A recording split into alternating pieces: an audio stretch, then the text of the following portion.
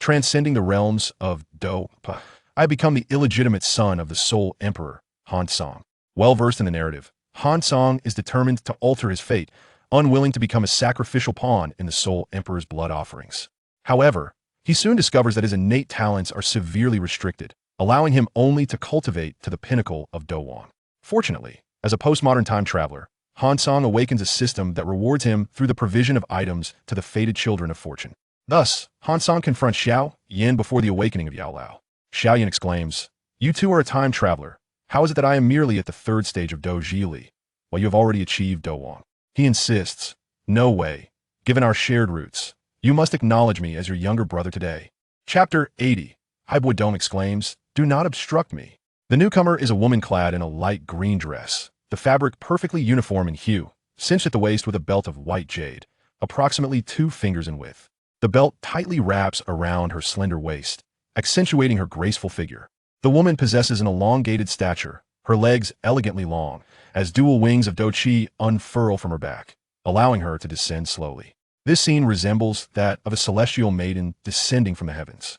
Yet, her indifferent countenance, imbued with the innate authority of one accustomed to high status, emanates an instinctive pressure that discourages any from overstepping their bounds. The disciples and elders of the Yunlan sect exhibit profound excitement, as if they have beheld a savior. As Yunyan lands gracefully, her brow furrows slightly. She has been attentively observing the events unfolding in the square and is taken aback by Nalan Yanran's unexpected defeat.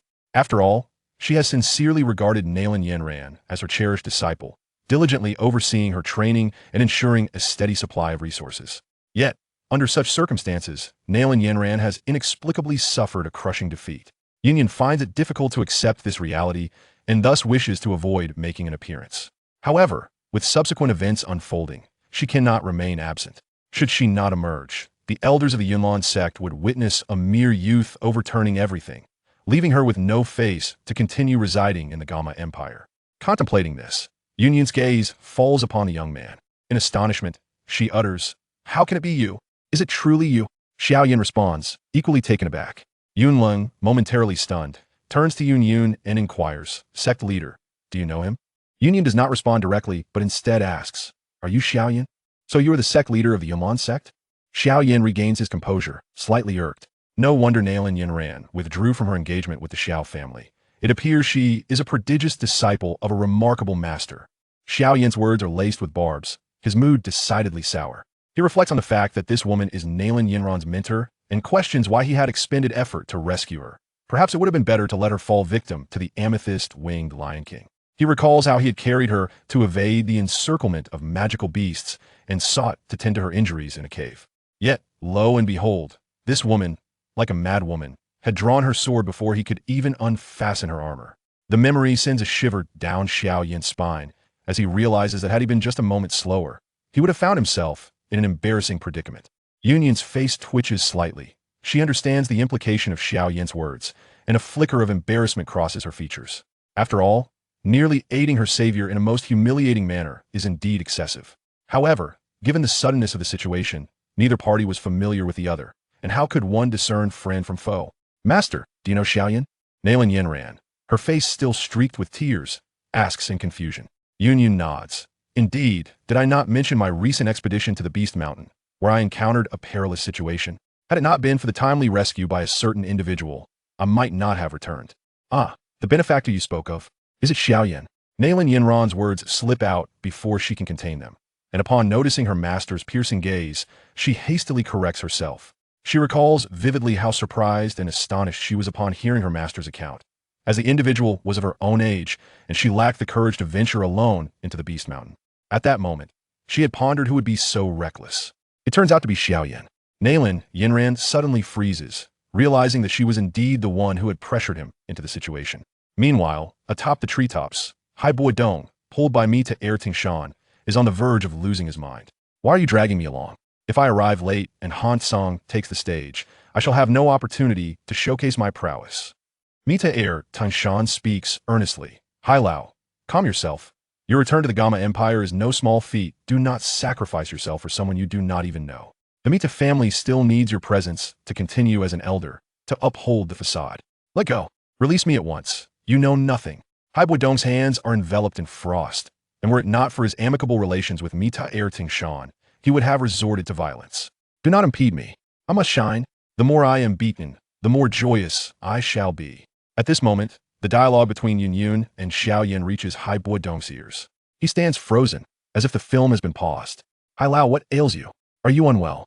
Mita Tingshan, noticing Dong's sudden cessation of struggle and his tearful expression, grows increasingly concerned. Is it not a good thing that a conflict has been averted? Why does Lao appear so distressed? Mita Tingshan is perplexed, casting a curious glance at Xiao Yan. This fellow has even saved Yun? What remarkable fortune! A life-saving grace is akin to an unspoken debt of gratitude.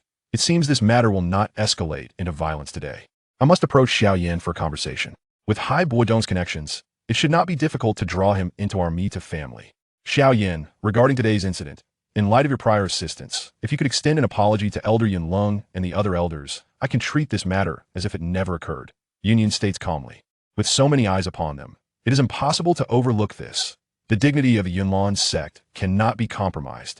You want me to apologize? In your dreams. Xiao Yan retorts with a cold smile. Not only are you a beautiful woman, but your aspirations are equally lofty. You think I would heed your words simply because you are the sect leader of the Yunlan sect? That will not do.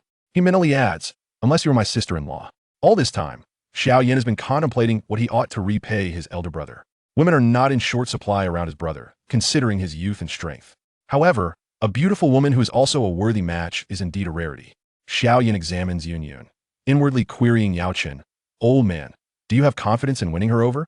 The moment I think of her being Nalan Yinran's mentor, instigating her to withdraw from the engagement, I feel compelled to take revenge. You little rascal, I knew it. You only think of me when you're in a bind. Yao Chen mutters with displeasure. Subsequently, he pondered over Xiao Yan's words, hesitatingly remarking, though this young girl is indeed a Dou Huang, should I desire to win her over, it would not pose a challenge. Pray tell, is it truly the case that her disciple has insulted you, prompting you to seek retribution against her master? Nonsense. You old fool, your mind is devoid of any sensible thoughts. Xiao Yan nearly leaped in exasperation, insisting, I am not that kind of person. What I meant to convey is that your esteemed status and formidable abilities seem quite well suited for my elder brother. What are your thoughts on this matter? Yao Chen contemplated for a moment before responding. It is indeed a commendable idea. However, does your elder brother harbor any interest? At times, I wonder if he may have ulterior motives. You, my boy, are devoid of wealth and status, yet he treats you with unconditional kindness. Could it be that he has taken a liking to you? Xiao Yan, do not be hasty. My words are grounded in experience. Having lived for so long, I have encountered all manner of situations. Allow me to reiterate, Hun Cang is my elder brother, and our bond is one of pure brotherhood. Spare me your sordid insinuations. Xiao Yan shouted inwardly, wishing he could reveal the secret of his reincarnation to Yao Chen. What absurd notions does that old man entertain day in and day out? What does it mean to entertain such fanciful thoughts? Yun's fair face flushed crimson. Since assuming the role of sect leader, no one had ever dared to speak to her in such a manner. With her delicate brows furrowed, she proclaimed, Xiao Yan, I shall now demonstrate whether my position as the leader of the Yunlan sect is sufficient to compel you to bow your head. Chapter 81. The cloudy smoke covers the sun array. Yun Lung goes mad. In the Gama Empire, a Dou Emperor is undeniably a formidable presence. When this Dou Emperor also serves as the master of the Yunlan sect, even the imperial family of the Gama Empire would think twice before issuing a challenge. Yet, at this moment, a young man hailing from the modest town of Wutan dares to do just that. The young man, Yao Lao, opened his mouth, momentarily at a loss for words to express his astonishment. Such audacity, such confidence. However, before Yao Lao could fully articulate his astonishment, he witnessed Dou rushing forward, heading straight for the confrontation between Yun and Xiao Yan. What on earth is happening? Confusion etched on Yao Lao's face as he turned to see Miter Tingshan, whose hands were encased in ice, exerting his Dou Qi to shatter the ice. Please don't ask me. Miter Tingshan scratched the back of his head, feeling a headache. Decades had passed, and today marked the first time he had encountered Dou again. He had not anticipated that this fellow's temper remained as volatile as ever. Despite possessing ice-type Dou Qi, why did his temperament rival that of a fire-type fighter? Yet in the past, Dou would not have easily provoked the Yunlan sect. The swirling white mist transformed into shards of ice, blocking the path to Xiao Yan. Yun paused, gazing at the descending figure. A Dou Emperor? Her brows furrowed as she assessed the situation. This is a matter between the Yunlan sect and Xiao Yan. Are you certain you wish to intervene, sir? Hey, little girl. When Yin Shan was around, he never used the Yunlan sect to intimidate me. Do you think I would be afraid of you now? Hai Buodong replied with a faint smile. Reflecting on the era of her teacher, Yin pondered briefly before asking, "Are you the Ice Emperor from the top 10 Dou Emperors of the Gamma Empire?" "Yes, to tell you the truth. I will accompany Xiao Yan to the Yunlan sect today, and I will accompany him back the same way," Hai Buodong asserted firmly. Yin Yun's brows knitted even tighter as she glanced past Hai Buodong, stating, "Xiao Yan, do you truly wish to escalate matters to an irretrievable point? What? Am I the one causing trouble? Think carefully. I came here to fulfill a 3-year agreement. It is your Yunlan sect that cannot bear the loss. Did you now blame me?" Xiao Yan chuckled at her words. This master and disciple pair were utterly unreasonable, as if they were cut from the same mold. "Secmaster, there's no need to waste breath on this brat." Yin Lung's face remained cold. "Leave this Dou Emperor to me." The bloodstain mark on Yin Lung's chest was particularly glaring. He turned to summon the elders and disciples, commanding, "Everyone, listen up. Form the cloudy smoke covers the sun array." In the plaza, countless disciples and elders of the Yunlan sect hesitated for a moment before closing their eyes. White energy seeping from their heads until it enveloped the entire sky. The entire plaza resembled a fortress amidst the sea of clouds. This is a major problem. They have even summoned the protective mountain array. It seems unlikely that this matter will be easily resolved today. Miter Tingshan thought gravely as he scanned the figure at the center of the cloudy sea. He saw that the blood on Yun Lung's face had coagulated into scabs, giving him a terrifying appearance. Yun Lung formed hand seals, commanding a vast energy of cloud and mist to coalesce into a white energy spiral ball, measuring about 1 yard in diameter. Manipulating the white spiral ball, a fierce glint flashed in Yun Lung's eyes as he swung his sleeve forcefully, launching the spiral ball toward Xiao Yan with terrifying speed. "Kid, leave Yin Yin to me." Hai Buodong sensed the overwhelming energy of the ball, his brow twitching as he hastily threw out those words.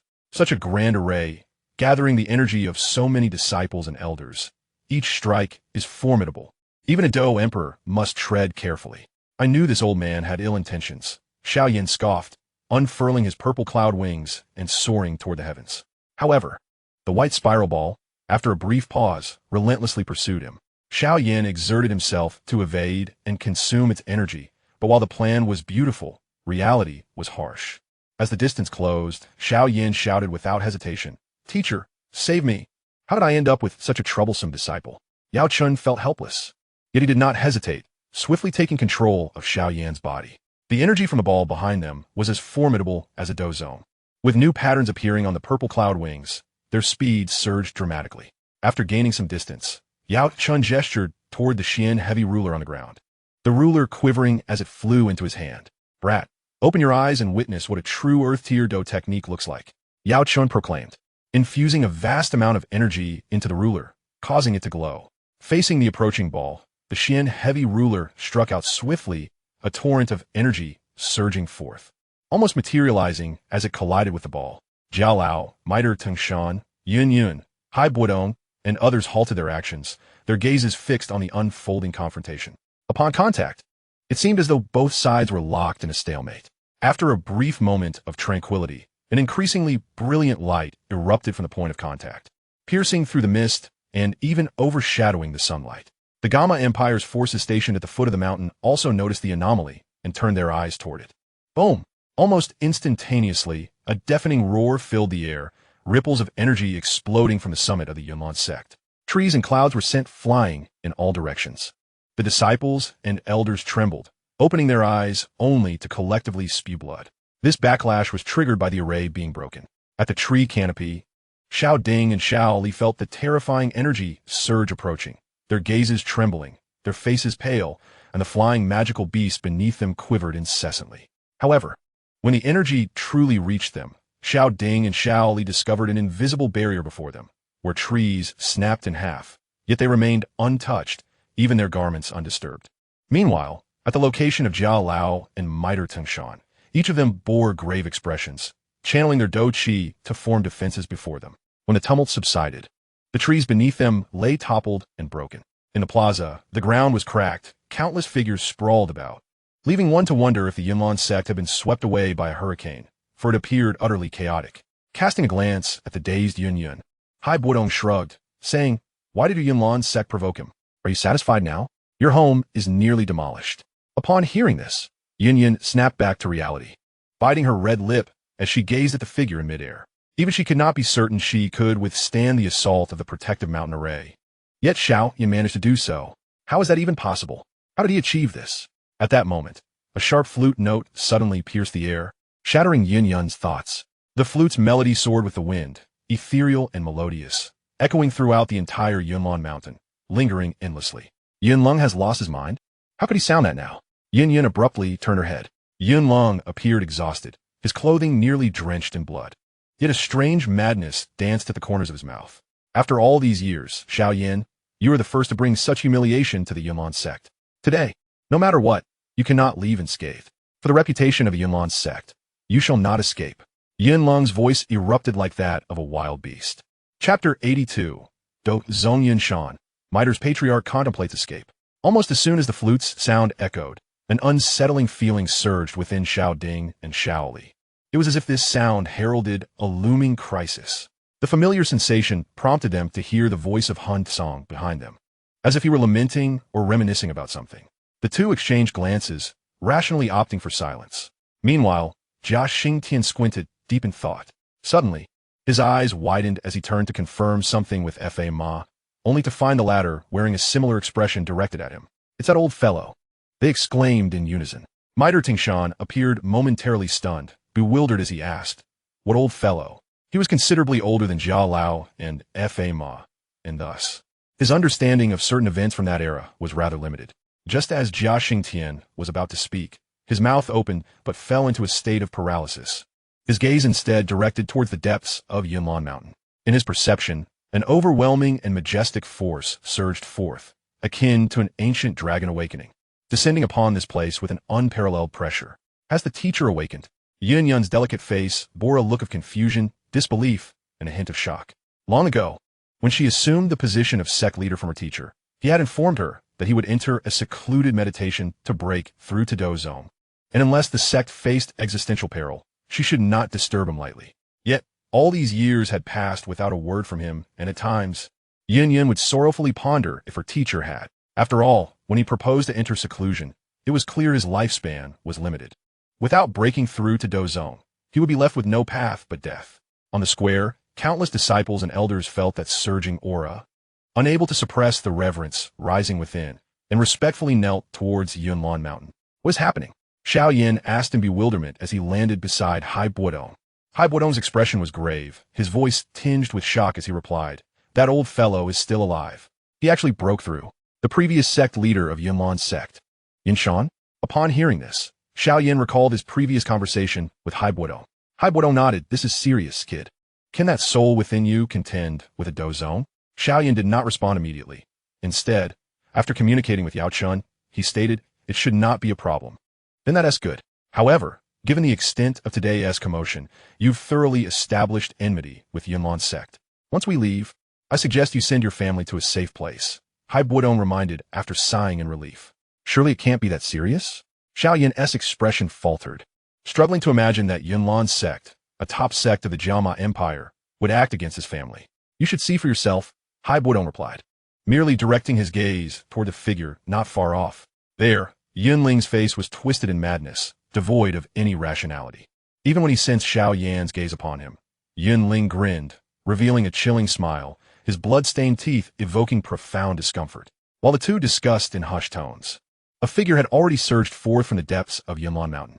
Initially, it was but a hazy white shadow, moving with incredible speed, and in the blink of an eye, it had arrived above the square.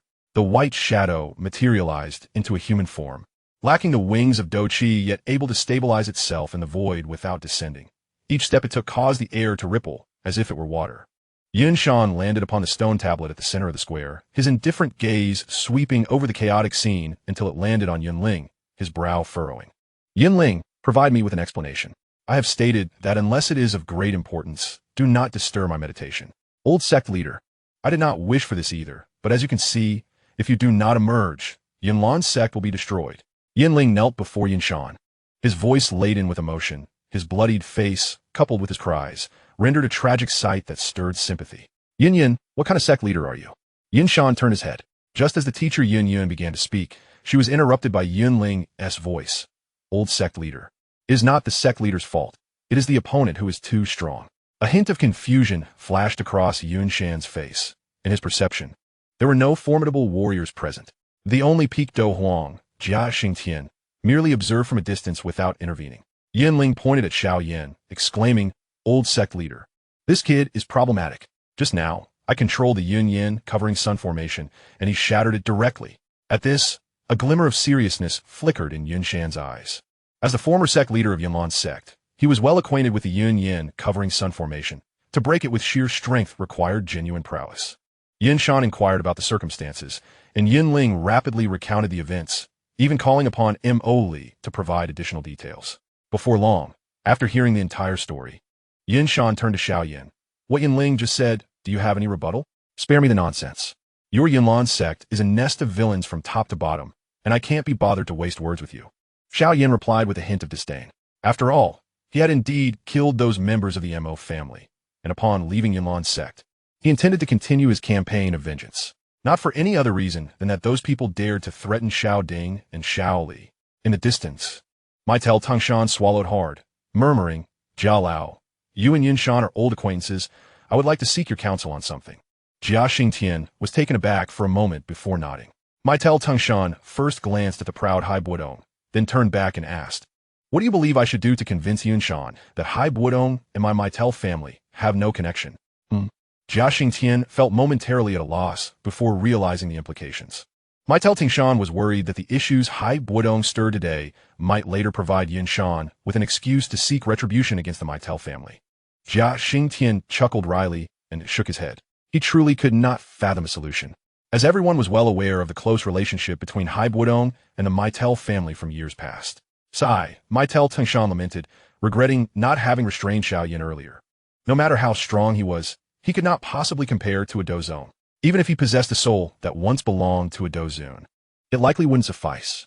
Once Hai Buodong was subdued, he would be the first to retreat and relocate his assets.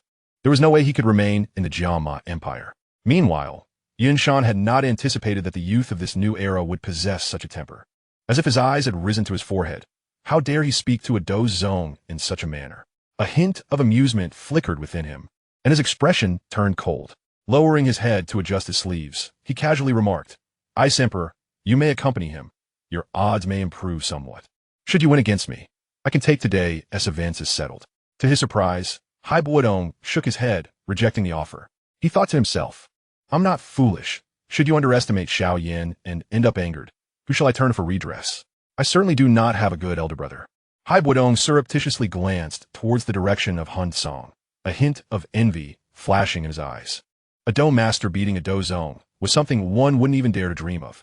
Yet, this rascal Xiao Yan was poised to realize it, and henceforth, he would undoubtedly become a sensation throughout the Jia Ma Empire. Chapter 83. Yun Shan faints, mysterious black mist appears. To have such confidence in Xiao Yan, Yun Shan cast a glance at Hai Buodong, slightly shaking his head, and ceased speaking. His body gradually ascended, a surge of energy emanating from him, causing the surrounding space to tremble faintly. This spectacle filled the hearts of those present with envy. The power of a Dozone was indeed formidable, capable of even slightly shaking the fabric of space. Could Xiao Yan still emerge victorious? The smile on Yun Ling's face was cruel. In the face of a Dozone, he dared to provoke him, and this time he was surely walking a path to demise. "Go!" With a light flick of his finger, a wisp of gentle wind materialized, coiling around Yun Shan's fingertips, then spiraling toward Xiao Yan. The wind expanded along its path, seemingly devouring the surrounding air, and in the blink of an eye, transformed into a tornado. Truly, the Dozone, Jia Xingtian could not help but exclaim. Although the attack method employed was not particularly striking, its effect was still overwhelmingly powerful, comparable to a full-force strike from a low-level Dohuan. As the tornado collided with the Xianzhong stick held firmly in Xiao Yan's grasp, a thunderous roar resonated. 8 extremes burst. The ground was shattered beneath Xiao Yan's foot as he propelled himself forward like a flash of light, revealing his figure before Yin Shan. How swift! Yin Shan's gaze sharpened slightly as he took a step back, his hand gesturing lightly to conjure a wall of wind before him. Almost simultaneously, Xiao Yan unleashed his force, causing the wind wall to buckle and form a deep indentation. Quite impressive, albeit not excessively so, Yunshan remarked with a smile as he surveyed the nearly broken, yet still intact wind barrier. A smile crept onto Xiao Yan's face, which left Yunshan somewhat baffled. In the next instant, a surge of formidable energy erupted, piercing through the wind wall and colliding with Yunshan. Thud, thud, thud. Yunshan staggered backward several steps, gently patting his chest, which had been struck by the impact. The hidden force of the 8 extremes collapse. Good heavens! Yunshan had actually suffered a setback. Jia Tian found it hard to believe. Could it be that Xiao Yan could truly defeat Yunshan? Yinling shook his head vigorously. No, impossible. The elder must have been careless, allowing Xiao Yan to seize the opportunity. He's finished now. Xiao Yan has tarnished the elder's reputation, and the elder will undoubtedly be genuinely enraged. Observing Yunshan's increasingly cold and expressionless demeanor, Yinling felt a surge of excitement. It was evident that being struck by a junior of the great Dou Master rank in front of so many people was something even Yunshan could not take lightly. Kid, you have incited my wrath. Yunshan clenched his fingers, wind swirling around his palm. Xiao Yan remained silent, merely extending an index finger towards Yunshan, bending it in a provocative gesture. This audacious display sent ripples through the crowd, even among the disciples of the Yunlan sect. Some female disciples cast meaningful glances at Xiao Yan. I knew it. This kid has truly found an impressive big brother. Hai Bodong my. Glancing once more towards the direction of Hun Cang. Without the connection to Hun Cang, Xiao Yan's capabilities would have likely seen him chased away long ago. At that moment, a cold voice interrupted Hai Bodong's wandering thoughts. Seeking death. Yunshan spat out the words icily, his figure suddenly vanishing from sight, only to reappear right before Xiao Yan. The shadow he had left behind barely dissipating. Grasping a verdant dagger formed from the wind in both hands, Yunshan pressed it toward Xiao Yan. At that moment, Yunshan was taken aback to find that Xiao Yan bore no trace of panic on his countenance. Why? The extreme calmness of Xiao Yan startled Yunshan, and a hint of trepidation crept in. Could it be that he was destined to falter on his very first appearance today? As if sensing Yunshan's thoughts, a smirk graced Xiao Yan's lips, his eyes suddenly flashing with a glimmer of white. Buzz! Before Yunshan could react, an invisible energy erupted forth. This energy was unlike Dou Qi. Yunshan attempted to block it with the energy within his body, only to find that the fluctuation pierced right through.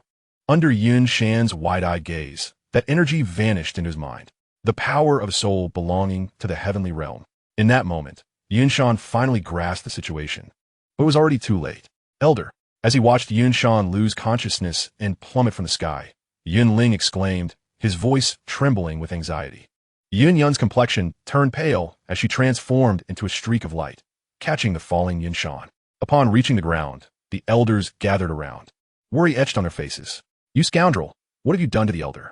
Did you use poison? Speak now. If anything befalls the elder, not only you, but your family will accompany you to the grave. Yinling pointed at Xiao Yan, his tone chillingly severe. What did you say? Upon hearing the mention of family, a murderous intent erupted in Xiao Yan's eyes. If he were in control of his body at that moment, he would not hesitate to eliminate this person. Xiao Yan thought bitterly. How dare you place the blame on me when you were the one who instigated this situation? Have you no shame? Hai Bodong stepped forward, wordlessly raising his hand to send Yunling flying several meters away. What nonsense is this? You dare to threaten Xiao Yan's family? How dare you call yourself a grand elder of the Yunlan sect? On the other side, Jia Tian still bore a look of astonishment. He had not anticipated such a swift reversal of circumstances. Before Yunshan could even strike, he had been subdued. How on earth did he accomplish that? Jia Tian murmured to himself. Just as he finished speaking, he heard the voice of Fa Ma. That power just now was soul power. Indeed, Yunshan had not expected Xiao Yan to unleash such powerful soul energy, resulting in his being overwhelmed and losing consciousness. The soul of a Dou Zun? Jia Tian's realization caused him to involuntarily gasp. A deceased Dou Zun could still possess such strength. Does this not imply that Xiao Yan had the power to dominate the Jia Ma Empire 3 years ago? This should finally be coming to an end, right? Xiao Ding sighed, reflecting on the tumultuous 3 years of their agreement, during which he had been repeatedly startled to the point of having his heart nearly stop. Now that even Yunshan of the Yunlan sect had fainted, his third brother should be able to descend the mountain safely. Upon hearing Xiao Ding's words, Hun Cang was about to nod in agreement when suddenly his brow furrowed and he gazed into the distance. I wondered why I had caught a whiff of a familiar scent long ago. It turns out to be you, medicine master. Long time no see. You seem to have recovered quite well. At the edge of the sky, a vast expanse of black mist surged forth, enveloping the Yunlan sect, while eerie laughter emanated from within. As it drew closer, the black mist rapidly coalesced into a deep-hued mist the size of a zhang. The guardian, Xiao Yan, opened his mouth, producing a voice that belied his years. Medicine Master? Yun Ling, rising from the ground, suddenly understood, murmuring. So he has a Dou Zun soul within him. No wonder our entire Yunlan sect could not deal with him. However, surely this time we have the upper hand? Yin Ling looked up at the mist in the sky. The entity could call out the name of the soul, indicating familiarity, perhaps even a past confrontation. What other trump cards do you possess now? A cold smile resurfaced on Yin Ling's face. Chapter 84. Medicine Master Unburdened. Xiao Yan. Brother, save me. Medicine Master, we are old friends. Why not come out and have a chat? The guardian chuckled eerily. Under the gaze of many eyes, Xiao Yan radiated a faint glow, and soon a semi-transparent figure materialized. Medicine Master replied unhurriedly. Do you truly believe you can move against me today? Heh. The guardian chuckled as if he had heard the greatest joke. If you had restored your physical form, perhaps such a statement would hold merit. After all, you are the Medicine Master, deserving of respect. However, pausing slightly, the guardian's tone shifted, laced with coldness. You are merely a soul, and even if you possess extraordinary flames, my soul palace has ample means to deal with soul entities. Feel free to try. Medicine Master shrugged confidently. I am currently this fellow's teacher. You would do well to consider your actions before striking. From within the black mist, two crimson lights emerged, resembling eyes, locking onto Xiao Yan as they scrutinized him. The guardian cackled. I see nothing particularly special about this fellow, a disciple from Central State, or perhaps a member of the 8 clans. Medicine Master, are you truly attempting to intimidate me with him? Surely you are not deceived? Do you believe that even if I were to kill him, I would face no repercussions? Upon hearing this, Medicine Master responded with unexpected delight. Oh, by all means. Make your move. If you dare to kill him, I will willingly accompany you back to the Soul Palace without resistance. Their conversation unfolded without caution against outsiders. Consequently, Xiao Yan overheard their exchange. He erupted into a furious tirade.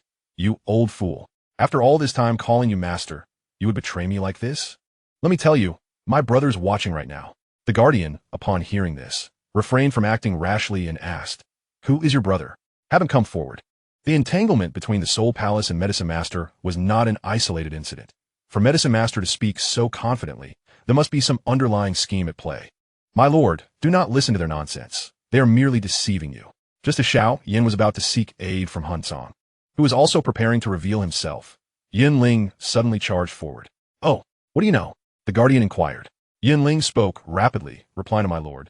This lad is named Xiao Yan, hailing from a remote little city and belonging to a family. Besides him, he has 2 elder brothers, yet their status is rather ordinary, merely possessing the prowess of Dou Shi, managing a mercenary group in Shimo City. The law protector, Wu, cast a glance at Xiao Yan. Is what he said true? Indeed. There is no error in his words, Xiao Yan replied calmly. Yet his gaze towards Yin Ling was laden with a more intense murderous intent. The fact that his family background had been so thoroughly investigated indicated that Yin Ling's earlier threats against his family were not mere fabrications. Such a person must be eliminated. My lord, they are deliberately deceiving you. You must take action and slay them at once. Yin Ling, unable to contain his excitement, urged fervently. This mysterious lord, capable of manifesting the hidden soul within Xiao Yan, surely possessed extraordinary power. It seemed Xiao Yan was doomed. As dark mist surged, the sound of chains sliding echoed ominously. Wu, the law protector, uttered coldly, Then you shall perish. Once you are dealt with, I shall attend to Yao Chun. A chain, thick as a thigh and entirely black, adorned with intricate patterns, erupted from the black mist. Like a bolt of black lightning slicing through the void, it surged directly towards Xiao Yan's head. The chain shimmered with a chilling light, emanating a terrifying aura that seemed capable of piercing through space itself. Yin Ling's eyes widened in astonishment, unable to blink for fear of missing the moment of Xiao Yan's demise, which he believed would finally erase the humiliation he had endured. However, when his gaze fell upon Xiao Yan's face, he was bewildered to find no sign of panic within him. Why? What other means does Xiao Yan possess? How can he remain so unfazed? Big brother, save me. As the chain hurtled towards him, Xiao Yan cast a glance at Yao Chun, who remained indifferent, even wearing a smirk of schadenfreude. Frustrated and helpless, he shouted. Without Yao Chun's power, I cannot possibly withstand such an assault. The thought of having postured for so long, only to now seek aid, left Xiao Yan feeling as though his hard-earned image was crumbling. Wu let out a cackling laugh upon hearing Xiao Yan's plea. Seeking help from a dosher? How utterly ludicrous! Xiao Ding and Xiao Li wore expressions of anxiety and concern, shifting their bodies as they cast pleading glances toward Hun Cang. Alas, Yao Chun had subjected Xiao Yan to such torment that he had intentionally provoked Wu into attacking him, Hun Cang mused. Previously, when he met with Yao Chun, he had mentioned his connection to the Soul Palace. Had Yao Chun revealed his name, Wu would not have acted recklessly. Yet, Yao Chun had chosen to remain silent, while Xiao Yan was oblivious to his ties with the Soul Palace and Wu's origins. Hun Vei cease. Hun Cang addressed the swirling black mist above with a calm demeanor. His voice was soft, as though it could be whisked away by the wind. Indeed, some disciples positioned at a distance failed to catch the essence of Hun Cang's utterance. However, as if under a spell, the chains in the sky abruptly halted upon the release of Hun Cang's voice. At that moment, Xiao Yan found himself mere inches from the chains, able to discern every intricate detail upon them. The aura emanating from above sent shivers through his very soul, instilling a profound terror. With a heavy gulp, Xiao Yan swallowed hard, forcing his racing heart back into submission. Just then, he heard a chuckle beside him. Aha! Turning his head, he beheld Yao Chun's face twisted in delight, and he was uncertain whether his senses were deceiving him, for it seemed to narrowly escape the chain's grasp. A flicker of regret crossed Yao Chun's features. That old coot! Xiao Yan nearly ground his teeth in frustration. Stopped. It has halted. Yinling's eyes were wide with fury, teeth grinding audibly as his hands clenched tightly, almost yearning to leap forth and thrust the chains into Xiao Yan. Why did it stop? It was so close. Why can't it just finish him off? Yinling screamed inwardly, nearly driven mad. At that moment, he recalled the voice he had just heard and turned his gaze. Who was that? Who spoke just now? In that instant, the black mist in the sky contracted, revealing a figure within. The individual's gaze scanned the surroundings and, upon spotting the young man atop the beast, rushed forward without hesitation. Lord Palace Master, what brings you here? Hun Wu knelt in midair, eyes wide with astonishment. Yao Lao, Fa Ma, and Mitair Tingshan exhibited similar expressions of shock. Throughout the encounter, they had never regarded Hun Cang directly, having assumed he was merely a spectator. They never anticipated his identity was so exalted. Lord Palace Master? What does that even mean?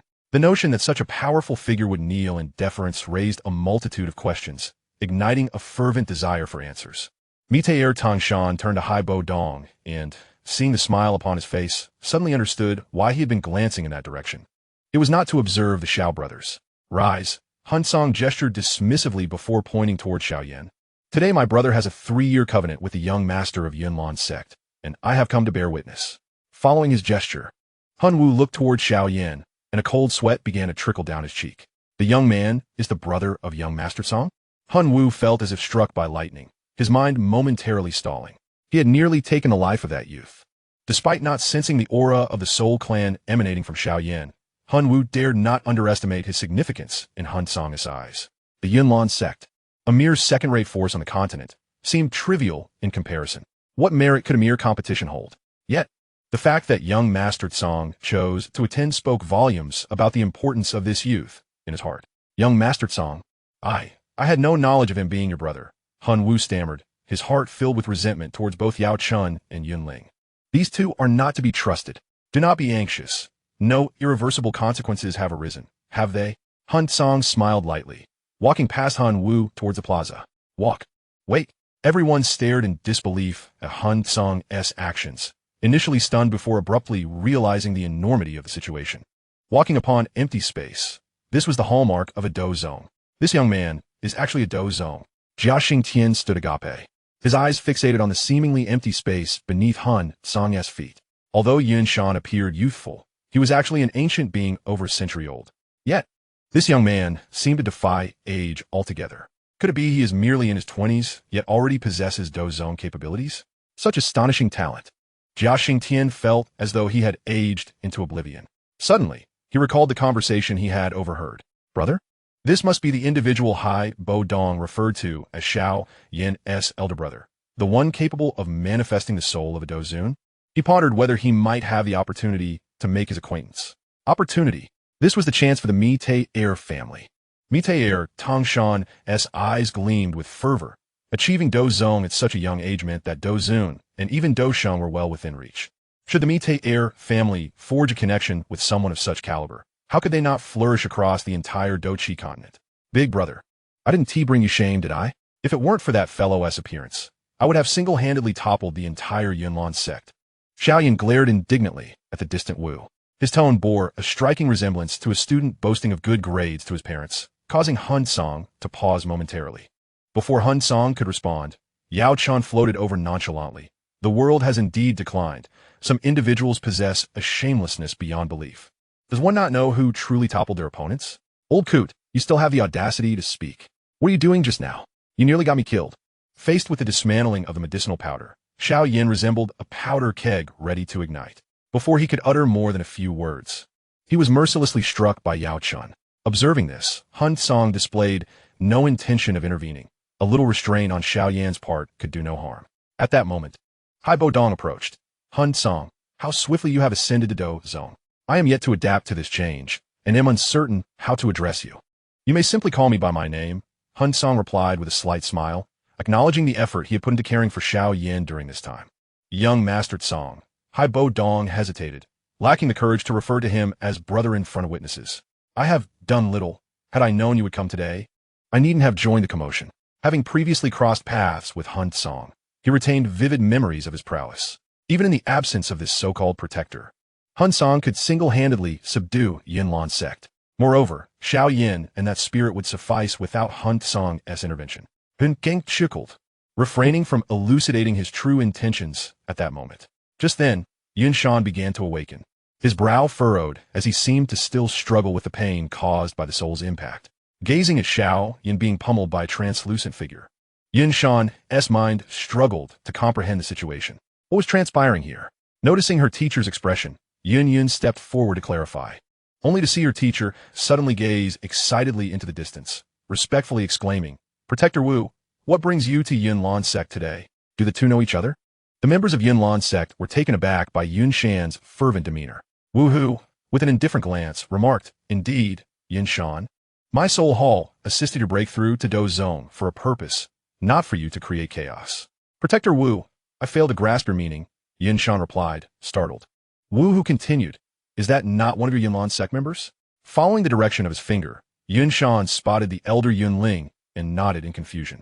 Soon after, he witnessed Wu Hu's face contort with extreme anger as he declared, That person just now deliberately provoked me, nearly causing me to commit a grave mistake by injuring the Lord of the Hall's brother. Lord of the Hall? Brother? Yun Shan was momentarily taken aback.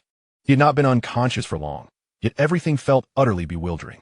Brother, did you not see how arrogant that old fool was? At that moment, Yun Shan heard a voice from behind and slowly turned to see Xiao Yan conversing with a young man. With unwavering confidence, Xiao Yan faced Yun Shan's gaze and declared, Old man, did you not intend to kill me? Have the audacity to repeat what you just said. Is he Xiao Yan's elder brother? Yun Shan's eyes widened in astonishment, while his heart surged with tumultuous emotions.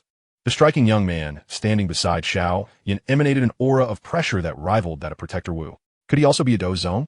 Panic enveloped Yun Shan. Then an event transpired that caused his pupils to constrict.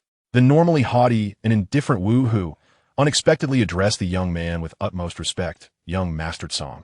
With but a word from you, I could ensure that Yunlan's sect vanishes from the entire Northwest forever. Wu Hu, showing such deference? Yun Shan could no longer contain himself. What kind of calamity had he brought upon himself? His first appearance after breaking through had turned him into a mere backdrop. To face a potential extermination of his sect just after achieving Dou Zong was overwhelmingly daunting. Yun Shan trembled with fear, fully believing the authenticity of Wu Hu's words. The other party genuinely possessed the capability to obliterate Yunlan's sect. Xiao Yan, what are your thoughts? Hun Cang inquired, tilting his head. Shall we eliminate them all? Xiao Yan, taken aback, was not a bloodthirsty individual, and he felt that Yunlan's sect had not committed transgressions warranting such drastic measures. Thus, after a moment of contemplation, he pointed at Yun Ling. I despise those who dare to threaten my family. I never wish to see him again. Instantly, Yun Ling felt as though he were enveloped in death as he collapsed to the ground, scrambling backward. At that moment, his arrogance vanished. Even the former sect leader had to show them respect. What grounds did he have to stand upon? Very well. Wu Hu unhesitatingly unleashed a chain that, like a bolt of black lightning, pierced through Yunling's body. He fell to the ground, gasping weakly for breath, his eyes wide open, filled with regret. If given another chance, he would never have acted so brazenly. Do you harbor any resentment towards me? Hun Cang asked Yinshan. He shook his head vigorously, a smile on his face. He knew that even the slightest hint of dissatisfaction could result in his own demise. Chapter 86. Making Yun a handmaiden. Yinshan was bewildered. Hun Cang recalled what Hun Xiaochang had previously mentioned, that Wu Hu had come to the main hall specifically to seek him out. Today, their paths serendipitously crossed, prompting him to inquire about the matter. It appeared that the situation was quite serious. Wu Hu wore a solemn expression, requesting Hun Cang to discuss it in a secluded area. As the two departed, the atmosphere lightened considerably, alleviating Yun Shan's apprehension. Beyond the heavens, there are heavens. Beyond people, there are people. Have you come to understand that now? Xiao Yan raised an eyebrow, a smirk playing on his lips as he observed Yun Shan's pallid complexion. This person dares to compare himself to my elder brother? What stature do you possess to even make such a comparison? A fleeting flicker of displeasure crossed Yun Shan's eyes, but he dared not reveal it, nodding with a forced smile. Moreover, do not think I am unreasonable. For the specifics, you may inquire with that fellow. Noticing Yun Shan's continued smiling, Xiao Yan sighed and pointed at Mo Li. After pondering for a moment, Xiao Yan stated, initially, it was the Mo family who came to attack first, indiscriminately attempting to kill my two brothers. In such circumstances, if you were in my position, would you not retaliate? Indeed, that makes sense. Yun Shan chuckled in agreement, internally marking the Mo family for obliteration. As an outer sect elder, though he had contributed significantly to the sect over the years, this attempt to bring about a near-extermination crisis rendered him completely unnecessary. Xiao Yan surveyed the surroundings. Elder Yun, let us discuss the matter of compensation elsewhere. Huh? Compensation? Yun Shan's eyes widened, thinking he had misheard. You were neither injured nor humiliated. Yet, my Yun Lan sect as plaza lies in ruins. The great elder has perished, and my own dignity has been tarnished. You have the audacity to demand compensation? Xiao Yan cast a languid glance at him. Is there a problem? You threatened me earlier and even attacked me, instilling fear within me. Is it not reasonable to seek some form of compensation for my emotional distress? Or shall we consult with my elder brother for a fair judgment? Daring to question him? Did he truly believe himself to be one of the supreme sects of the Jaimat Empire? No, this is a trivial matter. Do not trouble yourself. Just follow me. Yun Shan hastily interjected. At this point, might makes right. Before proceeding to the main hall, Xiao Yan raised his hand, pointing. You. Yes, you come along. Yun, surprised that she was included, looked at Xiao Yan in confusion. Why was this matter concerning her? Upon entering the main hall and taking their seats, Xiao Yan got straight to the point, inquiring what treasures the Yun Lan sect possessed. Yun glanced at her teacher. Although she was the sect leader, there were matters Yun Shan was more knowledgeable about. Thus, Yun Shan began to elaborate, detailing everything from cultivation methods to combat techniques, speaking at length until his throat became dry. Xiao Yan, do you find anything to your liking? Yun Shan inquired politely. He was eager to expedite the departure of this formidable presence, as merely gazing at him provoked irritation. This is it.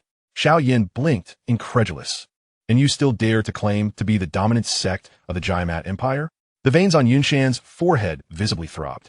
Everything he had described were the painstaking accumulations of past sect leaders. To offer some of it for free had already been a bitter pill to swallow. Yet now he found himself dismissed. However, upon further contemplation, Yun Shan found peace within himself, acknowledging that it was no surprise for Xiao Yan to have a formidable elder brother who effortlessly arranged for a Dou soul to accompany him. Such a being, possessing immense strength, must have accumulated a wealth of experience and insight. Thus, it was only natural for Xiao Yan's horizons to broaden under such guidance. With a sigh, Yun Shan remarked, if you're not satisfied, then there's little I can do. Xiao Yan, I acknowledge your esteemed elder brother, but do not push your luck. Observing her teacher's expression, Yun felt a pang of distress. If only she had intervened when Yanran sought to annul their engagement, perhaps today's scenario would have been averted. Am I being unreasonable? Xiao Yan gestured towards himself. Consider this. If today there were another individual in my place, one devoid of any backing, would your Yunlan sect still grant him the opportunity to live? Both fell into a silence. Xiao Yan chuckled softly. In the game of kings and pawns, I merely wish to prevent the innocent from perishing. Do you truly believe I care for your Yunlan sect? Trust that with but a word from my elder brother, I could dissolve your sect entirely. What do you wish to do then? Yun Shan discerned Xiao Yan's hidden intentions, realizing the youth had long been scheming, albeit subtly. The old sect leader was still forthright. Xiao Yan cast a glance at him. Today, I have incurred no loss. However, your disdain towards me reflects poorly on my elder brother. You must do something to preserve his dignity. Hearing Xiao Yan's words, Yunshan seethed with indignation, wondering why the young man had not spoken up sooner, especially since his elder brother was watching silently. Xiao Yan rapped his knuckles on the armrest, turning his gaze towards Yun Yun. How about this? It seems your Yunlan sect lacks anything worthy to impress my elder brother. Why not have her serve as his attendant? The sect leader of Yunlan serving my elder brother. Such a notion would certainly command respect. What did you just say? Yun Yun sprang to her feet, feeling as though she might lose her mind. I, the leader of a sect, am to serve as someone's attendant? This is pure revenge, Xiao Yan. Have you lost all sense of manhood? Was it not you who almost left me single all those years ago? Must you stoop to such bullying? Think as you will. The acceptance hinges on how much you value the Yunlan sect. Xiao Yan shrugged, rising to leave. A triumphant smile graced his face. Once so proud in the Monster Mountain range, now she was to serve his elder brother. He relished the thought of how she would face herself in the future. Yun Yun glared at Xiao Yan's retreating figure, a surge of murderous impulse welling within her. Yunner, came Yunshan's voice, prompting Yun Yun to turn. To be honest, I find his proposal rather reasonable, though it may be a bit of a slight against you. The respect shown by the Guardian Mu suggests that the young man's status is not to be trifled with, even in the Central State. When one is under a roof, one must lower their head. Yunshan's attitude towards Yun Yun was akin to that of a father to his daughter. Given the circumstances, being beside Hun Cang would likely not be detrimental. After all, Hun Cang was young and had attained the rank of Dou Zone, with promising prospects ahead. Teacher. Yun Yun bit her lip, her heart heavy with reluctance. After toiling to achieve the rank of Dou Huang, to end up as an attendant was a fate she couldn't bear to have publicly ridiculed. After a moment of contemplation, Yunshan remarked, Are you still vexed with Xiao Yan? While you cannot strike him now, consider this. If you were to become his sister-in-law, would you not have the freedom to chastise him? Yun Yun paused, the image of Xiao Yan's smug expression from moments ago flashing in her mind. If not for her elder brother's formidable backing, she would have genuinely relished the opportunity to give him a good beating. Yunshan observed her hesitation and chose to remain silent, departing the grand hall. Meanwhile, at the mountain peak, Hun Cang stood shoulder to shoulder with Guardian Mu, their gazes fixed upon the distant clouds. Is someone reporting against me within the clan? Do they believe I have been idle of late? Hun Cang mused, a cold smile curling at the corners of his mouth. Very well. I shall unveil a trump card this time, and see what those self-proclaimed elites of the clan can muster against me. Chapter 87. The Bestowal of Exotic Flames and Hun Cang's Anxiety. I have heard it seems to relate to the heart flame of Han Fenghai that you took from him. Guardian Mu reflected. The master here referred to the head of the Soul Hall. There had been some interaction between Han Feng and him during the previous attempt to seize Yao Chun, establishing a connection. Hun Cang furrowed his brow momentarily. No matter. Han Feng won't be prancing around for long. Once Xiao Yan arrives at the Jianan Academy, I shall discuss this matter with him and let him handle it. Having provided so much, it would be remiss to not have him take care of something. I suspect Xiao Yan would be delighted to know there are matters to attend to. Guardian Mu continued. The clan assembly is scheduled for a month from now. Remember to return to the clan then. I shall bear that in mind. Hun Cang nodded slightly, turning to Guardian Mu. Since I took over the branch hall, you have assisted me greatly. Once this meeting concludes, prepare for an elevation. It is only right for a subordinate to serve the young master. And I am honored to be recognized by you. Guardian Mu replied, astonished. Hun Cang smiled, dismissing Guardian Mu as he turned back towards the plaza. Reflecting on the initial proposal of a 3-year agreement, it had been intended to spur Xiao Yan's training, instilling a sense of urgency. Now, Xiao Yan had not disappointed him. With the early acquisition of the Qingyu Lotus platform and some modestly valuable medicinal resources he had gifted, Xiao Yan's strength had escalated to the 9-star Great Dome Master level, signifying a remarkable breakthrough compared to the usual pace. As he contemplated the impending bestowal of exotic flames, Hun Cang found himself unexpectedly anxious. The caliber of exotic flames surpassed that of techniques and medicinal pills by leaps and bounds. He wondered what he might acquire from the system this time. In the plaza, upon returning, Xiao Yan was soon surrounded by Xiao Ding, Xiao Li, Yao Lao, Fa Ma, and Mitair Tung Shan, who all offered their congratulations and best wishes. Following this, Hai Bo Dong introduced Xiao Yan to the identities of those present. Xiao Yan was taken aback. He understood that anyone able to spectate the battle at Yunlan's sect must possess an extraordinary status, yet he had still underestimated their significance.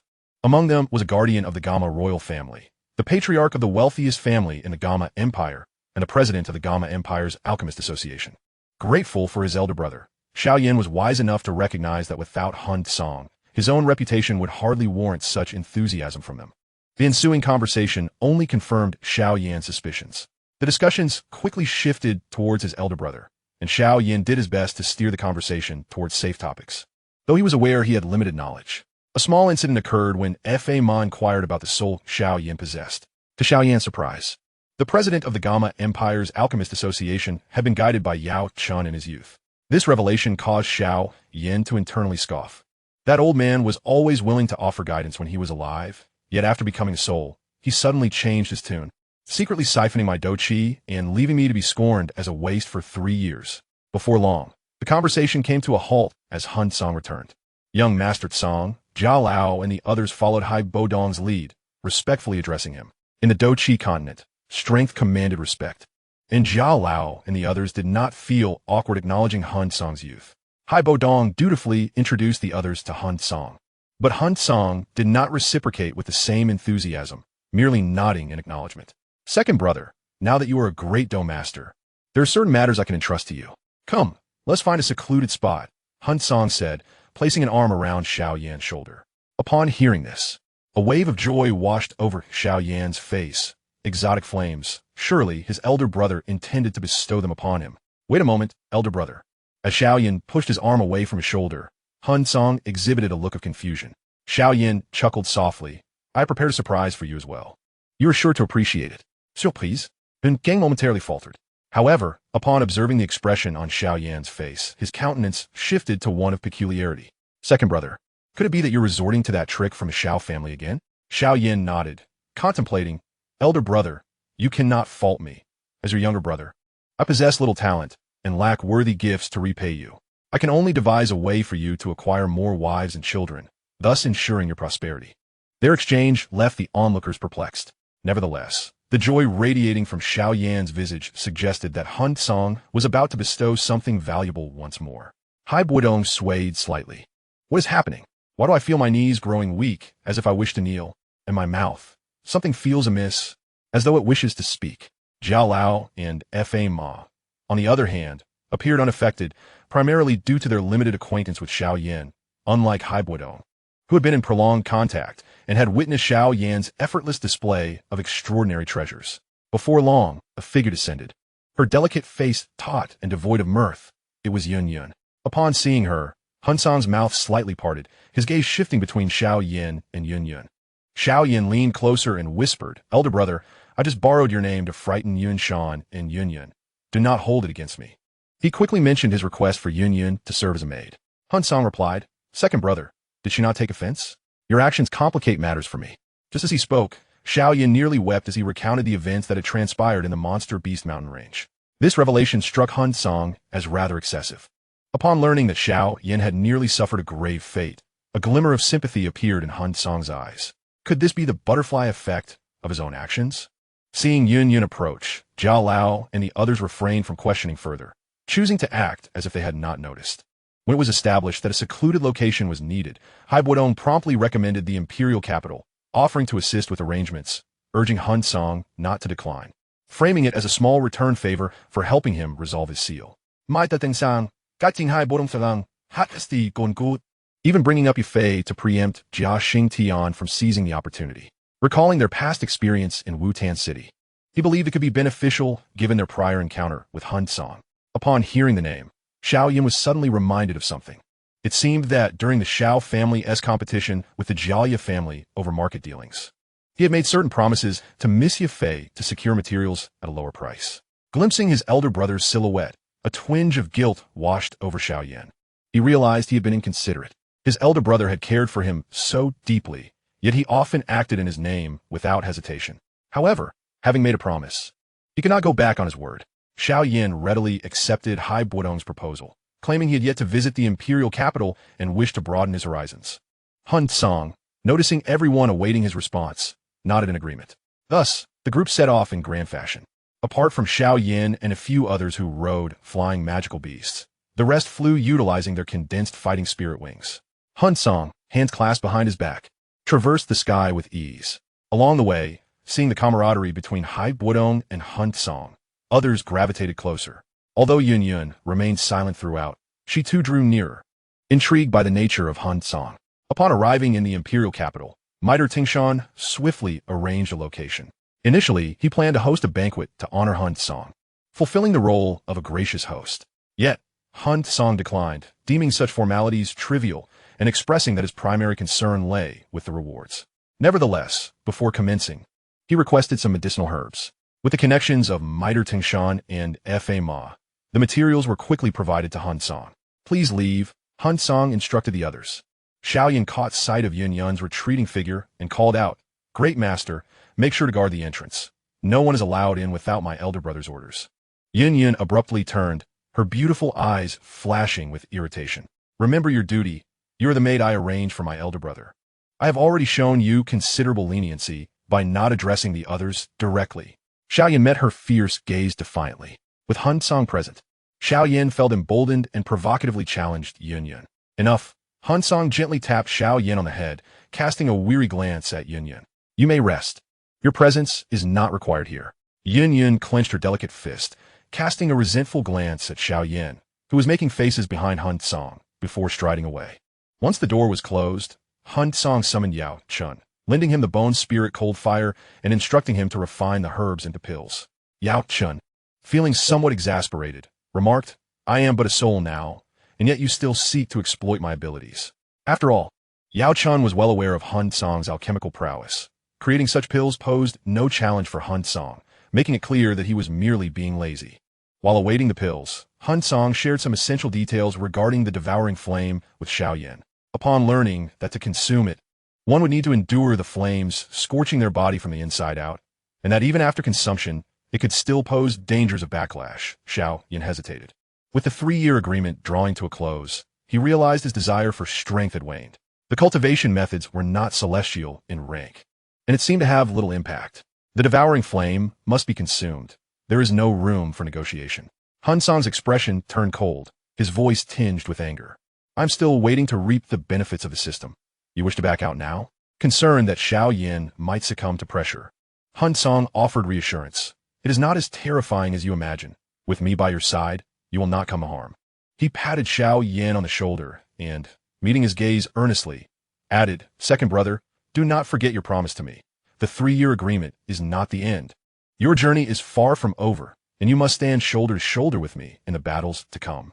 Ultimately, Xiao Yan revitalized his spirit. He realized that, upon the conclusion of the 3-year agreement, he had indeed become complacent. Reflecting on the arduous training of the past 3 years, he felt exhaustion creeping in. Yet, as Hun Cang had stated, when facing the Yunlan sect, without his elder brother's support, the developments and outcomes would have been entirely different. From what he had gathered about this world, true strength did not lie with the Dou Zone. Only the Dou Saint, or even the Dou Emperor, wielded genuine authority. His elder brother had already attained Dou Zone level, yet he worked tirelessly to gather devouring flames to pave the way for his future. Xiao Yan resolved not to slacken his efforts. He must strive to catch up. Soon, Yao Chun brought forth the pills. "We shall begin with the lesser-ranked devouring flames." Hun Cang produced the 10,000 beast spirit fire, ignoring Yao Chen's astonished and envious gaze, and handed it to Xiao Yan.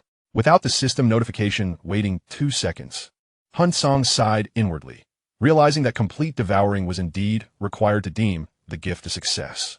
Xiao Yan swallowed the pill first, and under Hun Cang's encouraging gaze, he consumed the flame in one gulp. As his cultivation technique activated, Xiao Yan's skin rapidly flushed crimson, resembling a ripened prawn, while white smoke ascended from his head. As time passed, the temperature around him dropped, and Xiao Yan's skin returned to normal. "I did it! I succeeded!" Xiao Yan exclaimed, eyes wide with excitement. After consuming the devouring flame, his strength surged to the 2-star Dou Ling level. Simultaneously, Hun Cang's expression brightened with joy. Ding! The host has gifted Xiao Yan the 10,000 beast spirit fire, triggering the beast spirit reward. The long-absent system notification finally echoed once more, prompting a sigh of relief from Hun Cang. According to the system's description, the flame returned was a staggering 10 times more potent than the 10,000 beast spirit fire, directly endowing it with sentience. In simpler terms, the returned devouring flame, akin to the top 3 flames such as the pure lotus demon flame and the void swallowing flame, had attained sentience, transcending mere fire. This transformation represented a substantial enhancement in controlling the flames. Huang Cang hastily retrieved the yin-yang twin flames and urged Xiao Yan to swiftly consume them.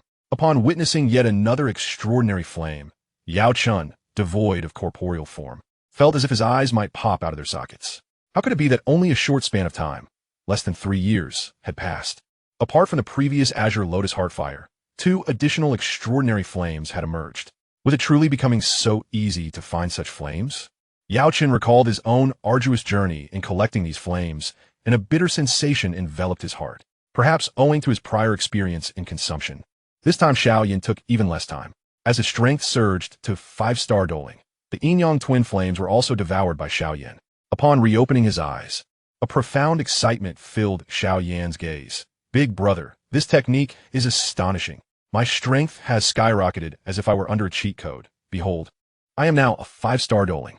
Had I consumed these extraordinary flames before the 3-year agreement, I could have easily defeated Nalan Yanran with a single hand.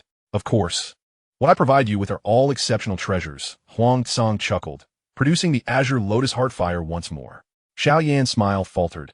Big brother, must we continue? Although he had the aid of medicinal pills, they merely facilitated physical recovery and could not mitigate the pain and harm inflicted by the flames.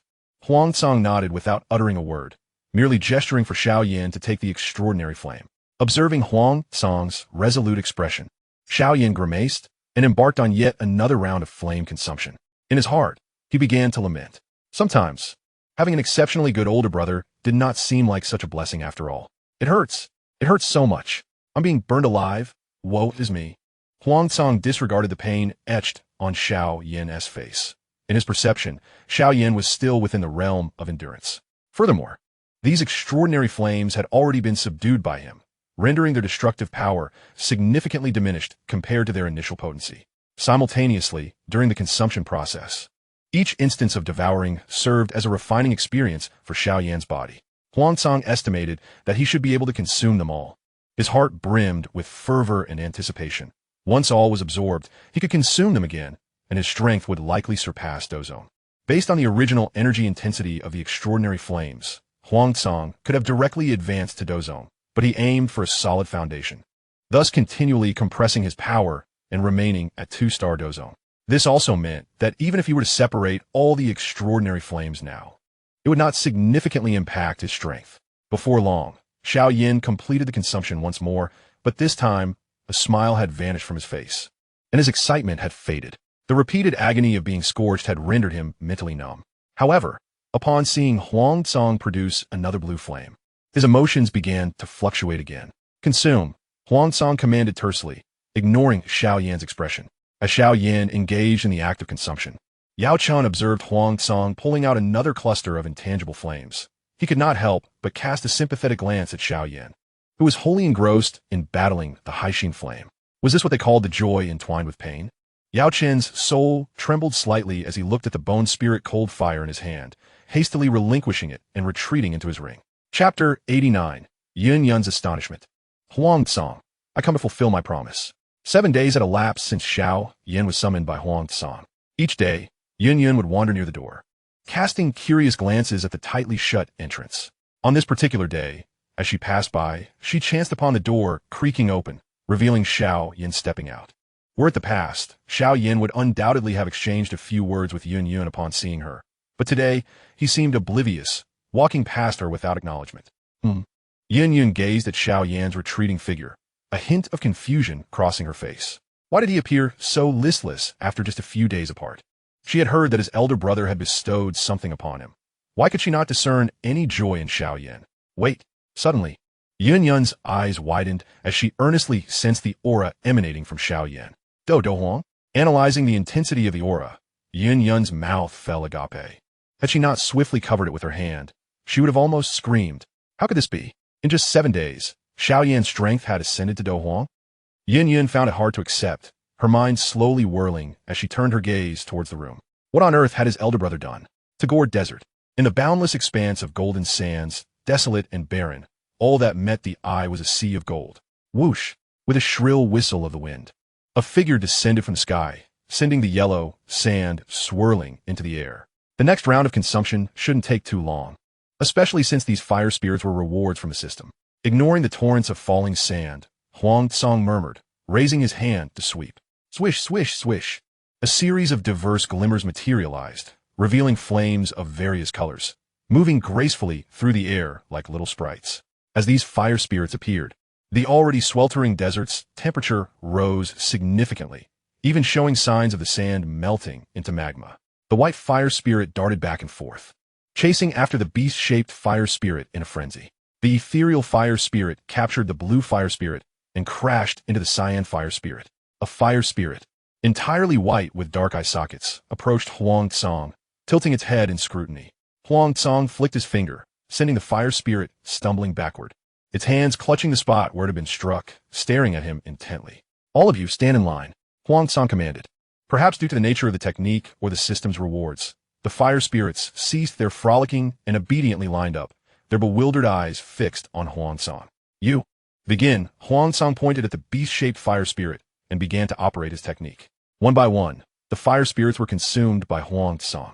The terrifying heat in the desert dissipated, while within Hun Cang's body, the fire spirits transformed into flames, unleashing formidable energy and rapidly elevating Hun Cang's strength. After a small portion of the day, Hun Cang concluded his cultivation, opening his eyes to reveal a glimmer of brilliance. He had reached 2-star dozone. Clenching his fist, Hun Cang felt a surge of excitement. His initial choice had indeed been correct. With the advantage of foresight, choosing the path of extraordinary flames was undoubtedly the wisest decision. Compared to painstaking cultivation, consuming extraordinary flames allowed for a much quicker enhancement of his strength. With a thought, several beams of various colors shot forth, encircling Hun Cang and morphing into the shapes of magical beasts, forming a grand formation. Standing at the center, Hun Cang felt that with a mere thought, these fire spirits would execute corresponding attacks. Among the 5 wheels of leaving fire, the 4 beasts were condensed from extraordinary flames, comparable to heavenly tier Dou techniques. Even against 4-star and 5-star Dou zone, his 5 extraordinary flames could suppress them. After the joy subsided, Hun Cang revealed a tinge of regret. Originally, he had intended to exchange for this Dou technique through the system, but he was informed that his investment in Xiao Yan had already reached its limit. When he first received the notification, Hun Cang was quite astonished. He had not realized there was an investment limit. Why had this not been mentioned before? The system offered no explanation, and Hun Cang deduced that it was likely due to Xiao Yan's rapid advancement. After all, Xiao Yan's normal trajectory would lead him to attend Jianan Academy for several years. Hun Cang could not help but smile at the thought of what expression the Academy's instructors would have upon encountering a Dou Huang level student. As several fire spirits noticed that Hun Cang had not given any commands for a while, they began to converse among themselves, tossing flames at one another. Hun Cang's gaze swept over them, and the fire spirits immediately stood at attention. They do resemble little children, Hun Cang mused with a hint of exasperation. To facilitate future identification, I shall bestow upon you names. The fire spirits gathered before Hun Cang, their consciousnesses pulsating as if expressing their opinions. Hun Cang replied, "Do you doubt my naming abilities? Fear not, I am exceptional at it." With that, he turned to the beast-shaped fire spirit. "You are the evolution of 10,000 beast spirit fire. From now on, you shall be called Little Beast." The beast spirit, which had initially worn an expression of anticipation, now drooped its tongue and appeared utterly dejected at Hun Cang's words. The fire spirit, resembling a small panda with a white body and black eyes, clapped its hands in glee at the spectacle. Sol Cang's gaze swept over. "You shall be called Little Black." The fire spirit, evolved from the dual flames of yin and yang, was momentarily taken aback, while the little beast appeared elated. Following this, the names Little Green, Little Blue, Little Flame, and Little Bone were assigned in succession. With that, the naming concluded. When faced with Sol Cang's inquiry, the fire spirits dared not express their anger or discontent. Each wore a dejected expression and nodded in silence. After gathering the fire spirits, Sol Cang ventured deeper into the desert. In a short span of time, a magnificent city emerged into view. Who goes there? As he approached, Sol Cang's formidable aura was sensed by the powerful members of the serpent tribe. Figures began to coalesce, forming wings of Dou Qi, soaring into the sky, while a multitude of fully armed serpents appeared atop the city walls. However, upon witnessing the newcomer walking through the air, panic flickered across the faces of the serpents.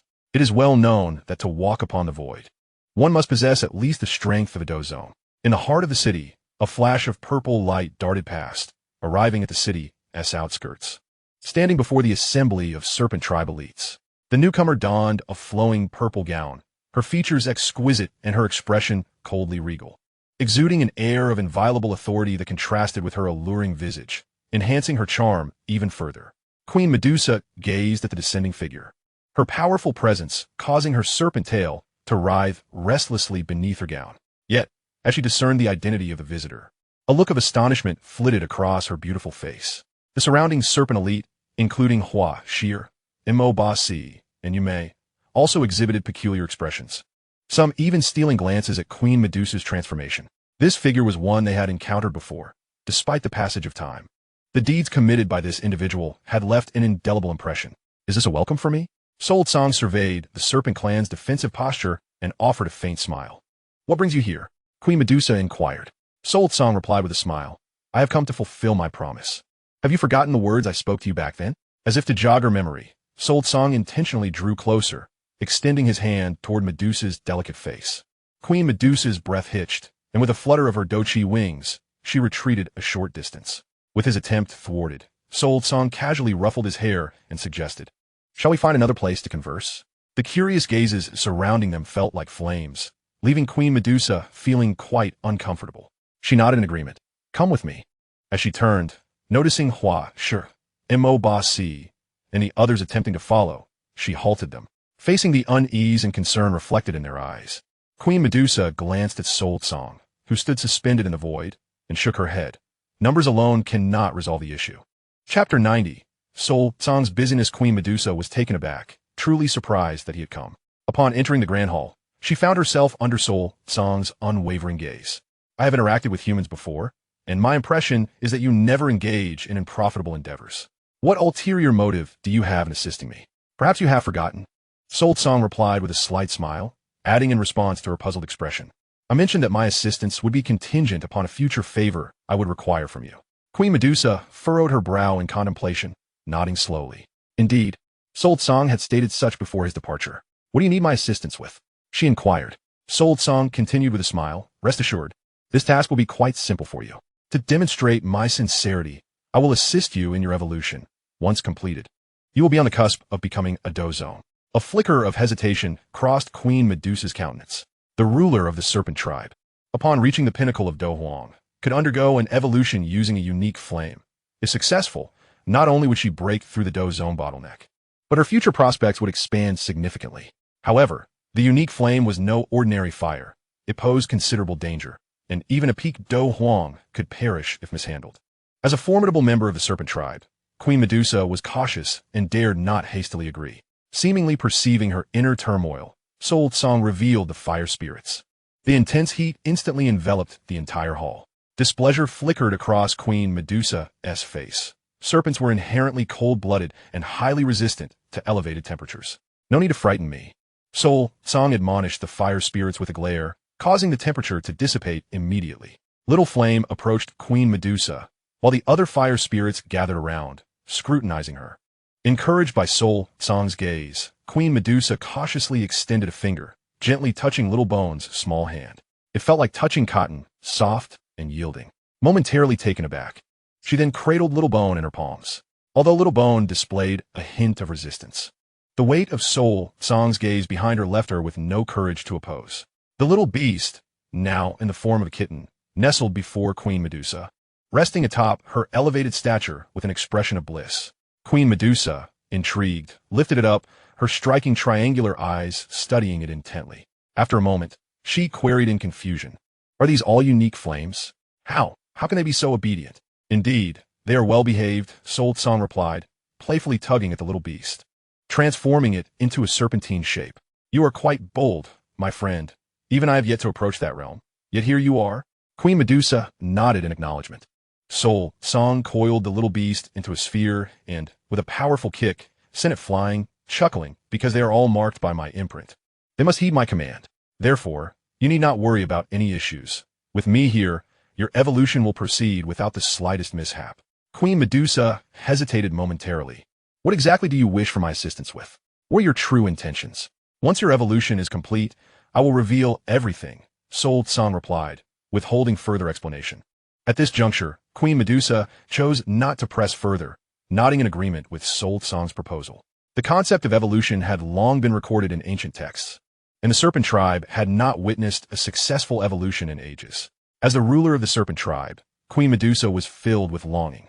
Moreover, she understood that she must take this step in a world governed by the law of the jungle. Failing to grow stronger would hinder her ability to uphold the responsibility of protecting her tribe. The two arrived at a small island in the center of a lake, surrounded by purple bamboo.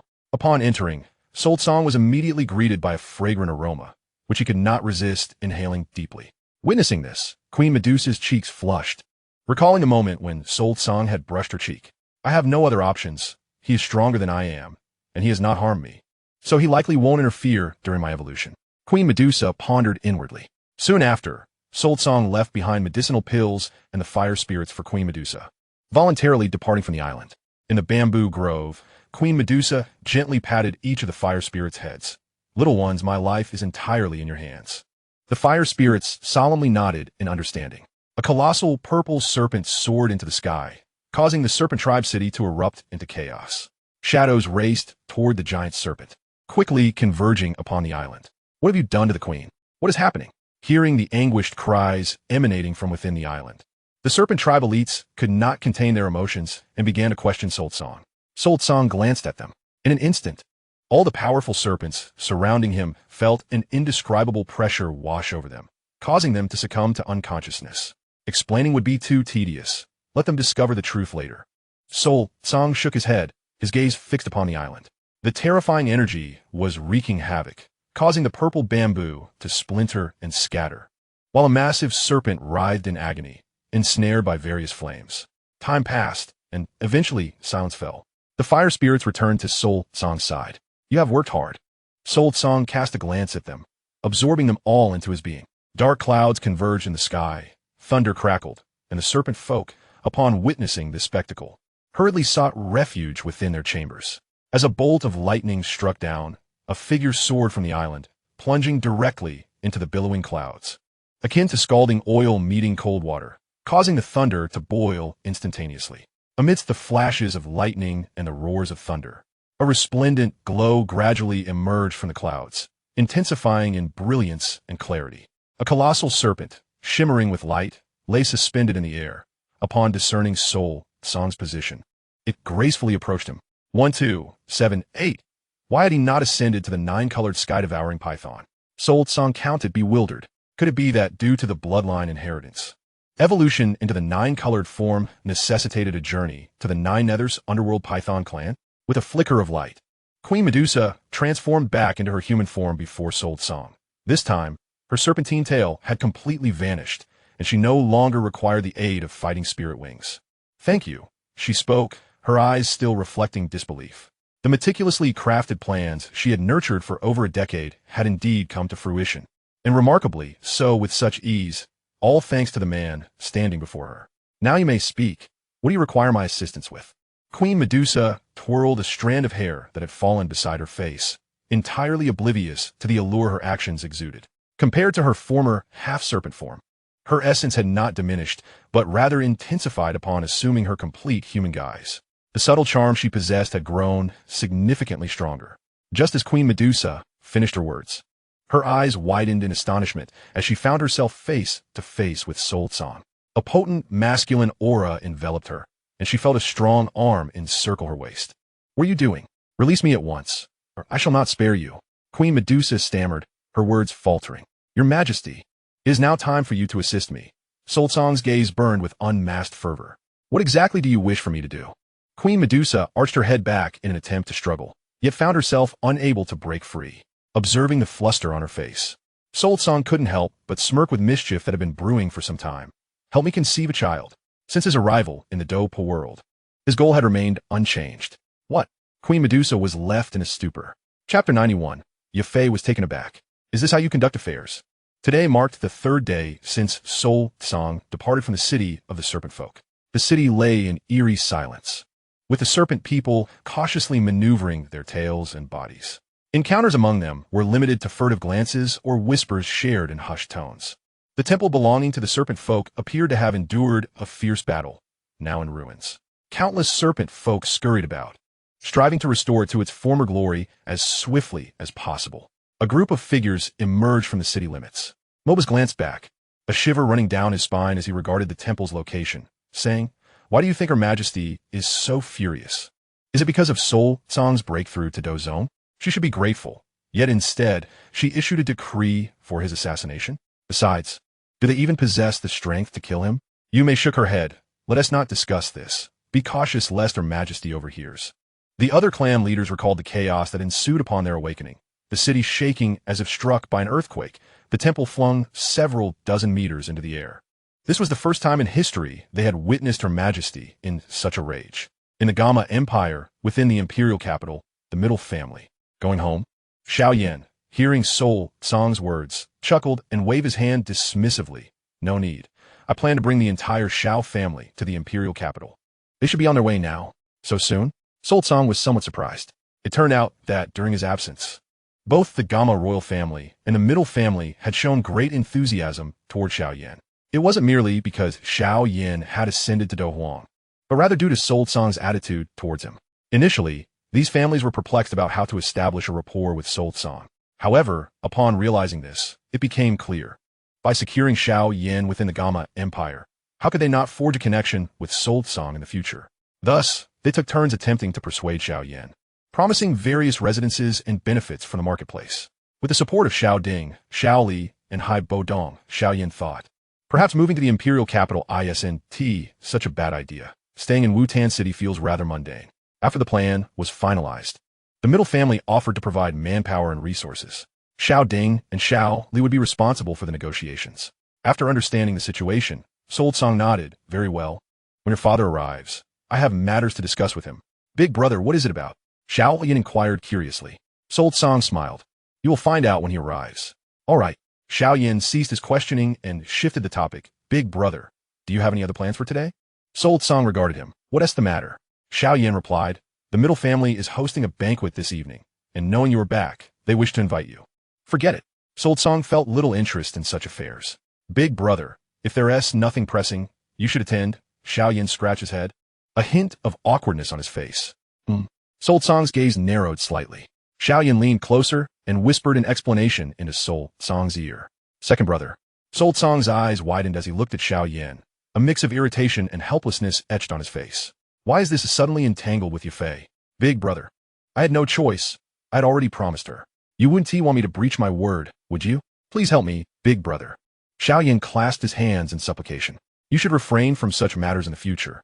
I am not that kind of person," Sol Tsang admonished, pointing at Xiao Yan's forehead with righteous indignation. Xiao Yan nodded repeatedly, a smile on his face, though it remained unclear if he truly understood the gravity of his actions.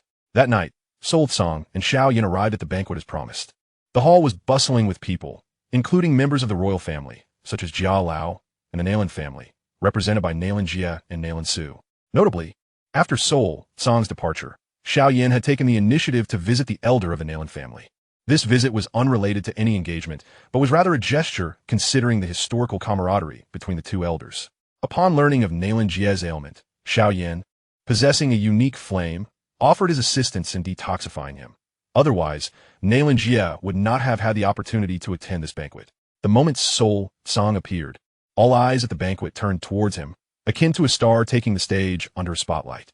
A trace of helplessness flickered across Sol Tsang's features as he acknowledged the approaching guests with a slight nod. Yao Lao, accompanied by his two granddaughters, Princess Yao Yu and Princess Yao Yi, introduced them to Sol Tsang. Noting Sol Tsang's lack of an overt reaction, Yao Lao sighed inwardly. After ascending to Dou Zone, Sol Tsang's aura had become more restrained, elevating his presence far beyond that of his contemporaries, compounded by his striking appearance. At the banquet, numerous women frequently cast glances in Sol Tsang's direction. However, he feigned ignorance, engaging in conversation with Hai Bodong to prevent others from encroaching upon him. As the banquet progressed, Yafei arrived fashionably late, adorned in a striking red dress that accentuated her form, exuding an aura of mature allure. Xiao Yan, initially engrossed in conversation with several charming young ladies, felt a tap on his shoulder from behind. Yafei, turning around, he was greeted by her presence, his eyes lighting up. "You look beautiful today." Yafei gazed intently at him, her silence making Xiao Yan feel a hint of unease. He quickly added, "Let us go. I'll take you to find my big brother. Don't worry, I've already spoken to him." At his words, Yafei's expression softened somewhat. Nervously fidgeting with the hem of her dress, "What did your big brother say?" Understanding one's worth is essential. Yafei, as a shrewd merchant, was acutely aware of her own value. In the presence of such a young and promising figure as Hun Cang, she felt as though she were reaching beyond her grasp. Yafei harbored no regrets, for after all, marriage was an inevitable step, and sacrifices for the sake of family alliances were not uncommon. Given the opportunity, why not choose a partner of considerable strength and potential? Xiao Yan, patting his chest, chuckled, "Leave that to me. I assure you, you will establish a connection with my elder brother." "You seem quite adept at this," Yafei remarked, casting a sidelong glance at the self-assured Xiao Yan, whose smile faltered for a moment. In the distance, Dou King's gaze remained fixed on Xiao Yan and Yafei. Upon noticing their approach towards Hun Cang, he raised his cup to his lips, only to halt abruptly. Could it truly come to fruition? Dou King's heart brimmed with anticipation. Today was pivotal for the family's future. Suddenly, a burly young man intruded upon his line of sight, causing his expression to shift. "Oh no, Mujan is back." "Yafei, Mujan, obstruct your path." He intended to speak, but a familiar roar echoed in his ears. "Are you intent on ruining the Mu family?" Mujan frowned and turned, only to have a massive Shu soul crash into his face, sending him sprawling. "Well done." Dou King exhaled deeply as he witnessed Mu Chun kick Mujan away. "Uncle Mu, what is happening?" Xiao Yan was momentarily bewildered by the scene. Mu Chun casually lifted his foot, lowering it slowly. "Apologies for the spectacle. It's nothing. You may continue with your affairs." Observing Yafei and Xiao Yan moving towards Hun Cang, Mu Chen's tense heart finally relaxed. According to Dou King, Yafei had long harbored feelings for young Master Cang, and if the two were to find mutual affection, Mujan's earlier antics could bring about catastrophic consequences for the family. With this thought, Mu Chun turned and approached the recently risen Mujan, delivering a series of blows before escorting him away from the banquet, leaving no room for protest. This entire episode did not attract much attention, as the guests at the banquet, regardless of gender, had their eyes fixed on Hun Cang and the woman standing before him. "Do you wish to accompany me?" Hun Cang inquired with a smile. Yafei nodded earnestly. "Very well, I accept," he replied. "So easily?" Yafei's face lit up with joy, her disbelief palpable. Xiao Yan prompted, "What are you waiting for? Quickly call for your elder brother." "Elder? Wait a moment." Yafei stared blankly at Xiao Yan, her expression turning murderous. "Why elder brother? Is this how you conduct affairs?" Chapter 92. A renewed confrontation. Xiao Yan's scalp tingled. Early in the morning, as Hun Cang awoke, he was greeted by Xiao Yan's anguished cries from outside. Sitting up in bed, Hun Cang observed Yafei entering with a basin of water. Meeting his gaze, a hint of shyness flickered across her face as she proficiently assisted him in donning his attire. "There is no need for you to personally attend to these matters. They can be entrusted to the servants," Hun Cang remarked. Yafei, radiating joy in her task, replied, "I heard you will be leaving soon, and I wish to create some memories for myself." After the banquet concluded, Yafei was unwilling to accept her demotion from sister-in-law to little brother. Even if not as a wife, she would be content as a concubine. Thus, she mustered her courage and slipped into Hun Cang's chamber in the dead of night.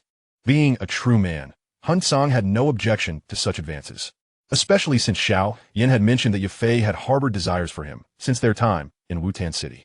After a quick wash, Hun Cang stepped outside. Two translucent figures were engaged in a heated debate, while Xiao Yan found himself caught between their conflicting opinions, attempting various approaches. The subject of contention was unanimous, controlling fire. Both the Heavenly Fire Master, Yao Tianhua, and the Medicine Master, Yao Chun, were masters of pyromancy. Consequently, to settle their rivalry, they resolved to impart their skills to Xiao Yan, determining who could teach him more swiftly. Just moments ago, Xiao Yan had been practicing the 5 wheels of fire technique from the Heavenly Fire Master. Due to the presence of multiple unique fires within him, executing the technique proved exceedingly challenging. The irascible Heavenly Fire Master unleashed a flurry of blows upon Xiao Yan, which incited Yao Chen's immediate displeasure. "Xiao Yan is my disciple. What do you mean by this punishment? If anyone is to teach him a lesson, it should be me."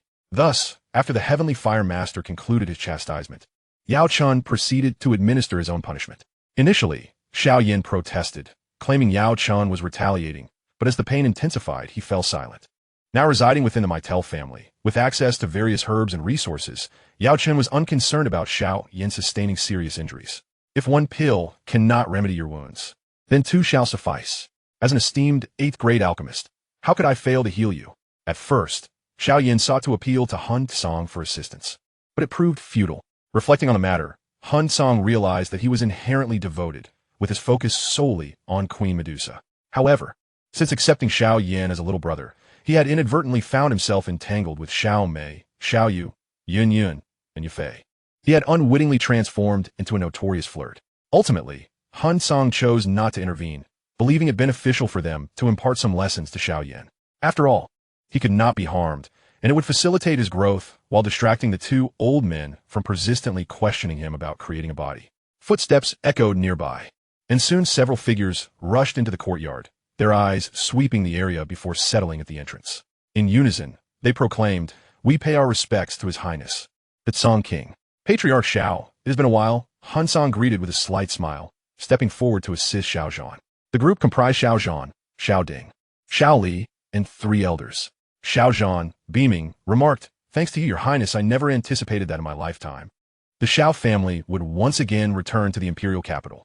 In the past, the Xiao family had thrived in the imperial capital, but following the demise of their elder during the war and the loss of exceptionally gifted descendants, they relocated to Wu-Tan City.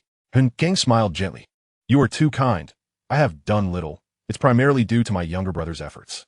However, the members of the Xiao family were acutely aware of the true source of their current fortunes. "Your Highness, I have heard you were seeking me. What is it you require?" Xiao Yan inquired respectfully. Upon arriving in the imperial capital, he had immediately hurried over, neglecting even to inform the Ndu family.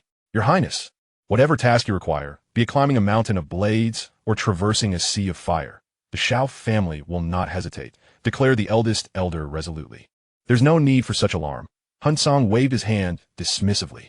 "Patriarch Xiao and esteemed elders, you have just arrived in the imperial capital. So let us proceed to the front hall, where we can dine and converse. Please, follow me." Yufei smiled gently, gesturing as she instructed the servants to prepare breakfast. As they watched the group depart, Hun Cang raised his hand, sealing Yao Tianhua and Yao Chun back into their respective rings. "Let us go," he said, patting Xiao Yan on the shoulder. He preferred that these two old men remain uninformed about his current affairs, and with his strength as a dozun. Sealing them was a trivial matter. Xiao Yan, filled with envy, asked, "Elder brother, could you teach me that trick? If I could seal them myself, would they dare to act so arrogantly?" "Be patient for a few days. Once you arrive at Jianan Academy, all will be well." Hun Cang had no intention of allowing the two spirits to continue following Xiao Yan, as they no longer served a significant purpose. Upon reaching the front hall, Hun Cang, as Xiao Yan's elder brother, inquired about the Xiao family's circumstances and whether they had encountered any difficulties on their journey.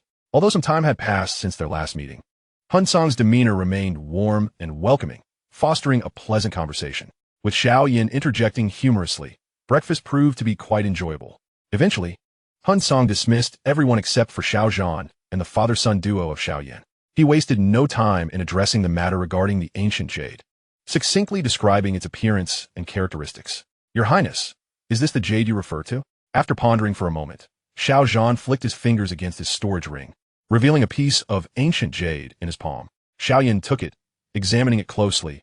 A slight stirring of his unique fire within him caused him a pause. He then handed it directly to Hun Cang, saying, "Elder brother, what kind of jade is this? I recently sensed an unusual fire within me, as if it were transmitting feelings of resistance and defiance." Hun Cang did not respond, but instead grasped the ancient jade and smiled, saying, "Chief Xiao, is this truly a treasure you are so readily offering me?" Xiao Yan cast a glance at Xiao Yan and replied, "It is merely a piece of jade. I do not comprehend its significance. It has merely been passed down through generations during the handover of clan leaders, who instructed us to safeguard it diligently, claiming it to be the hope for my family's future resurgence. Over the years, I have witnessed your kindness towards Yener. Our Xiao clan has long sought an opportunity to repay you. Now that you are in need, what reason do I have to hesitate? In truth, I hold little interest in it, but having recently encountered some troubles, coupled with my concern for your family's safety, I thought it prudent to keep it for now."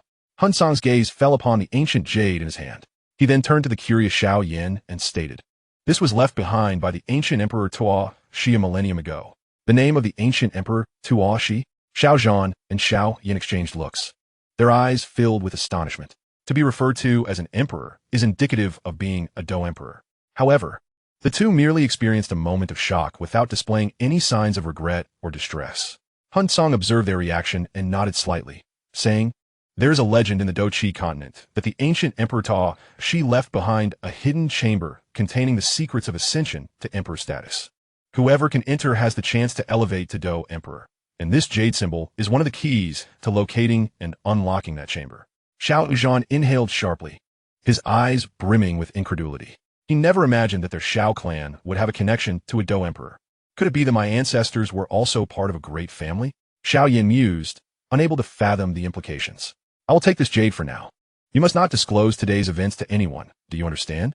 Hun Cang instructed as he accepted the jade talisman. The father and son of the Xiao family nodded vigorously in agreement. By the way, since we're discussing the ancient Emperor Dou Shi, there is something else I must mention, Hun Cang said with a smile, his gaze shifting to Xiao Yan. You see, the cultivation method you are currently practicing actually originates from the ancient Emperor Dou Shi. He once cultivated this very technique. What? Xiao Yan straightened in shock, an electric thrill surging from his tailbone to the crown of his head, leaving him with a tingling sensation. The realization that the cultivation method he practiced was the same as that of the former Dou Emperor sent his heart racing, as if it would leap from his mouth at any moment. A cultivation method akin to that of a Dou Emperor implies that with diligent practice, his future prowess would at least reach the level of Dou Saint. After all, as his elder brother had just mentioned, becoming a Dou Emperor requires specific opportunities. But to attain the level of Dou Saint is already extraordinary. Xiao Yan's face flushed, his mouth opening and closing several times, yet finding no words to express his overwhelming excitement.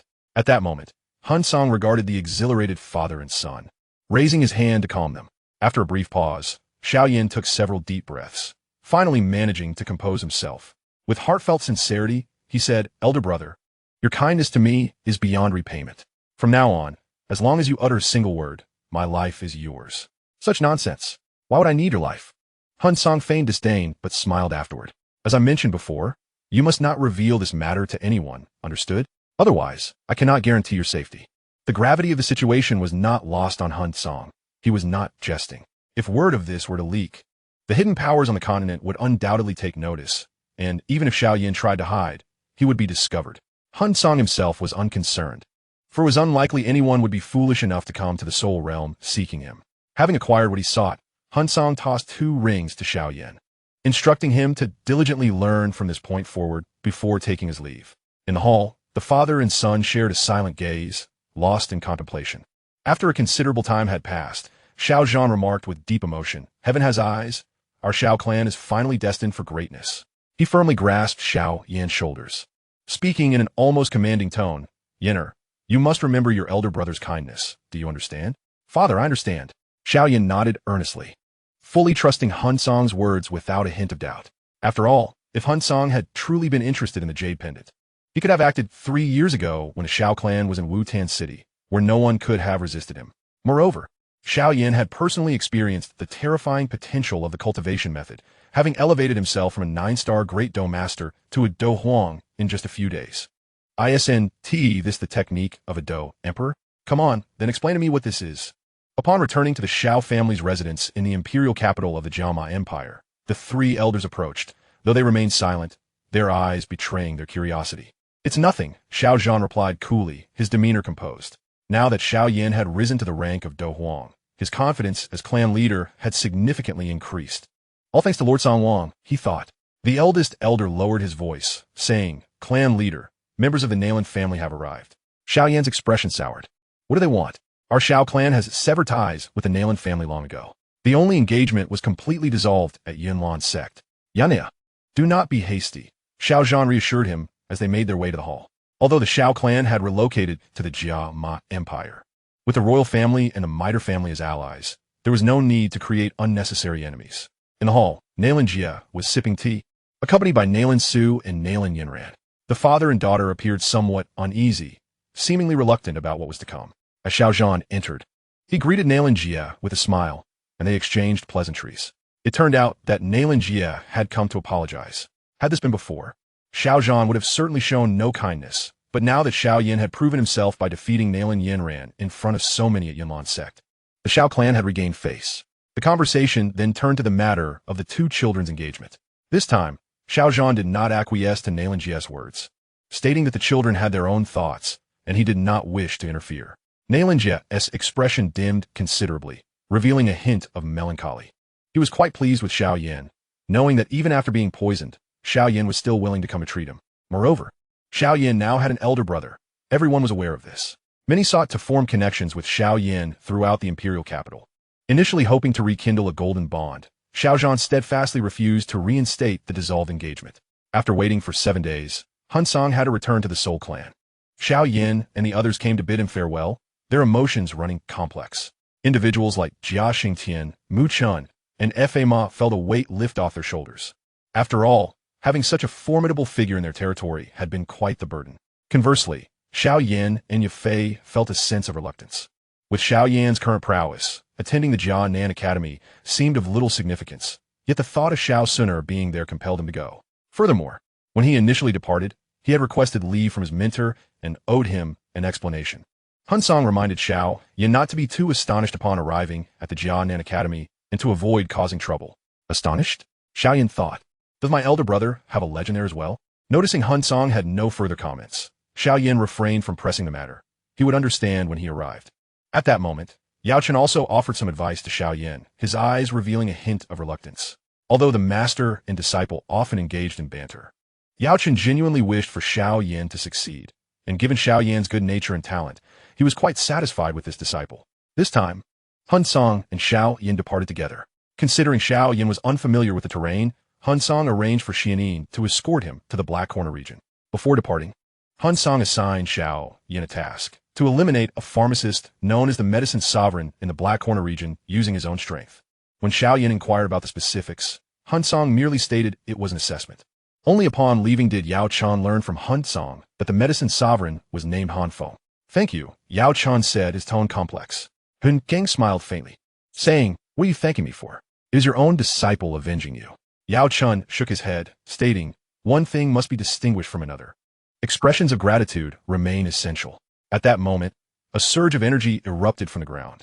Yao Chen cast a glance and then vanished into his ring. What brings you here? Hun Cang halted mid-air, observing the figure that had approached him, which was none other than Yun Yun. Initially, she had escaped his notice amidst the throng of farewell attendees, and he had pondered whether she had returned to the Yunlan sect. To his surprise, she appeared here instead. With her fighting spirit wings fluttering, Yun Yun turned her head, her gaze fixed on the ground below, speaking in an awkward tone. I am the maid assigned to you by Xiao Yan. Wherever you go, I shall naturally accompany you to attend to your needs. That is unnecessary. I am preparing to return home. Hun Cang waved his hand dismissively, disregarding her words. That simply will not do, Yun Yun countered. This arrangement was made by your brother. If I do not comply, he might disband the Yunlan sect. And to whom shall I appeal for reason? With a frown, Hun Cang ceased his speech, fully aware of one profound truth. Never engage in reasoning with women. Hence, if Yun Yun wished to follow, so be it. The two figures, one before the other, soared through the air in silence. After a brief return to the Soul Palace, Hun Cang summoned the Protector Wu and opened a spatial wormhole, stepping through first. Wu scrutinized Yun Yun with curiosity glimmering in his eyes, but remained silent, gesturing for her to enter first. Once Yun Yun's figure was engulfed, he followed suit. When they re-emerged, they found themselves in an unfamiliar expanse of desert. It was Yun Yun's inaugural experience traversing a spatial wormhole, and she felt somewhat disoriented, her body swaying dangerously close to plummeting from the sky. Just then, an arm reached out and caught her. Thank you, she murmured, casting a glance at Hun Cang, whose expression bore an air of helplessness. Soon, dark clouds began to swirl in the sky, and a passageway materialized. The three of them entered. Chapter 94. Whatever you see, do not act impulsively. Before them stretched an endless range of mountains, crowned by a dozen peaks that soared into the clouds. Nestled between those summits lay countless colossal cities. This city was as expansive as the entire territory of the Gamma Empire, bustling with people, and one could frequently observe figures gliding through the air, most of whom traversed the void with ease. Is this truly Hun Cang's home? Yun Yun gazed in astonishment at the scene before her. Let us go. Hun Cang called back after noticing that Yun Yun had not followed closely. As she fluttered her fighting spirit wings to catch up, they descended together towards the city gates. At that moment, Wu suddenly interjected, Young Master Cang, whatever you witness shortly, do not act rashly. Hun Cang halted, fixing his gaze on Wu. What has transpired in the clan during my absence?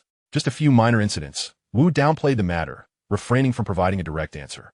Could involve my mother? Hun Cang's heart sank, and he fell silent as he passed through the city gates, heading straight towards home. "Hey, isn't that Hun Cang?" someone exclaimed. "Why has he returned? Wasn't he meant to handle some affairs at a branch? It's been nearly 3 years. Surely he has back to report on his progress." "Ah, his family situation. This ought to be entertaining to watch. Dream on. With Hun Cang's abilities, what kind of storm could he possibly stir? P.S. Just like his mother." The awkwardness of his status meant he could only lead a quiet life, avoiding unnecessary trouble. As soon as he appeared, several people recognized Hun Cang and quickly gathered to discuss. Some curious onlookers even followed him. To reach his home, he needed to pass through a narrow alley. The sides of the alley, which should have housed residents, now stood eerily silent. This would have been tolerable, but a foul odor wafted from within. Hun Cang stepped into the void, elevating his form, and soon his gaze transcended the courtyard walls, revealing scenes of vacant lots and houses overflowing with refuse and debris. The nauseating stench emanated from those heaps of waste. With no breeze to disperse the foulness, the odor lingered stubbornly. A cold light flickered in Hun Cang's eyes as his expression grew increasingly tranquil. This calmness was far more terrifying than anger, reminiscent of the eerie stillness before storm. Young Master Cang, Wu, concerned about Hun Cang's emotional state, approached swiftly, intending to speak. However, Hun Cang pushed him aside and gently knocked on a door. "Coming." A raspy voice responded after a few quiet seconds, conjuring the image of a weary old man in Hun Cang's mind. The door creaked open, revealing a woman's figure. "Mother." Hun Cang's pupils trembled, his breath momentarily caught in his throat as he tenderly embraced the woman. After 3 years apart, the once graceful and gentle woman now bore a head full of silver strands, her face lined with wrinkles, and her clothing patched. Previously, Hun Linhua had a slightly plump figure, exuding an air of affluence and charm. But at this moment, as Hun Cang held her, he could scarcely feel any weight in his arms. "Sangha, you've returned." Hun Linhua rested her chin on Hun Cang's shoulder, momentarily stunned before reacting. Tightly wrapping her arms around her son's back, her eyes glistening with tears, Hun Linhua patted Hun Cang's back, saying, "Let me see if you've lost weight over these years. You've been away for so long, like a wild child." Her incessant chatter spilled forth. Hun Cang grasped his mother's frail, emaciated hand, his heart aching as he asked, "Mother, what has happened? Why has our home come to this? And why haven't you informed me of any of this?" Come in. Hun Linhua forced a smile, urging Hun Cang inside. At that moment, her gaze fell upon Yun, who had followed closely behind him. She was momentarily taken aback before a look of delight spread across her face. "Child, you came with Sangha?" Yun nodded. "Ah, wonderful. Come in and sit." Hun Linhua beamed with joy. The interior remained unchanged, spotless as ever. If not for the persistent foul odor lingering in the air, everything would have seemed significantly more inviting. Hun Cang attempted several times to glean information from his mother, but she deftly deflected each inquiry with various excuses. It appeared that he would not extract any answers from her. He turned his gaze towards Wu, who had accompanied him. "Mother, it's been ages since I've tasted your cooking." "Very well, wait right there. I shall go buy some ingredients to prepare a meal for you." Hun Linhua replied, casting a disapproving glance at Hun Cang, as if displeased at his interruption of her conversation with Yun. Nonetheless, she moved swiftly, heading into the bedroom to fetch a basket before preparing to leave. "I'll accompany you," Yun offered, following Hun Linhua. Having discerned that Hun Cang had matters to discuss with Wu, once the two had departed, Hun Cang settled down, his fingers drumming on the table as he spoke in a subdued tone. "Wu, tell me, what exactly is going on?" Wu, carefully choosing his words, began to recount the circumstances.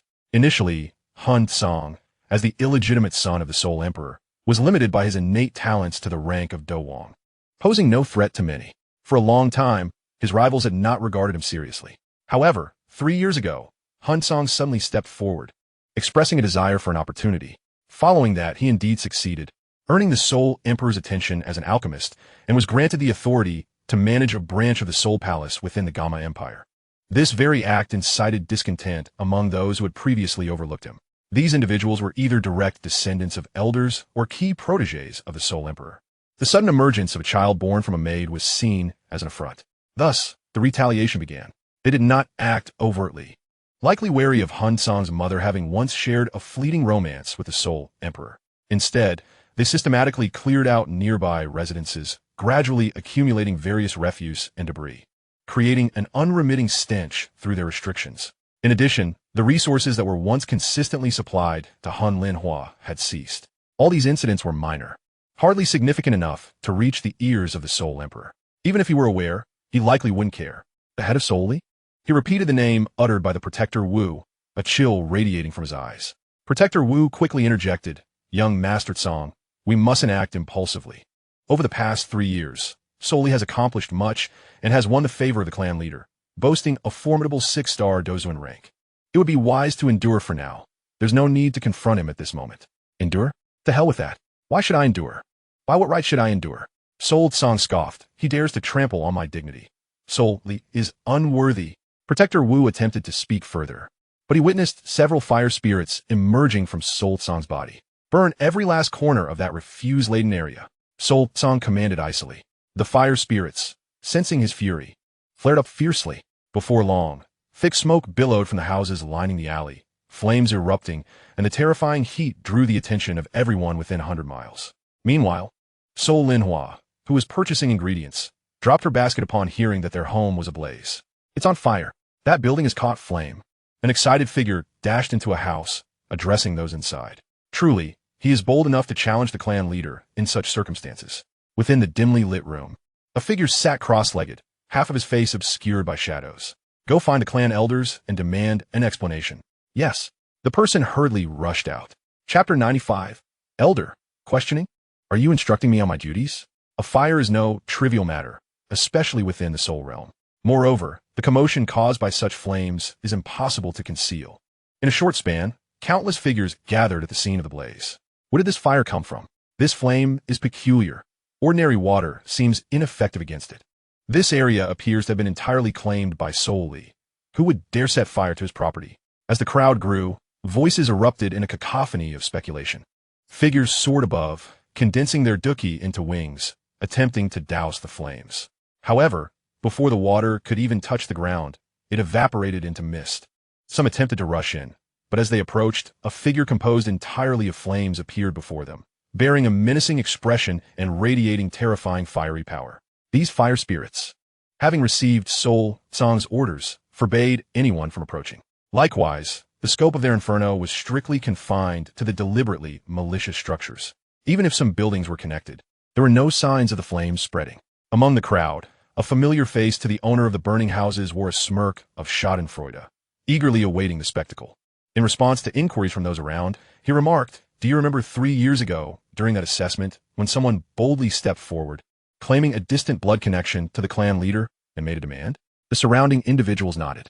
He continued, "At that time, many believed he would perish, yet he survived and even gained the clan leader's approval. However, concerning his identity, you are all aware that such status would be a reward from the clan leader for allowing him to remain in the clan. Yet he is unsatisfied and wishes to compete with the true young masters like Soul Yu, Soul Li, and Soul Ya." Pausing for effect, he added, "I know you are referring to Soul Tsang. I truly cannot fathom where he finds the audacity. If he encounters an opportunity, why not develop it quietly instead of challenging those individuals? Indeed, if I possessed that level of alchemical skill, I would enjoy a life of luxury in the outside world." Aside from Soul Tsang, there were no other notable residents in this area. Consequently, everyone quickly deduced the truth, and expressions of anticipation spread across their faces. Despite Soul Tsang being the son of the clan leader, Hun Tiandi, one might ponder, how many offspring does the clan leader possess? Apart from his proficiency in alchemy, Soul Tsang lacks other remarkable attributes. Under such circumstances, daring to demand the management rights of the branch hall and compete with those individuals is sheer folly. How would he possibly prevail? Those individuals either have elders in significant positions or possess extraordinary talent, pure bloodlines, and boundless potential. In contrast, aside from his mother, Soul Tsang had no influential allies within the Soul clan. At that moment, 2 figures pushed through the crowd, drawing the attention of onlookers, and the din of discussion quieted. Leaning on Yun for support, Soul Linhua managed to remain upright, her heart sinking as she beheld the flames consuming the houses. When Protector Wu had become Soul Tsang's subordinate, he had returned to the clan once and discovered Soul Linhua's plight, proposing to speak with Soul Tsang. However, she had firmly rejected this suggestion, fully aware that her son lacked the strength and confidence to contend with those individuals. Thus, she had restrained herself, even choosing to sidestep the topic when Soul Tsang had inquired moments earlier. Little did she know that he would coax her out under the pretense of shopping for ingredients. And it's all right. Young Master Tsang is not an impulsive person. If he dares to act, he surely possesses the strength, Yun said. casting a glance at Soul Linhua's expression, attempting to reassure her. Yet, deep within Yun Yun's heart, uncertainty lingered. The presence of so many powerful individuals rendered Soul Cang's abilities somewhat mediocre upon his return to the clan. Strength? Within the clan, rules and backgrounds hold greater significance. Actual strength often proves to be the least valuable asset. Those nearby, overhearing Yun Yun's words, began to mock her coldly. The mysterious flames burned with astonishing speed, and in the blink of an eye, everything was reduced to ashes. Smoke was manipulated by force, swirling upward into the sky. As the flames extinguished, the fire spirits transformed into streaks of light and surged directly into Soul Cang's body. That brat, how dare he disobey? I shall teach him a lesson today. Upon witnessing the flame's demise, Soul Linhua tightened her grip on Yun Yun's hand, her demeanor fierce as she prepared to charge into the fray. The ramifications of this fire were neither trivial nor monumental. They largely depended on the perspective of the house owner. Seizing the moment before the responsible elder arrived, she quickly devised a plan to have Tsang apologize and offer some form of compensation to seek forgiveness. Just as she took 2 steps forward, a hushed murmur rippled through the crowd, and all gazes turned skyward. A man with a stern countenance approached, each step appearing deliberate, yet covering great distances. In mere blinks, he stood above Soul Cang's home. "Aunt, what troubles you? Are you all right?" Yun Yun, filled with curiosity, suddenly felt a weight in her arm as Soul Linhua faltered. Supported by Yun Yun, Soul Linhua's complexion turned pale, her mind in disarray. It was Elder Soul Chun, the most notorious elder within the punishment division for his severity, yet also the most easily swayed. The thought of bribery was futile. Unbeknownst to them, Elder Soul Chun was a relative of Soul Li. Before Yun Yun could inquire about Soul Linhua's reaction, she gleaned the answer from the surrounding discussions. She had already heard the owners of the burning houses were named Soul Li. Now, the elder responsible for addressing the matter was connected to Soul Li. What could Soul Cang possibly do? Would he dare confront them? Yun Yun felt a sense of dread. There were many here who surpassed Soul Cang in strength. If he were to clash with the elder, wouldn't that lead to even greater trouble? Who set the fire? Elder Soul Chen's icy voice echoed as he gazed down from above. Though his tone was soft, it possessed a captivating power that silenced the crowd, allowing everyone to hear his words. "It was I," Soul Cang replied, lifting his gaze to meet his. Elder Soul Chun descended and inquired, "Why did you ignite the flames?" Such actions constitute intentional destruction of clan property. The houses were filled with refuse, emitting foul odors, making it unbearable for those living nearby. Soul Cang retorted, "Is that so?"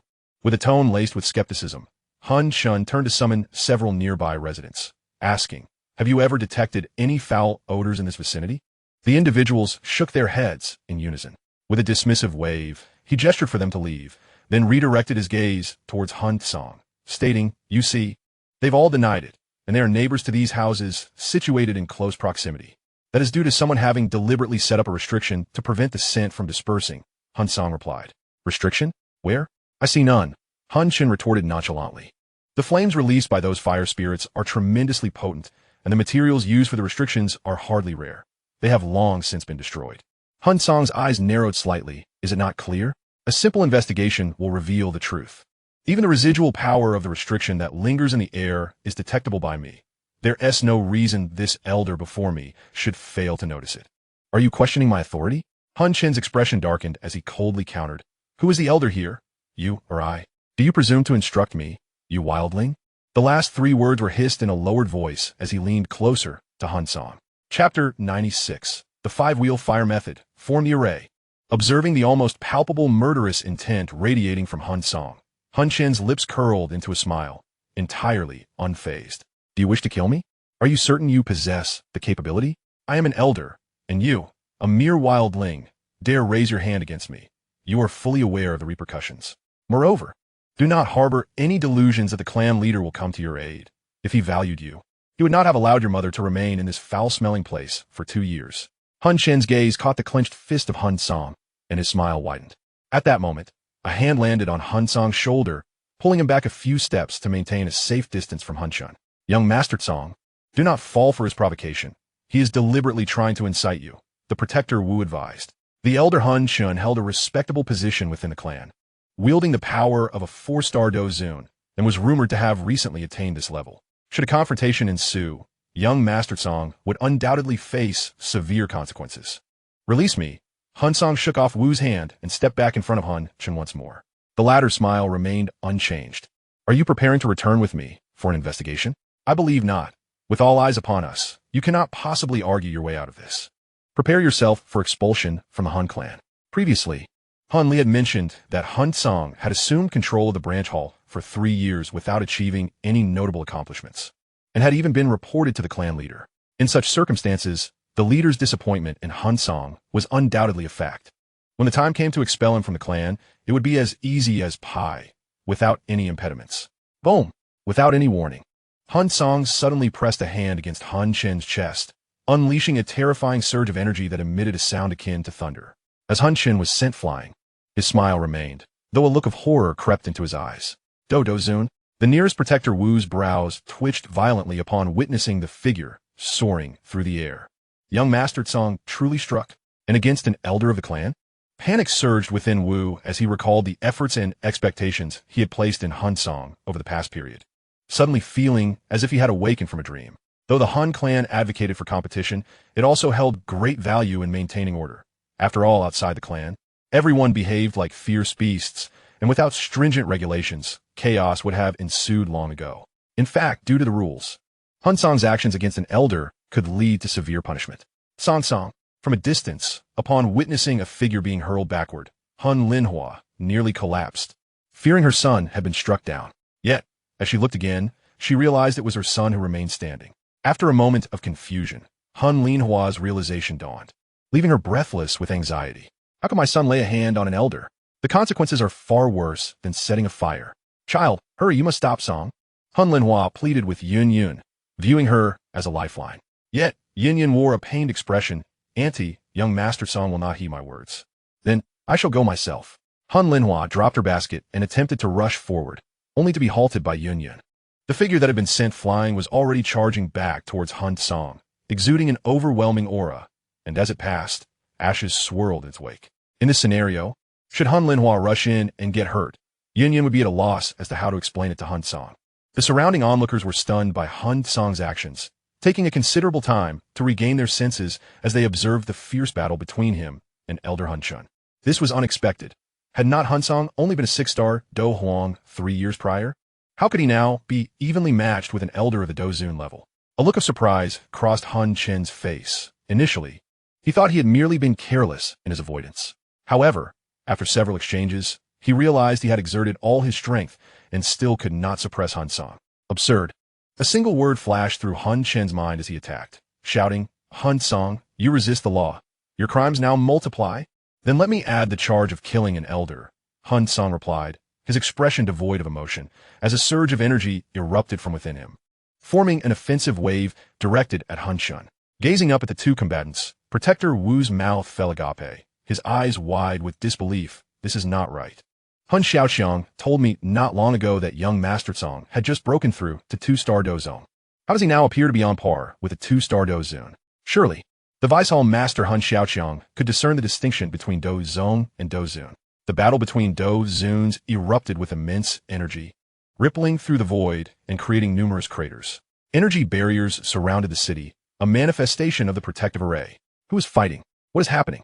Some elders, sensing the energy fluctuations, soared into the sky, their gazes fixated on the two combatants. Soon, someone recognized Hun Chun, but upon seeing the youthful face of his opponent, they could not help but express their confusion. Among these elders, some recalled the scene left by Hun Cang and spoke his name aloud. Hun Yuan Ero. Has he lost his mind, employing that technique? An elder exclaimed as they recognized Hun Chen's actions. Countless tendrils of black energy converged above Hun Chen's head, coalescing into an arrow over 10 meters long, its tip solidified and sharp, radiating a crystalline sheen. The Hun Yuan arrow, also known as the Arrow of Punishment, is an advanced Earth-tier Dou technique, permitted solely for the elders of the Punishment Division to practice. The arrow quivered. The energy spilling forth caused signs of collapse in the nearby space. Hun Chun was intent on killing. To my knowledge, Hun Cang had not learned any noteworthy Dou techniques within the clan. He had left directly. Thus, he would be unable to withstand this. The elders held a favorable view of the Hun Yuan arrow, having encountered it before and witnessed its might. The onlookers below sighed in unison. Hun Linhua's face was streaked with tears. It was precisely this scene she had feared, which had compelled her to refrain from speaking to Hun Cang. Auntie, you must believe in young Master Cang. He is formidable, Yun Yun said, observing Han Linhua's distress, feeling a pang of sorrow herself. Han Linhua shook her head, unable to voice her thoughts, reflecting, am I not aware of my own child's capabilities? Do you wish to kill me? Gazing at the colossal arrow, Hun Cang's expression hardened, and 5 beams of light emanated from within him. Excluding the small beast, the 5 fire spirits occupied distinct positions, their forms expanding into the shapes of a wolf, leopard, lion, tiger, and dragon. Treading upon the void, a vast array materialized. As the flames surged, the atmosphere thickened with fervor, and the previously tranquil energy turned tempestuous. Seemingly drawn by an unseen force. 5-wheel fire method, form the array. In the face of the soaring arrow, Hun Cang bellowed, and the 5 fire spirits roared in unison, transforming into 5 beams of varying hues, intertwining with one another to create a flawless pentagram. The array ascended, enveloping the arrow in its embrace. In an instant, the arrow seemed to sink into a quagmire, its speed drastically diminishing as flames entwined around it, gradually evaporating the energy that surrounded it. Fire of separation, incinerate the heavens. The fiery power was ignited by a single gesture from Hun Cang, causing a hissing sound to emanate from the surface of the soul source arrow. At that moment, a figure surged forth and collided with the soul source arrow. With a muffled sound, as the arrow began to shatter into countless fragments, a flush of crimson appeared on Hun Chen's face, and he spewed forth a mouthful of fresh blood. The blood scattered into the air, vanishing without a trace. Hun Cang felt an overwhelming heat assail him, causing his countenance to change drastically as a cold, indifferent visage loomed larger in his sight. A frigid shout erupted from Hun Cang's lips. As he raised his fist towards Hun Cang, the brilliance above revealing the vague outline of 5 fiery spirits surging forth. No! Phoenix seized Hun Chen. Chapter 97, Defect. Target, 3,000 yen flame. What to do? In his frantic gaze, Hun Cang's figure grew increasingly pronounced and clearer. The rapid dissolution of the soul source arrow left him with scant opportunity to react. Suddenly, Hun Cang felt a force erupt from behind him, yanking him backward. In that fleeting moment, he caught sight of a familiar figure, Hun Li. The young man stood in the position Hun Cang had just vacated, his right hand clenched into a fist as a robust surge of energy enveloped it, meeting Hun Cang's fist head-on. Boom! As their fists clashed, the 2 youths locked gazes, and a tremendous force erupted between them, creating ripples that spread outward. The sky behind them was tinted with vibrant colors from the energy unleashed. Spectators gaped at the half-black, half-red heavens in astonishment. After a brief stalemate, they separated, with Hun Cang retreating 10 steps before halting, while Hun Li only took 3. Yet even so, a flicker of surprise glinted in Hun Li's eyes as he regarded Hun Cang. Hadn't Hun Cang merely been a Dou emperor 3 years prior? Now, he could contend with him without losing ground? Though Hun Li understood he had only exerted 70% of his strength as a 6-star Dozun, even that was not to be underestimated. Meeting Hun Li's gaze, Hun Cang vigorously shook his arms, feeling a twinge of pain in his bones. Undoubtedly, they had cracked. Indeed, the higher one ascended in realm, the more pronounced the disparities became. 3 years without seeing you, and your strength has increased remarkably, Hun Li remarked, rubbing his fist. But as I give you the audacity to burn my house. Hearing Hun Li's accusatory tone, Hun Cang could not help but chuckle. Hun Li, since you dared to act, do you not possess the courage to admit it? Today is merely my first act of fire. There is more to come. You think yourself impressive for taking one of my punches? Fine, I shall await your response. Hun Li let out a light laugh. With that, he nonchalantly shrugged and departed the scene. Hun Chen stood once more before Hun Cang, appearing significantly more disheveled than before. Hun Cang, I command you to return with me for investigation, he declared sternly. At that moment, not only were there members of the Hun clan present, but numerous elders as well. Regrettably, a flicker of remorse crossed Hun Cang's eyes. Had he known, he would have simply eliminated this old fool without hesitation. Given the display of momentum and attitude, Hun Cang refrained from overstepping.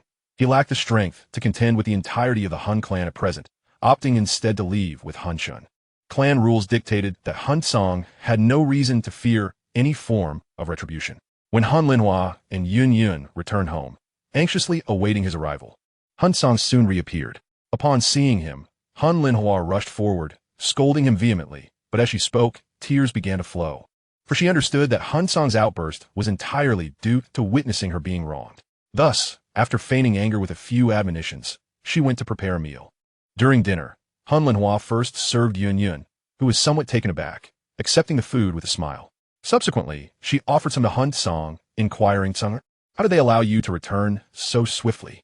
The inquiry stemmed from the considerable commotion caused by Hun Cang that day, which not only involved the destruction of property, but also an assault on the elders. In response, Hun Cang displayed a hint of confusion on his face. "I am uncertain. Perhaps an elder interceded on my behalf. Otherwise, given the state Hun Chen was left in, he would not have let me off so easily." "An elder?" Hun Linhua and Yun Yun exchanged curious glances, the latter gaining some insight into Hun Cang's predicament through her conversation with Hun Linhua. Hun Cang did not dwell on the matter, for he believed the imminent clan assembly would serve as a significant catalyst for elevating his standing. After the meal, Hun Linhua took Yun Yun out for a stroll. Upon returning to his room, Hun Cang rolled up his sleeves, circulating his Dou Qi, causing his arms to shimmer with a translucent, crystalline hue. However, the fissures adorning his skin were glaringly apparent, remnants from his earlier confrontation with Hun Li. Hun Cang attempted to channel his Dou Qi to heal the wounds, but the effect was minimal. "Don't waste your effort. Using flames for healing is futile. You might as well take some medicine," a voice interjected, and he looked up to find Yao Tianhua and Yao Chun, who had seemingly appeared out of nowhere. "I understand that flames cannot heal. I was merely curious," Hun Cang replied. "Fire attributes are not typically conducive to healing. This is a fundamental principle, one that he, as no novice, was acutely aware of. Yet, what intrigued Hun Cang was the nature of his physique, which had been honed through the consumption of foreign flames. All along, he had believed his body to be exceptionally resilient. A significant part of this belief stemmed from his lack of encounters with formidable opponents to test his mettle. Through his recent exchange with Hun Li, however, Hun Cang discovered that his physique was not only resilient, but also rather brittle. In a direct confrontation, while he could indeed resist, prolonged engagement could lead to it shattering like stone. Contemplating that since his physique was forged through flames, might they not also be capable of melting and reshaping him?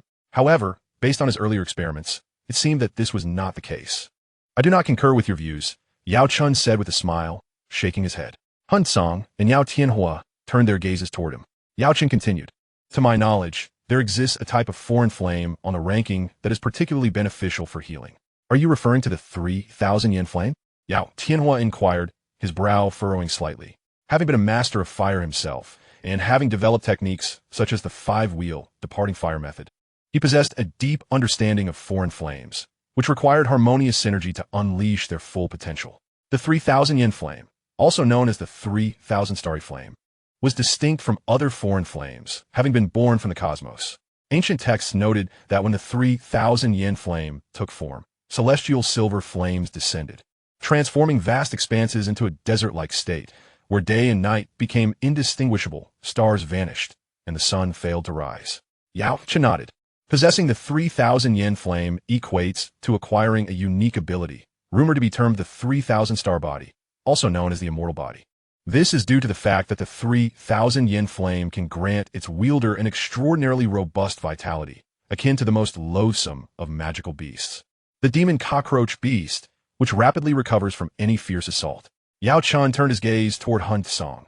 "Your current physique is ample in hardness, but lacks restorative capacity. If you were to acquire the 3,000 yen flame, then in future battles, even when facing formidable opponents, as long as you avoid critical hits, you could outlast them in a war of attrition."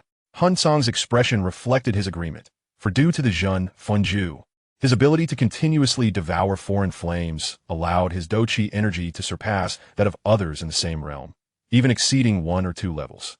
Yao Tianhua, observing the gradually rising corners of Hun Cang's mouth, could not help but pour cold water on his enthusiasm. "Let us not get ahead of ourselves. The 3,000 yen flame exists among the stars, and locating it is no simple feat, even as a Dou Zun. It is no easy task, let alone a Dou Shang. Indeed, I almost forgot about that.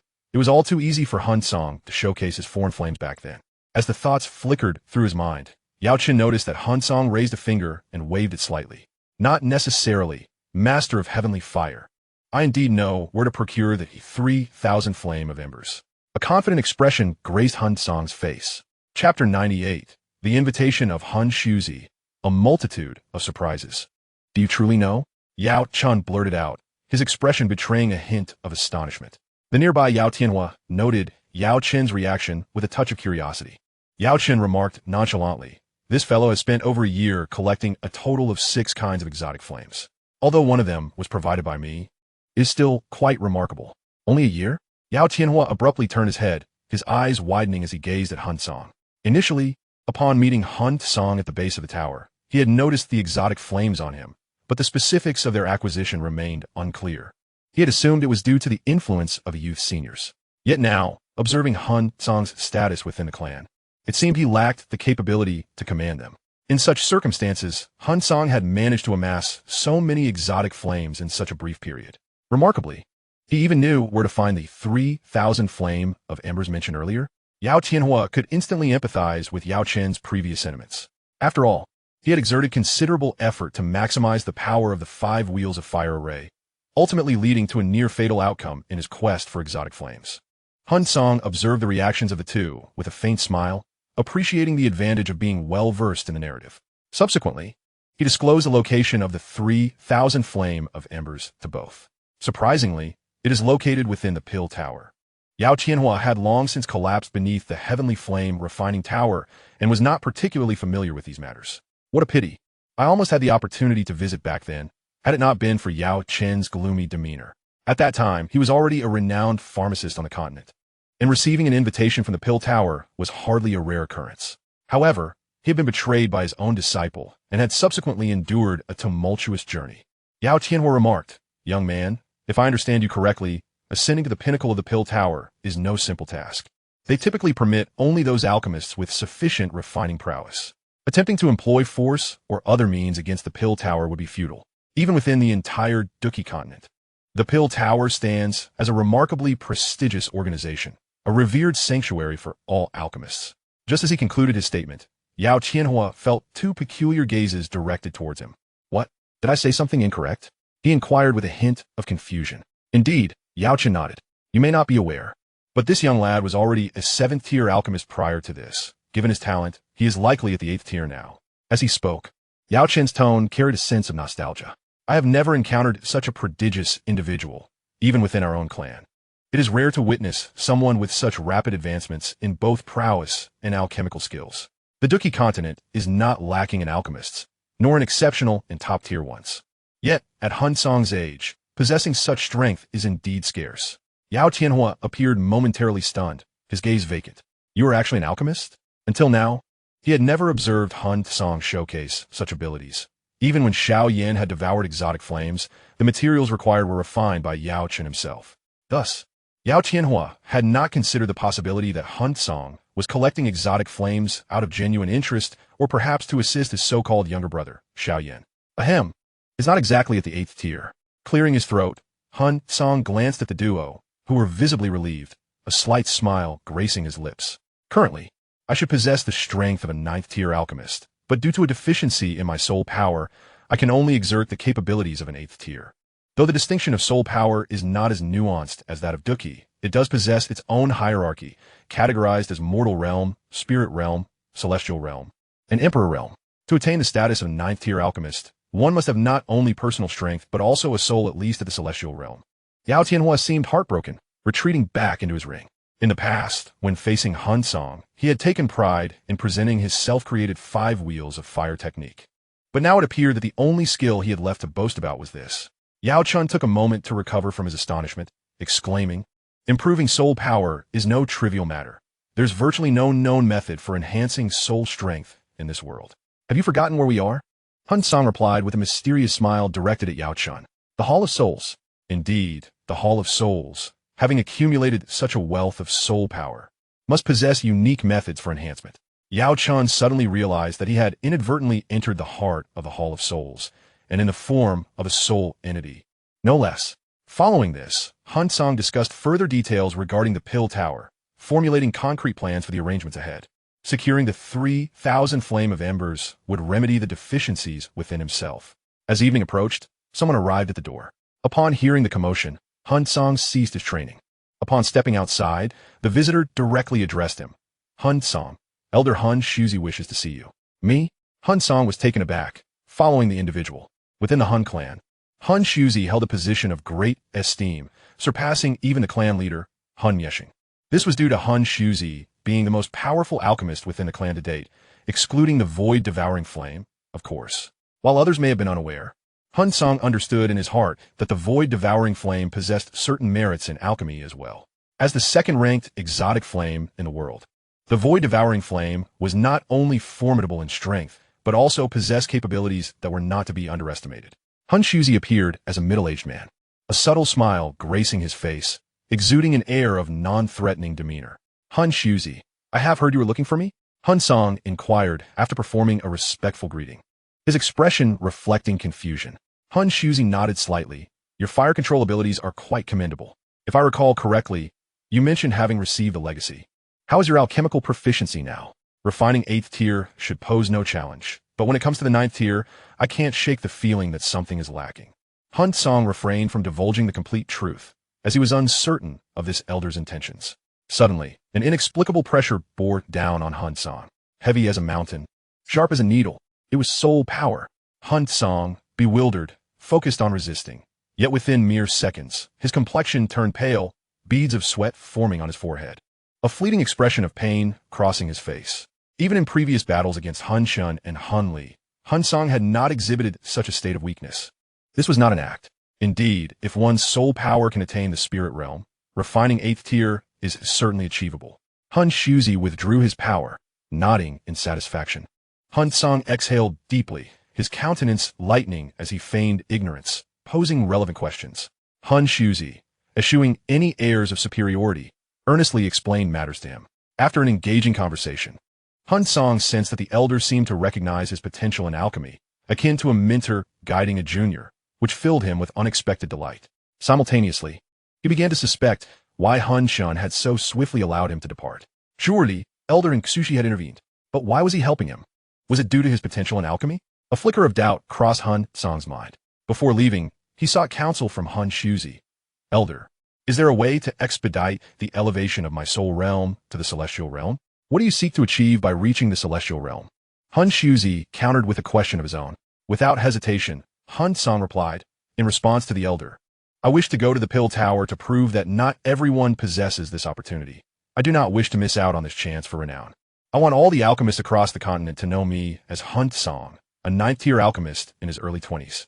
A complex glimmer flickered in Hun Tiandi's eyes as he regarded Hun Cang's aspirations, fostering a deeper trust in him. The youthful bravado was not surprising. Moreover, the Pill Tower served as the most sacred place for alchemists. Had he possessed the same opportunities and abilities at Hun Cang's age, he too would have yearned to showcase his talents. That is a commendable ambition, Hun Tiandi smiled, shifting the conversation. I have heard of your strained relations with Hun Li. Therefore, I shall present you with an opportunity. If you can defeat him at the upcoming clan meeting, I will petition the clan leader for a soul crystal, enabling you to ascend to the celestial realm within a year. Elder, you did not anticipate such a surprise to arrive so abruptly, yet I find myself somewhat perplexed. The Soul Void Master replied with composure. I once had a conflict with the ancestor of Soul Li, and I lost. If you can assist me in defeating him, I can offer you certain benefits. I fear it may not be so simple, Soul Cang mused, doubting that any goodwill exists without ulterior motives. After a moment of contemplation, he respectfully knelt. Soul Cang wishes to take the elder as his master. I implore you to accept me as your disciple. In that instant, a genuine smile finally graced Soul Void Master's eyes. From now on, you may act freely within the Soul Clan, even regarding your father. As long as it is not excessive, I can provide you protection, Soul Void Master stated nonchalantly. Thank you, Master, Soul Cang exclaimed, his voice imbued with joy. He now had a foundation within the Soul Clan. However, defeating Soul Li would not be an easy endeavor. Chapter 99. The Soul Method to Overcome Soul Li. It appeared that Soul Void Master summoned Soul Cang merely to establish a mutual understanding. After Soul Cang pledged himself as a disciple, Soul Void Master dismissed him. Upon exiting, a faint smile still lingered on Soul Cang's face. Yet, upon returning home, that smile vanished instantly. The two rings on Soul Cang's fingers began to glow in succession, revealing the appearances of Yao Tianhua and Yao Chun. What a rare occurrence, Yao Tianhua remarked, shaking his head at Soul Cang. Yao Chun chuckled. Indeed, who would have thought that the esteemed Lord Cang, who commands storms in the Gamma Empire, would have a day of submission? Earlier, Soul Void Master had ostensibly expressed concern for the clan's promising alchemist, even offering protection. However, in reality, he provided nothing substantial beyond verbal assurances. As an alchemist, Yao Chun had heard various tales about Soul Void Master, the most notorious being the incident at the Alchemist Tower, where a disciple killed his master and was subsequently expelled. That disciple was none other than the current Soul Void Master. "You two old geezers, do you believe I could seal you two back?" Soul Song shot them an irritated glance. They seemed utterly clueless, yet felt entitled to comment. Each clan assembly significantly influences the outcomes of subsequent events. For instance, had Soul Song not stepped forward to express his stance to Hun Tiandi during the previous clan assembly, he would not have qualified to participate in this one. Likewise, his high-profile return to the clan was a strategic move to set the stage for future endeavors. Regardless of Soul Li's actions, Soul Song could not remain low-key indefinitely. The forthcoming journeys, whether to the ancient tomb or the Pure Lotus demonic fire expedition, all pertain to one critical aspect: quota. Competition within the Soul clan had been a long-standing tradition, and Soul Song was unwilling to miss out. Thus, securing a quota was imperative. Furthermore, regardless of Soul Void Master's promises, Soul Song had already resolved to confront Soul Li. Now that Soul Void Master had granted him an additional reward, what harm was there in calling a master? Before his transmigration, there were many who claimed familial ties online. Soul Song was not yet confident to consider himself invincible. Everything hinged upon his own strength. Until he reached a level of undeniable prowess, he was willing to make concessions. After all, to forego a benefit would be sheer folly. "Kid, let me ask you seriously. Do you believe you can handle Soul Li? I've heard he is a 6-star Dozun, while you and I, if I'm not mistaken, are merely 2-star Dozun, correct?" "Indeed," Soul Song nodded.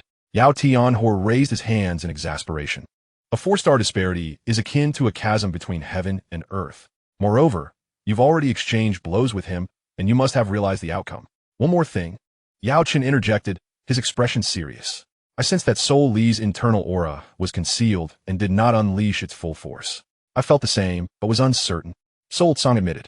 Yao Tianhua nodded. Considering the current circumstances, Soul Song, if Soul Li were to unleash his full strength, he could likely obliterate you.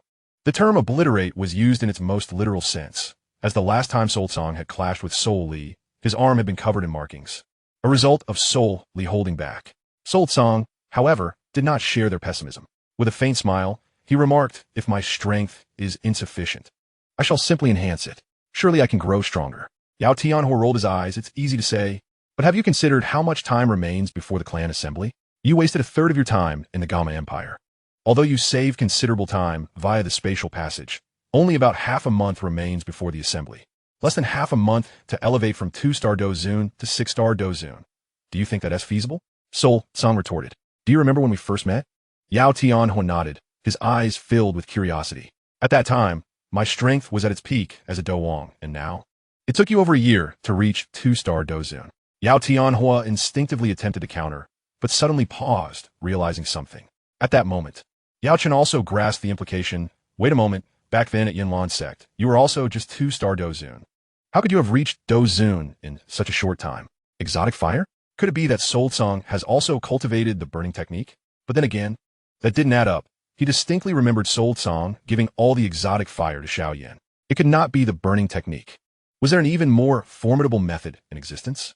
The flames in Soul Song's possession did not resemble those from the exotic fire rankings, yet their power was not inferior. Yao Chun found himself perplexed. If that were the case, perhaps Soul Song's strength truly could increase. However, if he were to devour exotic fire, acquiring known exotic fires would prove challenging. Enough, stop speculating. I shall reveal it to you," Soul Song said, noting the deepening furrows on their brows, worried he might inadvertently ignite their minds. "What method do you possess?" Yao Tianhua inquired, intrigued. Yao Chun regarded Soul Song with equal interest. Silent, but eager to learn what could facilitate such a significant boost in power. Soul Song uttered 5 words. "Heavenly fire, triad transformation." Yao Tianhua murmured softly, momentarily bewildered by the association with his own name. "Oh, I see now," Yao Chen exclaimed suddenly, capturing Yao Tianhua's attention. "Utilizing a secret technique for a temporary power boost is indeed a splendid idea. Isn't that just exhausting potential?"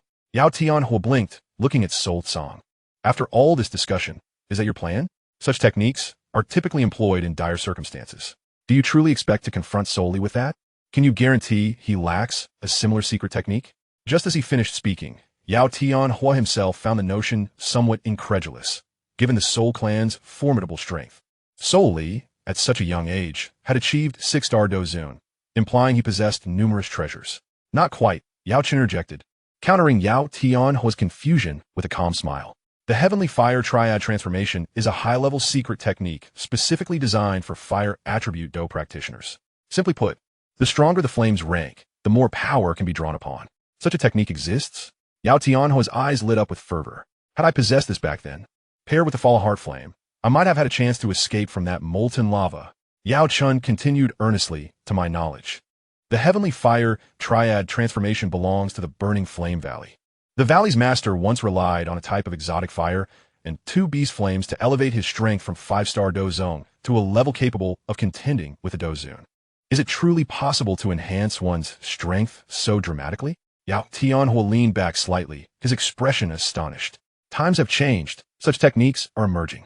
He then turned his gaze back to Sol Song, utterly puzzled. Kid, you don't seem very old. How do you possess such extensive knowledge? First, you mentioned the location of the 3,000 flames, and now you've suddenly brought up a high-level secret technique. This is knowledge even we, who have lived for an indeterminate time, did not consider immediately. How did you come to know of it? Sol Song said with a smile. When I investigated the strange fire, I found that Lake Gonghua, the 12th dragon of the strange fire, was in Burning Flame Valley. I simply learned more about it, and then learned about the 3 mysterious changes of the sky fire. Sure enough, I guessed it right. Yao Tianhua showed an unsurprising expression. This kid dared to sneak into Canaan Academy alone in order to defeat his passion. Even the 9 dragon thunder and fire cannot escape the concern of the soul god in the end. Yao Chen is not very optimistic. Sol Song. The 3 profound transformations of heavenly fire are one of the treasures of the Burning Flame Valley, and you won't be able to easily succeed. That's not necessarily the case. Soul God smiled mysteriously. Chapter 100. Your patriarch will come to invite me. Have you left the Soul Clan? Looking at the person standing in front of him, a hint of surprise appeared on his stern face. Since the Soul God returned, he's been arranging for people to keep an eye on him. Although his status is not the highest, at least he has some status compared to the wild seed of Soul Song. The previous arrangement was just to make the Soul God aware of the difficulties and voluntarily withdraw with self-awareness. I didn't expect the Soul God to be so decisive and set it on fire. The person spoke firmly. It must be that the Soul God knows it's not your opponent. So he ran away early. Beyond the cards. Soul Li Shukulat. If there weren't so many elders around that day, I would have punched him to the ground. Bah! Even a bastard dared to provoke me. This morning, the news of Soul Void Z applying to the Soul Heavenly Emperor for a Soul Crystal has spread.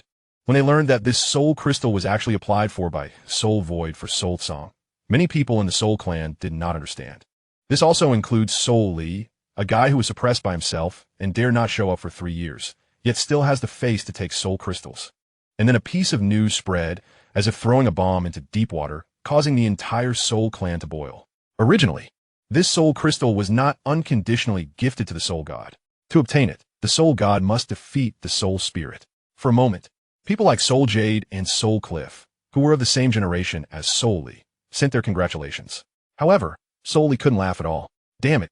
How dare you compare Soul God to me? It's an insult. Burin Salt. Thinking of those people's mocking faces, one's soul cannot calm down. He secretly swore in his heart that as long as Soul Song dared to come back and participate in the clan meeting, he would definitely blow Soul Song up.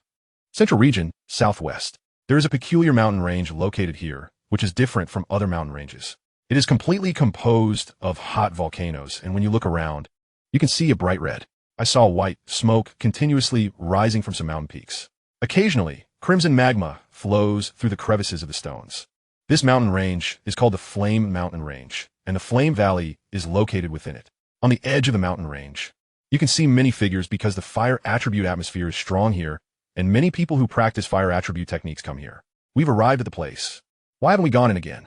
As soon as he withdrew his gaze, Soul Song heard the confused voice of Yadi and Ho-Oh. Soul God said, "It's not urgent. It's not yet time. Didn't you just grab it?" Yadi and Ho-Oh was very surprised. A few black lines hang from the forehead of Soul Song. "Old thing, can't you think of me as good?"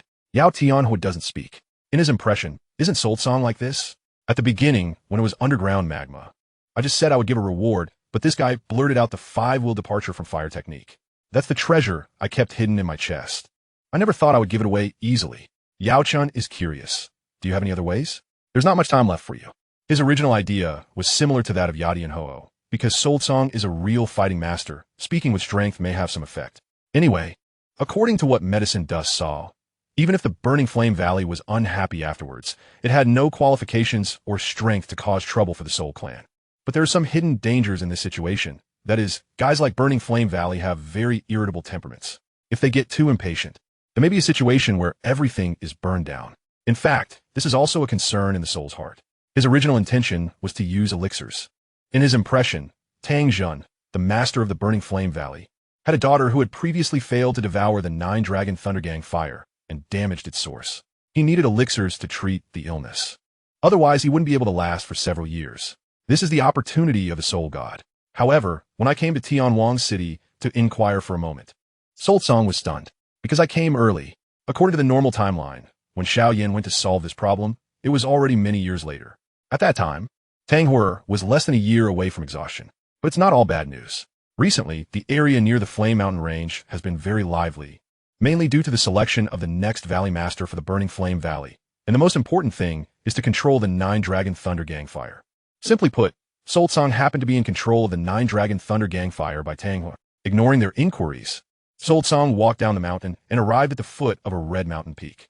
Looking up, two extremely magnificent red mountains stand in front of us, tightly leaning against each other, with a winding stone ladder climbing up from the foot of the mountain. There, the Soul's gaze was drawn to the end of the stone ladder, and he felt a familiar scent from there. Spatial fluctuations. Obviously, this Burning Flame Valley is similar to the Soul Realm.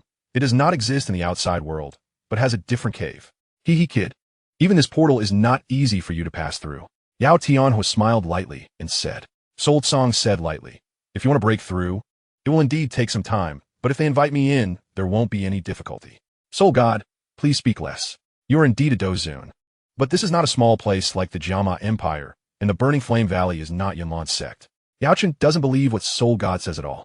As for the identity of the Soul Clan, he doesn't think it's useful, because the Soul Clan, like the other 7 ancient tribes, rarely has any news of its existence in Zhongzhou.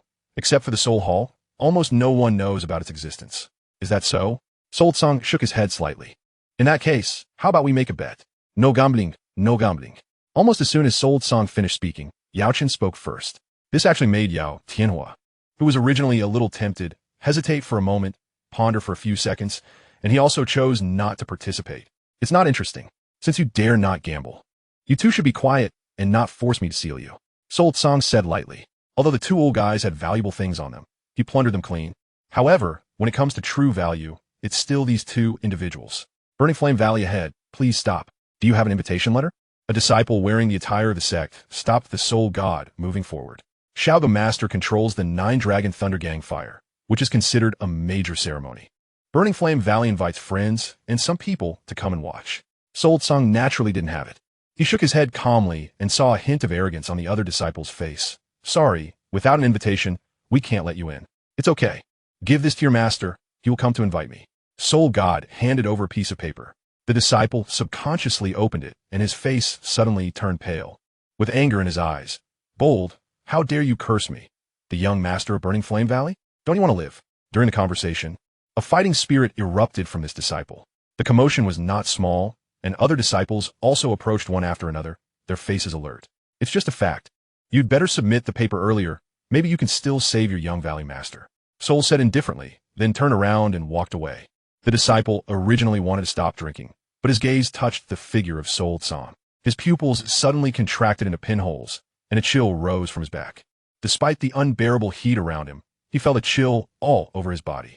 All of this is because the Soul God stepped on the void and left directly. Dao sect. No, not necessarily, maybe even stronger.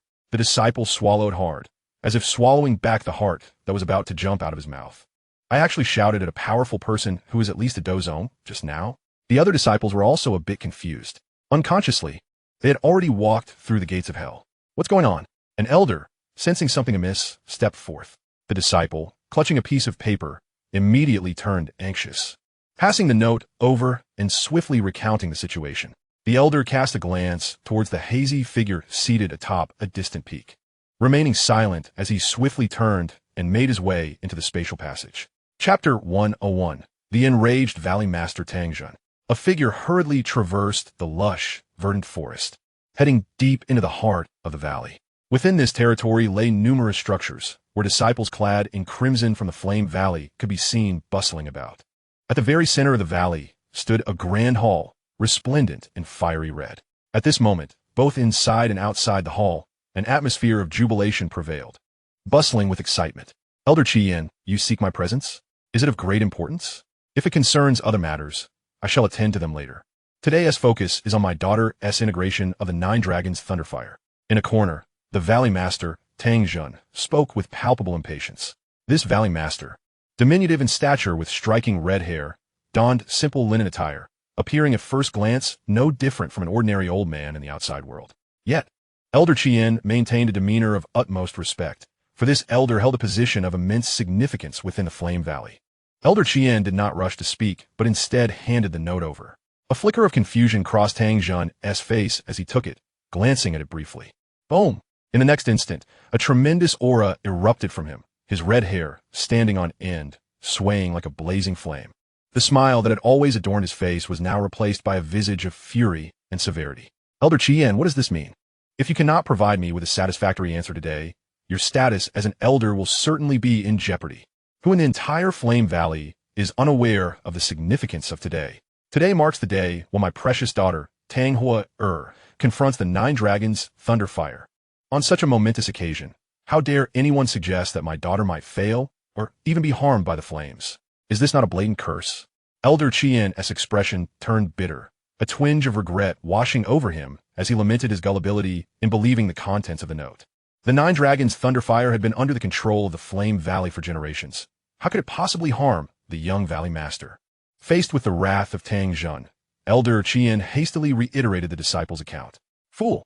Still waiting outside? I shall confront him now. Dan Zhen et Gulim, sweeping his arm and turning a stride out. At that moment, a red figure dashed forth and stood before him. Huoya? Tang Jun's expression softened slightly.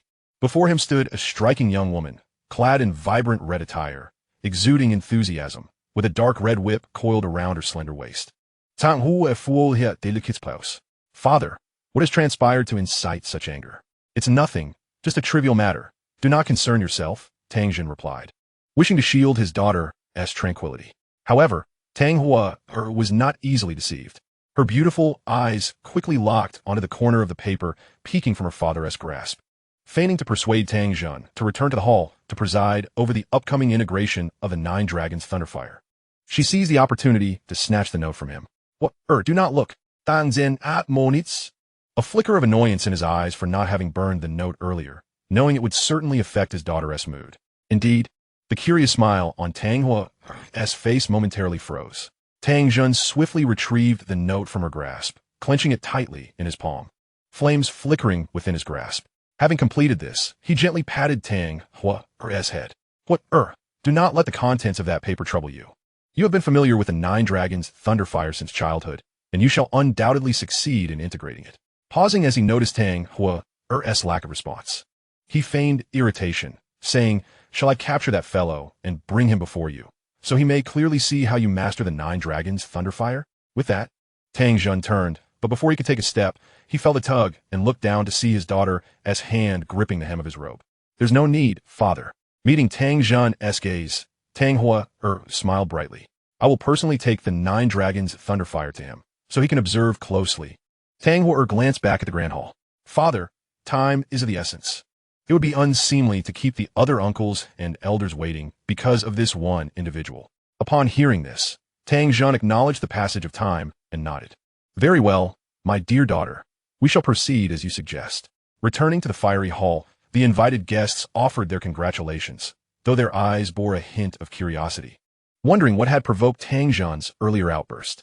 Outside, Elder Qian exhaled a sigh, observing the Valley Master's animated discourse, wiping the sweat from his brow, anxious that Tang Jun's earlier words were merely spoken in anger. After a customary ceremonial process concluded, Tang Jun offered a few words of encouragement. Subsequently, under the watchful eyes of the assembled guests, he raised a hand, finger splayed, palm upward. With a soft whoosh, a silvery flame began to rise gracefully from his palm, revealing 9 silver fire dragons swirling within. As the flames surged, a wave of intense heat enveloped the hall. Many guests found themselves summoning their own energies to withstand the rising temperature. Huoya, Tang Jun called out. Here came her spirited reply. In an instant, a vibrant red figure darted forward, standing boldly in the center of the hall. Tang Zhen exchanged a few more pleasantries before unleashing the Nine Dragons' Thunderfire, allowing Tang Hua to commence her integration. Having been exposed to extraordinary flames since childhood, Tang Hua remained calm, channeling her energy to engage with the Nine Dragons' Thunderfire. The silver flames flickered, seeming to resist, as the tiny dragons bared their teeth and emitted silent roars. Undeterred, Tang Hua gradually enveloped the Nine Dragons' Thunderfire with her energy, drawing it closer to herself. In her bright eyes, the shape of the Nine Dragons' Thunderfire was reflected. Taking a few deep breaths, she exchanged a glance with Tang Zhen, who offered an encouraging look. Now, she exclaimed with fervor, her energy surging forth and enveloping the Nine Dragons' Thunderfire in a powerful embrace, before drawing it into her mouth. Seated cross-legged, Tang Hua formed intricate seals, a profound aura emanating from her being. An even more intense heat surged forth, making many in attendance feel parched, their tongues darting out to moisten their cracked lips. Fear not. This is a normal manifestation of the integration process with the Nine Dragons' Thunderfire, Tang Zhen explained with a smile, noticing the faint murmurs of concern. The fellow outside is surely unaware of the nature of the Nine Dragons' Thunderfire. Casting a glance at Tang Hua, who was now in her element, Tang Zhen couldn't help but smile inwardly. Outside, Elder Qian, anxiously observing Tang Hua, noticed the temperature in the air dropping rather than rising, a sense of relief washing over his features. Once the young Valley Master successfully integrated with the Nine Dragons' Thunderfire, the Valley Master would likely no longer hold him accountable. Elder Qian felt a slight relaxation in his heart, confident that his position as an elder was secure. The guests present, likely familiar with the intricacies of the Nine Dragons' Thunderfire, began to smile as the temperature moderated. Excellent. Only one final step remains. Having undergone the integration himself, Tang Zhen understood that Tang Hua had reached a critical juncture, and his fists clenched with anticipation. Once this hurdle was cleared, the subsequent steps would not be overly challenging. Yet, unexpectedly, disaster struck. Suddenly, a powerful wave of heat erupted from Tang Hua, her face flushed and wisps of white smoke rising from her head. Chapter 102. Rather die than live as a wretched being. Within the grand hall, a fleeting glimmer of silver flashed, prompting everyone to instinctively raise their hands to shield their eyes. Once the stinging sensation subsided, they lowered their palms, only to find their expressions suddenly darkening with dread. At the center of the hall, Tang Hua remained in her previous meditative posture, seated cross-legged. Yet several silver dragons now coiled menacingly around her, their visages twisted in ferocity, clawing at the air in a terrifying display. The ground surrounding Tang Hua gradually turned charred, dry and cracked. In that moment, had it not been for Tang Hua's fighting spirit entwined with the chaotic energy, the onlookers were certain those silver dragons would have lunged at them. In the profound silence, a voice, tinged with sorrow, resonated. Tang Zhen's figure flickered as he rushed to Tang Hua's side. However, before he could draw near, a silver dragon shot forth like an arrow aimed at him. Tang Zhen swiftly evaded, distancing himself, his fingertips clenched tightly as a spell flickered incessantly upon them. The Nine Dragons' Thunderfire had long been under the dominion of the blazing Flame Valley, inscribed with the valley's sigil within. Thus, as long as Tang Zhen willed it, he could quell the tumultuous Nine Dragons' Thunderfire before him at any moment. Yet, this also signified that Tang Hua's fusion had failed. No, I cannot cease this. Tang Zhen's countenance wavered, his right hand trembling.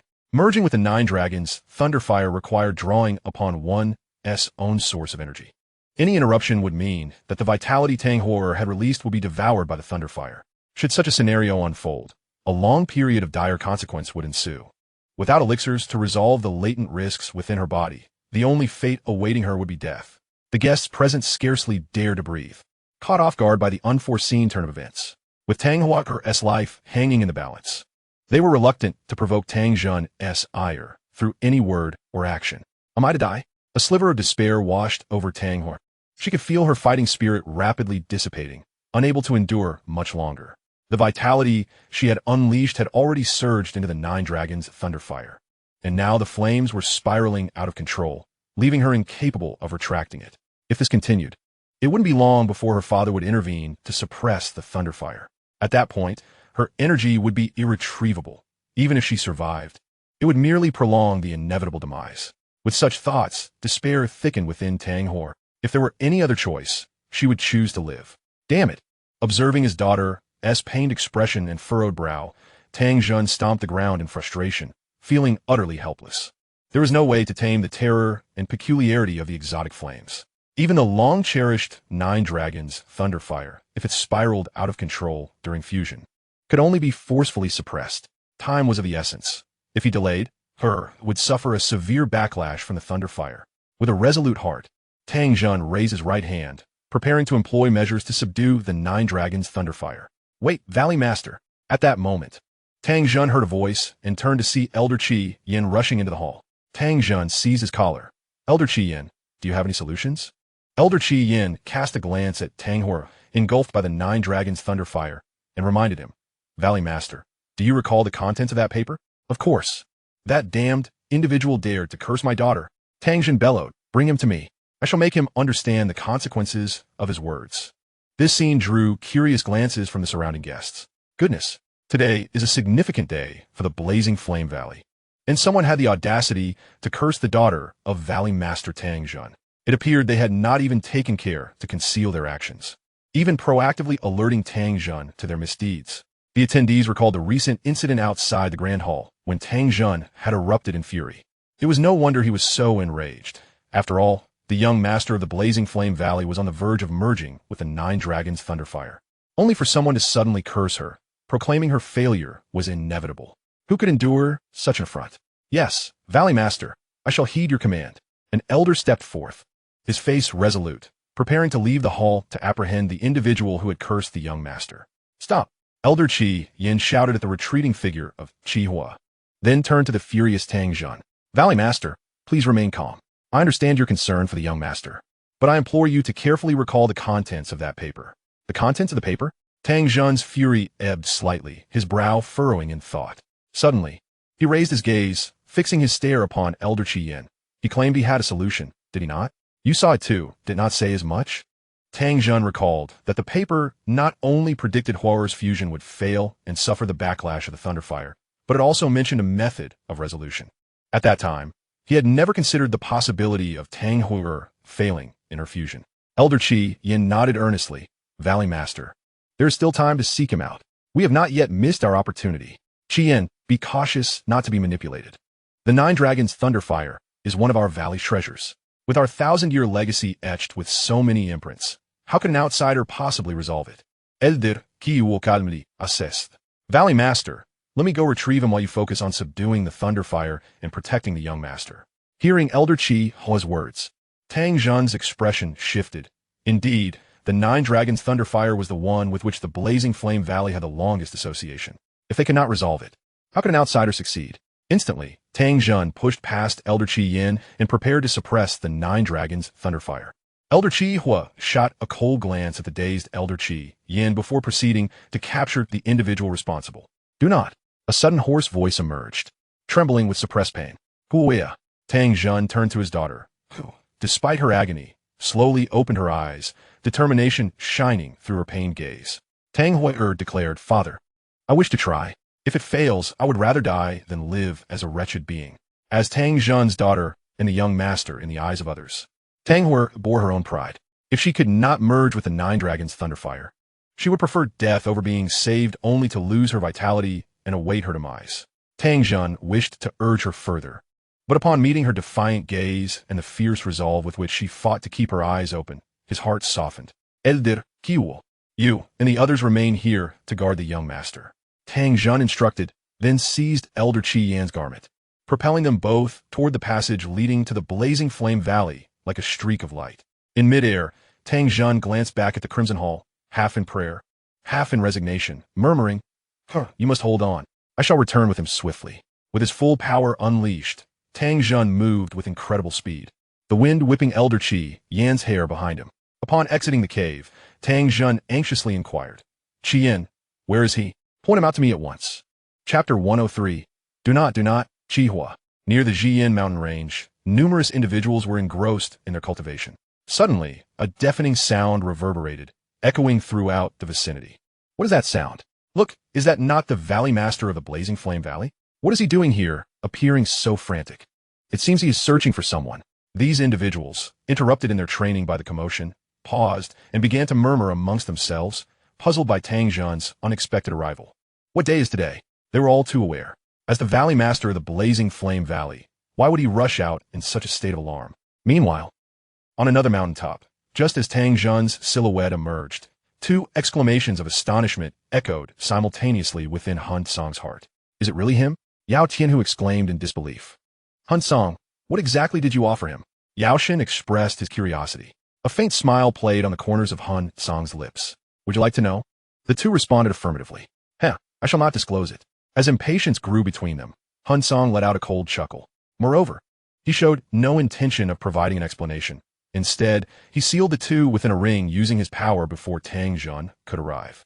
Tang Jun traversed the void with astonishing speed, akin to teleportation, appearing several dozen meters away with each stride. So young? Upon clearly seeing Hun Cang's visage, Tang Jun was momentarily taken aback. Was that note you left for someone to deliver to me? He inquired. Hun Cang replied. Are you the master of the Burning Flame Valley? Dan Zhen note that? Yes, I wrote it. Hun Cang's expression remained indifferent as he scanned Tang Jun's countenance. If I am not mistaken, the devouring has failed, correct? Tang Jun, filled with ire, retorted. How do you know that Huar's fusion with the Nine-Dragon Thunderfire would fail? Did you deliberately orchestrate this? He was acutely aware of the tremendous efforts his daughter had invested in the fusion. What should have been a guaranteed success had suddenly gone awry. If it were merely that, it would be manageable. However, prior to the onset, someone had handed him a note, leaving Tang Jun rife with suspicion. The elder Xiao Yan, who had accompanied him, interjected urgently. Master, now is not the time to dwell on this. Saving the young master's life is paramount. Tang Jun fixed his gaze upon Hun Cang. Are you confident in controlling the Nine-Dragon Thunderfire? Of course, Hun Cang replied, his demeanor calm as he nodded slightly. Follow me. Tang Jun averted his gaze and turned towards the entrance of the Burning Flame Valley. They raced back to the cave entrance, with Tang Jun leading the way. Wait, I seem to have overlooked something. Su Den Li, Dan Zhen Zi. The benefits. Indeed, this person hasn't made any demands. Could someone truly perform a good deed without seeking recognition or reward?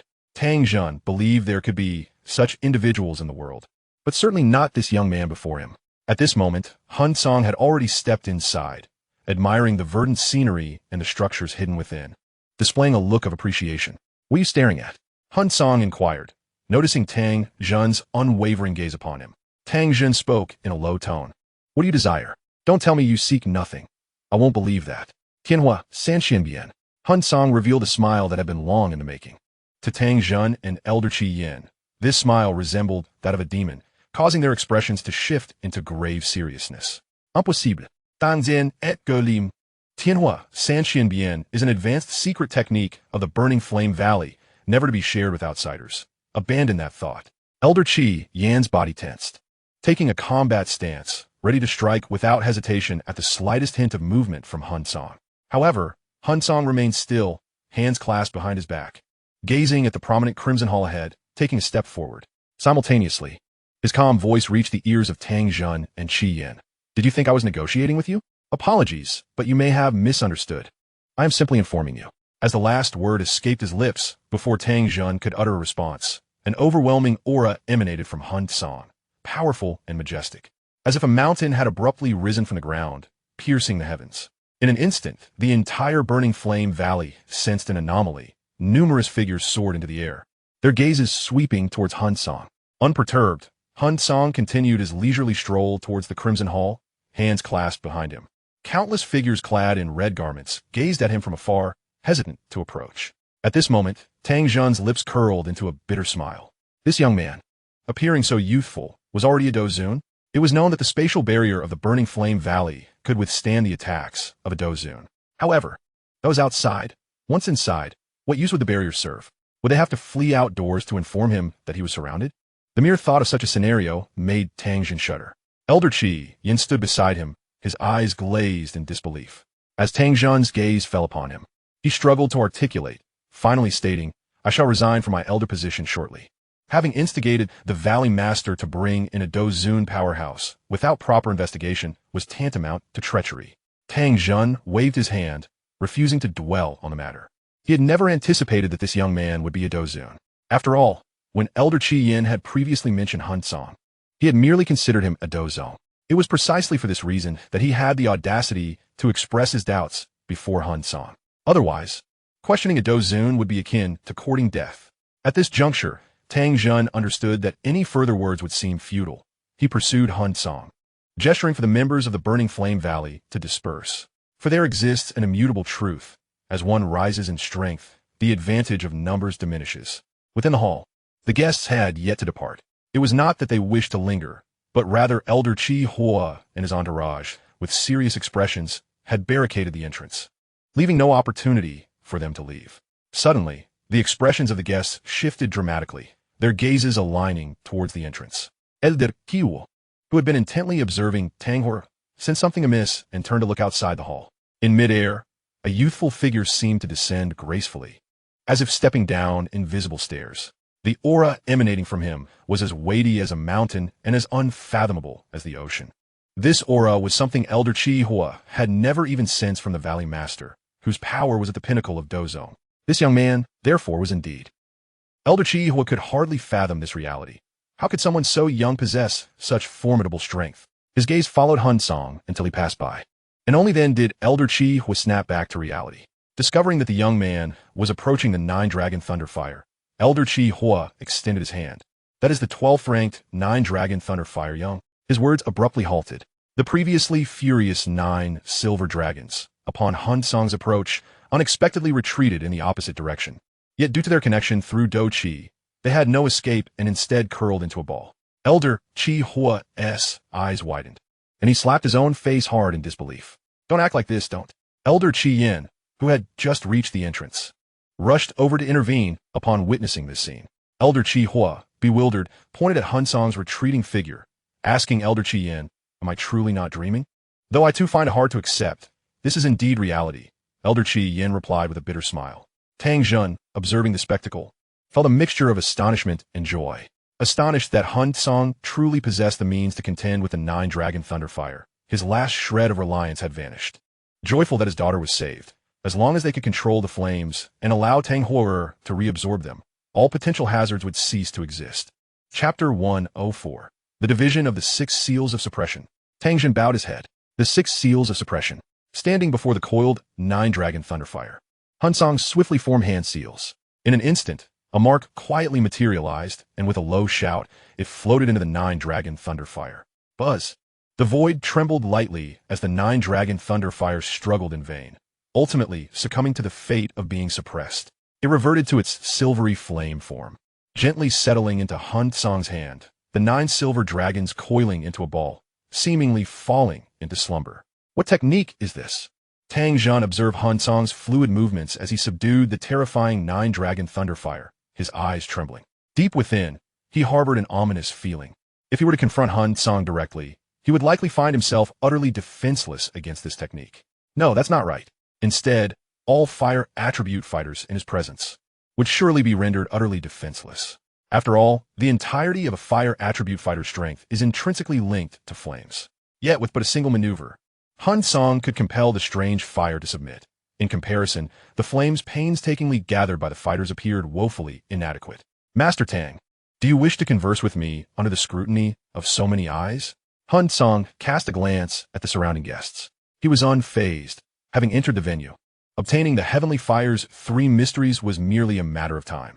However, to have one of the Burning Flame Valley's treasured possessions taken by a stranger would likely leave the valley unable to hold its head high for a considerable time, becoming the subject of ridicule. Though Hun Cang did not articulate the stakes involved, he trusted that Tang Jun, as the master of Burning Flame Valley, understood this principle. Indeed, upon realizing that his daughter's fate was under control, Tang Jun felt a wave of relief wash over him. Hearing Hun Cang's words, he momentarily froze, his expression shifting to one of complex gratitude and helplessness, before instructing the elders to escort the guests away. Almost every guest displayed a glimmer of reluctance. It was worth noting that not long prior, they had been eager to depart. Now, faced with the prospect of witnessing a spectacle, each was reluctant to leave. Before long, all the guests had departed, leaving only Hun Cang, Tang Jun, and his daughter Tang Hua in the Grand Hall. As for the so-called elders and disciples, Tang Jun did not summon them. While tossing the 9-Dragon Thunderfire, Hun Cang inquired, "Master Tang, have you made up your mind? Between your daughter's life and the Heavenly Fire's 3 mysteries, Which do you choose? Who exactly are you? Tang Jun fixed a deep gaze upon Hun Cang.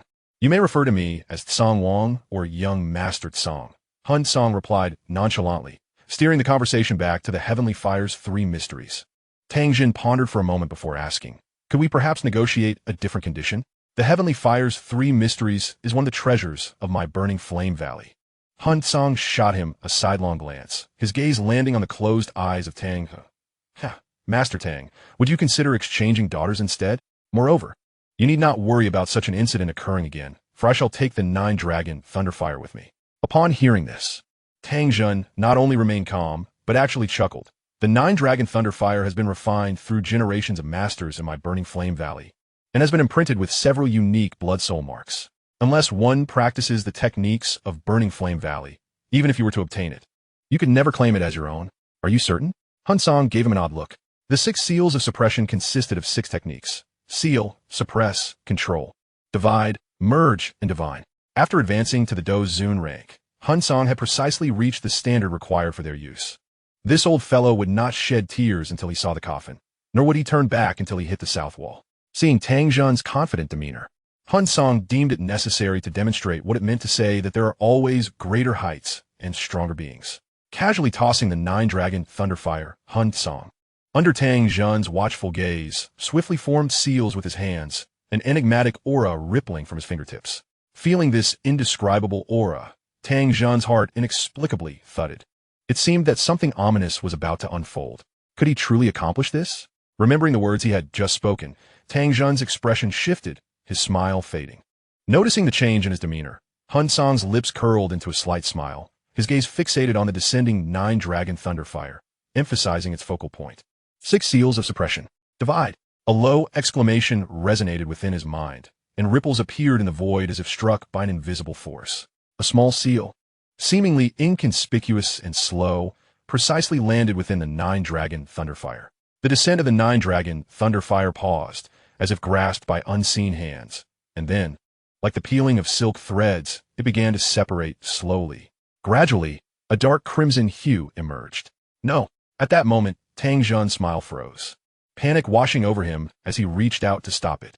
He had never anticipated that Hun Cang would possess such a capability. It must be noted that the current standing of Burning Flame Valley was significantly reliant on the 9-dragon Thunderfire. For this reason, each generation of Valley Masters deepened the markings within it. Only in doing so could they eliminate the thoughts of others coveting it. Hun Cang traced a circle in the air with his finger, causing the 9-dragon Thunderfire, which was about to be torn asunder, to seemingly reverse time and return to its original state. Tang Jun sighed deeply, fully accepting reality. Before Hun Cang, he had no grounds to negotiate. His gaze softened as it landed on Tang Hor. As long as you assist my daughter in merging with the 9-dragon Thunderfire, I am willing to grant you the Heavenly Fire's 3 mysteries. If only you had been so wise from the outset, Master Tang. We could have spared each other this waste of time. Hun Cang replied with a faint smile, his finger once more pointing towards Tang Hor. Whoosh! The 9-dragon Thunderfire streaked through the void like a silver flash, leaving a faint trace in the air as it surged directly into Tang Hor's body.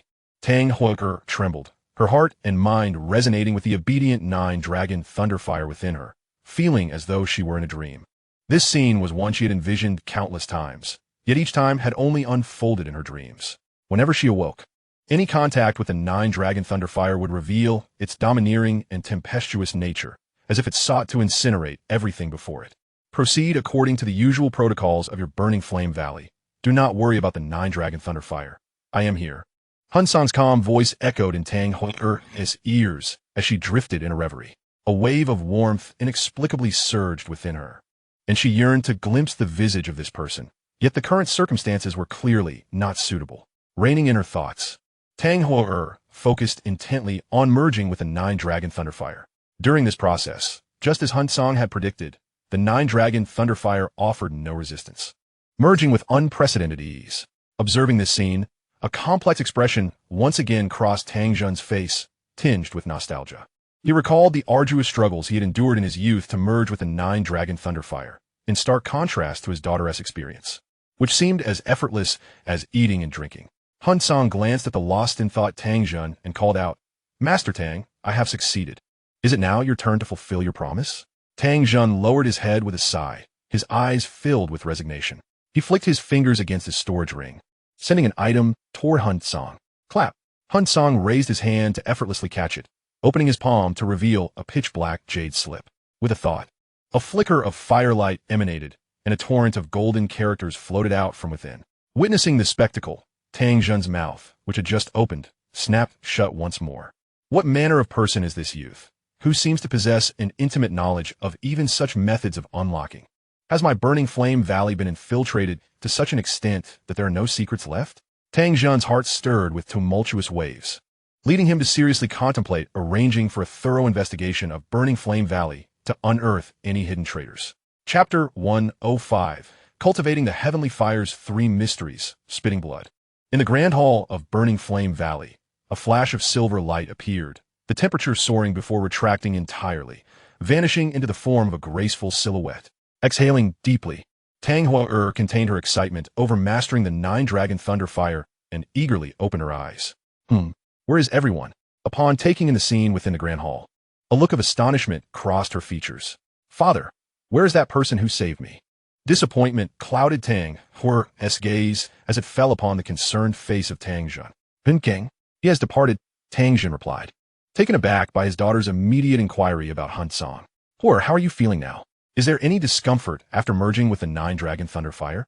It's quite good, Tang Hua replied, opening her palm to reveal a silver flame, within which 9 silver dragons swirled obediently.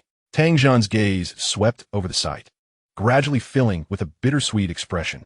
For over a century, Burning Flame Valley had controlled the Nine-Dragon Thunder Fire, yet they had never managed to make it so compliant. The Soul Song managed to bring it under control with merely 2 simple moves? What does this signify? Meanwhile, after departing from the Flame Valley, Soul Song did not return to the Soul Clan immediately. Instead, he sought refuge in a cavern situated near the passageway to the Soul Clan. Within the pitch-black cave, several flickering lights emerged, transforming into lively fire spirits. The flames illuminated a figure at the center of the cave, youthful in appearance and exuding an air of coldness. Soul Song sat cross-legged in the void, retrieving the jade slip containing the secret technique of the 3 transformations of heavenly fire, which he had obtained from Tang Jun. With a flick of his fingers, the black jade slip soared through the air. Burn, he commanded. The little beast, brimming with eagerness, rushed forward, positioning itself beneath the floating jade slip, tilting its head back, puffing up its cheeks, and exhaling forcefully, unleashing flames from its mouth. Previously, when Soul Song employed the 5-wheel separation fire technique within the Soul Clan, he had not utilized it, leaving the little beast somewhat vexed. Now at last, it had the opportunity to contribute.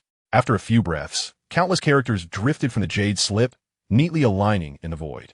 Yet, Soul Song's gaze did not wander to them. Instead, it remained fixated on the jade slip being scorched by the flames, where a droplet of liquid, seemingly melted by the fire, was on the verge of falling. Although this was his first encounter with the 3 transformations of heavenly fire, he was well acquainted with the original text and understood that this liquid was the true key to mastering the technique.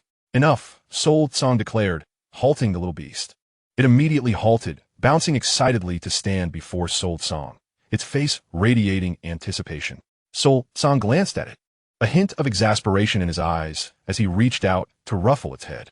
Instantly, the little beast's eyes crinkled into crescents, its mouth curving upwards in a smile of sheer delight.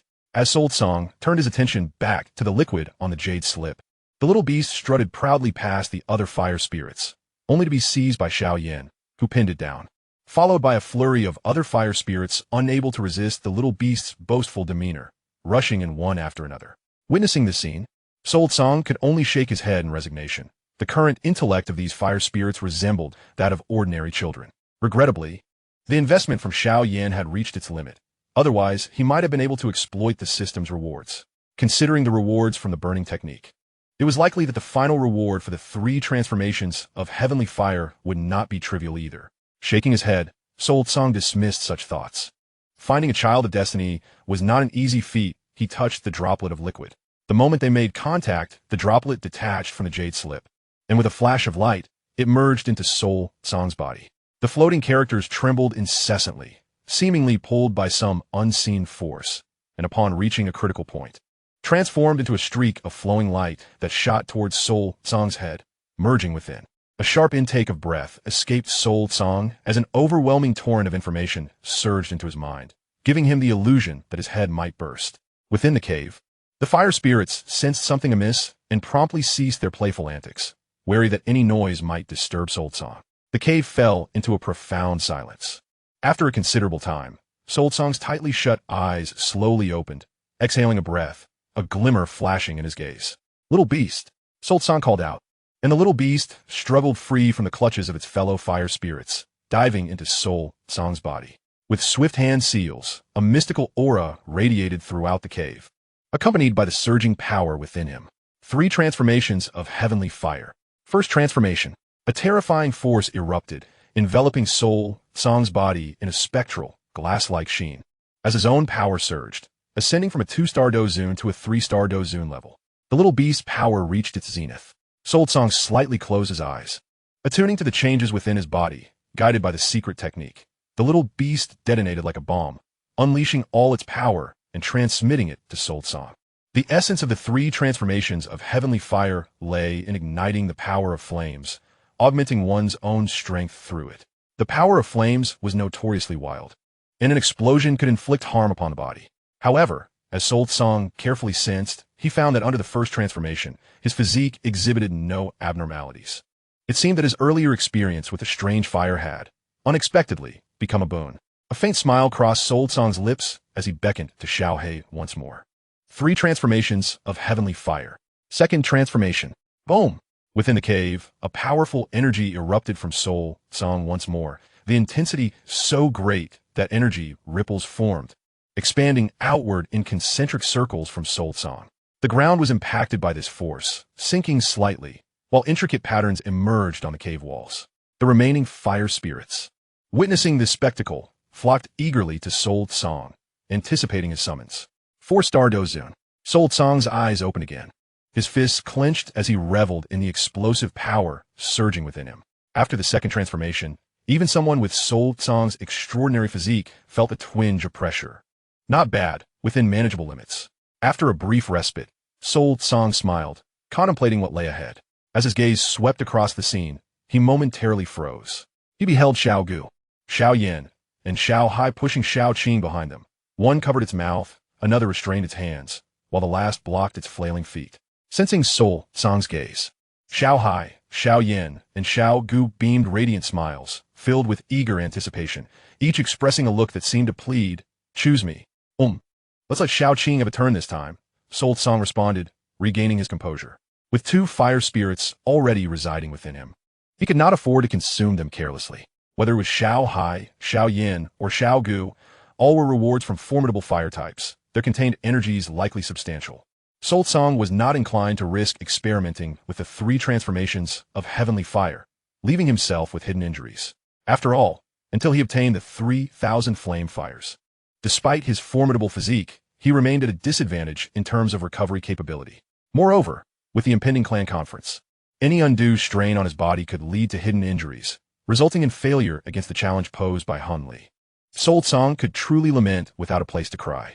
Xiao Qing broke free from her brother's grasp, puffing out her chest and casting a proud glance at the other fire spirits.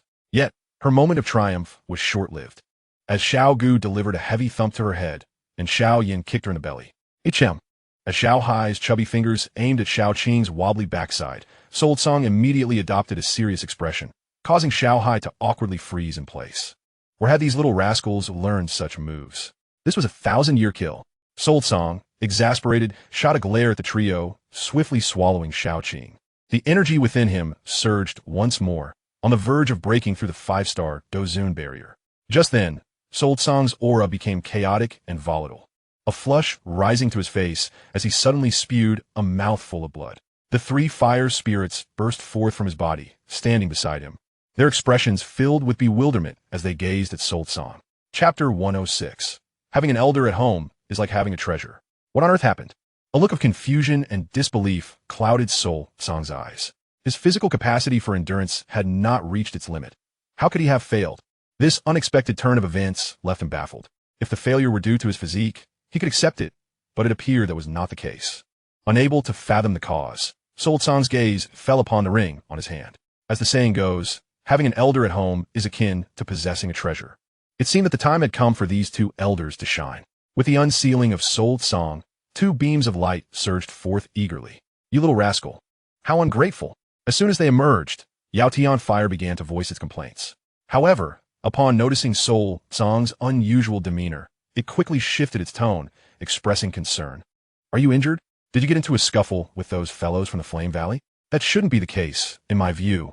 It seems you might have failed in your cultivation of the secret technique. Yao Da scanned the surroundings and assessed Soul Song's state, offering its conjecture. Soul Song managed a wry smile, as expected of the renowned medicine sovereign of the Dou King continent. Your insight remained sharp. Flatter the old man less.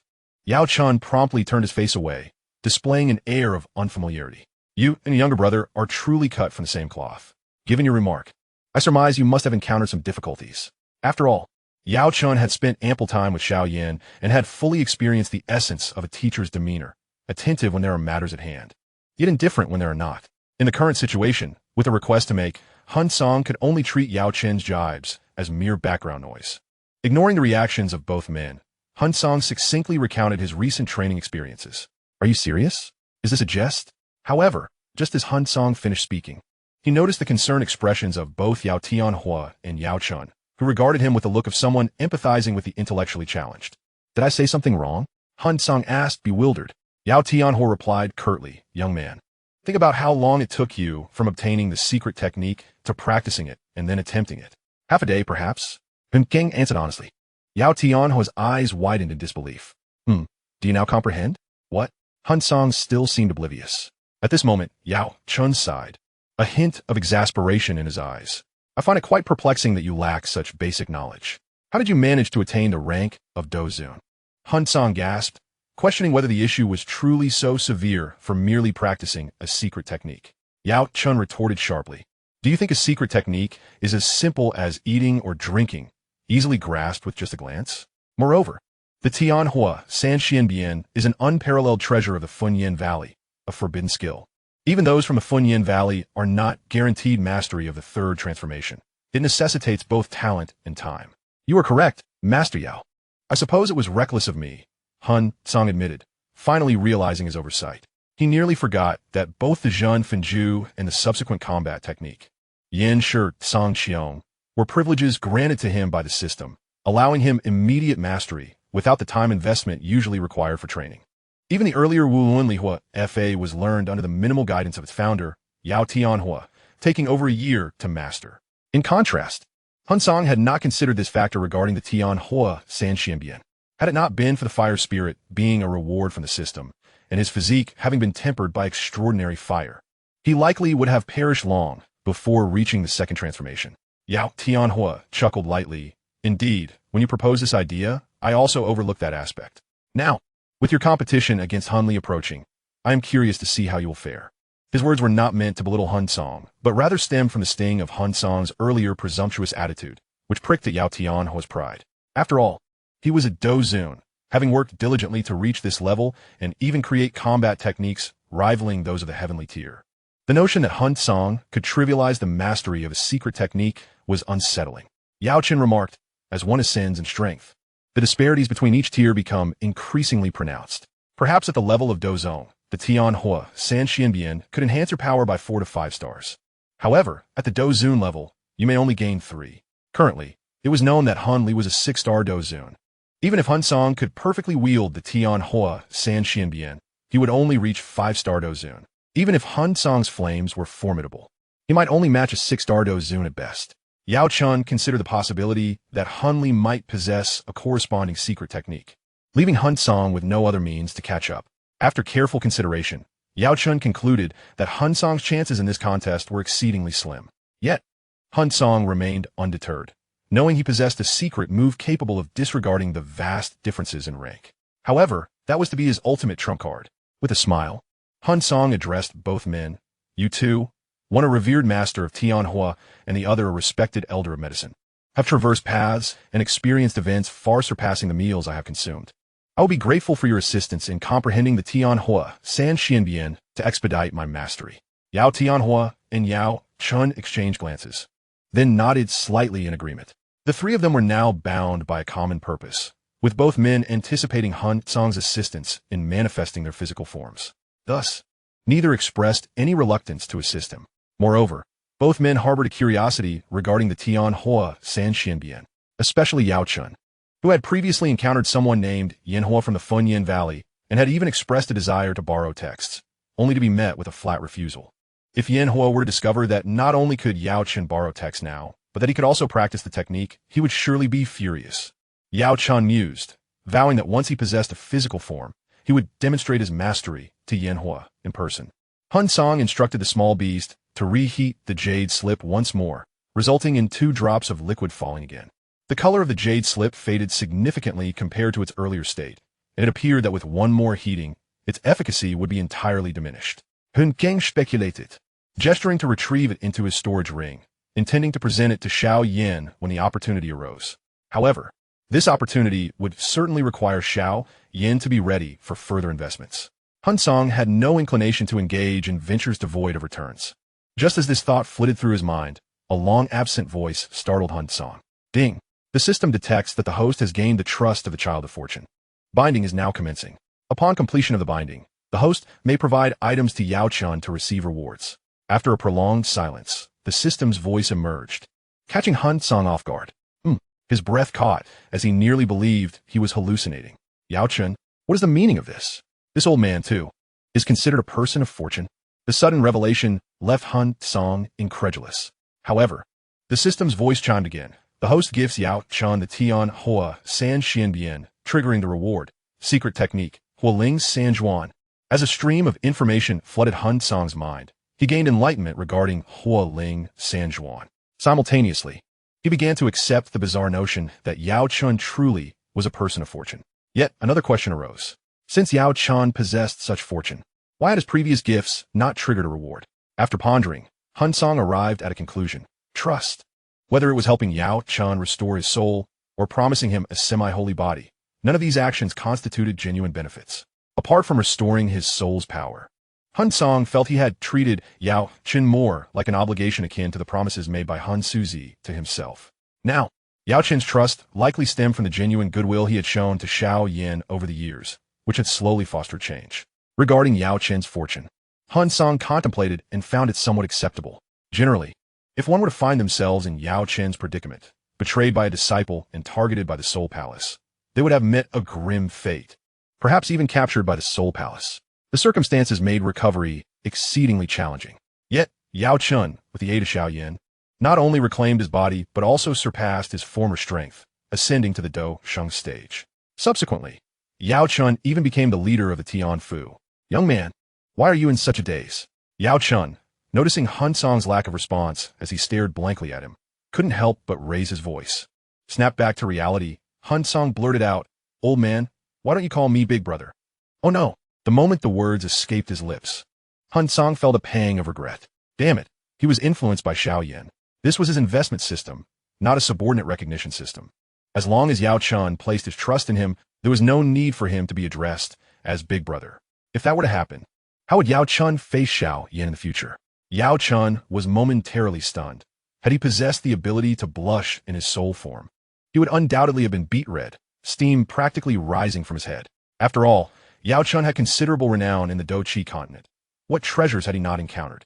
Yet here he was, being asked to call someone Big Brother simply because he had glimpsed the Tianhua San Xuanbian.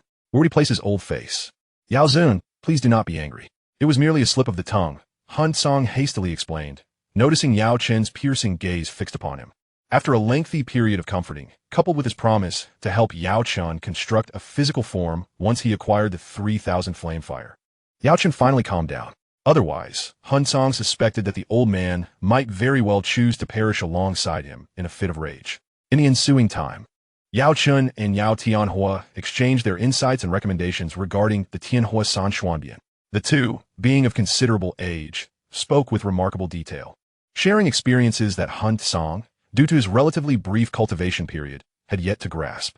Although Hun Cang's need for the Tianhua San Xuanbian had lessened, he still listened attentively, for Yao Tianhua's earlier words had indeed served as a reminder of his own deficiencies in cultivation experience.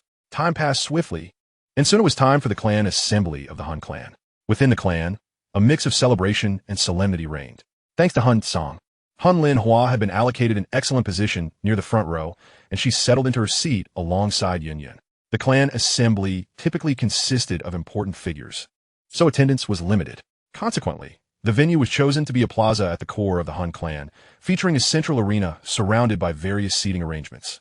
One side was designated for individuals of status similar to Hun Lin Hua, another for outstanding disciples like Hun Cang, a section for esteemed elders such as Hun Suzi, and the final side reserved for individuals of high standing, such as Hun Tiandi and Su Wu Tunyan.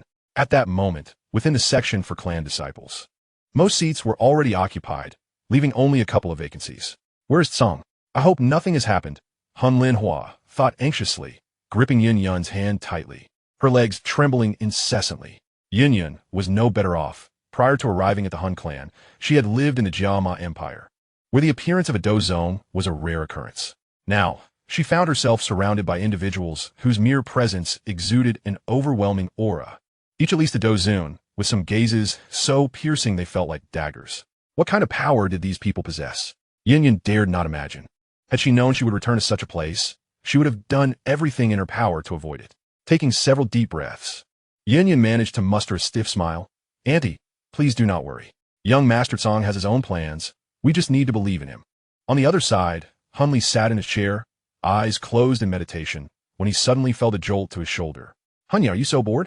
Upon opening his eyes, he regarded the intruder with impatience. Hunja chakil, nervous? Surely not. Hun Li, do you truly need to be so concerned about Hun Cang? Don't talk nonsense. Noticing that Hun Yu had also turned to listen, Hun Li's face flushed slightly with irritation. I'm not nervous. What is Hun Cang to me? Today, in front of the clan elders and the clan leader, I will crush him. Hun Yu replied. Hunya, refrain from speaking too much. While Hun Li may be at the bottom among us, he is not someone Hun Cang can provoke. As he spoke, Hun Yu patted Hun Li's shoulder. I believe in you. Make sure to teach him a severe lesson. Hun Li shrugged off Hun Yu's hand. Don't speak to me in that tone. We are all peers. You are not significantly above me. Hun Yu's smile faltered slightly. True enough. Just don't trip yourself up later. If you lose, the difference between us will become all too real. Hun Yu chuckled. Who knows? Hun Cang managed to rise to Dou Zun in such a short time. He likely encountered some fortuitous event. Until the fight begins, it is hard to say. Fortuitous event? Hun Li scoffed, casting a sinister glance at Yun Yun. Once Hun Cang loses, he will have no standing in the Hun clan. Since this woman has been brought back by Hun Cang, perhaps I can pry some secrets about him from her.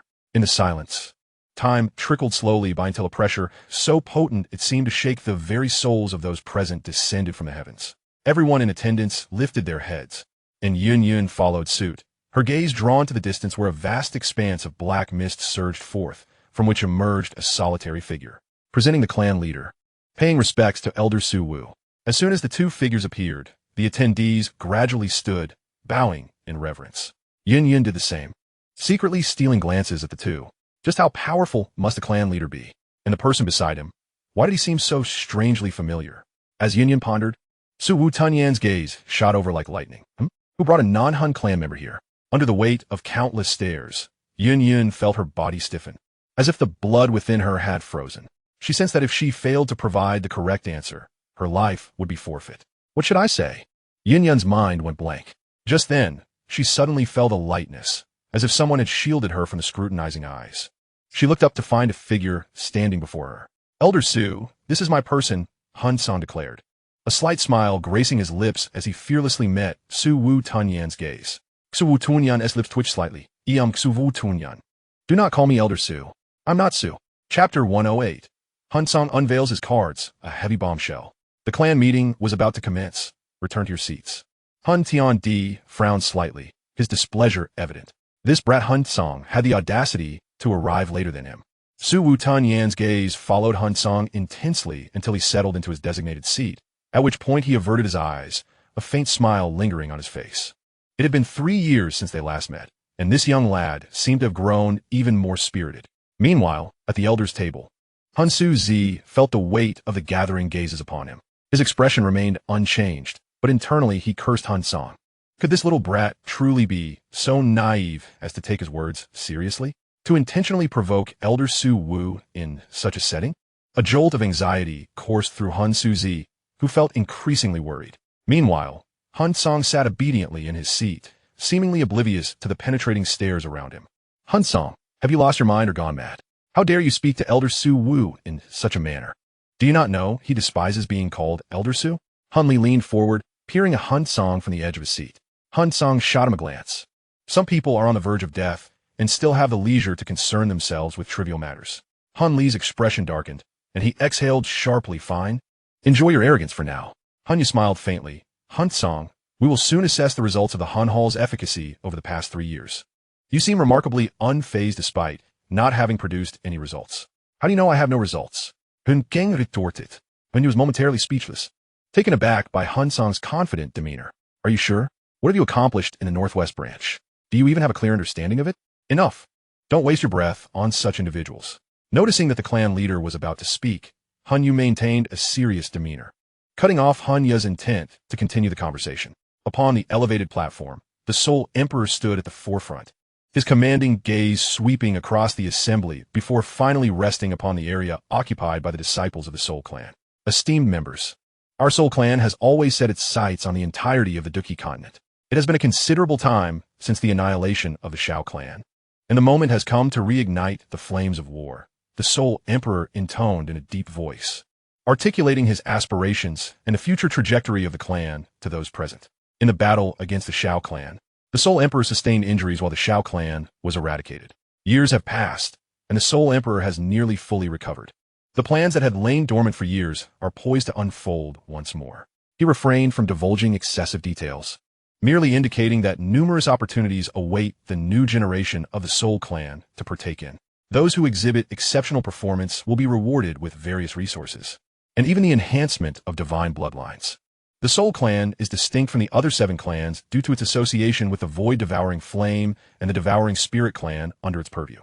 This unique relationship allows the extraction of one's divine bloodline to be infused into the bodies of Soul Clan disciples, as well as the ability to devour the divine bloodlines of the other clans for personal use.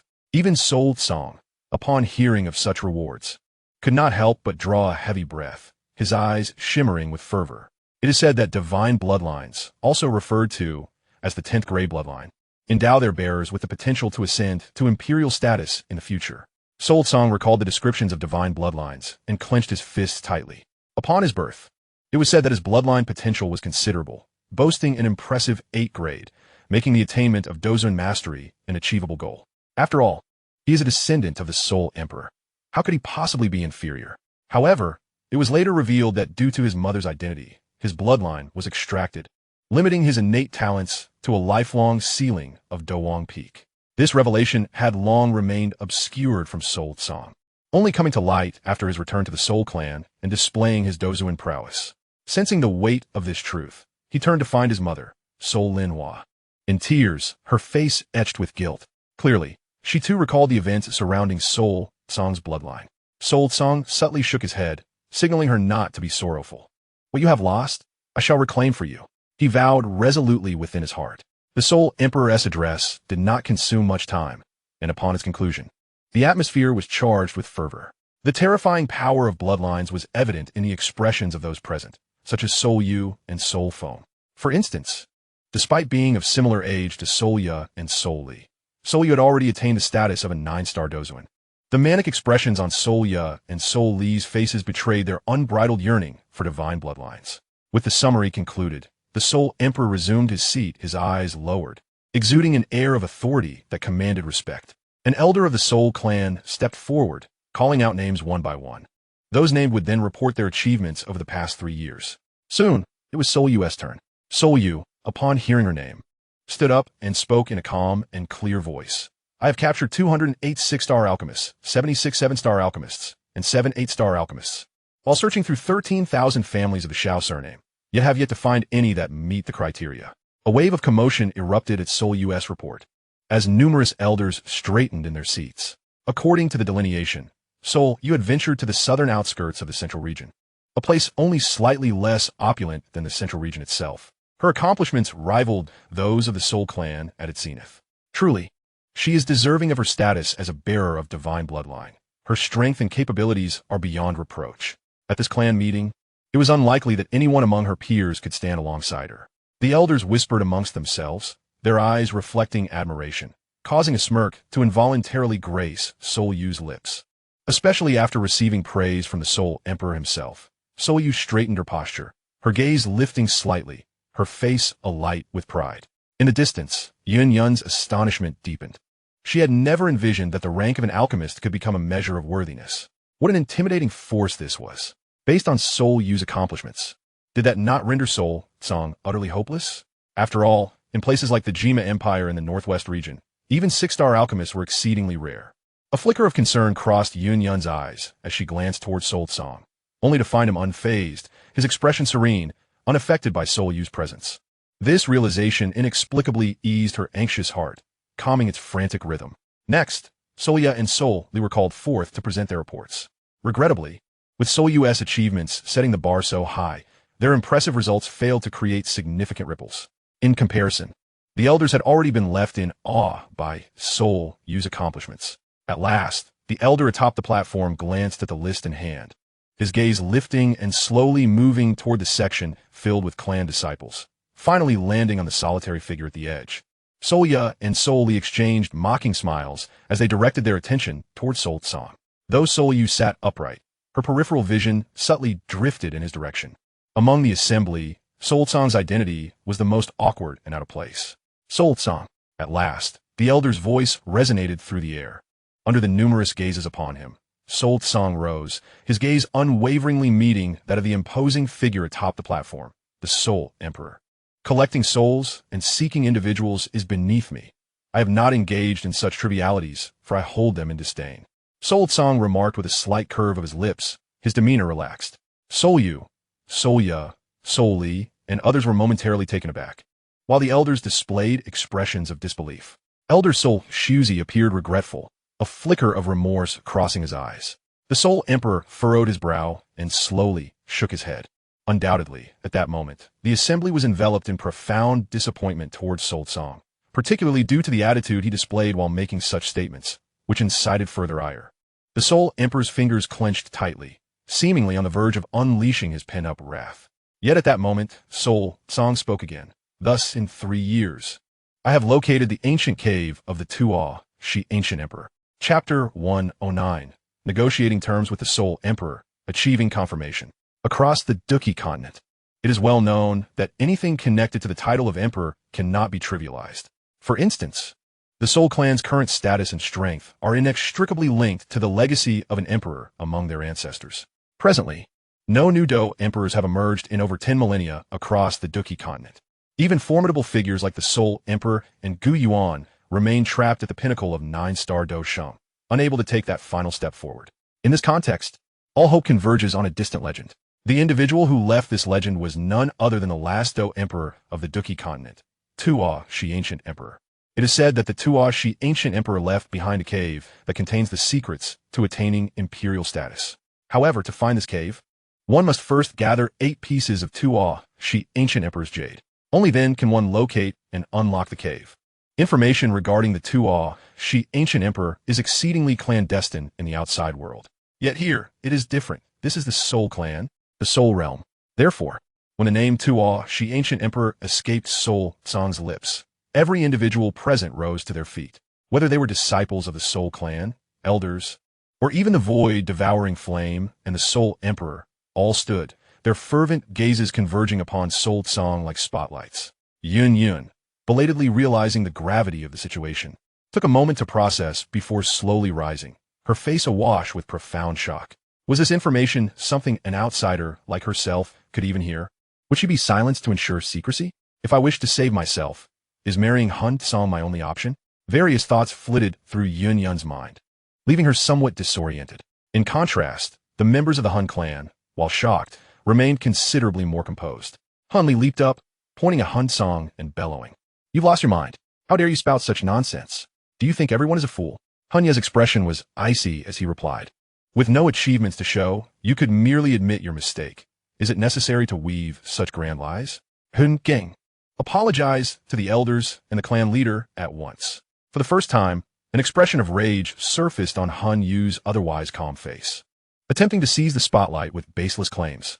From the elders' seats directly across, a wave of fierce energy surged towards Hun Cang as several elders rebuked him. Hun Cang, do you think you can toy with us? Just because you have Hun Shuzi backing you, Does that mean you can wreak havoc in the Han clan? If you lack ability, step aside. Why must you boast so grandly for a moment's glory? At the forefront, Hun Shuzi's brow furrowed deeply, wondering why he was being dragged into this. Did he truly teach Hun Cang to speak like this? He recalled his previous attempt to befriend Hun Cang, filled with countless regrets. It should have been clear that a person raised without proper education, who merely stumbled upon an opportunity, held little worth for cultivation. On the high platform, Hun Tiandi's voice was heavy and tense. Hun Cang, this matter is not a jest. His powerful presence caused the very space around him to tremble. In that moment, Hun Tiandi fully manifested his strength and depth, causing the numerous elders present to change countenance. Even the outstanding disciples of various families, upon witnessing the furious Hun Tiandi, instinctively shrank their necks, lowering their heads in fear. However, standing at the periphery of this assembly, Hun Cang maintained his head held high, his expression unwavering, even breaking into a faint smile. Father, how can you determine the truth of my words without verification? Without the presence of Dou King, ancient emperor, Hun Tiandi's brows knitted deeply as he paused mid-sentence, realizing the implications of certain secrets and swallowing his words. Yet, he recalled a certain individual, Su Tan. Hun Tiandi turned his head. Do you believe this is possible? In response to the inquiry, Su Tanyan's face reflected profound confusion, particularly as he pondered memories related to Dou King, ancient emperor's cave, which invoked waves of intense pain. Su Tan clutched his head in agony. His features contorted, while the sky behind him erupted with endless black flames.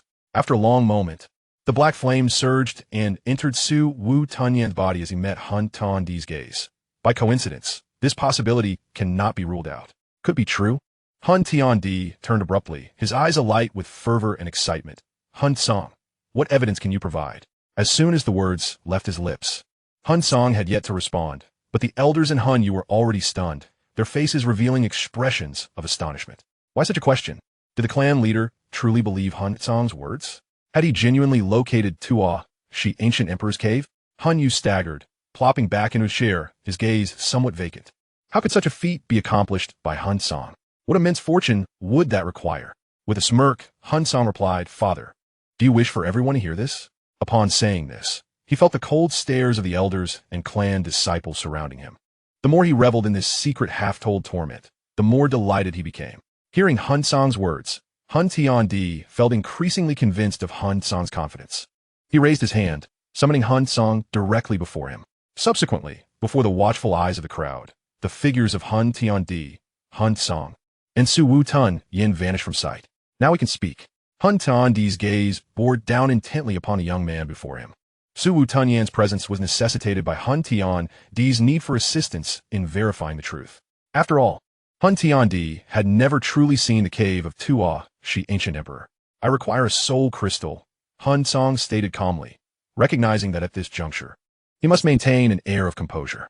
This was a moment to leave a lasting impression on Hun Tiandi. Only by altering his perception of him could subsequent events unfold more favorably. Hun Cang was unconcerned about the exposure of Dou King, ancient emperor's cave, for he indeed needed a substantial and compelling achievement.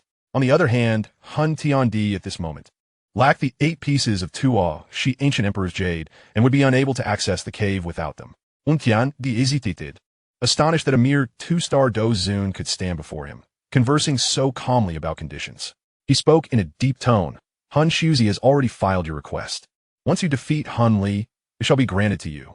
Or did you lack the confidence to defeat him? Hun Li, what is he to me? I shall surely kill him.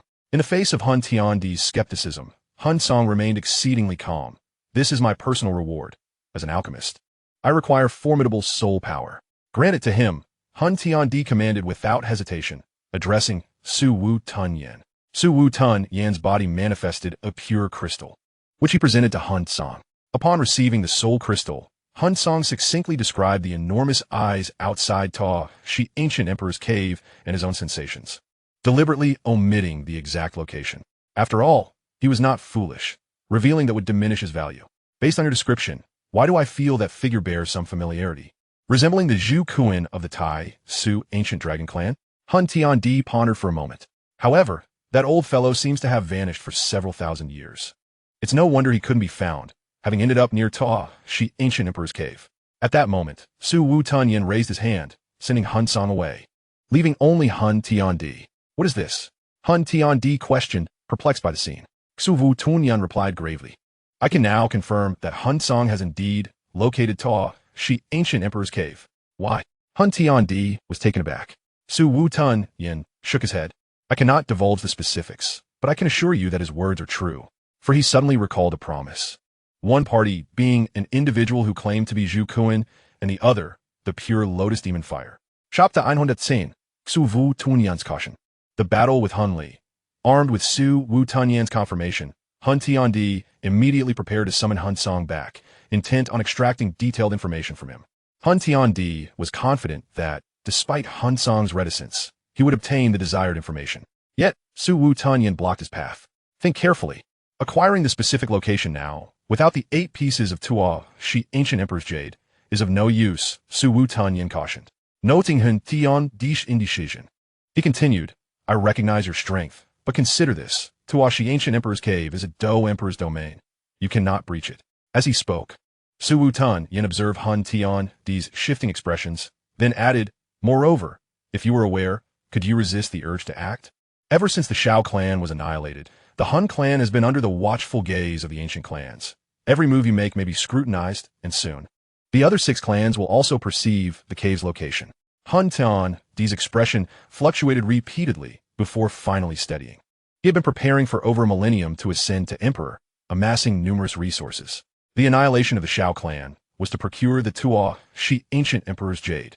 But regrettably, haste had allowed the ancient clans to intervene, ultimately enabling the remnants of the Xiao clan to escape with the jade talismans. He was determined not to repeat the same mistake. Realizing Hun Tiandi's demeanor had calmed, Xu Tunyan finally voiced his genuine concern. Additionally, have you not noticed how much Hun Cang resembles your own character? Had you been a 2-star Dou Zun facing 2 9-star Dou Saints, would you have possessed the confidence and courage to engage in calm discourse, even demanding benefits? This reminder prompted Hun Tiandi to realize that, in his eagerness for information about Tua Shi ancient emperor's cave, he had overlooked a crucial detail. The Soul Emperor gazed at him and remarked, if I were of his age, I would undoubtedly falter. Confronted with the void-devouring flame, he did not conceal the truth, speaking candidly. The void-devouring flame nodded in agreement. Thus, I speculate that Soul Cang's audacity to disclose this information may indeed be part of a larger scheme. Perhaps the moment we take action, news regarding the ancient Emperor Tua Shi's abode will spread like wildfire. The Soul Emperor paused, a flicker of apprehension crossing his eyes. This was indeed an oversight on his part, as he had not contemplated this angle. Given Soul Cang's earlier reaction, it was plausible that he truly had such a plan in motion. The void-devouring flame chuckled. Your son is quite remarkable. Nurture him well, and he may one day inherit your position as clan leader. With a slight shake of his head, the Soul Emperor chose not to dwell on these words. Subsequently, the two returned to the outside world, where Soul Cang, having arrived earlier, was already the focus of everyone's attention. Upon the return of the Soul Emperor and the void-devouring flame, they exchanged a glance, and the Soul Emperor suddenly erupted in fury, denouncing Soul Cang for providing false information regarding a non-existent abode. However, after his reprimand, he swiftly shifted his tone to commend Soul Cang's ingenuity, acknowledging his contributions to the Soul clan, and decided against imposing a penalty this time. After a brief moment of astonishment, Soul Cang comprehended that this could be viewed as an unconventional form of self-preservation. Thus, he refrained from further explanation, for the soul crystals had already been secured, leaving only a piece from Soul Shuzi to be acquired. As he returned to his seat, Soul Yu, Soul Ya, and Soul Li visibly exhaled in relief. Notably, Soul Yu's demeanor returned to one of calm composure, sitting upright and focused. Since Soul Cang was the last to present his achievements, the awards began to be distributed based on merit, primarily consisting of items related to enhancing strength, such as pills and combat techniques. Soul Cang, however, found them beneath his notice and paid them no mind. Before long, all the clan disciples received their corresponding rewards. Soul Li's hands rested eagerly on his knees, his gaze ablaze with anticipation. An elder ascended the central platform, first bowing to the Soul Emperor and the void-devouring flame, then greeting the other elders on the opposite side. The elder then proclaimed loudly, today at the clan assembly, we have 2 outstanding disciples who wish to seize this opportunity to resolve their grievances. I invite Soul Li and Soul Cang to the stage. With a whoosh, a figure darted onto the platform, standing tall and proud, akin to a pine tree. It It was a rare sight to witness someone so eager to meet their demise. Sol Tsang sighed internally, rising and stepping across the void, advancing toward the platform step by step. Sol Yu let out a scoff, turned to Sol Yu. Did you hear that? Sol Tsang seems to possess an unusual audacity for a mere 2-star Dozun. Does he not realize that Sol Li is already a 6-star Dozun? Sol Yu replied coolly, is this your first encounter with him? Whether it was 3 years ago when he dared to challenge the clan leader, or this assembly when he boldly claimed knowledge of the ancient emperor's abode. Has he ever behaved like a typical individual? Ah, Sol Yu, I did not expect your observations to be so keen. Sol Yu conceded upon reflection, realizing that Sol Yu's assessment was indeed accurate. One must acknowledge that within the Sol clan, aside from the void devouring flame, who would dare show disrespect to the clan leader? In contrast, Sol Tsang had conversed with the clan leader on more than one occasion. If the Sol Emperor truly acknowledged him as a son, it would be one matter, yet the truth was that the Sol Emperor appeared rather indifferent to him. Is it really necessary to observe such details? Sol Yu glanced at the approving Sol Yu. Any discerning individual can see this. Sol Yu fell momentarily silent, feeling somewhat awkward. Among the elder assembly, a middle-aged man erupted in laughter, drawing the attention of several surrounding elders, including Sol Shuzi. This man who had laughed was none other than the instigator of the conflict between Sol Shuzi and Sol Li's ancestors. His name was Sol Yuansheng, the grandfather of Sol Li. Sol Shuzi met Sol Yuansheng's gaze, which was laced with mockery. I am aware that you harbor resentment towards my lineage, but if you seek revenge, you might consider employing a modicum of strategy. Is this the best you could muster? As a fellow member of the Sol clan, even without Sol Yu's exceptional bloodline, Sol Li's lineage was still commendable, far surpassing Sol Tsang's. Additionally, Sol Li had undergone rigorous training, both in strength and combat experience, rendering him vastly superior to Sol Tsang. In Sol Yuansheng's eyes, the outcome of this duel was beyond question. Do not celebrate prematurely. Beware of the folly that follows exuberance, Sol Shuzi retorted defiantly, turning away from the derisive gaze of Sol Yuansheng. Observing Sol Tsang ascend the platform with an unruffled expression, as if he possessed an unwavering confidence in his abilities. Sol Shuzi pondered with intrigue where this newfound audacity stemmed from. Could he truly triumph over Sol Li? A thought suddenly flickered through Sol Shuzi's mind, causing him to shudder as if struck by an electric shock, shaking his head vehemently. Impossible. Sol Tsang is merely a 2-star Dozun. How could he possibly be a match for Sol Li? He mused silently, having long harbored a desire for revenge against Sol Yuansheng's lineage. Sol Shuzi had found this opportunity in the clash between Sol Tsang and Sol Li. He perceived it as a chance to test the waters. Even if he did not prevail, he could still vex his adversary without incurring any personal cost. Little did he anticipate that Sol Tsang would display such audacity at the assembly, leading many to assume that Sol Shuzi was covertly supporting him. In effect, Sol Shuzi found himself tethered to Sol Tsang's actions. Sol Tsang, should you lose, it would be best if you perished at Sol Li's hands, for otherwise, I shall ensure you suffer dire consequences. Sol Shuzi's eyes narrowed, exuding a chilling intent. On the platform, Sol Tsang and Sol Li stood face to face, a distance of 10 meters between them. In clan competitions, safety always took precedence, and the elder concluded with a final instruction before departing the platform. Chapter 111, The 6 Seals of Jin Fan. A subtle scheme. Almost instantaneously upon the elder's departure, Sol Tsang sprang into action, swift as the wind and rapid as thunder. A muted sonic boom resonated across the platform as Sol Tsang appeared before Sol Li, his right fist clenched and aimed at his opponent's face. With a series of explosive impacts, the two engaged in a rapid exchange of strikes, their hands creating afterimages with each contact, the sound reverberating like distant thunder. Sol Li appeared relaxed, a subtle smile gracing his lips. Sol Tsang, your premature assault reveals your lack of confidence in defeating me, does it not? Sol Tsang remained silent, focusing solely on his punches. Observing this, Sol Li's smug smile deepened as he parried and countered, though you choose not to respond. I am certain you are thinking precisely that. Nonetheless, while your thoughts are commendable, the chasm between us is insurmountable. Even a sneak attack would prove futile. Sol Tsang continued to withhold a response, merely intensifying his onslaught. In the northwestern region of the Dou King continent, the challenges posed were still less daunting than in other locales, particularly in the overly tranquil Jama Empire.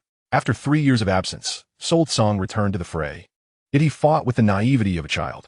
Sol Yuansheng could not resist commenting. On the platform, while it seemed that Sol Li was being forced back by Sol Tsang's relentless punches, this was merely a facade. Soul Li could easily reverse the situation whenever he pleased. Soul Yuan Sheng discerned that Soul Li was merely toying with Soul Tsang, and thus joined in the ridicule. In truth, the crude nature of Soul Tsang's fighting style was evident to the vast majority present, including Yun Yun. However, Soul Yuan Sheng persisted in his jibes, driven by one individual. Observing Soul Shuzi's discomfort, akin to having swallowed a fly, Soul Yuan Sheng's grin widened. Surrounding elders chimed in with their own laughter, unable to endure the mockery any longer. Soul Shuzi retorted, "What skill is there in mere brawling? Soul Tsang is an 8th grade alchemist. That is the true merit I see in him. Some individuals may understand little to nothing of this.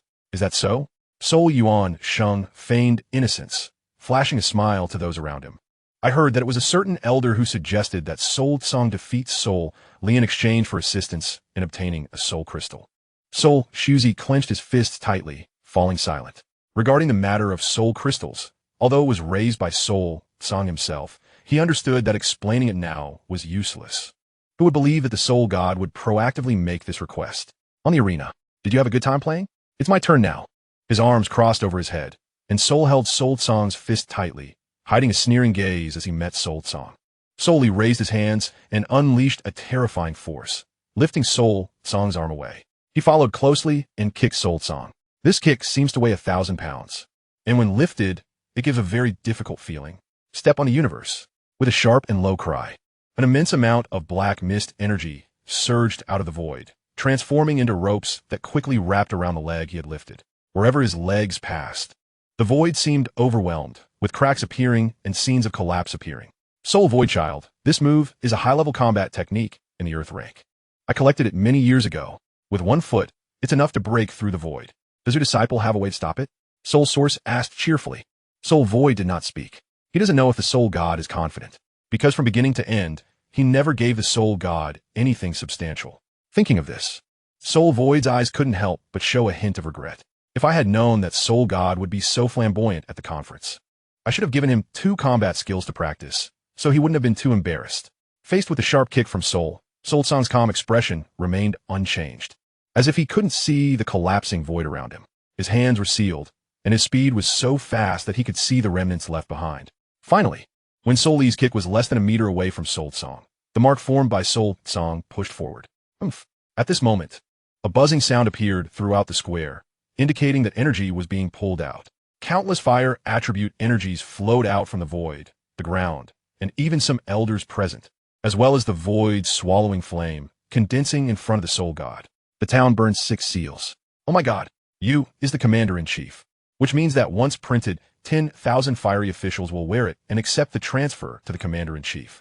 The flames condensed into a red crystalline shield, blocking between the soul's sharpness and the soul's aura. When they kicked onto the shield, the previously collapsed void returned to normal. Kaka kaka. The fighting energy of the soul fierce 6-star dozen erupted, and the shield made a fine sound. It didn't last long before bursting open. However, this amount of time is already enough for the Soul God to dodge. Soul Li shook his leg. It's a bit interesting, this popular game is good. But unfortunately, it doesn't have much power. However, no matter what Soul Li said, Soul Tsang had no intention of answering. For a moment, despite having the greatest advantage in soul sharpness, he became the most awkward person. Soul Cliff stood up and shouted, "Soul Li, you useless person. 6 stars beat 2 stars. Is it necessary to fight for so long?" As soon as the words fell, there were many echoes of laughter echoing, which fell into the sharp ears of the soul. Somewhat piercing, Hun Li glanced over at them and was about to retaliate when suddenly he felt a heat wave hit. Bastard!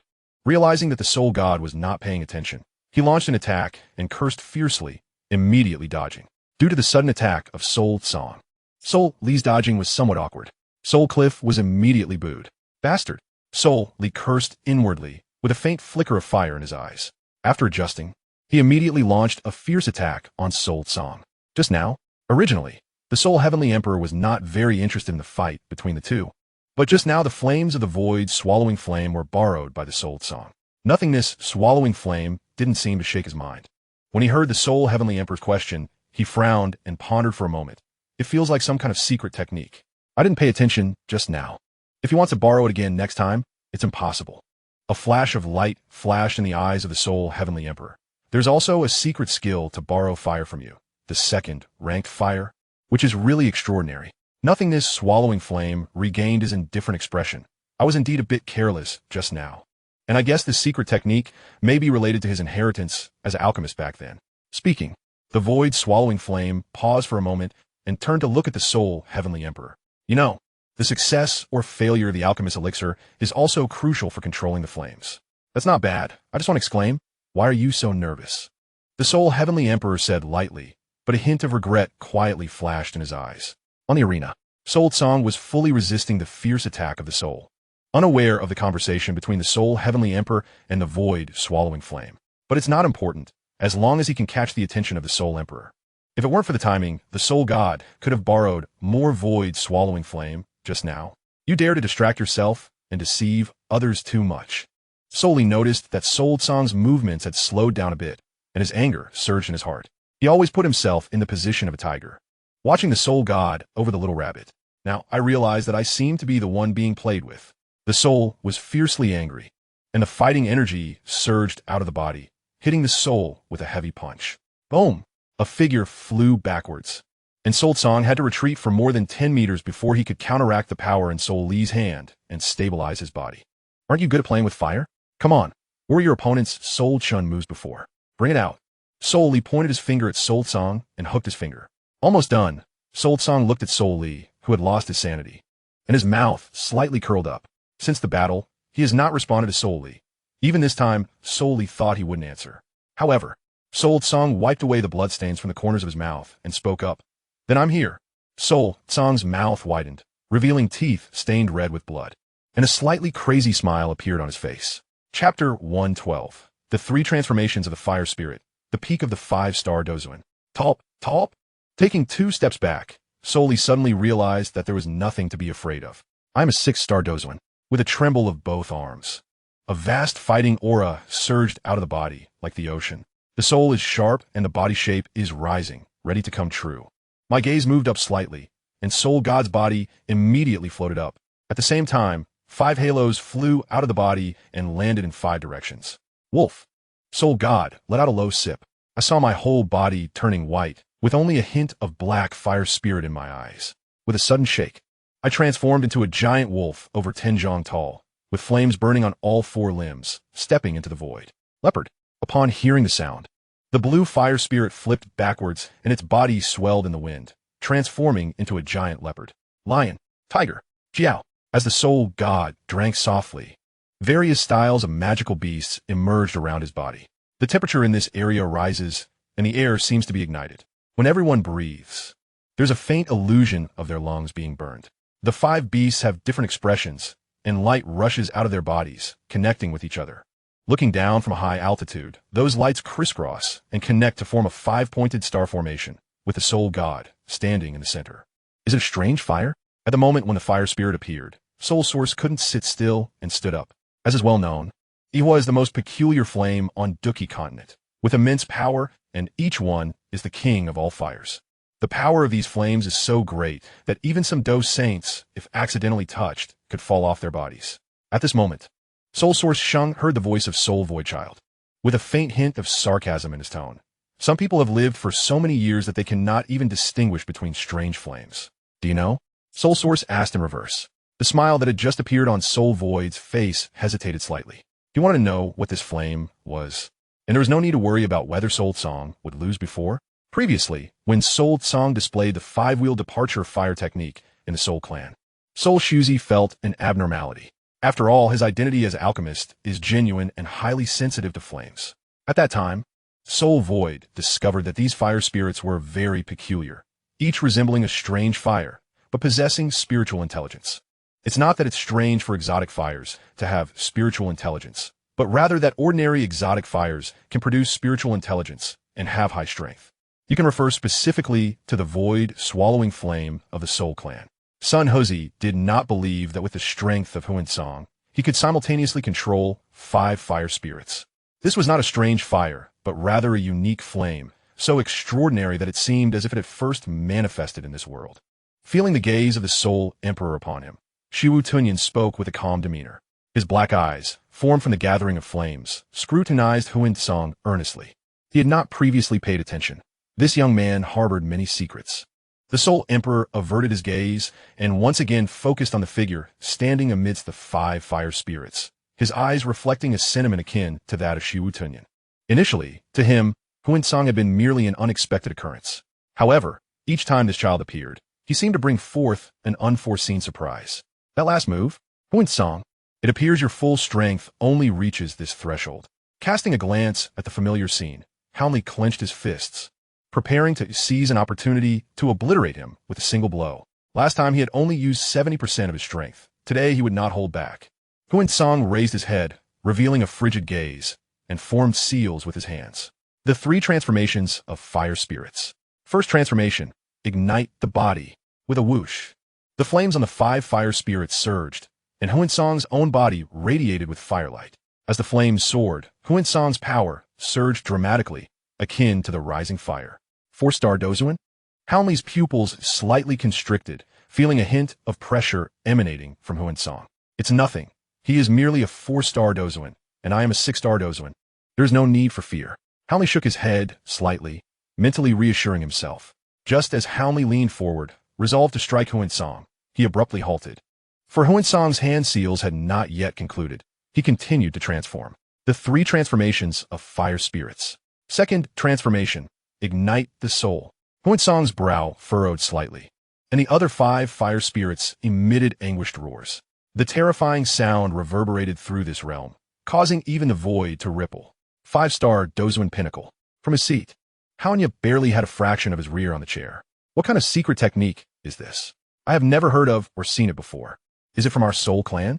To elevate the strength of a Dozuan close to 4 stars through sheer force is a secret technique that, despite its immense risks, can be a lifesaver in dire situations. Hun Yue's expression turned grave. I can be certain that this is not a technique of the soul clan. He had discerned that Hun Cang's method of enhancement seemed to be linked to the flames. According to his knowledge, it appeared similar to the 3 mysteries of heavenly fire from the Burning Flame Valley.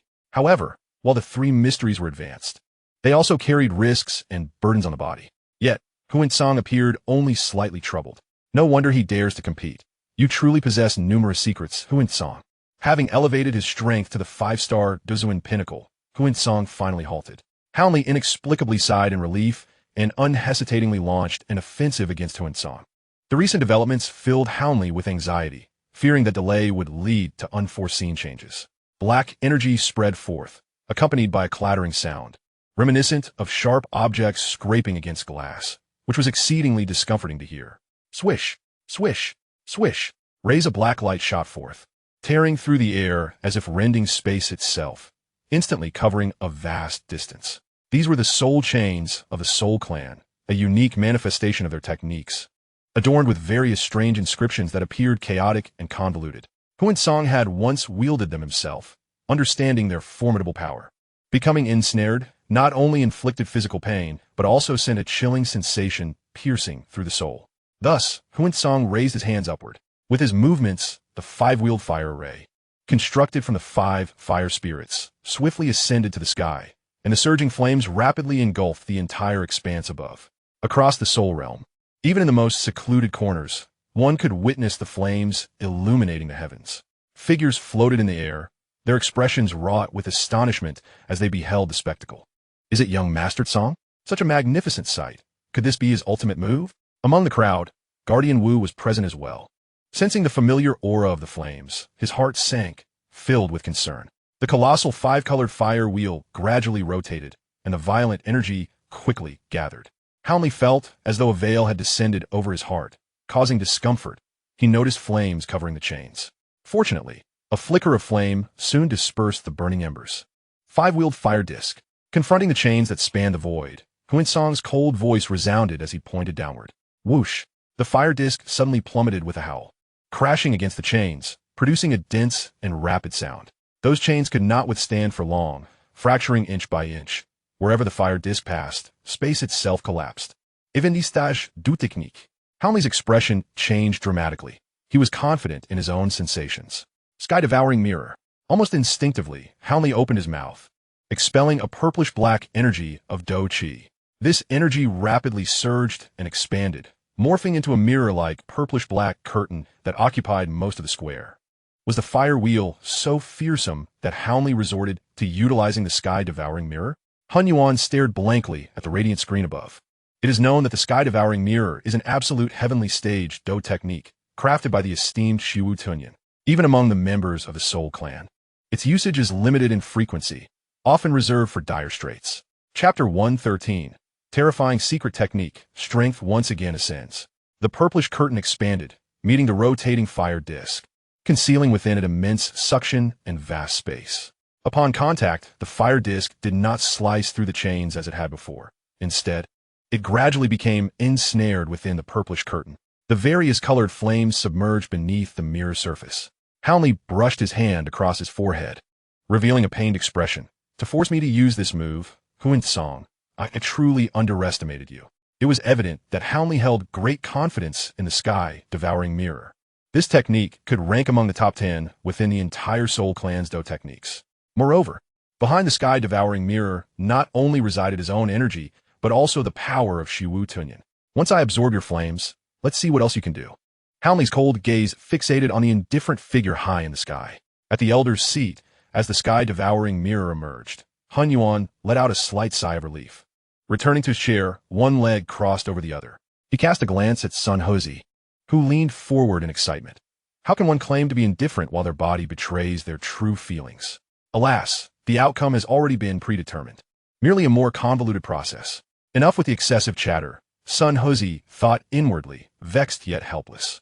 Moments ago, when Hun Cang had severed the soul chains with that fire disk, he truly believed Hun Cang was on the verge of victory. Unfortunately, the sky-devouring mirror, renowned for its ability to consume all, was crafted by the second-ranked master of the strange fire list, Xiao Yan. As for Hun Cang's flames, he likely held no advantage. However, considering Hun Cang's evident exertion, even if he were to lose, I would not punish him. As this thought crossed his mind, Sun Hozi suddenly raised his gaze. After the purplish-black curtain was infused with flames, it became tinged with other colors. Yet within it, the flames did not dissipate. Rather, they swelled ever more intensely. It's about to explode. Haonli's heart skipped a beat. His eyes filled with alarm. Was he about to be defeated? No, this cannot be. Haonli took a deep breath, steeling his resolve as he activated his secret technique. His power climbing from 6-star Dozuan to 7-star Dozuan. A terrifying energy surged forth from within, causing the surrounding space to tremble. Haonli once again intensified the infusion of Dou Qi, causing the previously swelling purple curtain, which seemed on the verge of exploding, to return to calm. Just as he was about to breathe a sigh of relief, Hun Li suddenly noticed Hun Cang forming seals with his hands once more, and those seals appeared exceedingly familiar. How could this be? Hun Li exclaimed in astonishment. Hun Yu abruptly stood up, gazing intently at the transformations of Hun Cang's hand seals. Somewhat moved. His secret technique had not yet reached its limit. Hun Ya, in Audacia, remarked, could it be that Hun Cang's strength can break through to 6 stars, or even 7 stars? This is utterly insane, simply preposterous. What sort of secret technique could yield such an outrageous enhancement? Hun Yu found it hard to fathom. What again? Just as he had taken a seat, Hun Yu Shang, upon discerning Hun Cang's gestures, slid off his chair in a rather comical manner. However, at this moment, all the elders, even Hun Suzi, had their attention solely focused elsewhere. Upon the high platform, Su Wu Tun Yin stated calmly, the moment of truth is upon us. Indeed, could this young man have unearthed the tomb of a Dou emperor? How could he encounter such a thing? Hun Tiandi nodded deeply. With his keen perception, he discerned that Hun Cang's secret technique was intricately linked to that flame. Therefore, he harbored no covetous thoughts. Yet, such a secret technique could not be conceived by an ordinary individual. Hun Tiandi's interest in Hun Cang grew increasingly profound. 3 years ago, he had managed to transcend his innate limitations through serendipity, ascending to the rank of Dou Huang, while also acquiring the legacy of an alchemist. 3 years later, not only had he caught up to Hun Ya and Hun Li, but he also possessed a unique flame, along with a bizarre secret technique to elevate his strength. It is over. Hun Cang calmly regarded Hun Li, announcing the outcome. Fire Spirit, 3rd Transformation. 3rd Transformation. Ignite Spirit, as Hun Cang internally chanted. The terrifying energy that surged from his being erupted once more, even suppressing Hun Li. 7-star Dozun. Quite unbelievable. Terrifying. In Hun Ya and Hun Yu's faction of family disciples, a wave of astonished gasps resonated. Had they not witnessed it with their own eyes? Who would dare to imagine that Hun Cang had truly elevated his strength from a 2-star Dozun to match Hun Li? Originally, Hun Li had held a slight advantage in strength, but now, with Hun Cang also breaking through to 7-star Do Zone, his meager edge had evaporated. In fact, with Hun Cang's fire spirit, his advantage overshadowed that of Hun Li. No, I cannot lose. Hun Cang, you shan't win against me. Hun Li roared, pouring all his fighting spirit into the violet-black light screen. The already mirror-like surface shimmered even more brilliantly, faintly reflecting Hun Cang's figure. Hun Cang lowered his gaze, observing the fire spirit, which seemed trapped and thrashing beneath the mirror. Unperturbed, he formed seals once again. Sealing flames, 6 seals. Divide. In an instant, Hun Cang completed the seals and pointed towards the violet-black light screen. The mirrored surface displayed rippling patterns, and the fire spirit suddenly calmed down, ceasing its chaotic movements. The fire spirits were divided into wisps of flame, coiling around each other to form a vortex-like blaze. Various colors of flames were drawn downwards, gradually emanating a terrifying power that made even the elders' expressions change. What is this? This power was approaching that of a 1-star Do Saint. Hun Cang was merely a 2-star Do Zone. How could he achieve this? The elders craned their necks, their gazes fixed upon the violet aura. At that moment, it was as if the sound of shattering glass echoed in their ears. Under the astonished and incredulous gazes of the crowd, the violet-black light screen revealed numerous fine cracks. Following that, a lotus flower, seemingly palm-sized and composed of several colors, slowly rotated as it ascended from within. With each rotation, the energy it radiated caused the surrounding space to shatter and collapse. What? Just a glance made Hun Li's scalp tingle, his hair standing on end, his heart ringing alarm bells. Yet, Hun Cang did not grant him much time. His gaze toward the lotus filled with rapture, and without hesitation, he uttered a single word, explode. Boom! As the words fell, it was as if the spectators beheld a blooming firework, resplendent and magnificent. Hun Li, standing closest, was directly hurled away, his garments disintegrating into countless particles mid-flight, and his body exhibited signs of severe corrosion and decay. In a critical moment, a force enveloped Hun Li, but by then, he was already grievously injured, his face marred with deep gouges. Hun Cang was also blown away by the explosion, yet he fared better. The flames did not harm him, though he still coughed up blood from the energy's impact. Several elders had already darted away before Hun Cang uttered the word explode, erecting a barrier to shield those around them from the ensuing waves. After a long while, the tumult subsided and the dust settled. The central arena had vanished, leaving behind a vast pit. Hun Cang stood in a corner, clutching his chest, his clothes tattered, his mouth and chest stained with blood. He gazed forward, momentarily taken aback, and with a hint of regret, remarked, "He is not dead after all." Directly opposite, Hun Li had succumbed to unconsciousness, draped casually with a robe, while Hun Yusheng stood beside him with an expression of cold indifference. Hun Cang, this was supposed to be a competition. How dare you resort to lethal force? Hun Yusheng yelled in anger. A wave of dread washed over him. Had he not acted promptly, Hun Li would have perished. Before Hun Cang could respond, a figure flashed to his side. A bet is a bet. One must accept defeat when outmatched. Do you intend to strike? Hun Cang is my disciple. Hun Suzi stood tall, a genuine smile of pride gracing his face, entirely unfazed by Hun Yusheng's displeased demeanor. Chapter 114. Recuperation and Absorbing Soul Crystals for Breakthrough. At that moment, Hun Yusheng understood the feelings he had invoked in Hun Suzi earlier, akin to having swallowed a fly. His gaze traversed past Hun Suzi to Hun Cang behind him, a blend of anger and astonishment on his face. He never imagined that Hun Cang would indeed triumph over Hun Li. Disperse. On the high platform, Hun Tiandi rose, casting aside a remark before vanishing alongside Su Wu Tanyan. Essentially, with Hun Tiandi's statement, the day's events had reached a conclusion. Should Hun Yusheng dare to contest this, it would signify discontent against Hun Tiandi himself. Naturally, Hun Yusheng would not risk incurring the clan leader's wrath. Thus he glared fiercely at Hun Cang for a moment before sweeping up the unconscious Hun Li and departing. Young man, your performance today was commendable. You did not disappoint me. Hun Suzi turned, his gaze reflecting satisfaction. What had initially seemed hopeless had indeed experienced a reversal, and one that had not been anticipated by anyone, especially considering Hun Yusheng's relentless provocations. Every elder had witnessed the grotesque expression on his face. Had Hun Li emerged victorious, it would have been inconsequential. Yet, with Hun Li's defeat, Hun Yusheng's prior behavior had rendered him a complete fool. Contemplating this, Hun Suzi could not help but seek out someone to mock Hun Yusheng. It is imperative to strike while the iron is hot. Hun Cang called out, "Master!" Wait a moment. What is it? Hun Suzi turned back. A smile crept on a Hun Cang's face. Do not forget my soul crystals. Rest assured. A flicker of pain crossed Hun Suzi's face, yet he nodded, departing the scene.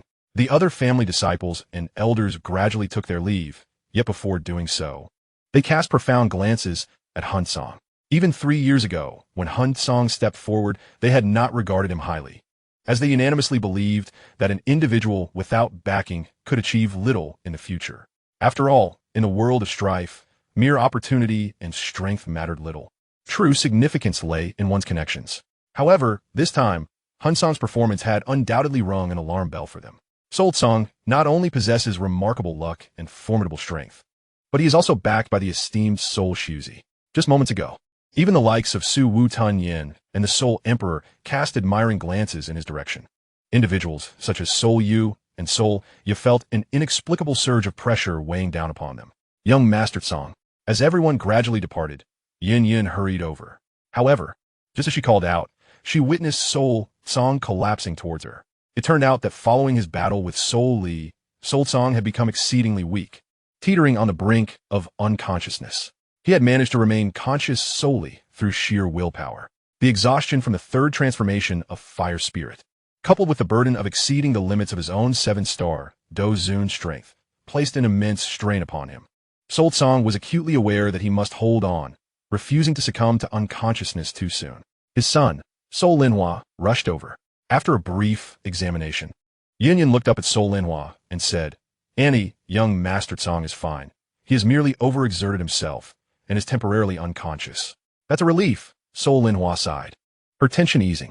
When Soul Cang finally awoke 2 days later, he found himself lying on a spacious bed, struggling to lift his head slightly, only to realize he was swaddled tightly like a zongzi. Mother, he called out.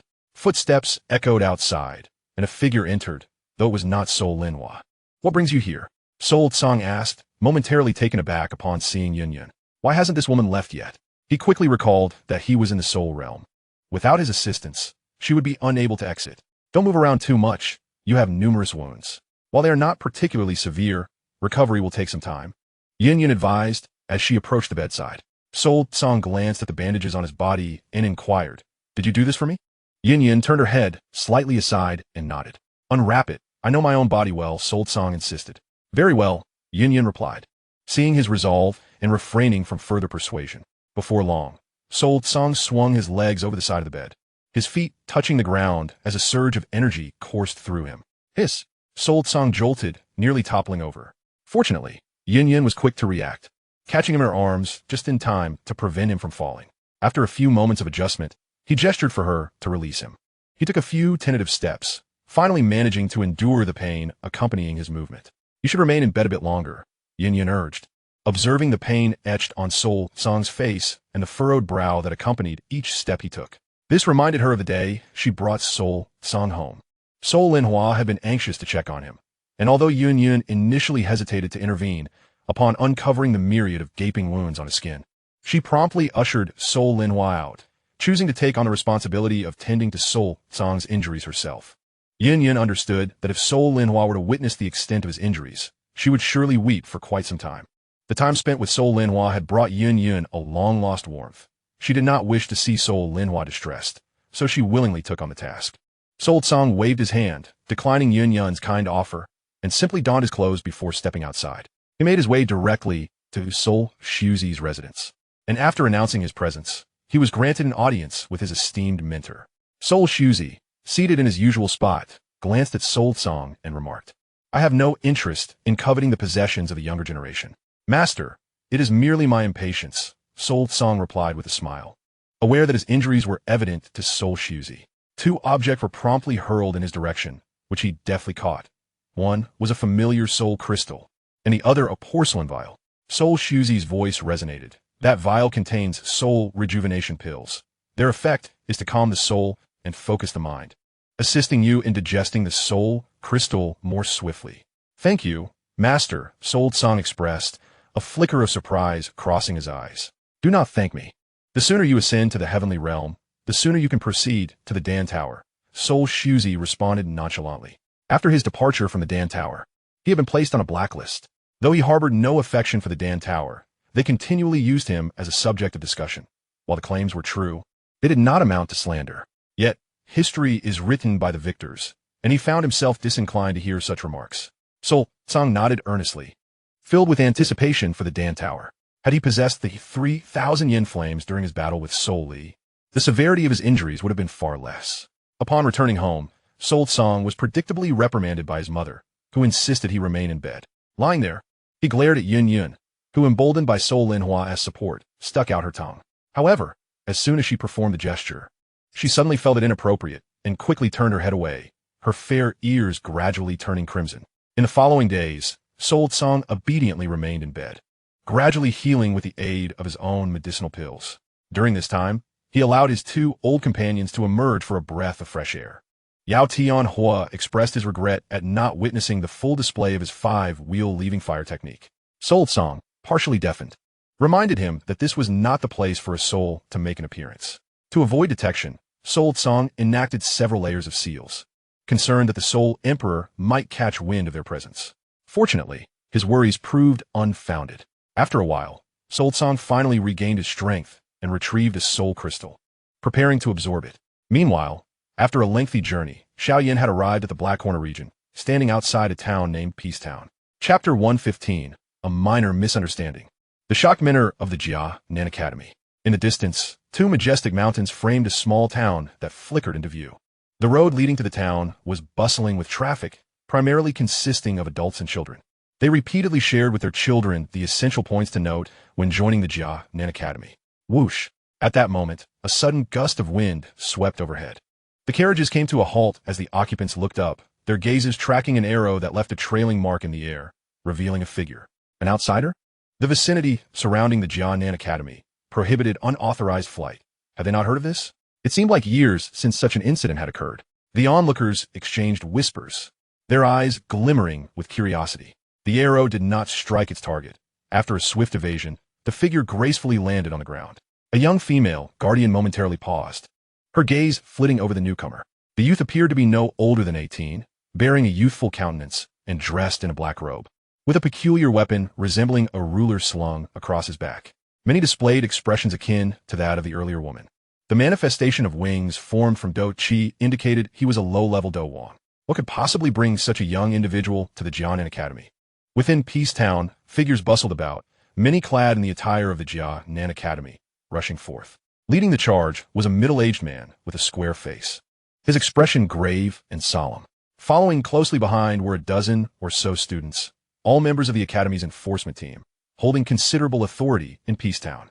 Consequently, the people on the road instinctively stepped aside, clearing a wide path. "Stop!" the middle-aged man called out, directing his gaze towards the approaching youth. "Who are you?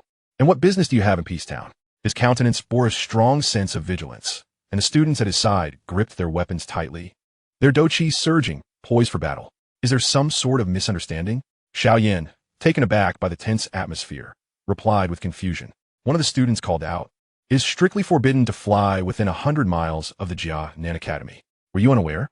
Xiao Yan nodded in astonishment. "This is my first visit. I was in a hurry and flew straight here without learning about these regulations. It was merely a misunderstanding."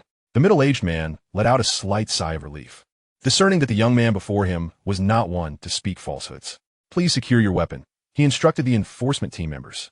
Subsequently, with a smile gracing his face, he inquired, "Young man, what brings you to Canaan Academy in such haste?"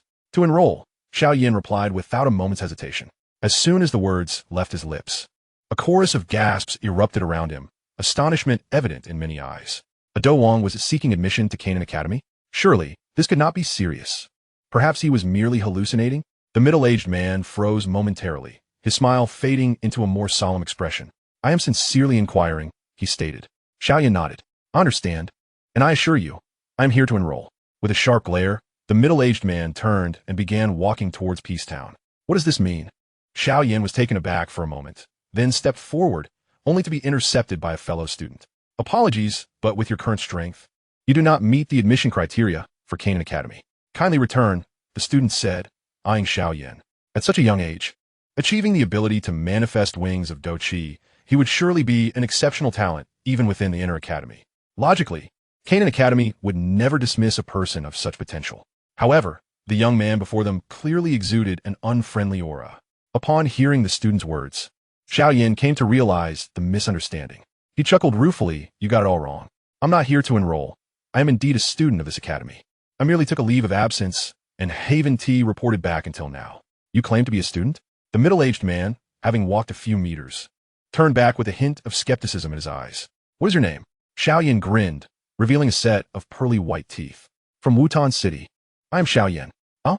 The name seemed vaguely familiar to the middle-aged man, who furrowed his brow, lost in thought. After a moment, he hesitated. "Who is your mentor?" "Mentor Wolin," Xiao Yan interjected before he could finish. "Could it be that you are the Xiao Yan who took a leave of absence for 2 whole years?" Almost as soon as Xiao Yan finished speaking, a student exclaimed loudly. The outburst caught everyone off guard, and soon a look of realization spread across their faces. Their gazes towards Xiao Yan tinged with intrigue. They had indeed heard of this name, not only because of the unusually long leave of absence, but also due to the existence of a girl named Xiao Suner, who was said to possess the strength to enter the inner academy, but had declined the assessments arranged by her mentor each year. Moreover, she had always treated others with indifference, save for one individual named Hun Cang. Curiosity had long lingered among the students about the brother Xiao Yan, who was frequently mentioned by Xiao Suner, wondering what sort of person he was and how extraordinary he could be. The middle-aged man, recalling these details, waved his hand. "Let us check your records at the administrative office." Xiao Yan nodded and followed their lead into Peacetown. Once both parties had departed, the road felt unusually empty. After a few seconds of silence, the crowd erupted into a cacophony of voices. "No way, that guy really is a student of Canaan Academy? 2 years of leave. Does that mean he spent that time cultivating to become a Dou Huang? Don't be so sure. What if he is actually a Dou Huang?" The aura he exuded was more formidable than any Dou Huang I encountered in the Black Corner region. "Get out of here. A Dou Huang at such a young age? You think he has some kind of cheat?" A group of individuals vehemently criticized the one who suggested the possibility of him being a Dou Huang. "Did you not see the kids around? Just the emergence of a Dou Huang barely 2 years older is already outrageous. If you say he could be a Dou Huang, the kids' minds would surely shatter." In a spacious room, the middle-aged man retrieved a scroll of records from the shelf, flipping through the pages until he quickly located the desired information. Pressing his finger against the image on the document, he compared it with Xiao Yan, noting that, aside from appearing a tad younger, there was virtually no difference between them. "It appears to be true." Closing the file, the middle-aged man revealed a warm smile, patting Xiao Yan's arm. "Young man, you are quite remarkable. Just 2 years ago, you were merely a doja, and now you have attained the rank of Dou Huang. Impressive." Xiao Yan scratched his head sheepishly, grinning. "Mentor, I am now a 2-star Dou Huang, not a Dou Huang." "What?" The middle-aged man's smile faltered, his mouth agape as if he could swallow a fist. After a while, he incredulously asked, Two-star Dou Huang? Are you certain?" "Indeed," Xiao Yan nodded. He had already broken through to Dou Huang prior, and during his journey, he had digested some energy, successfully advancing to 2-star. The middle-aged man was momentarily rendered speechless, feeling as though he had aged a decade in that instant. He approached the door and signaled to a student to arrange a griffin to escort Xiao Yan to the outer academy of Canaan Academy. Xiao Yan expressed his gratitude and departed the records office. Unbeknownst to him, the middle-aged man, standing at the doorway, regretfully slapped his own face. As he mounted the griffin, a flicker of excitement danced in Xiao Yan's eyes. "Sooner, I am on my way." Chapter 116. Familiar Faces, Legends Left by My Brother. The griffin delivered Xiao Yan to Canaan City, from where he had to proceed to the academy on his own. Since the student had volunteered to perform duty, Xiao Yan did not press the matter further. Strolling through the streets of Canaan City, guided by the enforcement team student, Xiao Yan meandered for half an hour before finally locating the entrance to the academy. "Hey you, stop right there." Just as Xiao Yan gazed at the gate, preparing to step forward, a sharp voice called out from behind him. The voice sounded somewhat familiar. Xiao Yan furrowed his brow, contemplating as he slowly turned around. At that moment, numerous onlookers had gathered around, all having heard the commotion. Upon seeing the person shouting, everyone immediately stepped aside. The president of the Outer Academy. What kind of trouble had he stirred up to attract such attention? He was in for it now. The Outer Academy president was usually quite amiable. This was the first time anyone had witnessed him so enraged. As the gaze of the crowd fell upon the approaching figure, they beheld a group of over 10 individuals surrounding a young man at the center, who was being treated like a star among the crowd. "Watch out!" The young man signaled for the others to halt, then shouted, his foot striking the ground with a thunderous sound, propelling him towards Xiao Yan like a speeding arrow. The force of his momentum stirred the air, causing the robes of nearby students to flutter. "What has gotten into the president today?" Who is this newcomer that has provoked him? Those accompanying the young man wore expressions of confusion akin to the bystanders. Xiao Ning, it's been 2 years. Yet your flamboyant nature remains unchanged, Xiao Yan remarked, an air of helplessness in his gaze as he raised a hand. With a soft clap, Xiao Ning's fist was effortlessly caught by Xiao Yan, rendering him unable to move. How is this possible? I am now a 5-star Dou Sure. Xiao Ning exclaimed, astonished that his attack had been so easily thwarted. Xiao Yan gently pushed him back, watching as Xiao Ning stumbled back 10 steps before regaining his footing, a smirk playing on his lips. Times change, and we all grow. If you can become stronger, there is no reason I cannot. Rubbing his pained fist, Xiao Ning approached and playfully punched Xiao Yan's chest before pulling him into a brief embrace. Casually, he inquired, "What is your current strength? Have you reached Dou Ling?" Previously at the Xiao residence, Xiao Ning had witnessed Xiao Yan being pampered by his elder brother, which had stirred a deep envy within him. Who am I looking down on? I am now a 2-star Dou Huang, Xiao Yan shrugged, relishing the sight of Xiao Ning's jaw nearly hitting the ground as a proud smile graced his face. Those who followed Xiao Ning happened to walk by and were immediately taken aback by Xiao Yan's words, their expressions frozen in disbelief, filled with shock. A 2-star Dou Huang? What nonsense is this? Xiao Ning lowered his head, a flicker of dejection crossing his eyes, accompanied by a sense of helplessness. He had initially believed that his sister's connection with the Dou King had allowed her to successfully enter the inner courtyard and establish the Dou alliance alongside Senior Lin in the name of the Dou King. With this significant identity, coupled with the occasional cultivation resources provided by his sister, he thought that even if he could not catch up to Xiao Yan, he would not fall too far behind. However, upon reflection, he realized he was still too young and lacked solid backing. You seem to be doing quite well at Jia Nan Academy.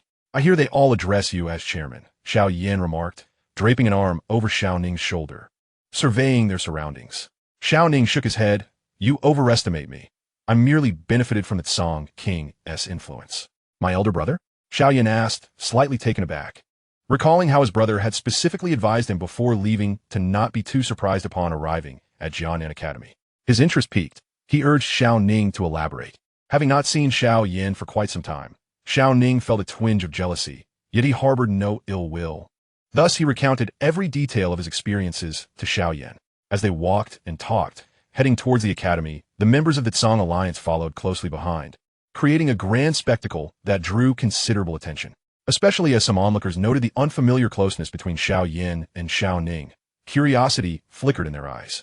After a while, Xiao Yan genuinely exclaimed, "Indeed, my elder brother is remarkable. Wherever he goes, he incites quite a stir." Following his reflection, he tightened his grip on Xiao Ning's shoulder and inquired in a low, menacing tone, "Is anyone still bullying our Xiao family in the academy?"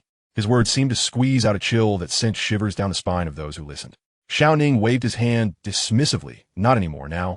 Within the inner and outer courtyards, our Dou alliance ranks among the top 3. Huh, there are 2 others ahead of us? Xiao Yan's eyes widened in astonishment.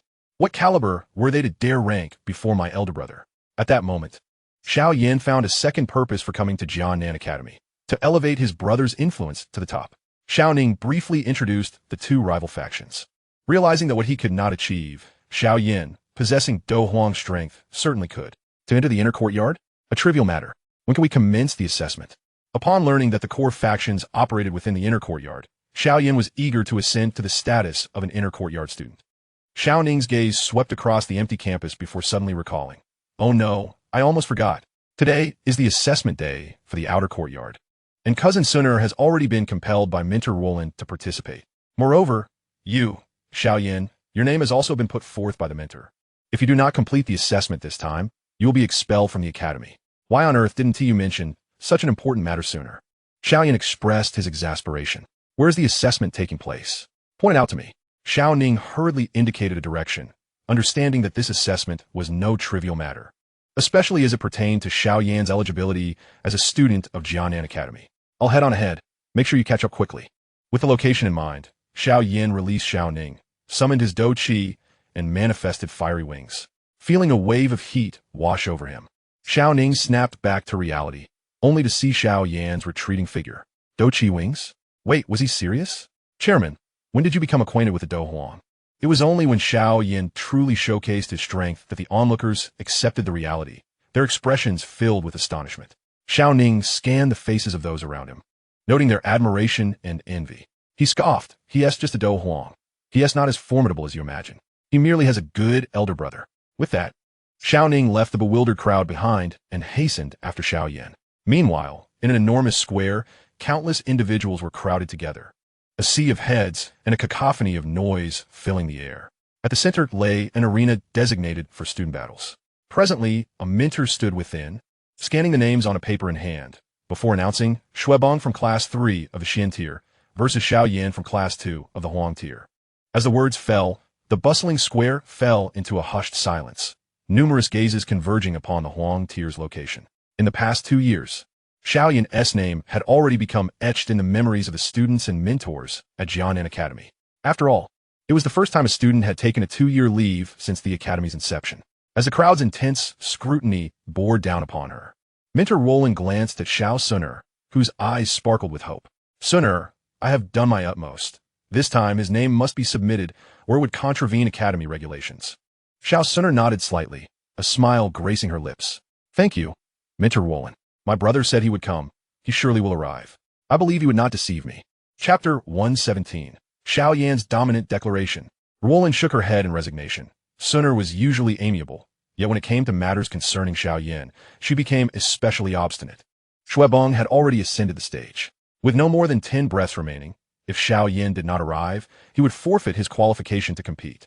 Even before the match commenced, Roland had received no word regarding Xiao Yan's arrival at Jianan Academy. Even if Xiao Yan were outside the academy, he would not have sufficient time to make it. As a fleeting thought crossed Roland's mind, she quickly banished it. On the arena, Xuebong's muscles twitched slightly, a forced smile distorting his features. In the Jianan Academy competitions, opponent information was not predetermined but drawn randomly, as this event was the annual outer courtyard assessment. With so many participating students, arranging matches in advance proved quite challenging. Fate is on my side. This time, I, Xuebong, shall undoubtedly enter the inner courtyard. No one can stop me. The excitement surged within him at the memory of hearing the elder announce his opponent's name. Time trickled by. Those mere 10 breaths felt as long as a decade to Xuebong. He suppressed the urge to laugh, scanning the faces of those around the arena. Among the unparticipated, there was envy and jealousy. Among the participants, the victors wore disdainful expressions while the defeated bore regretful looks. Xuebong thought to himself, I do not care what others think of me. All I desire is to enter the inner courtyard. Yet I must indeed thank Xiao Yan for not showing up. Please, do not appear. Just then, an elder stepped onto the stage, seemingly preparing to announce the results. Given that less than 3 breaths remained, Xuebong's lips began to twitch, his face contorting in anticipation of the imminent celebration. Mentor Roland, prepared for this moment, turned to organize her words to comfort Xiao Suner, fearing that Xiao Yan might not. He here. My brother Xiao Yan hasn't deceived me. Just as Roland spoke, she was interrupted by Xiao Suner's voice, brimming with excitement. In Jianan Academy, Xiao Suner had rarely displayed such pronounced emotional fluctuations. Thus, as her voice rang out, all eyes turned towards her. On the arena, the elder's mouth opened, yet the words were lodged in his throat. Xiao Yan has come? Where? Xuebong started in surprise, scanning the area for Xiao Yan's figure. However, no one was making their way toward the stage. Perhaps it was an illusion. Xuebong sighed inwardly, having heard that since arriving at Jianan Academy, Xiao Suner had often mentioned her brother.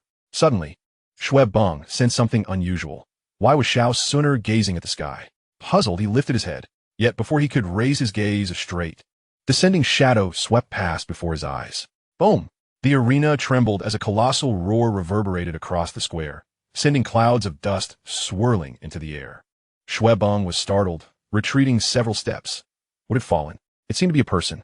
The elder was momentarily taken aback, until the dust gradually began to settle. Within the fading haze, a vague human silhouette emerged, becoming increasingly distinct as the dust settled. It was a youthful boy clad in a black combat suit, bearing an unusual weapon that nearly matched his height, resembling wings forged from fire, gently fluttering behind him. Who are you? This is Canaan Academy, and trespassers shall not be forgiven. The elder, responsible for judging the match, declared with gravitas. In Canaan Academy, even the mightiest of beings would not instill fear. From a distance, the dean of the outer academy, Hu Qian, rose to his feet, his imposing aura akin to a tiger poised to pounce, making the surrounding onlookers feel a weight in their chests. I have come to participate in the competition, having learned from the earlier misunderstanding in Peacetown. Xiao Yan had grown wiser. A competition? The elder, momentarily perplexed, repeated with heightened intensity. At that moment, Ruo Lin recognized the newcomer and exclaimed with trembling eyes, Xiao Yan? Ruo Lin, thank you for your efforts during the past 2 years of holidays. Xiao Yan smiled at her and at Xiao Suner, who stood beside Ruo Lin, then turned to the elder. How shall we proceed with the competition? Shall we follow the formalities, or shall we engage directly? What is your current strength? The elder hesitantly inquired. 2-star Dou Huang. Xiao Yan replied calmly, gazing steadily at Xue Beng, who promptly collapsed onto the ground, devoid of color in his face. The elder looked at Xue Beng, contemplating whether he should advise him to concede. Facing a Dou Huang, even within the inner academy, it was challenging to find 1 or 2 suitable opponents, let alone in the outer academy. Xue Beng chose to concede outright, abandoning the duel.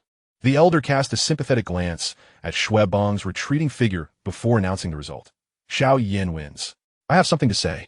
Xiao Yan did not immediately leave the stage. The elder glanced toward Hu Qian and, upon receiving permission, acquiesced to Xiao Yan's request. Standing in the center of the arena, Xiao Yan scanned the crowd. Fellow students, on my first day at Canaan Academy, I wish to make this clear. I have an elder brother named Hun Cang. Some of you may not know him, but you must have heard of the Cang Alliance, yes? From now on, if anyone dares to bully a member of the Cang Alliance within the academy, do not blame me for being impolite. With that, Xiao Yan descended the stage step by step. A profound silence enveloped the arena, and after a moment, discussions began to emerge. Xiao Yan is actually Hun Cang's brother? No wonder his strength is so extraordinary. These brothers are incredibly powerful. Hun Cang managed to single-handedly defeat the inner academy students in just 2 months after enrolling. And now Xiao Yan can suppress both the inner and outer academies. With Xiao Yan joining the Cang Alliance, it will undoubtedly soon become the foremost power in the academy. If only Hun Cang had not vanished so mysteriously, the Cang Alliance would have long since claimed the top position. Ignoring the murmurs around him, Xiao Yan approached Xiao Suner with a smile, gently ruffling her hair. Suner, you've become even more beautiful in the 2 years since we last met. Brother Xiao Yan, you too. Now your strength has reached Dou Huang, far surpassing mine. Xiao Suner replied with a smile. Xiao Yan scratched his head. This is all thanks to my elder brother. Without him, I wouldn't have progressed so swiftly. For over a decade, Xiao Yan had only dared to hope to become a Dou Huang. As for Dou Huang, it was something he had never even contemplated. Living in Wutan City, he had encountered very few strong individuals beyond the Douling level.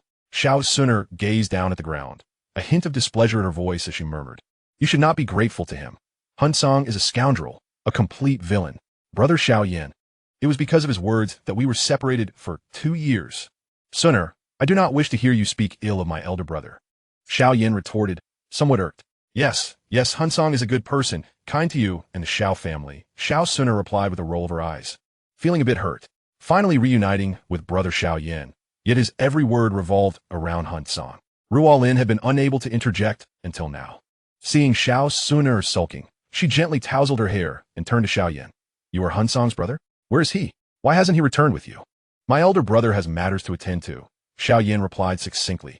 Noticing a fleeting, peculiar expression on Ruo Lin's face, Xiao Yan inquired curiously, Ruo Lin, do you have something to discuss with my elder brother?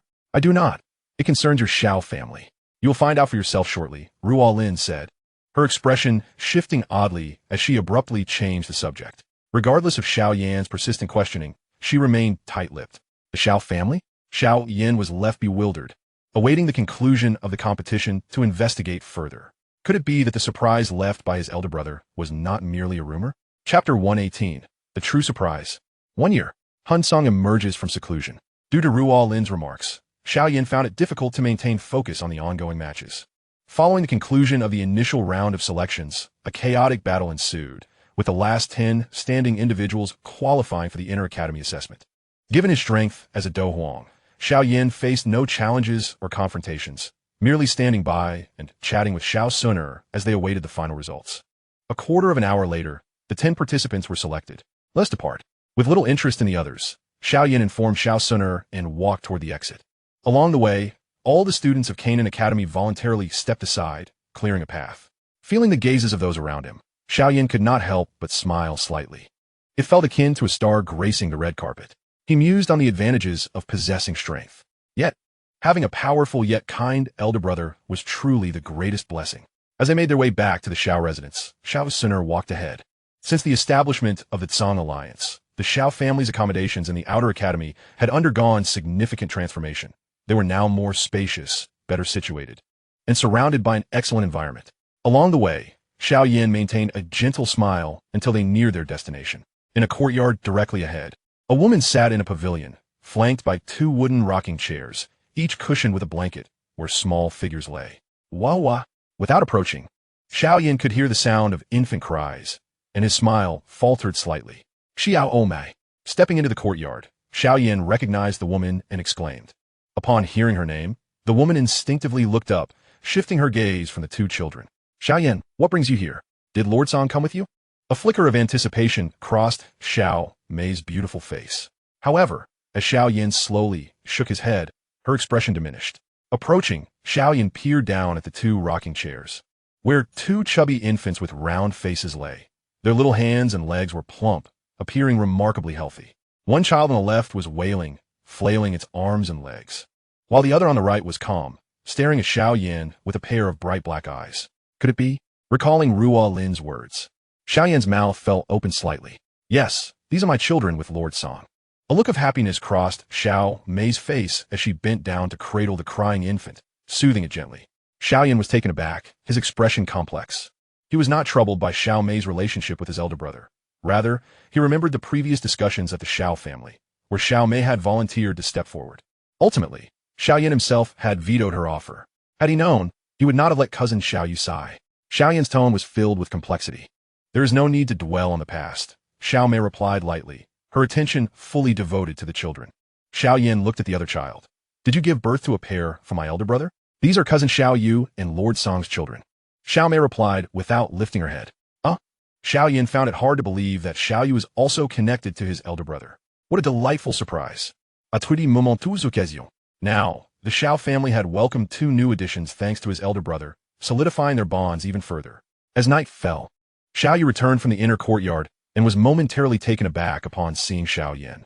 But her expression quickly transformed into a warm smile as she accepted the child from her brother's hands. During this time, Xiao Yan had come to understand the circumstances. The 2 children had yet to be named and were referred to by their nicknames. Xiao Yu had given birth to a boy, while Xiao Mei had welcomed a girl. With the births occurring less than 3 days apart, the boy arriving first. Have you seen Lord Song Wang recently? Xiao Yu inquired, cradling the child. In response to her gaze, Xiao Yan nodded. My current strength is largely thanks to my elder brother, but he has been preoccupied lately and may not be able to visit the Jianan Academy anytime soon. That is all right. As long as he is safe, I shall not worry, Xiao Yu replied with a smile. Being older and more mature than Xiao Mei, she bore a sense of responsibility. Following the unexpected upheaval caused by the eruption of the fallen heart flame, the soul of Tsang had mysteriously vanished, prompting the Academy's elders to search extensively. Yet they found no trace. Rumors circulated that Tsang had met with misfortune, but neither Xiao Yu nor Xiao Mei believed such claims. Subsequently, both women discovered they were pregnant and endured the trials of a 10-month gestation, each giving birth to a child. As of now, the children had yet to reach their first birthday. As time passed, Xiao Yan began his life at the Jianan Academy. After being promoted to an inner courtyard student, he still chose to reside in the outer courtyard, spending his days playing with the 2 little ones.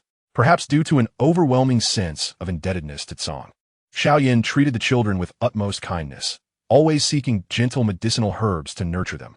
Initially, Xiao Mei and Xiao Yu would express their concerns, suggesting that he need not rush and should instead dedicate his time to cultivation. Ultimately, after repeated assurances from Xiao Yan that he would not neglect his training, they resigned themselves to his decision. They were not worried about the medicinal materials, as Xiao Yan was an alchemist and certainly knew which herbs were suitable. Thus, a year swiftly passed. Within the Jianan Academy, the Tsang Alliance had emerged as the unparalleled dominant force. Concurrently, Xiao Yan had engaged with numerous individuals due to various trivial matters, one of whom was Lin Fong. Xiao Yan had heard Xiao Yu mention him. Since Tsang's departure, Lin Fong had been of great assistance to them. There were instances when Lin Fong's own strength proved insufficient, prompting him to seek help from his cousin. Their paths crossed when Lin Fong learned of Xiao Yan's prowess as an alchemist and sought him out. The reason was that Lin Fong's cousin, Lin Yan, had been afflicted by the fire poison within the Heavenly Flame refining tower and had been struggling with it, leading him to seek Xiao Yan's help. For Xiao Yan, this was a minor issue that he resolved with ease. At present, Xiao Yan's strength had risen to the level of 4-star Do Huang.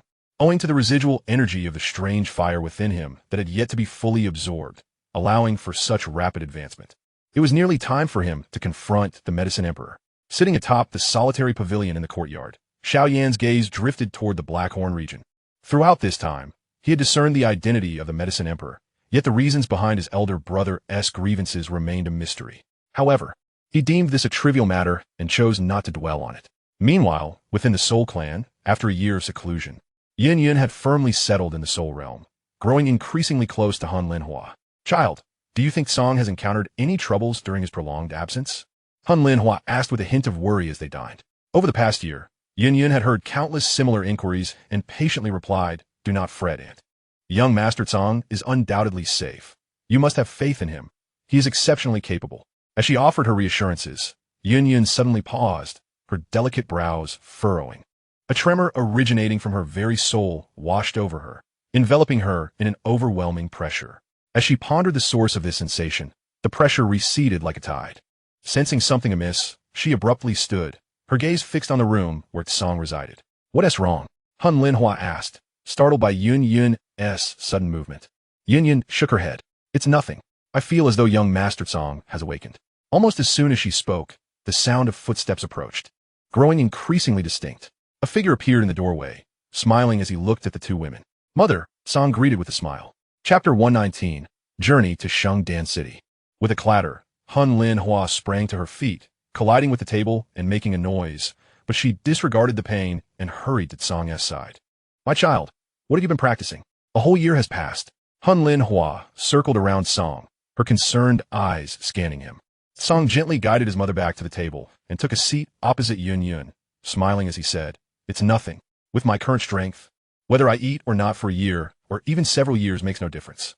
Yun stood to fetch bowls and chopsticks, placing them in front of Song. At the dining table, with Song's arrival, Yun let out a quiet sigh of relief. While she could often find excuses to cultivate during other times, she could not evade the dining table. Though she did not require daily meals, seeing Hun Linhua eating alone tugged at her heartstrings. The meal stretched on for quite some time, with Song mostly silent, quietly listening to his mother's chatter. As the dishes on the table emptied, Song slowly set down his chopsticks. Yun rose to clear the table, and though Hun Linhua wanted to help, Song held her back. Hun Linhua gazed at him in confusion, and Song stated, "Mother, I must be away for a while." Off again, Hun Linhua's eyes brimmed with reluctance. The last time Song had departed, he was gone for 2 years. Song nodded, slightly exasperated. "Yes, very well," Hun Linhua thought, feeling a pang of sorrow but refraining from insisting he stay. She understood that her son's repeated departures were for the sake of his growth. Previously, after being defeated by Song, Hun Li had vowed to challenge him upon awakening, eager to reclaim his honor. To motivate himself, Hun Li had even rejected the idea of restoring his appearance, choosing instead to live with an unsightly and scarred face. Yun overheard the conversation between mother and son and intentionally took her time cleaning, wishing to afford them more time to converse. Ultimately, Song did leave, taking Yun with him, for she did not belong to the Soul Realm, and remaining there was illogical. In the central state, Song addressed Yun. "If you wish to return to the Yunlan sect, I can escort you back. Not far from them lay a city." Yun shook her head. "I will follow you. That is not permissible." Song firmly rejected her. Noticing Yun's mouth parting as if to protest, he preempted her. "Do not think to persuade me with my younger brother. It will be futile. The destination I must reach is the Dan Tower, and it is fraught with peril, where combat may arise. Remember, my name bears the character for soul." Song possessed a degree of confidence, but he could not guarantee Yun's safety. Taken aback by Song's sudden decisiveness, Yun paused. "After I have cared for your mother for a year, is this how you repay me? Am I not a beautiful lady, not worthy of your consideration over Xiao Yan?" Song remained silent, simply observing her. After a moment, Yun lowered her gaze, a hint of melancholy flickering in her eyes. "I wish to wander in the central state. I will return to the Gamma Empire on my own accord. No need for your escort." "Very well," Song acquiesced. Before departing, Yun heard Song call her back, and he handed her a jade slip, instructing her to keep it safe. "If you encounter any trouble in the central state, speak to the jade slip. If I can't hear you, I will rush to your aid." Yun stared at the jade slip for a while, and when she regained her senses, Song's figure had vanished from her sight. Clutching the jade slip tightly, she made her way toward the city. High above the clouds, Song observed Yun enter the city before turning away. "I can finally get out. I was nearly suffocated. How long has it been? The ring on Soul Tsong's hand flickered with a glimmer of light, and soon, Yao Chun and Yao Tianhui materialized, exuding an air of resentment. Ah, we've left the Soul Realm?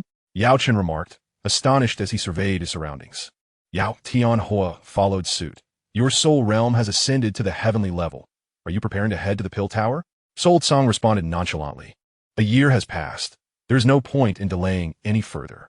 The Soul Clan truly lives up to its name, having elevated their Soul Realm from the spirit level to the heavenly level in just a year. A flicker of envy crossed Yao Chen's gaze. Soul Tsong sighed, but this comes at a cost. If I hadn't defeated Soul Li, such fortune would not have befallen me. Yao Chen chuckled. Some individuals may spend their entire lives without enhancing their soul power. The fact that your clan possesses such means is already astonishing. Having once been a renowned alchemist himself, Yao Chen was familiar with many, yet the methods to enhance soul power remained exceedingly rare. This alone exemplifies the formidable nature of the Soul Clan. Yao Tianhui inquired, Soul Tsong, are you planning to head straight to the Pill Tower? Indeed, Soul Tsong nodded slightly, directing his gaze toward a distant city. The two souls instinctively receded into the ring as Soul Tsong strode towards the spatial passage. The Pill Tower is situated in the heart of the central continent, surrounded by a city known as Holy Pill City. Even with the use of spatial wormholes, reaching it could take half a month or even a month. As long as one has sufficient funds, one can board a spatial vessel. For Soul Tsong, money was merely a figure. He was far from lacking. Upon boarding the spatial ship, Soul Tsong embarked on a journey that would last for half a month. During this time, he remained undisturbed in his quarters, diligently cultivating his strength while also discussing matters pertaining to the Pill Tower with Yao Chun. Although Yao Tianhui was not an alchemist, he had garnered some knowledge on the subject and would occasionally interject. In addition to the memories he possessed, Soul Tsong acquired a wealth of information, such as the Pill Association selection process, which was divided into 3 tiers, heaven, earth, and man, implying 3 rounds of elimination, with increasing difficulty and greater rewards at each level. To compete in the final round, one must pass the assessment conducted by heavenly-level alchemists, with only the finest being able to vie for victory. Regarding Yao Tianhui's complaints about the lack of age restrictions, Soul Tsong remained unfazed. The art of alchemy is heavily reliant on innate talent.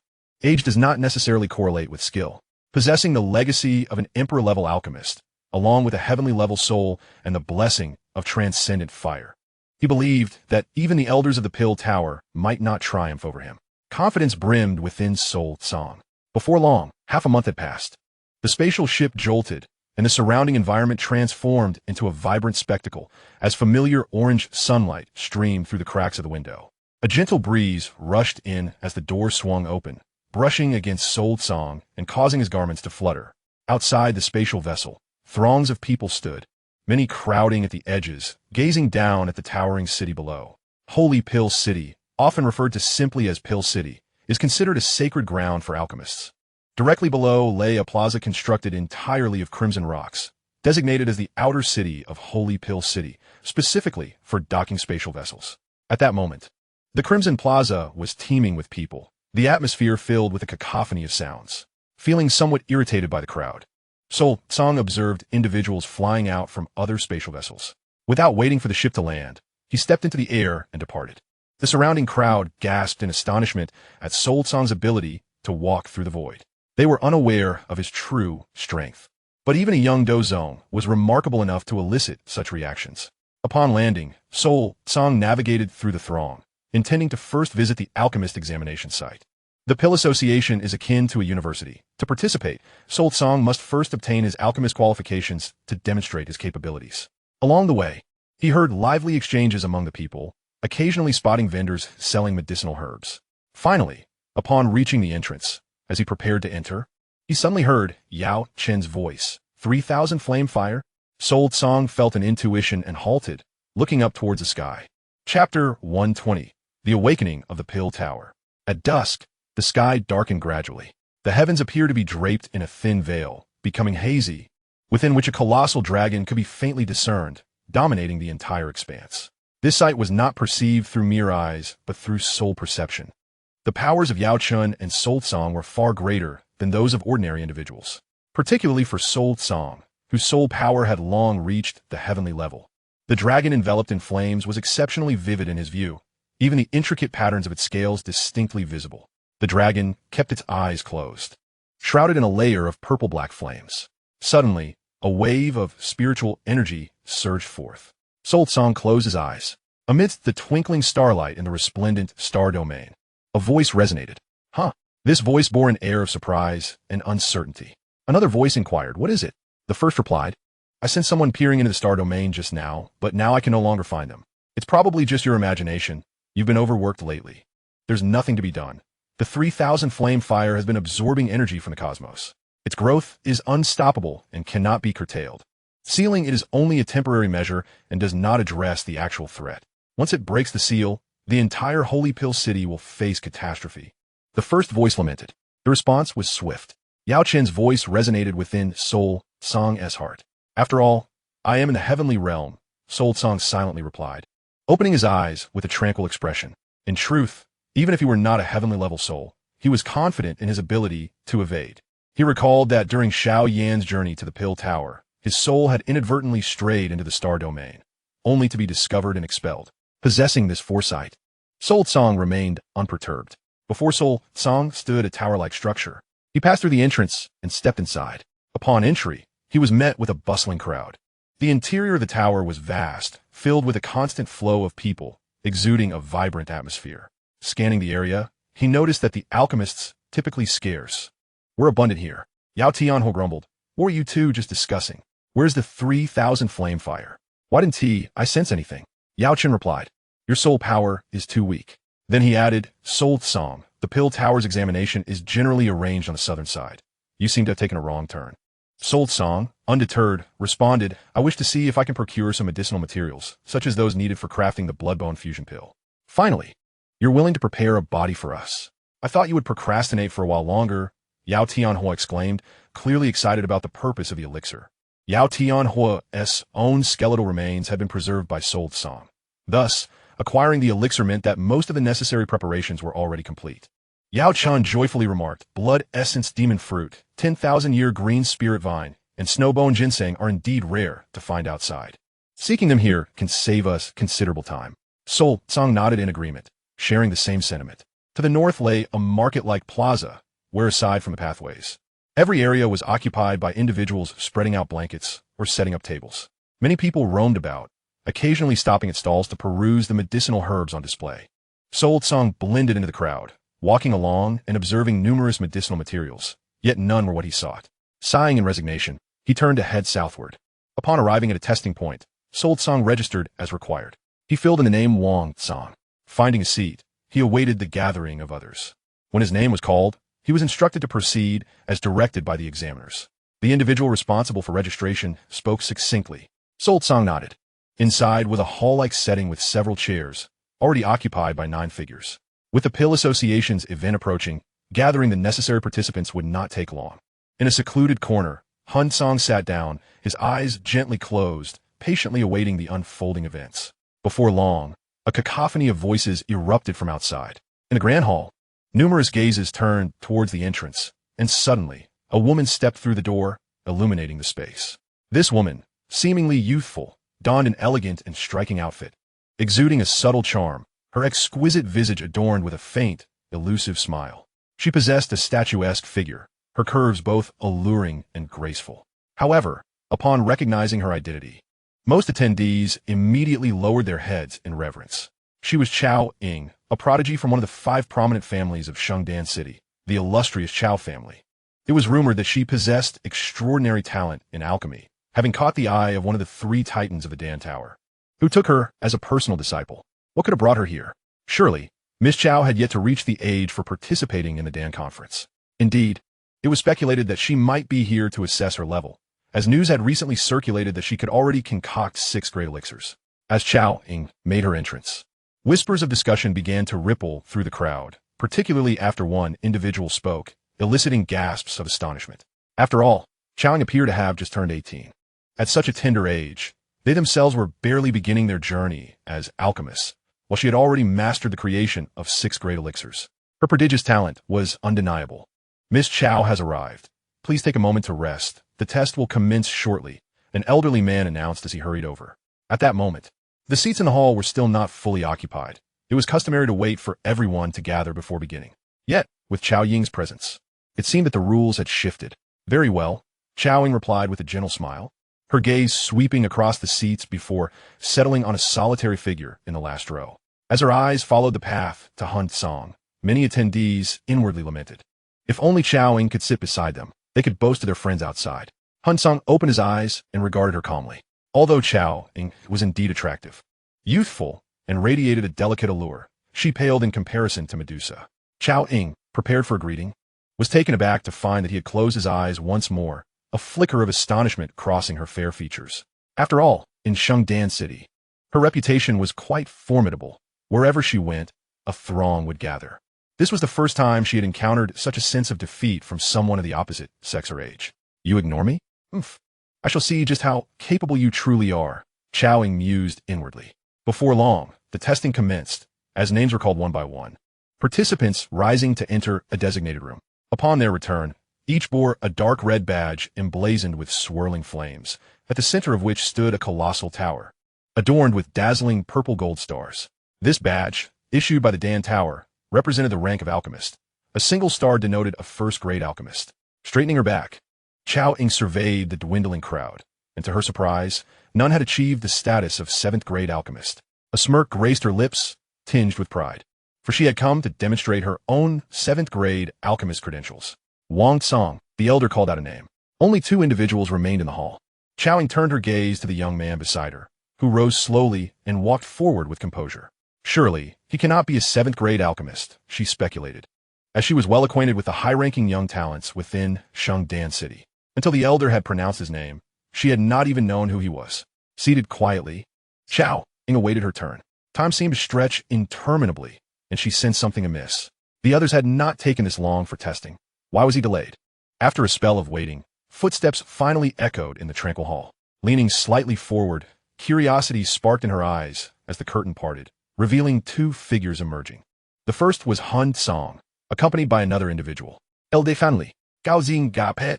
She recognized this elder as the head of this branch tower, a figure of considerable standing among the elders of the Dan Tower. Typically, Elder Hanli rarely made public appearances. During her previous tests, she had only encountered him on rare occasions. With a warm smile, Hanli addressed Wang Cang. This venue is unsuitable for you. It cannot assess your full capabilities. I recommend you proceed to the main tower for another evaluation. Within Shengdan City, there remained a distinction between the Dan Tower's main tower and its branch towers. For instance, the branch overseen by Han Li could only evaluate alchemists up to the intermediate level of 7th grade. Anything beyond that could not be assessed. Hun Cang shook his head. It's quite all right. Initially, Han Li had intended to encourage Hun Cang to undergo testing at the main tower to showcase his true prowess. After some persuasion, Han Li remarked, "It is rare to see a young individual with both talent and modesty, such as yours." With a hint of reluctance, he handed a badge to Hun Cang. Upon receiving it, Hun Cang did not don it but smiled and departed. The badge symbolizing his Dan Tower certification and granting him the opportunity to participate in the upcoming examination. Elder Han, just as Han Li was about to turn away, he heard a sweet voice calling to him. Turning to the source, he was greeted by Xiao Ying's youthful and radiant countenance. "Xiao Ying, back for another test?" he inquired, his smile widening. Xiao Ying nodded. "Yes, I wish to see if I can finally break through to 7th grade." Had this inquiry been made before Hun Cang's impressive display, Han Li would have undoubtedly expressed astonishment.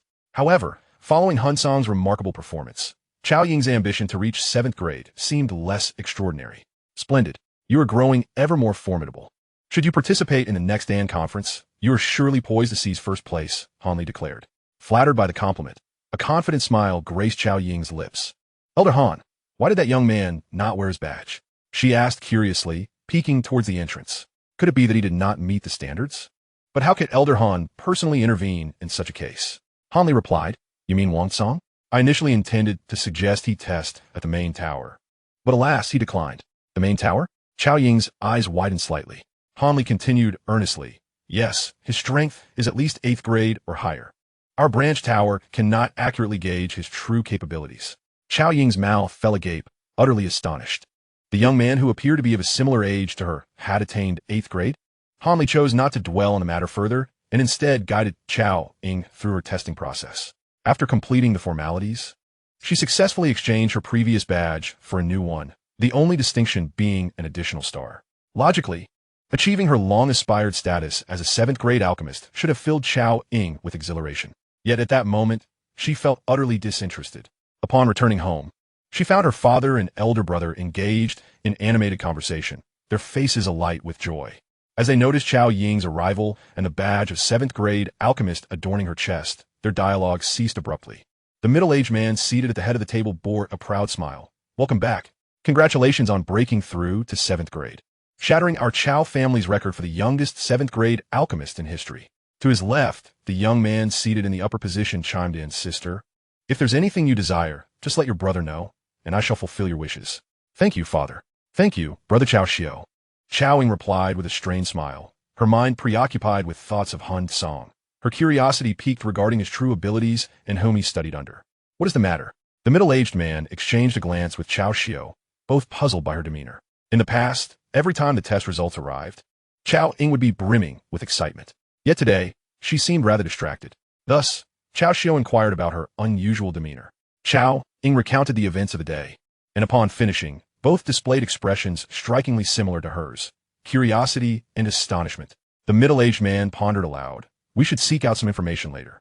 At such a young age, possessing such a high level of alchemical prowess, he cannot possibly be an unknown figure." However, Qiao Xiao soon shook his head, remarking, "I suspect he has declined Elder Han Li's proposal and may not participate in the main tower's test. Perhaps he wishes to wait for the alchemy convention to showcase his skills." The middle-aged man was momentarily taken aback, a flicker of hesitation crossing his face. After a brief contemplation, he nodded in agreement, acknowledging the possibility. After all, most alchemists appearing in the Holy Pill City at this time were undoubtedly drawn by the allure of the convention. With this thought, a trace of concern flashed in the man's eyes. "Qiao Xiao, if that individual possesses the abilities Qiao Ying claims, then the pressure on you this time will undoubtedly be immense." The 5 prominent families of Holy Pill City had always aspired to surpass the Dan family, and their greatest hope now rested upon Xiao Ying. Yet, she was still young and lacked sufficient experience. Further cultivation was necessary. Consequently, Xiao Ying would not be participating in this convention, but rather awaiting the next opportunity. Representing the Qiao family in battle would be Qiao Xiao, who was 7 or 8 years her senior and currently possessed the strength of an initial level 8th-grade alchemist. Excluding the Dan family, the competition would likely be quite manageable against other seasoned alchemists. Clenching his fists, Qiao Xiao assured, "Father, rest easy, regardless of whether he is of 8th-grade caliber. It cannot extinguish my determination to claim first place." Xiao Ying offered a few words of encouragement before returning to her alchemical practice. She had always been confident in her innate talents, believing there were no rivals among her peers, yet this incident had left her feeling somewhat provoked. Meanwhile, after departing, Hun Cang made his way to the auction house. Within Holy Pill City, an auction house existed, bustling with countless valuable items. However, the next auction would not take place for another 3 days. After browsing briefly, Hun Cang decided to return to find a place to rest. En route, he visited the northern district's market, selecting some medicinal herbs. Upon finding a place to stay, he summoned Yao Chun. Under Yao Chen's watchful gaze, Hun Cang laid out the herbs, retrieved his writing materials, and crafted several alchemical recipes, ultimately invoking a few fire spirits and producing an alchemical cauldron. Yao Chen's expression darkened as he watched Hun Cang meticulously unpack his items, his demeanor growing increasingly grim. Internally cursing the scoundrel, Yao Chun prepared to retreat. Hun Cang remarked nonchalantly, "Respected alchemist, there may be medicinal pills available at the auction in 3 days. Surely you would not want to miss out on such opportunities?" For alchemists, money was often the least valuable commodity. Therefore, Hun Cang needed to prepare for the auction. Crafting medicinal pills was part of his plan, specifically selecting several versatile recipes for Yao Chan to handle. Yao Chen's face darkened further. "You clearly can refine these yourself, but I do not require a physical transformation." "Doi," Hun Cang shrugged, instructed the fire spirits, and then retreated to meditate. Yao Chan wished to protest further, but was dissuaded by the fire spirit, ultimately resigned to borrowing flames from it to commence his refining process. 3 days passed swiftly. For Hun Cang, the time felt remarkably light, almost imperceptible. He would simply close his eyes, meditate for a spell, and then be roused by the fire spirit. However, Yao Chen had a markedly different perspective. His gaze remained fixed on Hun Cang, seemingly wanting to voice something, yet ultimately refrained. On the ground lay 3 porcelain vials, containing a few medicinal pills, 2 7th-grade pills, and 4 6th-grade pills. These were the fruits of his relentless 3-day endeavor. With them, you should be able to acquire the necessary herbs, Yao Chen remarked. The 2 7th-grade pills were designed to assist peak 9-star Dou Zone practitioners in achieving a significant breakthrough to Dou Zone. Such pills held immense allure, even for Dou Zone experts, as they too had juniors to consider. The 4 6th-grade pills were even simpler. Consuming one could elevate a Dou Zone practitioner's rank by a star. Typically, advancing a star in Dou Zone would require considerable time and effort, but these pills could significantly reduce that duration. Additionally, they could be consumed twice before losing their efficacy. Yao Chen looked at Hun Cang with curiosity. Such recipes were extraordinarily valuable anywhere, and having never heard of them in all his years, he wondered how Hun Cang had come to know of them. With a flick of his hand, Hun Cang stored the pills away, smiling. "Thank you for your hard work, esteemed alchemist."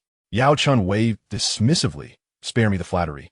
Just refrain from this ploy in the future." With that, he vanished into the ring. The fire spirit followed suit, fearing being left behind. "Have you had your fun? Let us return," Hun Cang said, glancing at the fire spirits in the room. With a flurry of colors, the fire spirits surged from all directions, merging into Hun Cang's body and disappearing. Exiting the premises, Hun Cang made his way directly to the auction house. Along the way, he donned the badge representing his certification from the Alchemist Guild. At the entrance of the auction house, a throng of people had formed a lengthy queue. Hun Cang casually chose a line to stand in. Just then, a figure clad in the auction house's insignia approached briskly. The man's gaze swept across Hun Cang's badge, and a sycophantic smile appeared on his face. "Esteemed alchemist, there's a private passage designated for you. Please follow me." "Will anyone mind if I skip the line?" Hun Cang glanced around. Though not one to be easily provoked, he preferred to avoid unwanted attention. After all, waiting a bit longer would not hinder him significantly. However, upon realizing Hun Cang was a 7th-grade high-ranking alchemist, the surrounding crowd expressed nothing but envy. "Very well," Hun Cang nodded, following the man away. Once he departed, whispers erupted in the line, mostly discussing Hun Cang's appearance and alchemical rank. The auction house was expansive, divided into 2 levels. The lower level featured tiered seating, with a central high platform where the auctioneer and exhibits would present to the audience. Guided by the man, Hun Cang was led to a private box on the 2nd floor's left side. The man was exceedingly courteous, stating that Hun Cang could inform the service staff of any needs, and they would strive to accommodate promptly. Hun Cang produced the medicinal pills, detailing their effects for appraisal, but not for auction. The man paused momentarily, then comprehended, nodding in agreement before departing. While seated in the box, Hun Cang did not wait long before various sounds began to arise. The auction hall was filling up with dwindling empty seats. Even the boxes on either side were echoing with the sound of doors opening. After a short while, the man returned, bringing the medicinal pills back with him. His gaze now bore an even deeper respect for Hun Cang. Pills that could facilitate breakthroughs to Dou Zone and elevate Dou Zone by 2 stars were exceedingly rare, almost unheard of. The man surmised that this young man must surely hail from some hidden family. "Mr. Wang, the auction is about to commence. Here is an introduction to today's offerings for your perusal," the man said, producing a sheet of paper. Hun Cang accepted it, glanced over it, and with a slight smile remarked, "It seems there truly are blood essence demon fruits and everlasting green spirit vines." Shortly thereafter, the auction commenced in earnest. With the auctioneer's brief introduction, items were presented one after another, each being swiftly claimed at impressive prices. Naturally, not every item on the auction block found a buyer. As Hun Cang observed, the majority of the auctioned items were primarily medicinal herbs, with weapons or martial techniques appearing only sporadically. He quietly awaited the next item, tapping his fingers against the armrest. After another item was sold, the auctioneer glanced at the item in hand and explained with a smile. "Next up for auction is the blood essence demon fruit. This esteemed guest is seeking a pill recipe or elixirs that could assist in breaking through to the Dou Zone level. If not, monetary compensation is acceptable." "I have such a recipe," a detached voice interrupted the auctioneer, drawing his gaze toward a private box on the 2nd floor. Hun Cang continued, "The divine sovereign pill, which upon consumption grants a 70% probability of successfully advancing to Dou Zone." A porcelain vial soared from the box and was deftly caught by the auctioneer. A ripple of excitement spread through the crowd. A pill capable of aiding a 9-star Dou Zone in breaking through to Dou Zone, while not guaranteeing success, still boasted an impressive 70% chance. The auctioneer quickly reassured the attendees that the efficacy of the pill had been verified by their alchemist. A wave of murmurs erupted. Those seated on the ground floor turned to gaze at the box, while several eyes from the second floor also directed their attention there. Unmoved, Hun Cang stared at the auctioneer. What are you waiting for? Apologies, esteemed sir, but the owner of the blood essence demon fruit desires either a recipe or at least 2 pills, the auctioneer replied, his expression revealing his dilemma. He had inspected the vial and noted that it contained only 1 pill, failing to meet the minimum bidding requirement. Admittedly, this oversight was due to his initial lack of clarity. The auctioneer had not anticipated that anyone would possess such a pill. Hun Cang, slightly exasperated, tossed out another porcelain vial. After the auctioneer received it, he inquired twice if anyone could present a recipe or a similar pill, but met with silence. Ultimately, the blood essence demon fruit was awarded to Hun Cang. The auction proceeded with other items, and after a while, the everlasting blue spirit vine made its appearance. The owner, pressed for funds, announced that the highest bidder would prevail. The starting bid was 5 million. This was a medicinal herb Hun Cang required, and he immediately called out his bid. Others joined in, and the price quickly soared beyond double the initial amount. Many withdrew, leaving only one contender still actively bidding. 15 million, I concede, came a voice from a box on the second floor. The faces of those below, including the auctioneer, shifted with concern. The individual had boldly revealed their name, clearly intending to exert pressure, and the Bai family was one of the 5 prominent families of the Holy Dan City. Some recognized Bai one, noting that he was a formidable contender for this year's Dan conference. Hun Cang remarked coolly, 15,110,000. According to the rules, each bid must exceed the last by no less than 100,000. Since the opponent had already stated their willingness to concede, he opted to save a bit. Smack! In another box, a handsome young man, visibly enraged, exclaimed a provocation. He clearly does not regard my Bai family with any respect. Gao Shu, send someone to keep an eye on him. A middle-aged man behind the youth immediately complied and exited the box. Bai Wen's gaze remained fixed on Hun Cang's box. You better be from one of the 5 families, otherwise. 3rd time sold. The auctioneer called out several times, and upon receiving no further bids, he announced the result. Hun Cang subsequently handed over the breaking sect pill for auction. He simply did not have sufficient funds on hand. Chapter 123, The Soul Mirage. The Dan conference officially begins. The auction concluded. Backstage, Hun Cang accepted the blood essence demon fruit and everlasting blue spirit vine from the auctioneer, preparing to depart. At that moment, the auction house's manager called out to him. Is there something you need? Hun Cang inquired calmly. The manager smiled. Mr. Wang, should you have any similar elixirs to sell in the future, please do bring them to our auction house. I assure you we will secure the highest price for you, and there will be no handling fees. This was a clear attempt at goodwill from the auction house.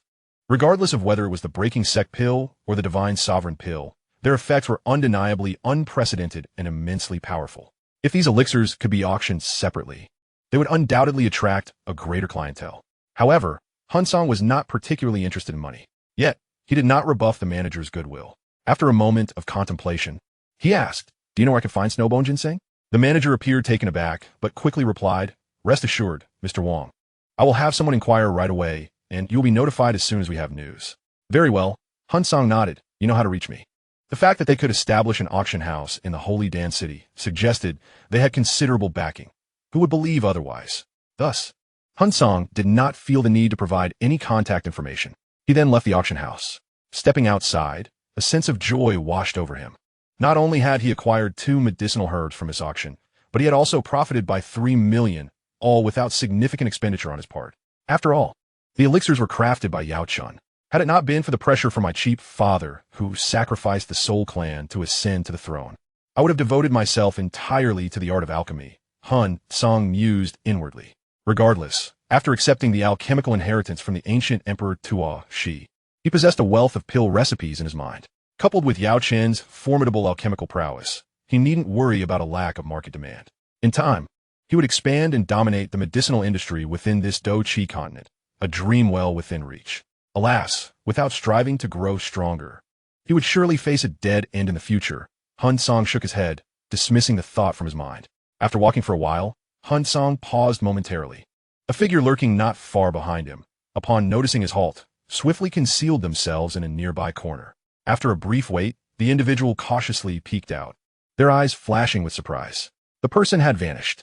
In the Holy Dan City, by family residence, Bai Wen cast a fleeting glance at the individual before him. Did you lose track of him?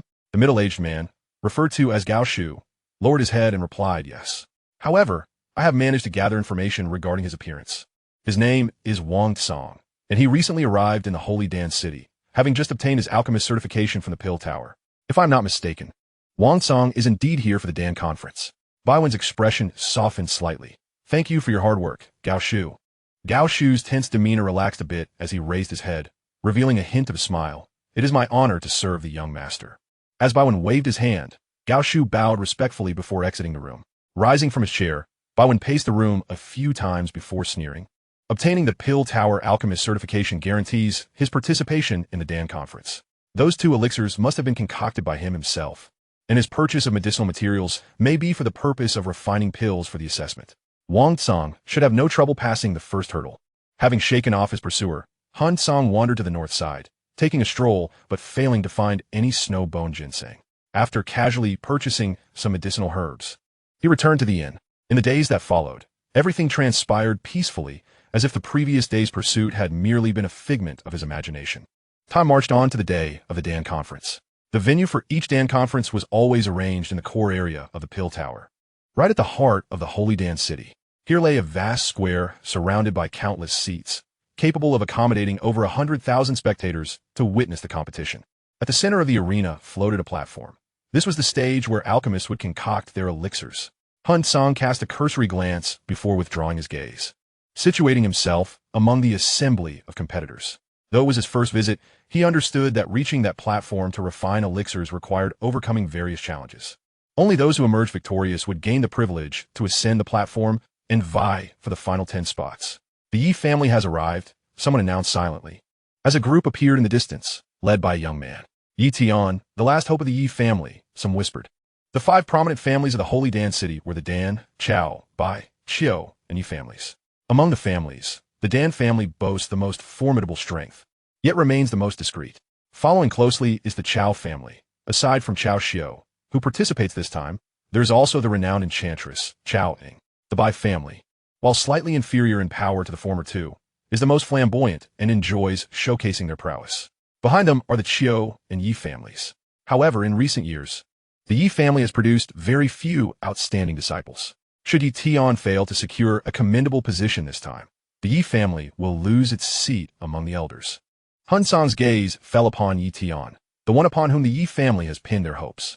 Approximately 25 years of age, with an unremarkable appearance. He wore a stern expression, his brow furrowed, betraying his evident anxiety. There is no need for such trepidation. The Yi family is destined to lose this time. Hun Cang murmured softly. In the original narrative, the Yi family only regained their position among the elders thanks to Xiao Yan later on. As Yi Tian settled into his seat, his hands resting on his trembling thighs, Hun Cang withdrew his gaze only to be met by a chorus of cheers, heralding the entrance of the Bai family. Initially indifferent, he soon felt a persistent gaze upon him and redirected his attention. Through the discussions around him, Hun Cang realized, Bai Wen, the very individual with whom I competed at the auction house that day. Bai Wen grinned malevolently, averting his gaze as he took a seat beside Yi Tian, whispering something that ignited a furious expression on Yi Tian's face, his fists clenched tightly. At that moment, an even more fervent uproar erupted, resonating through the air. At the entrance, 2 groups of individuals made their slow entrance. From the Chao family, Hun Cang recognized a familiar figure, Chao Ying, whom he had met at the Split Tower. Presently, she stood beside a young man, her delicate features adorned with curiosity as she glanced around. The young man beside Chao Ying was engaged in conversation with another youth, the latter adorned with a badge shaped like a medicinal pill, the emblem of the Dan family. During his time in Shangdan City, Hun Cang had gathered considerable information and recognized them immediately. The individuals were identified as Chao Xiu from the Chao family and Dan Ningyu from the Dan family. Eager to acquire the 3,000 Flame of the Sun, Hun Cang had arrived early at the Dan Tower, unfamiliar with most of these individuals. Had it been during Xiao Yan's generation, he would have had some knowledge of them. However, by listening to the surrounding conversations, Hun Cang gleaned certain insights. For instance, this cohort, comprising Dan Ningyu, Chao Xiu, and Bai Wen, had all been certified as 8th grade alchemists. Their strength should not be underestimated, as they were among the favorites to claim victory.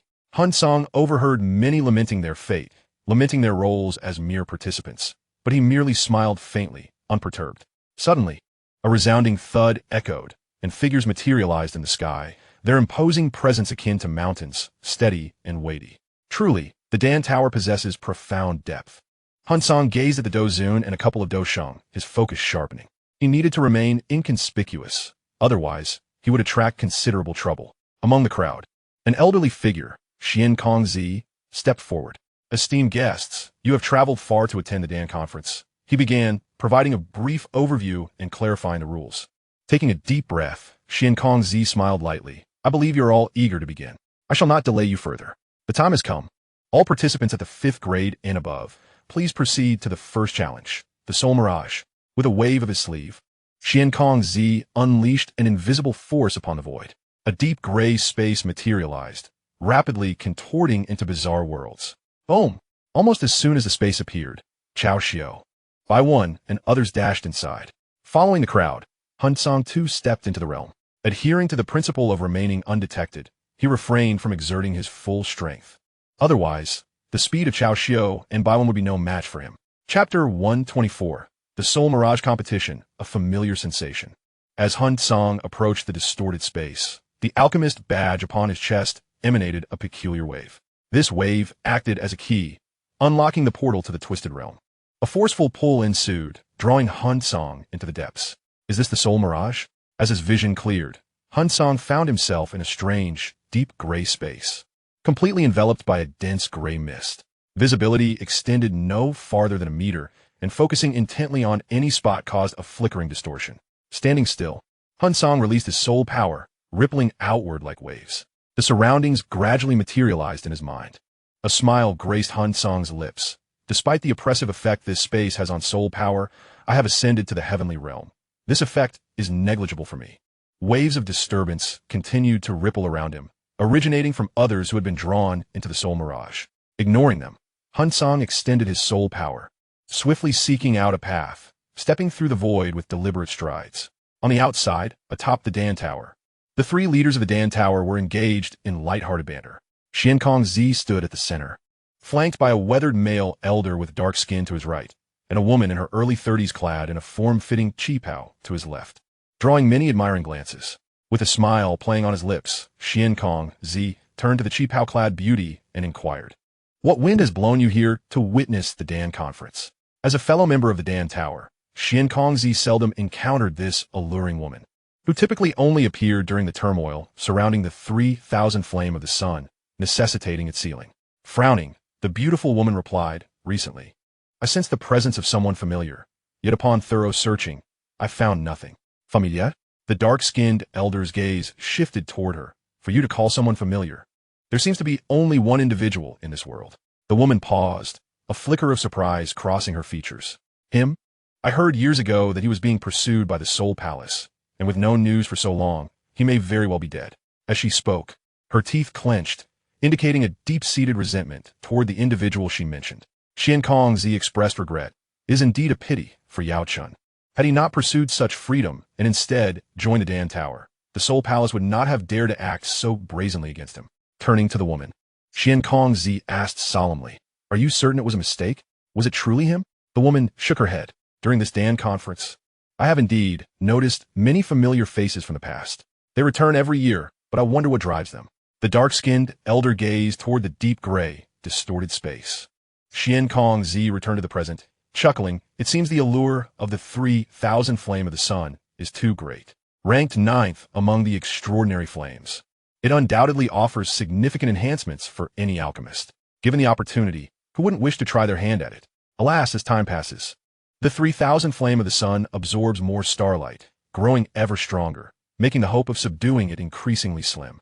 The dark elder scoffed. "Alchemists are judged not by age, but by strength. Though those old-timers often return, the young talents of Shengdan City are not to be trifled with. Many will surely stumble this time around." Xian Kongzi wholeheartedly agreed. Indeed, Dan Ningyu from the Dan family, Chao Xiao from the Chao family, and Bai One from the Bai family all stand a chance at claiming the championship. "Not just them," the dark elder replied, shaking his head. As Xian Kongzi's gaze turned to him, he continued, "I heard from Han Li that during the assessments, he encountered a young individual, not much older, who already possesses 8th grade alchemical capabilities, though he did not specify the exact age." Xian Kongzi understood it must be in comparison to the likes of Dan Ningyu and others of this younger generation. This Dan conference promises to be intriguing. Xuan Kongzi smiled. Historically, The top position in the Dan Conference has either been contested among the older generation of alchemists or has seen one of the 5 prominent family disciples from Shengdan City emerge victorious. Young alchemists from beyond Shengdan City do exist, but they are rare and difficult to encounter. As one of the 3 leaders of the Dan Tower, Hun Cang secretly hoped to witness the emergence of more exceptional alchemists. In the depths of her youthful and unfamiliar gaze, the woman clad in a qipao exhibited a fleeting expression of contemplation. She was resolute, certain that the aura she had sensed earlier was undoubtedly linked to Yao Chun.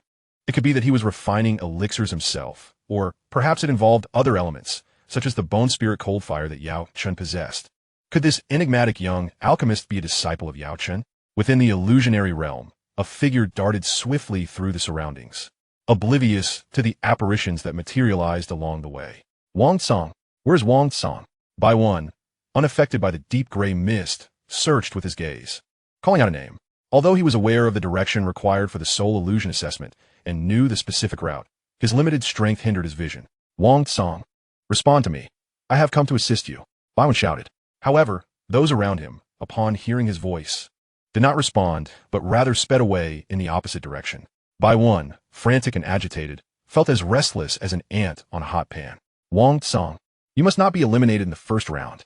I am counting on you to enter the pill realm. In the pill realm, a near-gray area where anything could transpire, including theft. Yet Bai Wan was anxious that Hun Song, participating in the pill conference for the first time, might not pass the initial round. In truth, at this very moment, Hun Song had arrived at the end of this deep gray expanse. He concealed himself in a near dead-end location. From the perspective of spiritual force, not far ahead lay a passage devoid of gray mist, only a distorted black hole. Just a bit longer, Hun Song murmured to himself. Being the first to exit would certainly draw attention, but it also made one susceptible to scrutiny. What he desired was to obtain the 3,000 flame fire. Rankings and accolades were mere illusions. He had only mentioned them to Hun Shuzi for amusement, but taking them seriously would indeed be quite intriguing. As he waited in silence, Hun Song noticed others approaching, and there were quite a few. Leading the pack was Chao Xiao, who left a profound impression on Hun Song. Largely due to the influence of Chao Ying, Chao Xiao, with unwavering focus, deftly evaded every trap along his path. The first place is mine. Based on a family heirloom map etched in his memory, Chao Xiao realized he was nearing the exit. Not far behind him, Dan Ningyu was also weaving through the space. Their speeds nearly identical. Hun Song contemplated waiting for the two of them to exit before making his move. Suddenly, a voice rang out. Wang Song. Wang Song. Chao Xiao and Dan Ningyu paused slightly, their faces displaying the same look of puzzlement. They recognized that the voice belonged to Bai Wan. However, who was this Wang Song that Bai Wan shouted for? Dan Ningyu was somewhat bewildered. Could Wang Song be an external aide summoned by the Bai family? Chao Xiao pondered silently, recalling that he had heard this name from his sister. It was said to belong to a young alchemist who had not been seen in Shengdan City before. The individual in question, Hun Song, initially froze in surprise, then quickly realized that the Wang Song Bai Wan called out was indeed him. This fellow was persistent, he thought, recalling how he had been followed after the auction. A cold glint flickered in Hun Song's eyes as he resolved to teach Bai Wan a lesson. With a surge of spiritual force, the deep gray mist near the exit churned like waves, pressing towards Bai Wan. Chapter 125, Hun Song. Is this how you speak to me? The deep gray mist surged, as if an invisible hand was stirring it. Damn it. Gaussiu Guset Ang Vili. He had spotted the passage, only to have his path obstructed by dense fog. As he navigated through it, he found that his direction had altered. Dan Ningyu, now grave in demeanor, slowed his pace. The route that had remained unchanged for years had suddenly transformed. Following his memory and not finding the passage, Dan Ningyu's expression turned to one of astonishment. This space was not an ordinary illusion, but rather a remnant left by senior alchemist. The residual spiritual force left behind could create various troublesome illusions, a testament to the formidable strength of its creator. Yet, the change in this space indicated that a person of considerable power, nearly on par with the senior alchemist, had entered. Who could it be? Dan Ningyu furrowed his brow, contemplating as he searched for a new escape route. Space folds? Upon recognizing the scene before him, Bai Wan appeared utterly dazed. He was indeed following the correct path. Within the soul illusion, the mist that interfered with spiritual force was a test, with illusions being one aspect, and the final being distorted space. Shengdan City referred to this overlapping, complex space as a space fold. Once entered, The likelihood of becoming lost within was exceedingly high. As the countdown concluded, one would lose their chance to participate in the next round. Bai Wen was determined not to falter in the first round, neglecting to search for Hun Cang as he concentrated on deciphering the space fold. The architect of this turmoil, Hun Cang, stood before the passage. As his spiritual force erupted, it seemed that the space had triggered a passive, defensive mechanism, and he was directly ejected. At that moment, Hun Cang detected gazes upon him and let out a resigned sigh. "So this is Wang Cang?" The alchemist spoken of by Hanli. The Dark Elder nodded. Even when Hun Cang made his appearance, the three prominent figures had already taken notice, with the Dark Elder eagerly introducing him to the others. The Qipao-clad woman scrutinized him for a moment and inquired, "Do you have more specific information?" The Dark Elder shook his head and replied, "The Pill Conference traditionally imposes few restrictions on participants, and naturally, they do not investigate the backgrounds of individuals. However, if you're interested, I can arrange for someone to look into it now." The woman in the Qipao responded, "No need. I still have some impression of the Bone Spirit Cold Fire's aura. However, I felt none of that from him. Perhaps I misjudged earlier." Time trickled away, and the end of the first round approached with little remaining. Hun Cang felt a twinge of concern. He hoped that his actions would not lead to the disqualification of all participants from the Pill Conference in the first round. Surely not, surely not. That would mean he could be directly proclaimed the first-place winner and gain entry to the Dan Tower Star Domain. No, that would be far too conspicuous. Before Hun Cang could dwell on his worries for long, individuals began to emerge one after another from the deep gray mist. When Xiao Xiao and Dan Ningyu spotted Hun Cang, their eyes revealed a mixture of shock and solemnity. This fellow would undoubtedly become their most formidable opponent in the quest for victory. Both of their minds echoed similar thoughts. Xiao Xiao and Dan Ningyu each selected a spot to rest and recalibrate their states. Soon, several more individuals emerged. As time drew near to its end, Xiao Xiao looked around and remarked, "Where's that Bai Wen fellow?" Dan Ningyu glanced about as well, confirming the absence of Bai Wen's figure. "If he were eliminated in the soul illusion, it's likely we won't see him in Sheng Dan City again," Dan Ningyu stated coolly. Since Bai Wen had displayed his alchemical talent, he had been treated like a treasure by the Bai family, with all conditions met to foster his flamboyant and arrogant demeanor. Over the years, Bai Wen had boasted about stepping on both the Chao and Dan families during the Pill Conference. As the last few grains of sand trickled down, the elders of the Dan Tower prepared to announce the results and rescue those trapped within the soul illusion. At that moment, Bai Wen burst forth, drenched in sweat, panting heavily, his eyes bloodshot, appearing quite disheveled. "Scoundrel!" His first glance fell upon Hun Cang, and Bai Wen spat out resentfully. He attributed his predicament to Hun Cang, believing that if he hadn't sought him out, worried about his potential elimination, he would have passed through without issue and not been ensnared in the space fold. However, Bai Wen could not foresee that through a twist of fate, he had indeed identified the true culprit. After a brief respite, the second round was set to commence. In this round, each participant would receive a prescription containing corresponding medicinal materials, which could be found within the pill realm. Collecting all the required materials would allow them to exchange for a token of return from the elders. The first 30 individuals to gather will secure their qualification for the third round of the competition. As Hun Cang obtained his own prescription, he lifted his foot and vanished into the passage. "Don't even think about escaping. I shall undoubtedly find you within the pill realm. The blood essence demon fruit and the eternal green spirit vine are rightfully mine." The last to receive the prescription Bai Wen could hardly contain his eagerness as he dashed into the passage.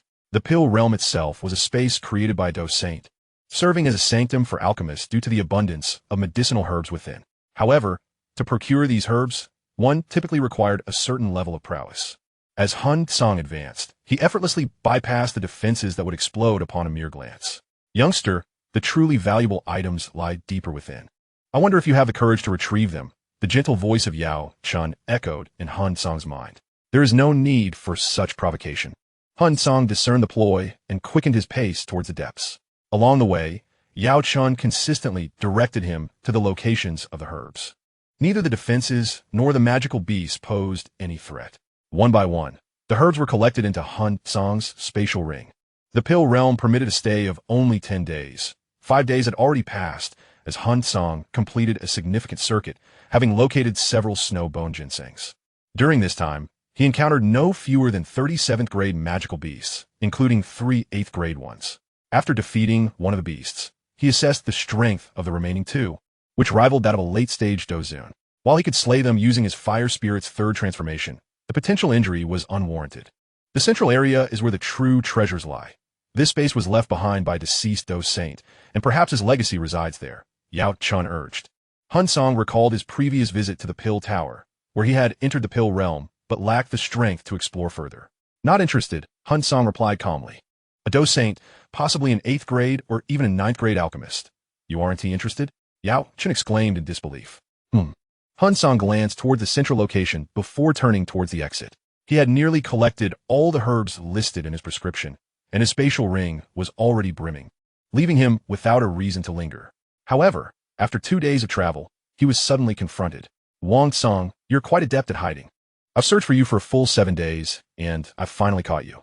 Let me tell you, regardless of your alchemical rank or the forces behind you, in St. Dan's City, whatever I, by one, set my sights on, I shall obtain. Hand over the blood, essence, demon fruit, and the eternal green spear vine.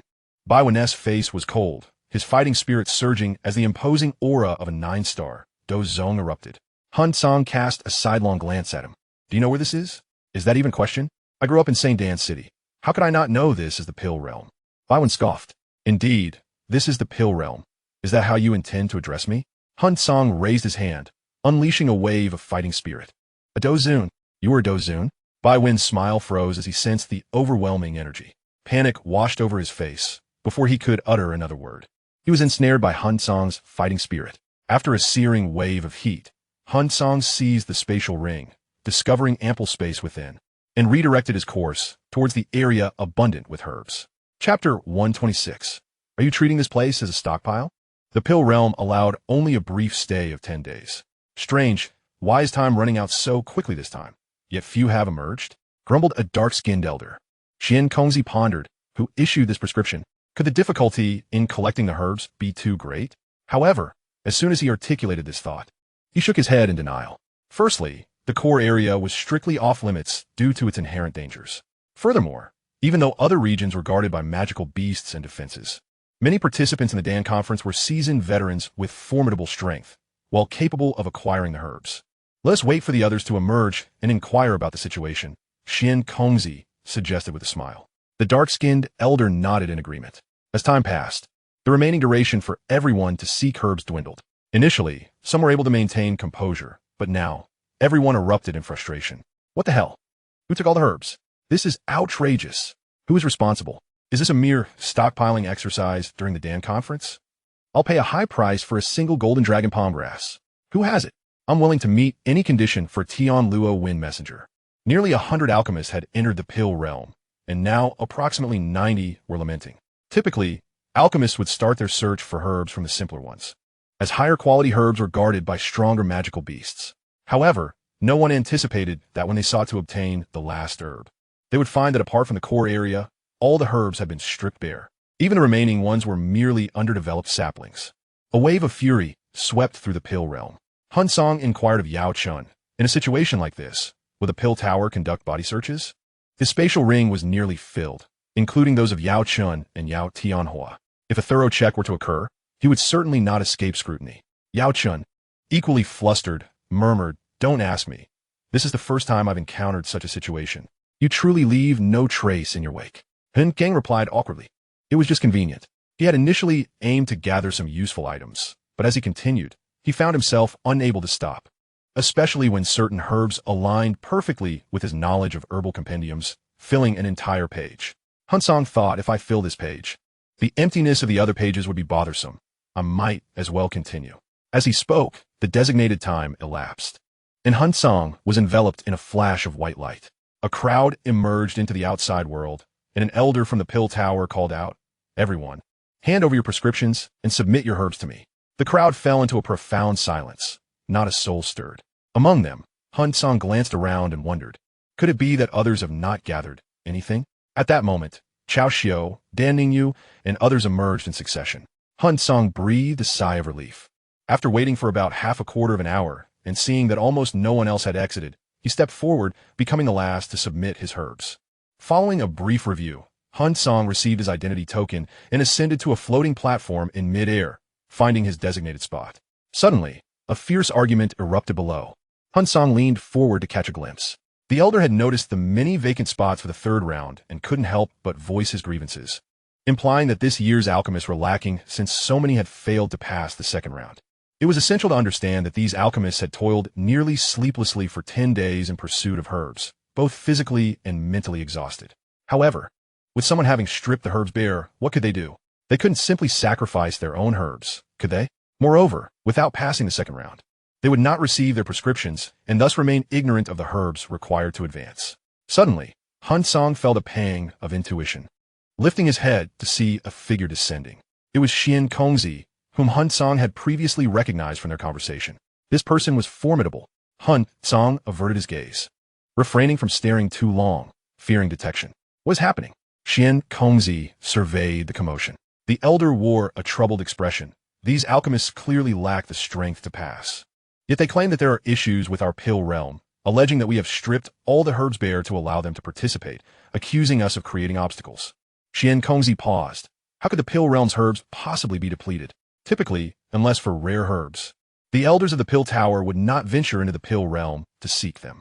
However, observing the agitated expressions of those gathered, Xian Kongzi felt a sudden unease. He remained silent, his form directly projecting into the pill realm. The elder's mouth fell agape. Could it be that what those alchemists claimed was true? Before long, Xian Kongzi emerged, his expression grave and silent as he returned to the high platform, standing beside the dark-skinned elder. What transpired? The elder inquired, taken aback by Xian Kongzi's usually affable demeanor, now clouded with concern. Xian Kongzi replied in a low voice, all mature high-grade herbs from the pill realm have been excavated. The elder, bewildered, exclaimed, who are these reckless newcomers? Do they treat the pill realm as a mere supply depot? The audacity to excavate so much. Do they truly believe it is a zero-cost acquisition? Xian Kongzi nodded gravely. It must be the work of those participating in the pill conference for the first time. Over the years, the pill conference had been held numerous times, and the pill realm had been opened on several occasions. Yet Xian Kongzi had never encountered it being emptied to such an extent. He shared the same sentiment as the elder beside him, suspecting that it was the folly of inexperienced youths, particularly one with significant strength capable of dealing with 8th-tier magical beasts.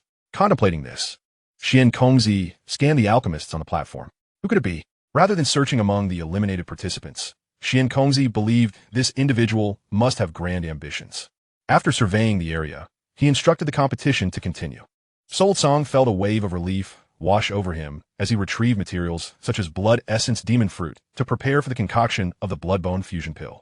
Previously, in Wutan City, he had promised Yao Chun he would assist with his corporeal matters. Thus, it was indeed time to refine this pill.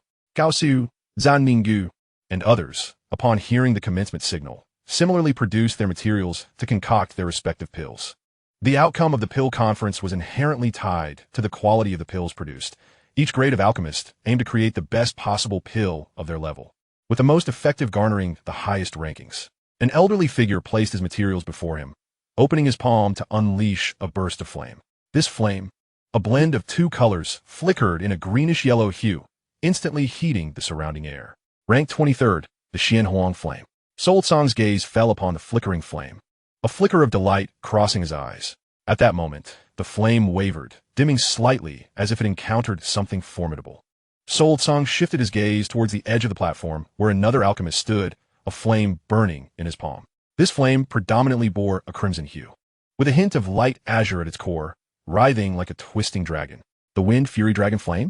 Sol Tsang's excitement grew, filled with anticipation. Did he possess the Nether Poison Fire? The only 3 types of strange flames he had yet to collect would complete his assemblage from the 18th to 23rd ranks. The strange flames ranked 16th and 17th were in the possession of the Yin clan. Sol Tsang would not relinquish those, but that was a matter for the future, necessitating significant strength to persuade his father against the Yin clan to seize the opportunity. He withdrew his gaze, feeling immensely gratified with his decision to participate in the pill conference. With a calm demeanor, he began preparing for alchemy. Chapter 127, The Four-Colored Pill Thunder. The pill is complete. Given the nature of the pill conference, most attendees were alchemists. The emergence of the 2 strange flames immediately stirred a considerable uproar. Some identified the 2 individuals, revealing them as regulars at the pill conference, who had even claimed 3rd and 4th places in the previous event. The reason they did not secure 1st place was attributed to one of them lacking the requisite strength, leading to an accident during pill formation that resulted in flaws. The other had used beast fire, which, due to issues with the flame, yielded less than perfect results.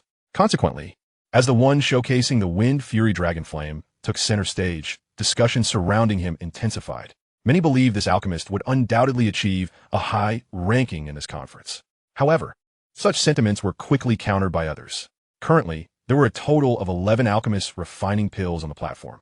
Aside from the two showcasing strange flames, whether it was Chao Xiao, Dan Ningyu, or others, they all exhibited substantial potential. Several attendees also noted the presence of the unfamiliar Soul Song, leading to various discussions, most of which were skeptical. Where's that lad by one? On the high platform, Xian Kongzi suddenly realized. The dark-skinned elder, upon hearing this, narrowed his gaze and began searching the crowd of eliminated participants, finding no trace of Bai One. Could he have encountered an accident in the Pill Realm? The elder pondered. Over the years, the Pill Realm had proven to be the most perilous location. On one hand, they could not witness the events unfolding within, and on the other, formidable magical beasts lurked within. Xian Kongzi mused, it shouldn't be. Bai One is the most promising talent from a Bai family in recent years. He should possess means of registration. Moreover, we have arranged protective measures. Each participant entering the Pill Realm was allocated a spatial stone. In the face of danger, one could shatter it to be teleported out, serving as a safeguard. Bai One would surely be aware of this, and his absence suggested he might not have encountered a magical beast, but rather a formidable individual, one so powerful that he could not even utilize the spatial stone. The Bai family would likely be in turmoil, Xian Kongzi sighed.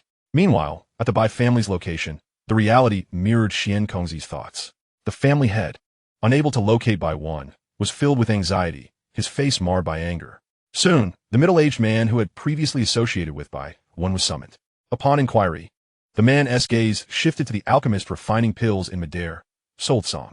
The Bai family head's expression darkened. He remained silent, dismissing the man. Unbeknownst to them, Soul Song was wholly absorbed in his alchemical endeavors. The Bloodbone Fusion Pill was an 8th-grade pill, and its refinement was no trifling matter. Although Soul Song had received the inheritance and elevated his soul realm to the heavenly level, he understood that alchemy demanded utmost respect and diligence. For this endeavor, Soul Song employed flames that were a fusion of all fire spirits, appearing similar to ordinary flames, yet embodying a beastly form. Furthermore, he had instructed the fire spirits not to leak any aura, leading others to perceive it merely as a novel beast fire, never considering it as a strange flame.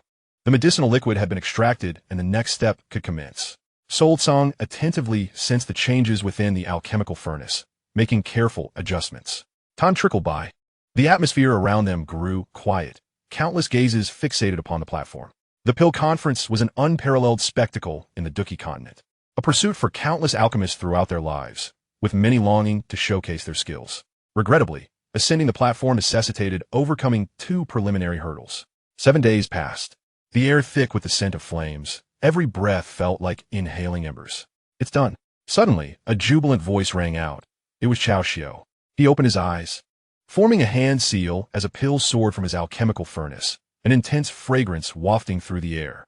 The pill was smooth and emitted a soft glow. As dark clouds gathered overhead, the light dimmed, accompanied by the rumble of thunder. Pill thunder. A flicker of satisfaction flashed in Xian Kongzi's eyes. Chao Xiao had not been idle over the years. A bolt of lightning struck down, slightly dimming the pill's radiance, yet it endured.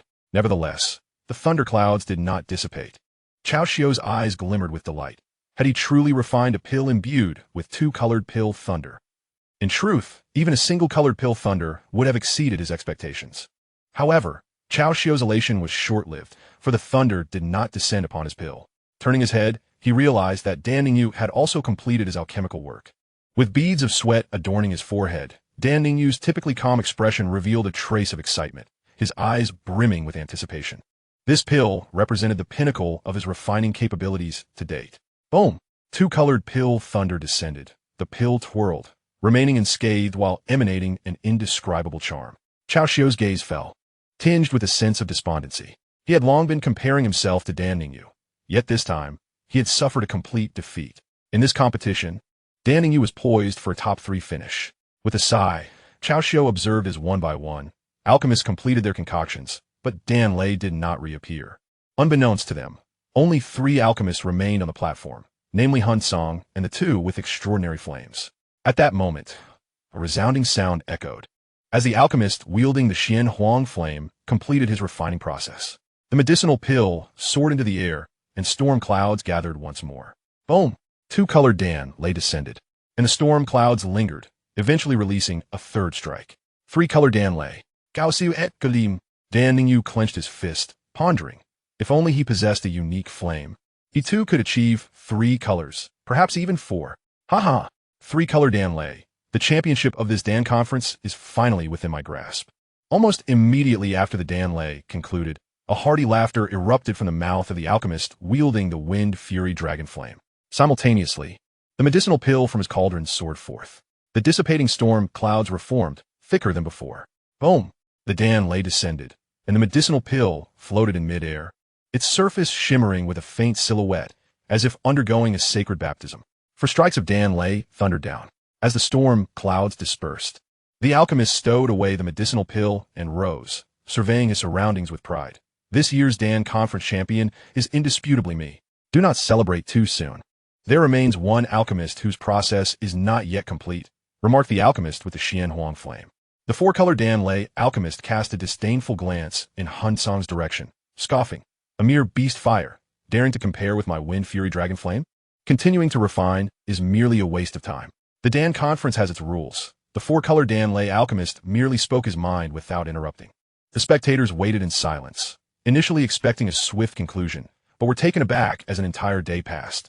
Those who had completed their refining grew increasingly impatient. Among them, the 4-colored Dan lay alchemist was the most anxious. He held absolute confidence in his 4-colored Dan pill and was eager for the results to be announced and the accolades to be bestowed. Is he finished yet? If not, he should stop wasting everyone's time.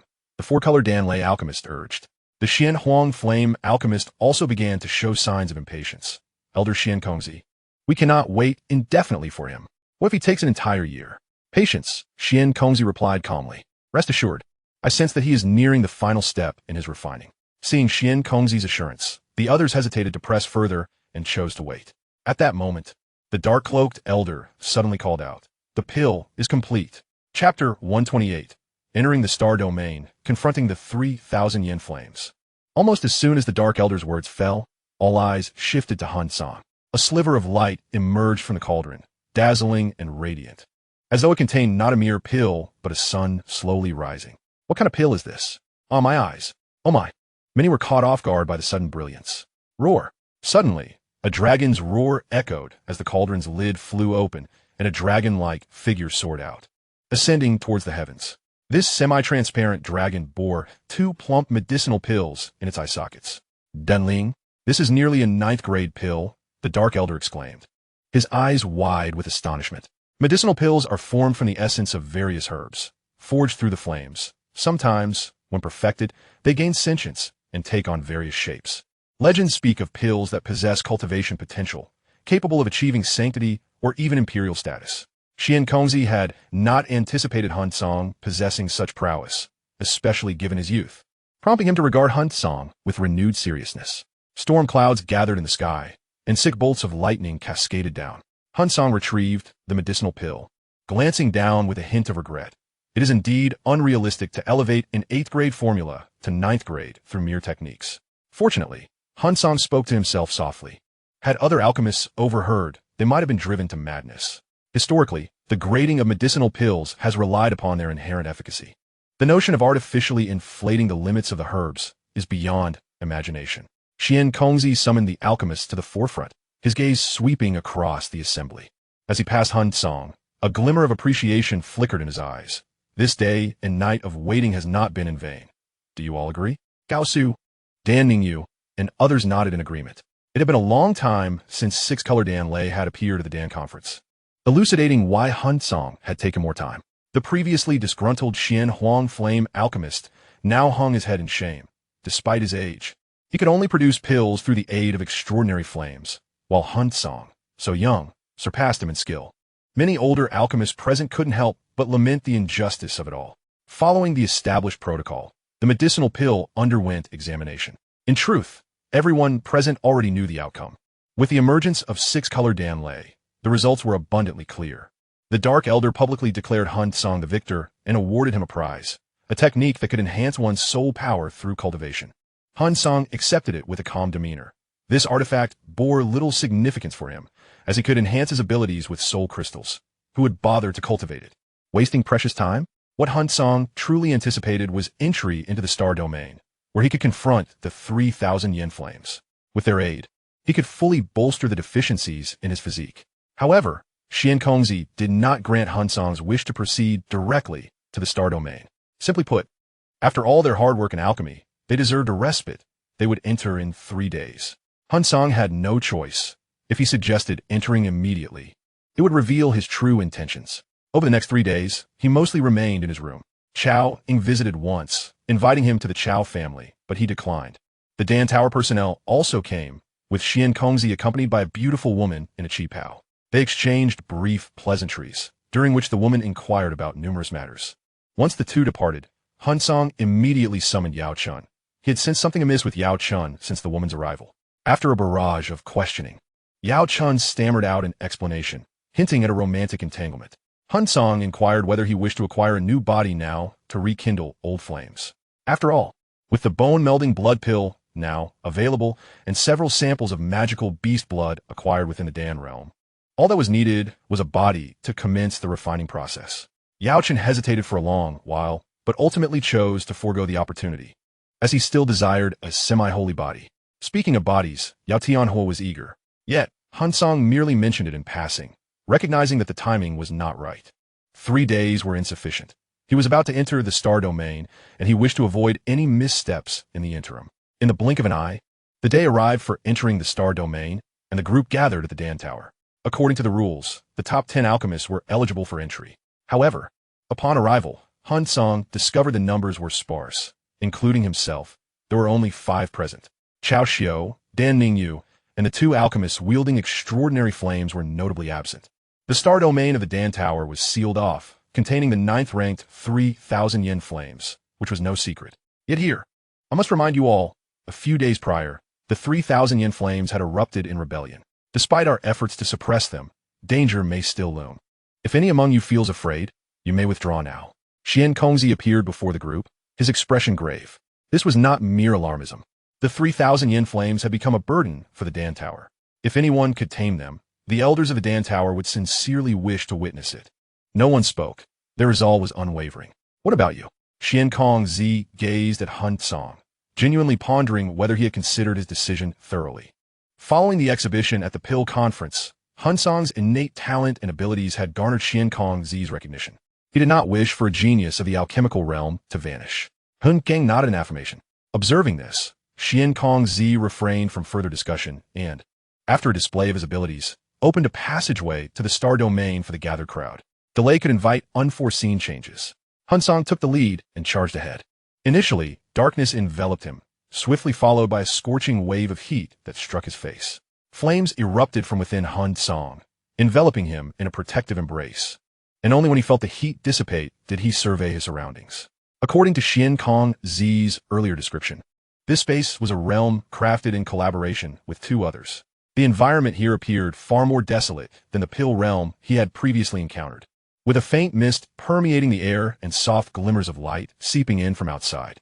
Hun Cang recognized those glimmers as the starlight from the cosmos. The 3,000 yin fire typically absorbed such celestial brilliance to continuously enhance itself. The fortune teller had proclaimed that he bore profound fortunes, and today, once he subdued the 3,000 yin fire, he would undoubtedly secure a place within the Pill Tower's hierarchy. While Hun Cang contemplated, a figure jubilantly rushed ahead, soon followed by 2 or 3 others, clearly anxious that if they tarried, the 3,000 yin fire might be claimed by someone else. Profound fortunes? Even if you were the child of destiny in this world, it would be of no avail. Hun Cang recalled the words he had just heard and couldn't help but scoff. The 3,000 yin fire had been sealed by the Pill Tower for so long that even they were unaware that, despite being a naturally occurring, extraordinary flame, it had an owner who had long nurtured it. Now that the 3,000 yin fire had awakened intelligence, to attempt to subdue it through mere luck was nothing short of a daydream. What are you hesitating for? If you're afraid, you should have withdrawn earlier. An elder of the Pill Tower, tasked with escorting them, remarked upon noticing Hun Cang's lack of action, mistakenly believing he was intimidated. Hun Cang smiled and soared forward. I can be afraid of many things, but flames shall never be one of them. After flying a distance, a blinding light materialized, growing ever brighter as he approached. The earlier figures were positioned near the light, their bodies quivering slightly, seemingly awed by what lay before them. Within the illumination was an immense dragon, its form seemingly endless. At this moment, the dragon's eyes were shut, coiled in repose, with a cluster of purple-black flames engulfing its massive body. The space closest to the flames appeared slightly distorted, as if warped by the terrifying heat. What are you waiting for? Go! Hun Cang glanced at the one who had previously boasted of profound fortunes, a smile gracing his face. Upon hearing Hun Cang's teasing remark, the individual stammered for a moment, unable to articulate a coherent response. After all, none of the others had ever witnessed the complete form of the 3,000 yen fire. To them, extraordinary flames were merely flickers of fire. Suddenly confronted with a flame resembling a colossal dragon, it was akin to facing a formidable Dou King directly. The mere act of gazing upon it left their legs trembling uncontrollably. Silence. This is not a place for raucousness. The elder shot a glare at Hun Cang. His voice was barely above a whisper, as if fearful of something. Hun Cang shrugged, adopting an air of indifference. The elder glanced toward the 3,000 yen fire and softly stated, "This is the 3,000 yen fire. It is currently in a sealed state. You shall each take turns to approach and attempt to subdue it using gentle methods." After a pause, his expression turned grave as he cautioned, "Remember, employ gentle means. You must not awaken it from its slumber. Otherwise, both you and I shall face dire consequences." The earlier alchemist interjected, "Wang Tsang, you are the champion of this pill conference. It is only fitting that you go first."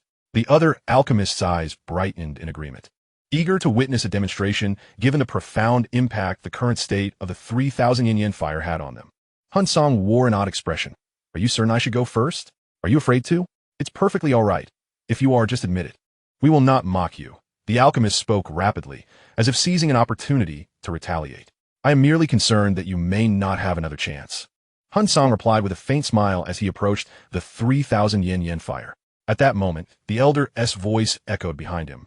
"Touch the forehead of the 3,000 yen fire with your palm. There lies a scale, not obscured by the purple-black flames. Infiltrate it with your soul power, and with a stroke of luck, you may be able to subdue it." Luck? Listening to the elder's admonition, a smirk of derision crept onto Hun Cang's lips. To rely on luck in a conversation with flames, wasn't that courting disaster? As he drew nearer, Hun Cang observed the myriad of black-lined runes adorning the surface of the 3,000 yen fire. The aura emitted by these runes felt oddly familiar, and a fleeting thought of the Canaan Academy crossed his mind. Placing his palm upon the scale, Hun Cang focused his scattered thoughts, allowing his soul power to surge forth. Soon, he perceived a miniature dragon, its form strikingly reminiscent of the 3,000 yen fire. The dragon, in a state of slumber, opened its eyes, likely due to the influence of Hun Cang's soul power. "Foolish human," the 3,000 yen fire articulated, its words laced with disdain. This marked Hun Cang's first encounter with an extraordinary flame capable of human speech. Previous flames have been incapable of such communication. Truly worthy of its rank as the ninth of the extraordinary flames, Hun Cang mused, a glimmer of anticipation in his eyes. "If I were to consume you, my strength should increase by 3 stars. The 3,000 yen fire retorted coldly, "You are woefully unaware of your own insignificance. Were it not for my confinement, a mere ember of mine could incinerate countless beings like you." Hun Cang chuckled. "Are you quite certain? Humph. Begone. I have no desire to engage in banter with you. What are you doing?" Having encountered numerous humans over the years, the 3,000 yen fire was well acquainted with their tendencies and had no intention of engaging in a war of words with Hun Cang. However, it suddenly sensed a peculiar flame that appeared to be burning away the black runes on its surface. "Is it attempting to help me break my seal?" The dragon's eyes widened in disbelief, contemplating that once freed, it would undoubtedly exact revenge on Hun Cang with the flames it had accumulated over millennia. Meanwhile, the elder of the Pill Tower also sensed the anomaly and shouted, "Wang Tsang, what are you doing? Your actions could endanger everyone, jeopardizing the entire holy Pill City." Hun Cang appeared oblivious, showing no signs of halting his actions. The elder surged with energy, attempting to intervene, but was met with an intense wave of heat that forced him back several paces. The other alchemists retreated 100 meters, their gazes fixed in horror at the unfolding scene. The once closed eyes of the colossal dragon were now wide open, its crystalline gaze flickering with flames. Under the scrutiny of those eyes, several alchemists found their breaths caught in their throats, their hearts seemingly on the verge of ceasing their rhythmic beats. The purple-black flames roared to life, causing the space to tremble violently as if on the brink of collapse, with vast swathes of starlight streaming in from the outside. "Curse it! Curse it! Curse it!" The elder of the Pill Tower wore a grave expression, unhesitatingly leading the remaining alchemists toward the exit. As for Hun Cang's fate, he had completely ceased to care. Outside, Xian Kong Zi and the others sensed the unusual disturbance, their expressions shifting drastically. "This is bad. The 3,000 yin-yen fire has awakened, and its seal has been broken," Xuan Kongzi exclaimed it. The dark-clad elder frowned. "Damn it. What have these idiots done inside to provoke the 3,000 yin-yen fire to this extent? We must act quickly, if it breaks free. Given its hatred for our Pill Tower, the entire Holy Pill City will be doomed." The graceful woman in a cheap house spoke in a solemn tone. Xuan Kongzi nodded. "Indeed, we should await Elder Qiu's return to inquire about the situation." Elder Qiu was the one who had guided several individuals through the star domain. Roar, roar, roar. I am finally liberated, finally free. The 3,000 yin fire, having shed its constraints, exhibited an exuberant demeanor. The violet-black flames surged forth with reckless abandon, filling the entire space, with even tendrils of fire slipping through the cracks and drifting into the starry expanse beyond. In the entirety of St. Dan City, everyone merely had to lift their heads to behold the flames seeping from the heavens. The 3,000 flames spirit gazed at the one who had unbound its seal, contemplating how to express its sincerity through its fiery breath. However, when its gaze fell upon Soul Song, it was taken aback to find him wearing a faint smile. "You're not afraid of me?" the 3,000 flames spirit inquired, bewildered. "Afraid? What is there about you that could instill fear in me?" Soul Song replied with an air of nonchalance, casting a glance around the tumultuous space. The 3,000 flame spirit grinned, flames continuously erupting forth as it declared, "This is the first time I have encountered a human who can regard me with such calmness. In light of you saving me, I shall spare your life this time." "Hold on, you might be mistaken. I unsealed you not to rescue you," Soul Song countered, shaking his head. The 3,000 flames spirit paused, perplexed. "Then why did you do it?" "You need not know, for shortly your limited intellect will be obliterated," Soul Song stated coolly. Instantly, the 3,000 flames spirit erupted in fury. "Arrogant human. Since you are so ungrateful, I shall let you experience the taste of the cosmic flames. Even the elders of the Alchemy Tower would not dare to provoke me so." With that, the full force of the 3,000 flames spirit erupted, causing the surrounding space to tremble violently as countless violet-black flames surged forth. Outside, St. Dan City had already assembled protective formations to fend off the flames raining down from above. Xian Kongzi learned of the situation from the returning Elder Qiu, his expression one of incredulity. "Why would Wang Song unseal it? Does he seek his own demise?" Xian Kongzi murmured. Beside him, the dark-clad elder and the beautiful woman in a cheap how wore equally bewildered expressions. The commotion had already attracted the attention of other elders from the Alchemy Tower, and powerful figures were rushing to discuss how to handle the riotous 3,000 flame spirit. Within the starry realm, a series of low growls echoed. "Fire spirit, third transformation." 6 fire spirits floated around Soul Song, their surging power channeling into him, causing his strength to instantaneously soar to the level of 7-star dozone. "Is that all? Your trump card poses no threat to me." The 3,000 flames spirit smirked triumphantly. A faint smirk of derision curled at the corner of Soul Song's lips as he continuously formed seals with his fingers, declaring, "Seal of the 6 fires, bind." As he spoke, a seal flew forth, expanding in the wind and transforming into a colossal mark in the blink of an eye. The surrounding violet-black flames seemed to encounter their nemesis, furiously retracting back into the body of the 3,000 flame spirit. Stunned, the 3,000 flame spirit exclaimed, "How could this be possible?" It felt its power being sealed back within itself. The pressure from this seal was more terrifying than any it had previously experienced from the elders of the Alchemy Tower. "Bind." Soul Song ignored its turmoil, casting out another seal, causing the 3,000 flame spirit to abruptly shrink down, transforming into a flicker of flame. Grasping the flame, Soul Song surveyed the desolate space with a satisfied expression, while with his other hand, he crushed a piece of jade slip. A white light enveloped Soul Song, and when the radiance faded, he had vanished without a trace.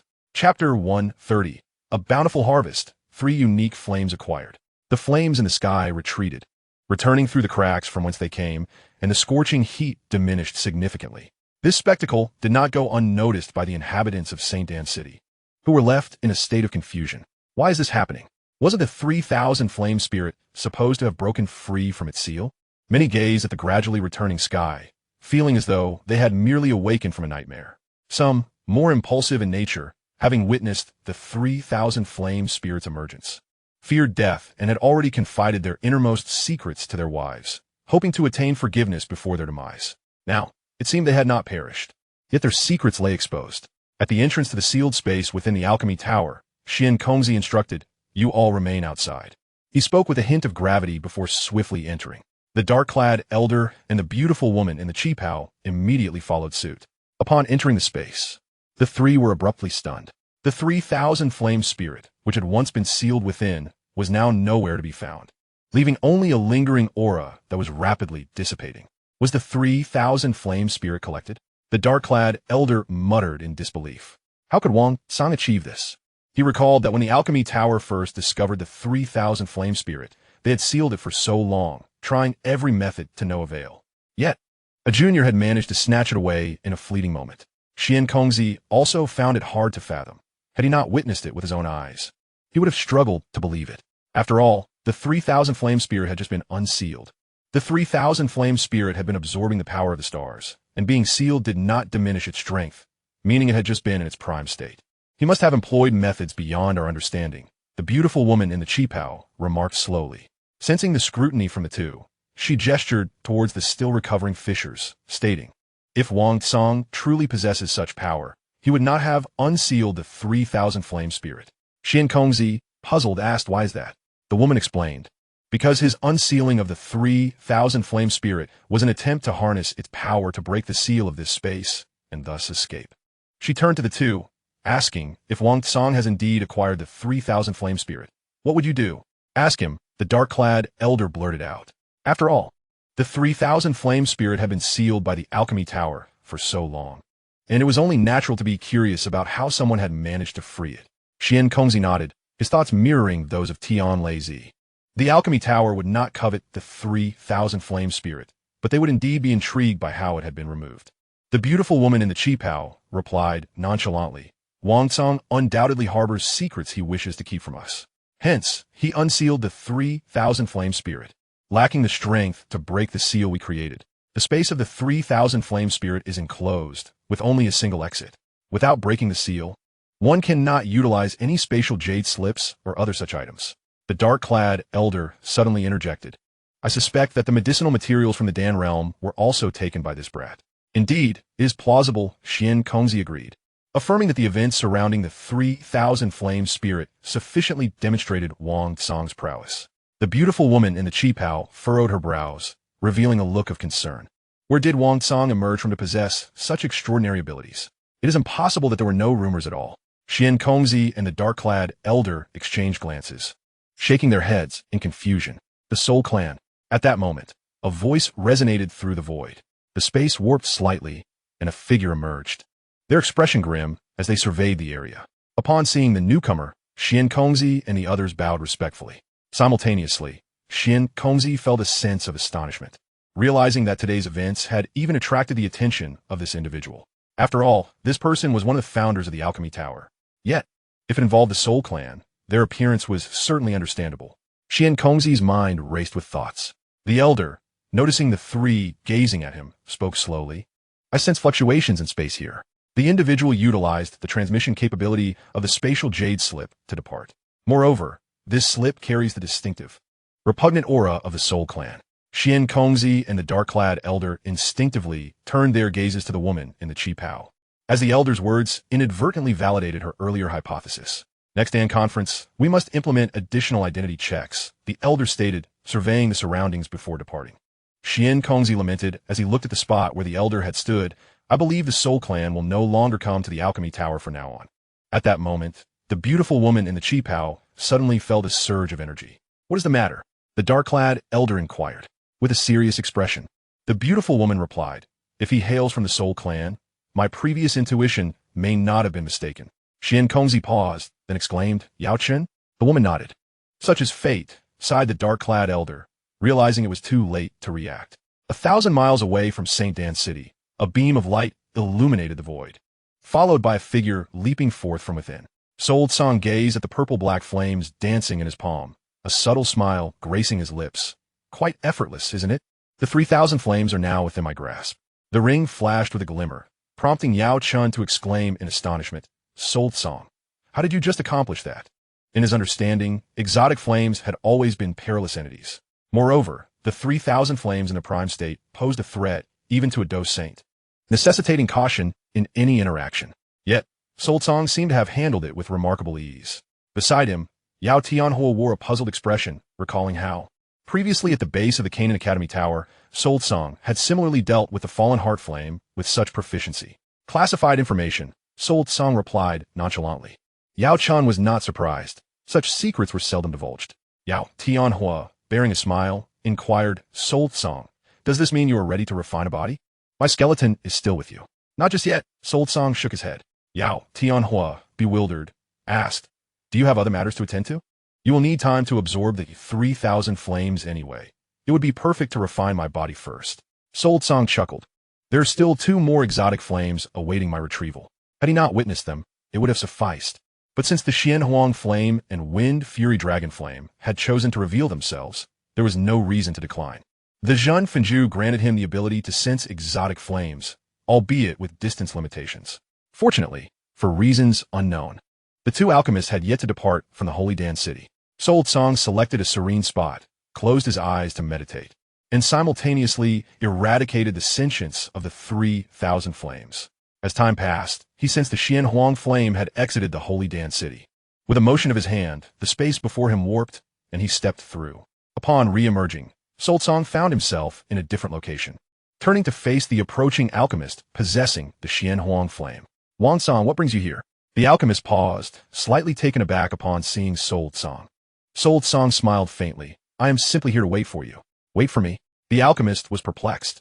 He and Wang Song were hardly acquainted. Sold Song, lacking patience, raised his hand and declared, Xian Huang flame, I demand it. As the words left his lips, the alchemist's expression froze. Realizing that the power within him was slipping beyond his control, unable to be summoned, and soon after, the exotic flame began to emerge slowly from his body. The alchemist, wishing to protest, found his vision consumed by fire. So weak, Sold Song remarked derisively as he observed the Xian Huang flame, before promptly darting off in another direction. Subsequently, Sold Song employed a similar method to acquire the Wind Fury Dragon flame. Without a backward glance, he departed from the Holy Dan City. Chapter 131. Sold Song's Anticipation. Can he become a Dou Saint? In a secluded cave, Sold Song's figure materialized. He first utilized his spiritual energy to scan the surroundings, confirming the absence of any hidden dangers before eagerly producing the 3 exotic flames. He pondered the current strength of Xiao Yan and whether he could continue to bestow his gifts upon him. Sold Song's thoughts drifted. Having tasted the sweetness of the system, he had grown disdainful of these exotic flames. The notion of gifting the flames to Yao Chun would also trigger rewards, but he dismissed it altogether. It was quite simple. Yao Chun had not cultivated the burning technique. Gifting him even 1 flame would be a stretch, let alone a second, which would be burdensome for him. Besides, Yao Chun was still in a spiritual state. Rather than parceling the flames out one by one, it would be far more efficient to wait and present them all to Xiao Yan at once. Who knows, it might even trigger a reward unknown to him. Shaking his head, Sold Song cast aside such thoughts, his curiosity now fixated on how much the energy contained within these 3 exotic flames could elevate his power.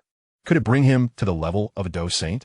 Sold Song felt uncertain within, yet he understood that only through experience would he uncover the answer. Canaan Academy. Inner courtyard before a grand courtyard stood a sign emblazoned with 2 characters, Songming. Within the courtyard, numerous figures stood silently, their gazes fixed upon the figure seated at the forefront. Today, Xiao Yan's expression was grave as he began to speak, but was interrupted by 2 sudden sneezes. Who is speaking of me behind my back? He mused, taking a moment to compose himself before addressing the assembly. Our Songming has never undertaken a collective action. Today, I plan to orchestrate one as a form of assessment. You are all core members of Songming, possessing considerable strength, and your participation is essential. What action, Xiao Yan? Inquired Lin Fong, seated at the front to Xiao Yan's left. Xiao Yan turned to him, to hunt the alchemist Emperor Han Feng. Alchemist Emperor?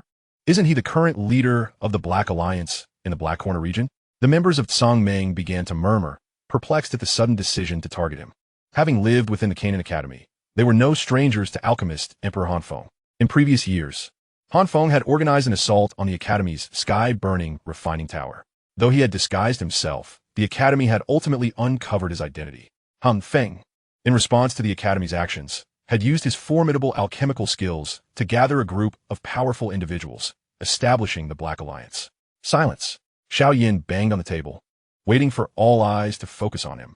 You have all witnessed the recent growth of Tsangming. The inner courtyard is limited in size, and we have already claimed the top position. Continuing to develop without purpose is meaningless. Since we have decided to grow stronger, we must set our sights further afield. The Black Corner region is evidently an excellent opportunity. After a brief pause, Xiao Yan scanned the crowd, noting many expressions of contemplation and glimmers of excitement in their eyes. He continued, "This decision has been made after thorough consideration. The Black Corner region, under the control of the Black Alliance, has rendered many lives exceedingly difficult. And why do we cultivate? Is it not to improve the lives of our families and better this world?" Standing up, Xiao Yan declared now, "An opportunity presents itself before us. You all possess the strength and capability to change everything. Will you step forward? Do you have the courage? Let us do it." Lin Feng also rose to his feet. One by one, more individuals stood, their faces alight with enthusiasm and fervor. Xiao Yan inwardly chuckled. The people in the Academy remained largely naive, easily swayed by a few words and a hopeful vision. In that moment, he began to understand why his former mentor often indulged in grandiose promises. After calming the crowd, Xiao Yan outlined the plan. This operation would see him act as bait, luring Han Feng away from the Black Corner region. The area was complex, with many students possessing innocent natures. A rash incursion could result in significant losses. The assembly had no objections to Xiao Yan's proposal, and after confirming relevant arrangements, they departed to prepare. Returning to his seat, Xiao Yan exhaled deeply, amused. My elder brother merely instructed me to eliminate Han Feng without specifying the method. Utilizing the forces he left behind seems perfectly reasonable. On the other side, within the Black Corner region, a bustling area was filled with individuals clad in uniform attire, as this was the headquarters of the Black Alliance. A figure strode briskly inside, prompting the surrounding individuals to bow their heads in acknowledgement. Alliance leader. Han Feng wore a somber expression, his demeanor shadowed. Ever since his failed attempt to seize the fallen heart flame, a smile had scarcely graced his face. However, at this moment, a cold smirk crept upon his lips as he addressed his gathered followers. My friends, I have just received word that a group of students from Canaan Academy plans to take action against us, boldly declaring their intent to eradicate the Black Alliance. What are your thoughts? A burly man laughed heartily. A bunch of children. If they dare approach, I'll take them down one by one. Another chimed in. For some time now, Canaan Academy has been sending strong individuals to harass us. It's about time we vent our frustrations. Others echoed their excitement. In this region, Canaan Academy represented the largest force. Delivering a sound thrashing to the Academy students would undoubtedly elevate the Black Alliance's reputation throughout the Black Corner region. Han Feng's smile was even stronger. Very good. Everyone has the courage. I am very happy. You all go back and prepare. I will inform you later about the elixirs. So feel free to go get them. Don't hesitate. Thank you, leader. After listening to Han Feng's words, the smiles on the faces of those present became even brighter. After all, joining the Black Alliance is aimed at Han Feng, the Medicine Emperor. After everyone had left, Han Feng stood up and gave a cheerful smile. Sold Song. When you took away my strange fire, I thought I wouldn't have a chance to retrieve it again. Unexpectedly, someone obediently brought it back to me. After failing to seize Fallen Heart Flame last time, Han Feng actually didn't give up. The people arranged at Canaan Academy have been monitoring Canaan Academy, preparing to find another opportunity. But soon after, Xiao Yan appeared, carrying a strange fire that immediately caught Han Feng's attention. Later, he secretly observed outside Canaan Academy and found that the color of Xiao Yan's flames was strange and not pure enough. Han Feng pondered for a moment and realized that Xiao Yan might have also practiced the same martial arts as himself. Otherwise, there are only 23 types of strange flames in total. I'm very familiar with the breath of strange flames and would never make a mistake. The strange color of Xiao Yan's flames can only be explained clearly in this way. This time, retrieving the flame. I will immediately leave the Black Horn domain and hide in a secret place. Han Feng is planning for the future. He dare not retaliate against Soul God, as the opponent's background is too strong, and once he appears, he will be taken advantage of. Time passed, and on this day, Xiao Yan took on a mission to leave Canaan Academy and enter the nearby forest. After walking for a while, Xiao Yan suddenly stopped, his mouth slightly curved. Come out. On phone. I have already found you. There was silence all around, only the sound of the wind blowing the leaves.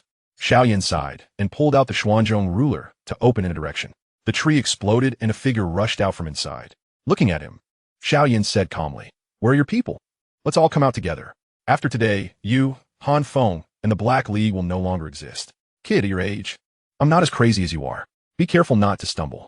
Han Feng calmly fell down, his gaze sweeping over the flames burning on the Xuanzhong ruler, flashing a hint of fanaticism. Xiao Yan waved his hand and said, "All right, I don't like to talk too much to the dead." A whistle was blown, and a large number of people dressed in Canaan Academy costumes rushed out. In the next moment, piercing laughter echoed from all directions, and people dressed in Black League costumes rushed out one after another. No need for instructions. The two are easily charged together. Xiao Yan fought against Han Feng. Every move was a must-kill, leaving no room for maneuver. Originally, Han Feng wanted to use his rich experience to teach Xiao Yan a lesson, but he was forced to retreat one after another. "I didn't expect you to have the courage to come." Xiao Yan showed a hint of pride, and Xin Chongqi suddenly fell down. Boom! Flying away, Han Feng crashed into a tree. He didn't show any panic on his face and said calmly, "There are so many things you can't imagine." He stood up straight and shook his clothes. "Do you know what the scariest thing about alchemists is? It's about making friends." Before Xiao Yan could speak, Han Feng asked himself and answered, then shouted around, "Master Fan, when are you planning to watch the play?" Chapter 132. Can you play with abnormal fire like this? Haha. A loud laugh like a night owl suddenly echoed. Subsequently, a blood-red shadow rushed out and landed steadily on the trunk of a large tree. Blood sect leader Fan Lao. Lin Fang always looks at people. Xiao Yan frowned slightly. He had heard of this person and also heard of blood sect. Yao Huang. As I mentioned before, how great it would be for me, blood sect, to handle this matter for you. Fan Lao looked at Han Feng with a strange smile. Han Feng said impatiently, "Stop talking nonsense and take down Xiao Yan first. This is close to Canaan College, and he is worried that if it's too late, there will be a change. Just a student. Is it worth your nervousness?" Fan Lao showed disdain, and I could take it with just 3 moves. Speaking, Fan Lao projected from the tree and rushed straight towards Xiao Yan Fei.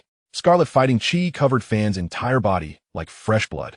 Xiao Yan seemed to smell the scent of blood, scanned his nose, and flames surged out of his body, enveloping his entire body before actively welcoming him. Boom! Fists clashed, and a loud bang erupted. Fan Lao stepped back a distance and looked at his right fist. The fighting energy on top of him continued to dissipate, and he exclaimed in surprise, "Strange fire? Faling Fan Lao's Gaza, Fan Fennuda. This is a bit restraining me, Medicine Emperor." Fan Lao showed a difficult expression. Han Feng immediately said, "Let's join forces. 2 emperors fighting together against one will have a relatively greater chance of winning. Besides, Xiao Yan is just a student. How much combat experience can he have?"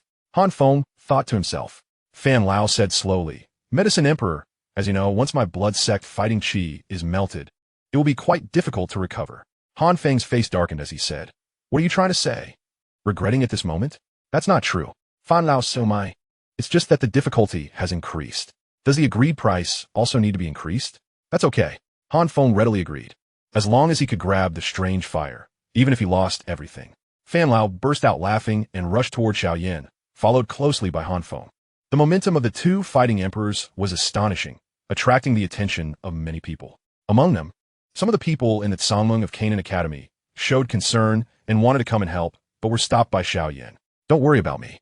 Without any fear, Xiao Yan transformed into a fiery figure, flapping his fighting wings and leaving a long, burnt black mark on the ground. 8-point collapse.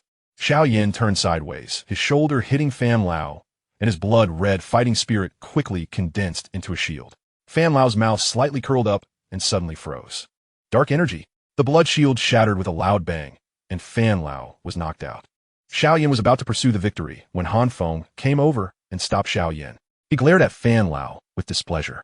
Fan Lao awkwardly said, "I was careless." After speaking, he rushed up again. The 3 of them struggled together, unleashing terrifying energy that caused trees around them to break and soil on the ground to explode. On the other hand, people from the Tsang League and the Black League fought together, gradually resulting in casualties. After all, members of the Black League have been mingling in the Blackhorn region all year round, which is also known for its chaos. So various low-level attack methods are constantly emerging. Although the people of Tsangming appear to have higher strength, they suffer more casualties. "Deputy Leader, we can't hold on anymore. Let's withdraw." Many people have been injured. Students fight and retreat and protect the injured classmates in the center. The people of the Black League around them are constantly attacking, with ruthless attacks, occasionally throwing out various dust, gravel, and even medicinal powder refined from unknown things. Lin Fong killed the two people in front of him with a single sword, looked at the distant battle situation, and shouted, "Xiao Yan, my classmates won't be able to hold on anymore." The sound echoed in the forest and reached the three of them. Han Feng proudly said, "Call some students to deal with my Black League." "What do you think? Don't you have a brain?" "Yao Huang, you should have paid more benefits before. So I brought the blood sect people here." Fan Lao licked the corners of his mouth, feeling somewhat regretful.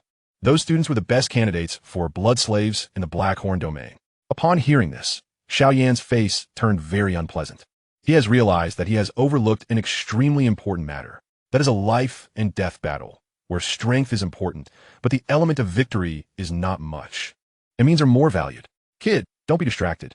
Your fate is not much better than theirs," Fan Lao said coldly. Xiao Yan looked at him and said, "How many moves have you made?" Fan Lao was slightly stunned, then reacted and said in a deep voice, "As long as you die." "I'll say 3 moves. Will anyone else know?" Han Feng said irritably, "Master Fan, can you stop talking nonsense like that?" "Okay, the money you gave me. I'll listen to you."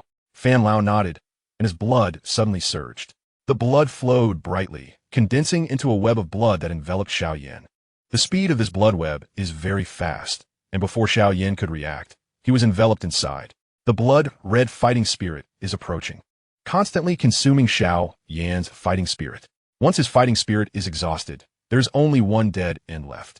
Xiao Yan saw the other party's intention, and Xian Zhongqi slashed down with force, bombarding this blood web. However, the blood web seems to be elastic and can counteract his energy.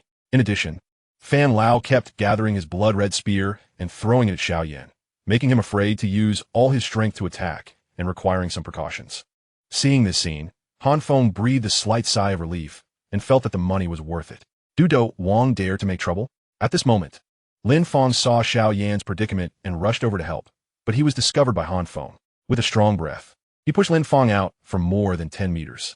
Fan Lao continued to interfere with Xiao Yan, laughing and saying, "Unfortunately, the strange fire cannot exert its power on you at all. Is that so?" Xiao Yan retorted, using the Xuanzhong ruler as a shield to resist Fan Lao's attack. "If only the old man were here, it would be great. It seems that we can only use that move." A hint of ruthlessness flashed through Xiao Yan's heart as he rubbed his hands together. Several flames of different colors emerged, and, as he continued to knead, they gradually merged and formed a lotus-like shape. What kind of movement? Soon, Fan Lao felt palpitations and showed a cautious expression. Han Feng also turned his gaze to Xiao Yan. What is he doing? At this moment, Xiao Yan's body swayed to avoid the attack, revealing the object in his palm. At just one glance, Han Feng felt a chill all over his body, as if his soul was about to emerge from within. "Are you crazy? Can a strange fire make you play like this?" Without hesitation, Han Feng turned around and ran away. Every type of strange fire is the supreme of all fire, containing powerful energy, but what did he see? Xiao Yan actually fused the strange flames together. Fan Lao also saw the mottled lotus flower, and his heart suddenly stopped beating. He felt the breath of death from there. Since the birth of this idea, today is my first time trying it. It's cheaper for you. Xiao Yan lifted his head, his face showing a wild expression. The lotus flower condensed by flames was thrown out from the gap of Xiao Yan's blood web. Wherever it passes, space twists and trembles. "Run away." Fan Lao ignored Xiao Yan and quickly turned around. But the flame lotus moves faster and is soon less than 10 meters away from them. At this point, Xiao Yan's soul power also reached its limit and could no longer maintain the stability of the lotus flower. Boom! A loud bang, like thunder on flat ground, suddenly spread. Flames burst out from the lotus, with various colors of flames, incredibly brilliant, like fireworks blooming. The surrounding trees turned into ashes in an instant. Han Feng and Fan Lao quickly mobilized all their fighting skills to prevent it, but still couldn't escape the fate of being thrown away. Xiao Yan himself is the same. I don't know how long it has been, but the storm has subsided in a huge pit that is 100 meters long, wide, and dozens of meters deep has been exposed on the ground. When Lin Feng found Xiao Yan, he was already unconscious, lying on the edge of the huge pit, with broken clothes and scars all over his body. After covering Xiao Yan with clothes, Lin Feng found that he was just unconscious and breathed a sigh of relief. At this moment, a figure coughed violently and rushed out. Chapter 133.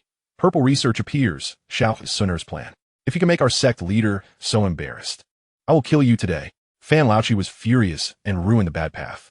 His hair was disheveled, large areas were burnt, and his clothes were also worn out with many holes, revealing his injured skin. As Fan Lao rushed over, Han Feng also gathered his fighting wings and flew into the air. Xiao Yan used too much fighting energy to condense the flame lotus, which made it impossible to defend properly. Instead, he was the most severely injured among the three. Lin Feng's heart sank. What can he resist with the two fighting emperors? At this moment, there was a sudden movement behind him, and Lin Feng turned his head.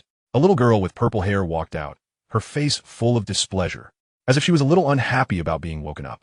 Senior sister? Lin Feng was overjoyed. Xian looked at him and asked, "What happened just now?" Lin Feng pointed to Fan Lao and replied, "Senior sister, he is the head of the blood sect and wants to capture the students of Canaan Academy to become blood slaves." So brave? Xian looked at Fan Lao and dared to openly run near Canaan Academy to arrest people. Does the sect no longer want it? Originally, Fan Lao felt a little uneasy when he saw someone coming out, but after seeing clearly that it was a little girl, he realized that the opponent's strength was only a fighting king, and he relaxed a bit. Fan Lao whispered, "Get lost." I saw a bloody spear condense from his hand and thrown toward Xiao Yan. However, compared to the previous one, the color of this bloody spear is much darker. Do you dare shout at me? Purple Yan's willow eyebrows furrowed. His small hand clenched a fist, and he punched towards the void. The space trembled noticeably, and the air was compressed by immense force, unleashing a powerful aura. Boom! The bloody spear was easily defeated. Fan Lao's pupils shrank, and he had such strong physical strength. At this moment, a purple light appeared in his eyes, constantly magnifying. That's a fist. Fan Lao raised his arms. His blood-red, fighting spirit condensed into bright red crystals to block him in front of him. However, it was of no use. Only when he truly touched it did Fan Lao feel the terrifying power. He felt that the little girl in front of him punched her with a punch that was no less powerful than a full-force strike from a fifth-order monster.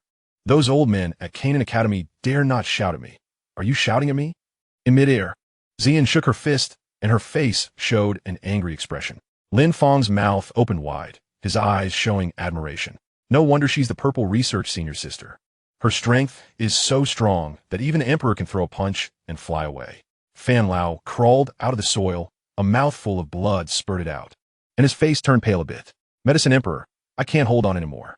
Fan Lao turned around and walked away, feeling that if he was punched twice more, his body would be shattered. If I were in my prime, I wouldn't care about this level of power. That fire lotus before was really terrifying. Han Feng felt unwilling, as the strange fire was right in front of him, but he just glanced in Xiao Yan's direction and turned around to leave. There's a lot of commotion just now, and Han Feng must have noticed that the elders of Canaan Academy were on their way. Watching the two escape, Xian didn't chase after them and landed next to Lin Feng and Xiao Yan. Looking at Lin Feng, Xian said, "Did I just save you guys?"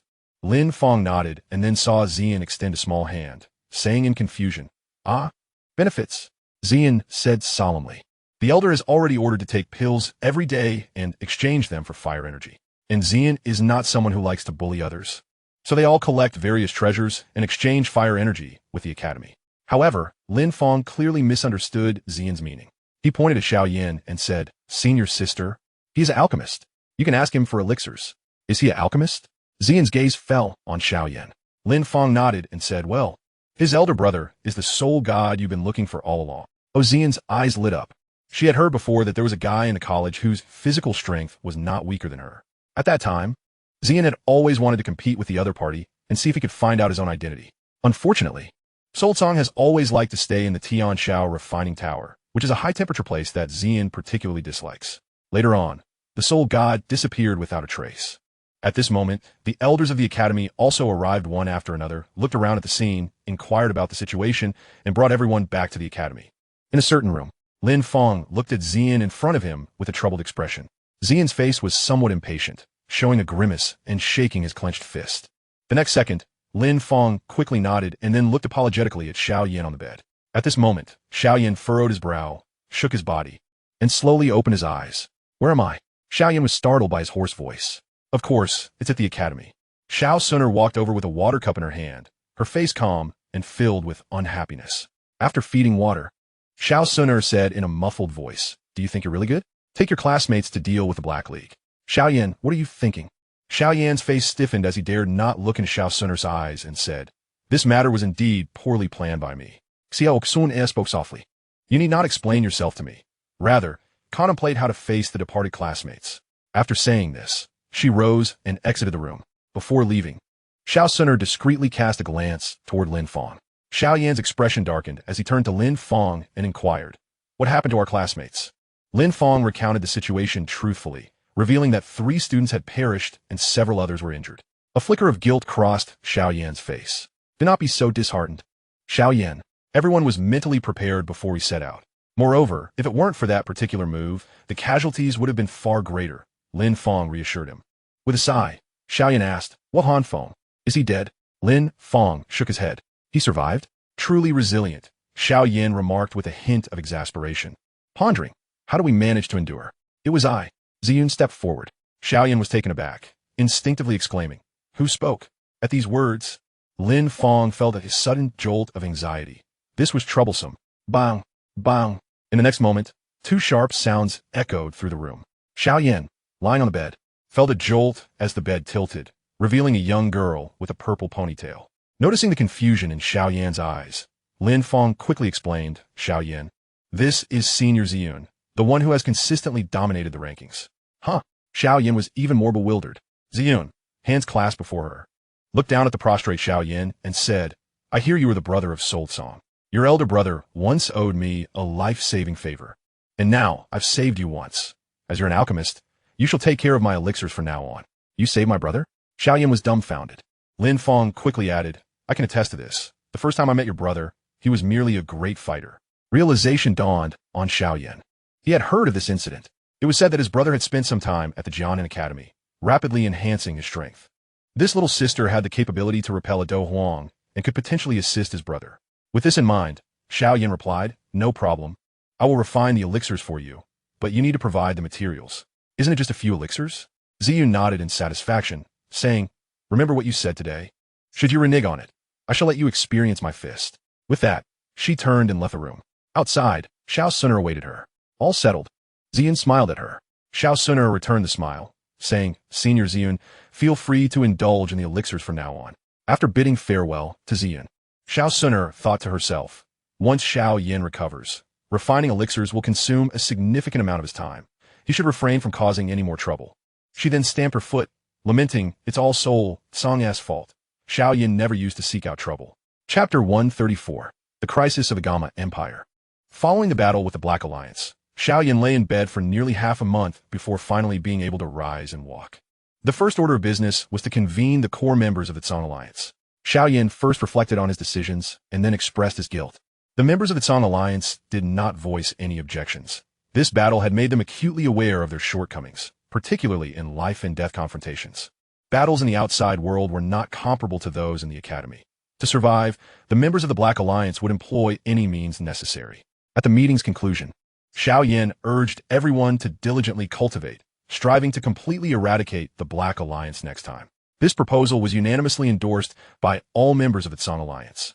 After all, within Jianan Academy, the Tsang Alliance was the undisputed top power, and as members of the alliance, they felt a profound sense of pride. The setback against the Black Alliance had tarnished their reputation, and they were determined to reclaim it. Just as Xiao Yan was invigorated and prepared to train earnestly, Ziyun arrived.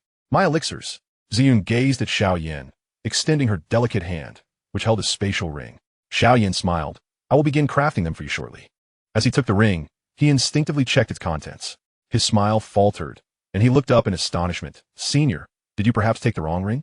he asked, for it was overflowing with materials. If all these were refined, they would yield enough elixirs to sustain an entire pharmacy. "No," Ziyun replied earnestly, pulling out a handful of elixirs from a pouch at her waist. Subsequently, before Xiao Yan's eyes, she casually popped one in her mouth, chewing it like a jelly bean before swallowing. "Ugh, so bitter," Ziyun grimaced and took a sip of water to wash it down. Patting the dazed Xiao Yan, she smiled. "I saved your life, and your elder brother's too." With that, Ziyun left merrily. In the room, Xiao Yan snapped back to reality and let out a heavy sigh. He summoned a member of the Tsang Alliance to inform him that the next operation would be postponed for 2 months. In the days that followed, Xiao Yan's life settled into a monotonous routine of training and alchemy. Occasionally, when Xiao Suner sought him out, he would take the time to accompany her. However, during solitary moments, Xiao Yan often felt troubled, He yearned to swiftly deal with Han Feng, complete the trials set by his brother, and then join him. Life at Xiao Yan Academy, while tranquil and harmonious, felt excessively dull compared to the excitement he had experienced in the magical Beast Mountain range. As Ziyun's visits for elixirs became more frequent, their relationship grew increasingly amicable. Particularly after Xiao Yan sweetened one of the elixirs, Ziyun's fondness for him heightened, and she boldly declared that she would look out for him during their time at Xiao Yan Academy. Initially, Xiao Yan merely laughed off her words, not taking them to heart. However, upon learning of Ziyun's true strength, he began to plot. Having learned from past experiences, Xiao Yan understood that without eliminating Han Feng, he lacked a powerful ally by his side. Otherwise, if someone could merely hinder the blood sect as Fan Lao, Xiao Yan was confident he could eliminate Han Feng without issue. Thus, he set his sights on Ziyun. Meanwhile, Elder Lin from the Alchemist Guild noticed the recent absence of Ziyun and felt puzzled. Inquiring with his disciple Mu Yun, he learned that someone was specifically assisting Ziyun with her elixirs, which explained her rare appearances. Upon inspecting the elixirs, Elder Lin discovered the alchemist's proficiency was commendable, and he began to contemplate taking on an apprentice. Unfortunately, he was still rebuffed by Xiao Yan, who had already pledged himself to Yao Chun as his master. Despite Yao Chen's penchant for violence and his status as a soul entity, he was indeed quite adept in the realm of alchemy. To Xiao Yan's surprise, Elder Lin had heard of Yao Chen's name. Elder Lin, you know my master? Seeing Elder Lin visibly relax, Xiao Yan found it curious. Elder Lin nodded. Your master was quite renowned in the alchemy community. With that, he prepared to depart, but before leaving, Elder Lin informed Xiao Yan that he could come to him with any alchemical queries in the future. Watching Elder Lin's retreating figure, Xiao Yan was astonished. Elder Lin is so accommodating? Why did he always avoid me before? Puzzled, he shook his head and refocused on alchemy, determined to complete Ziyun's elixirs within next week. Elsewhere, in a secluded cave, a glimmer of light emerged as Soul Tsang slowly opened his eyes. Only 8 stars. Assessing his own strength, Soul Tsang let out a sigh filled with regret. The two types of extraordinary flames, Xian Huang Yin and Feng Nu Long Yin, had not lived up to his expectations. Even after being enhanced by the 3,000 flames in their prime, his power had failed to rise to the rank of a 9-star Dozun. This was the crux of his disappointment. With a thought, 6 fire spirits and 3 clusters of extraordinary flames materialized. The fire spirits joyfully kicked the flames about like a soccer ball. Soul Tsang glanced at them and immediately activated the secret method of amplification, completing the 3rd transformation in one go. Instantly, the cave was engulfed in a powerful surge of energy. Simultaneously, Soul Tsang's body, resembling colorful glass, began to show fine cracks, with signs of expansion radiating outward. At that moment, a celestial radiance emerged, swiftly mending the fractures. Witnessing this spectacle, Hun Cang's lips curled into a smile. The ability to heal his internal injuries was the paramount objective of this endeavor.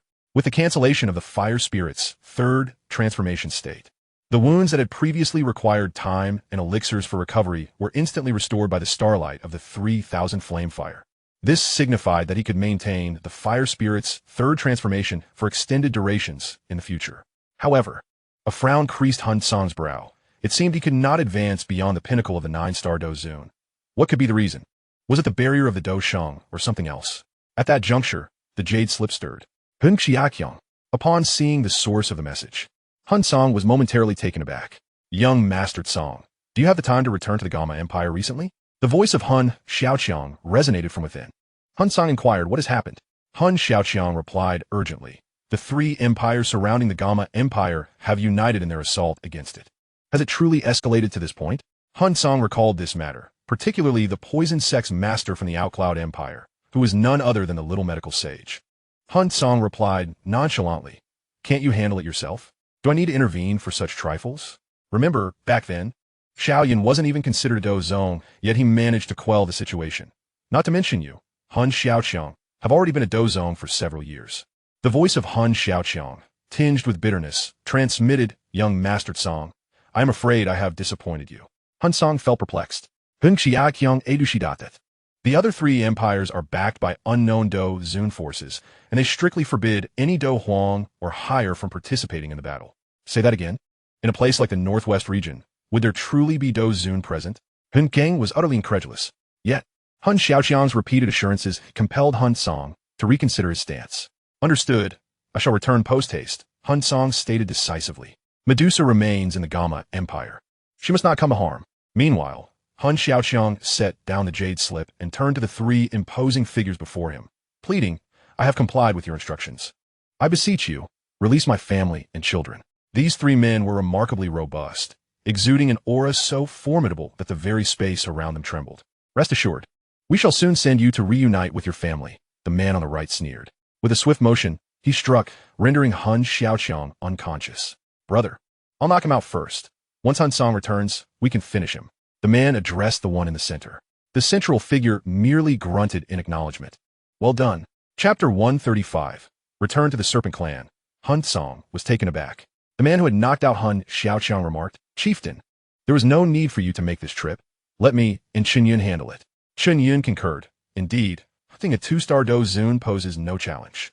The man referred to as the chieftain cast a glance at the assailant, saying, Chun Feng, do not be negligent. Remember, a cautious approach ensures longevity. Chun Feng, somewhat unconvinced, retorted, is it merely a 2-star Dou Zun? The chieftain shook his head. He possesses methods to enhance his strength. Chun Feng asserted, that merely makes him a 6-star Dou Zun. I can manage a 6-star without utilizing secret techniques. The chieftain's expression darkened. If you are indeed so formidable, why did I not see you stand up when our clansmen were threatened? Instantly, Chun Feng fell silent. Chen Yun hurriedly interjected, Chieftain, Chun Feng did not intend any disrespect.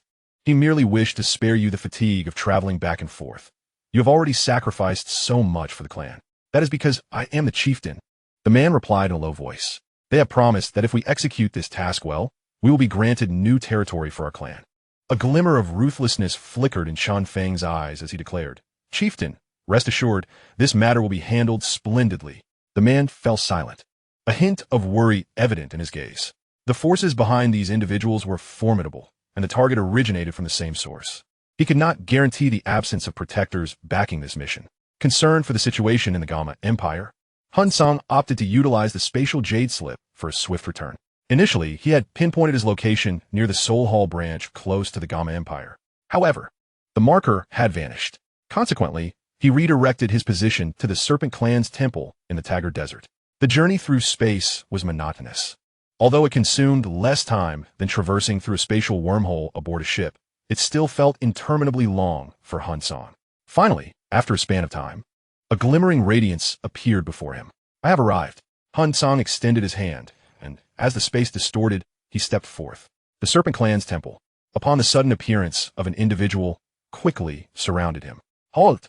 At that moment, Hua Shi'er recognized the visitor's visage and hastily called for restraint.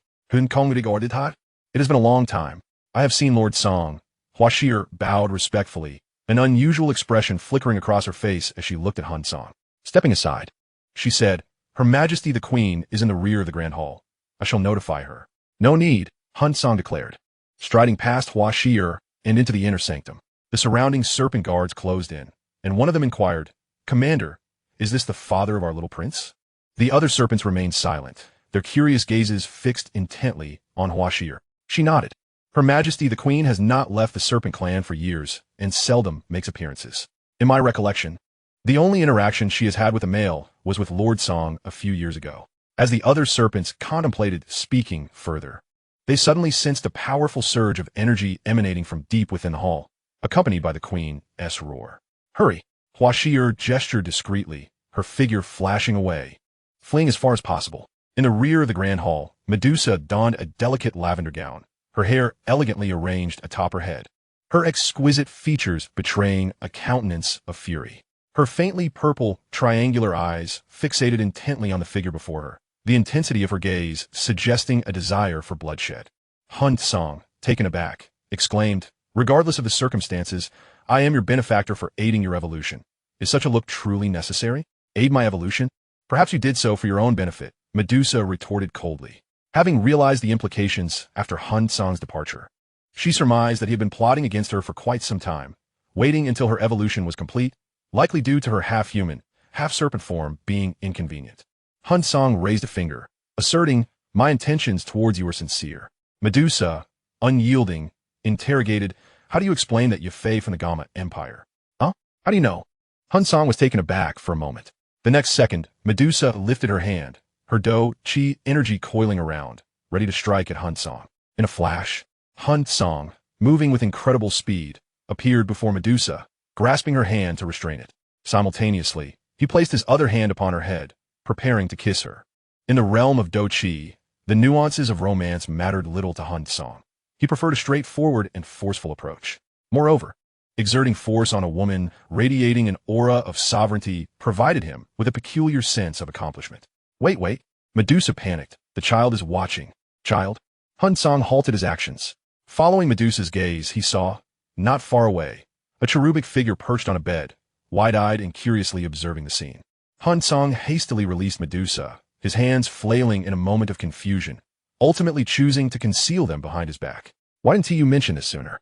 Hun Cang turned to Medusa. When I first saw you, I wished I could slay you. Medusa rolled her eyes. What I did was merely to deepen our relationship. Hun Cang replied promptly. Medusa, uninterested in his words, strode towards the bedside. Observing this, Hun Cang followed closely, unable to suppress the smile that blossomed upon his face as he drew nearer. The little one, sensing familiarity, struggled in Medusa's embrace, extending a hand in a desire for a hug. Hun Cang gazed at Medusa, who wore a fleeting expression of helplessness as she nodded slightly. He quickly extended his arms, gingerly embracing the little one. Raising the child high above, Hun Cang surveyed him and exclaimed, I have a son. Ha ha ha. The little one, enchanted by Hun Cang's laughter, joined in with his own giggles. Witnessing this scene, Medusa's eyes softened a touch. It was worth noting that after Hun Cang had previously inflicted such suffering upon her, her mind had been consumed with thoughts of vengeance. Initially, during the conflict in the desert over the heart fire of the Azure Lotus, Medusa had harbored a sense of repulsion and resistance toward Hun Cang's actions. However, after he genuinely came to assist her in her evolution, her feelings toward him had undergone a significant transformation. Yet, this fellow had disregarded all conventions, foregoing any preparatory measures and resorting to outright force. Medusa was infuriated, yet found herself unable to retaliate. Eventually, upon discovering her pregnancy, she contemplated whether to keep the child but ultimately softened and decided to retain him. After the initial excitement, Hun Cang pulled Medusa into his embrace, disregarding her protests. After a moment of intimacy, he recalled the pressing matter at hand, placing the child back on the bed and drawing Medusa aside. What is the current situation in the Gamma Empire? Hun Cang inquired. Medusa paused, puzzled. What situation? Isn't it the same as before? Hun Cang relayed the information he had received from Hun Xiao. Medusa furrowed her brow, having never heard of such events. Zumoning hua xie. She found that even she was unaware of any coalition attacks from the three kingdoms on the Gamma Empire. I shall visit the Soul Palace. Hun Cang murmured, a vague understanding beginning to dawn upon him.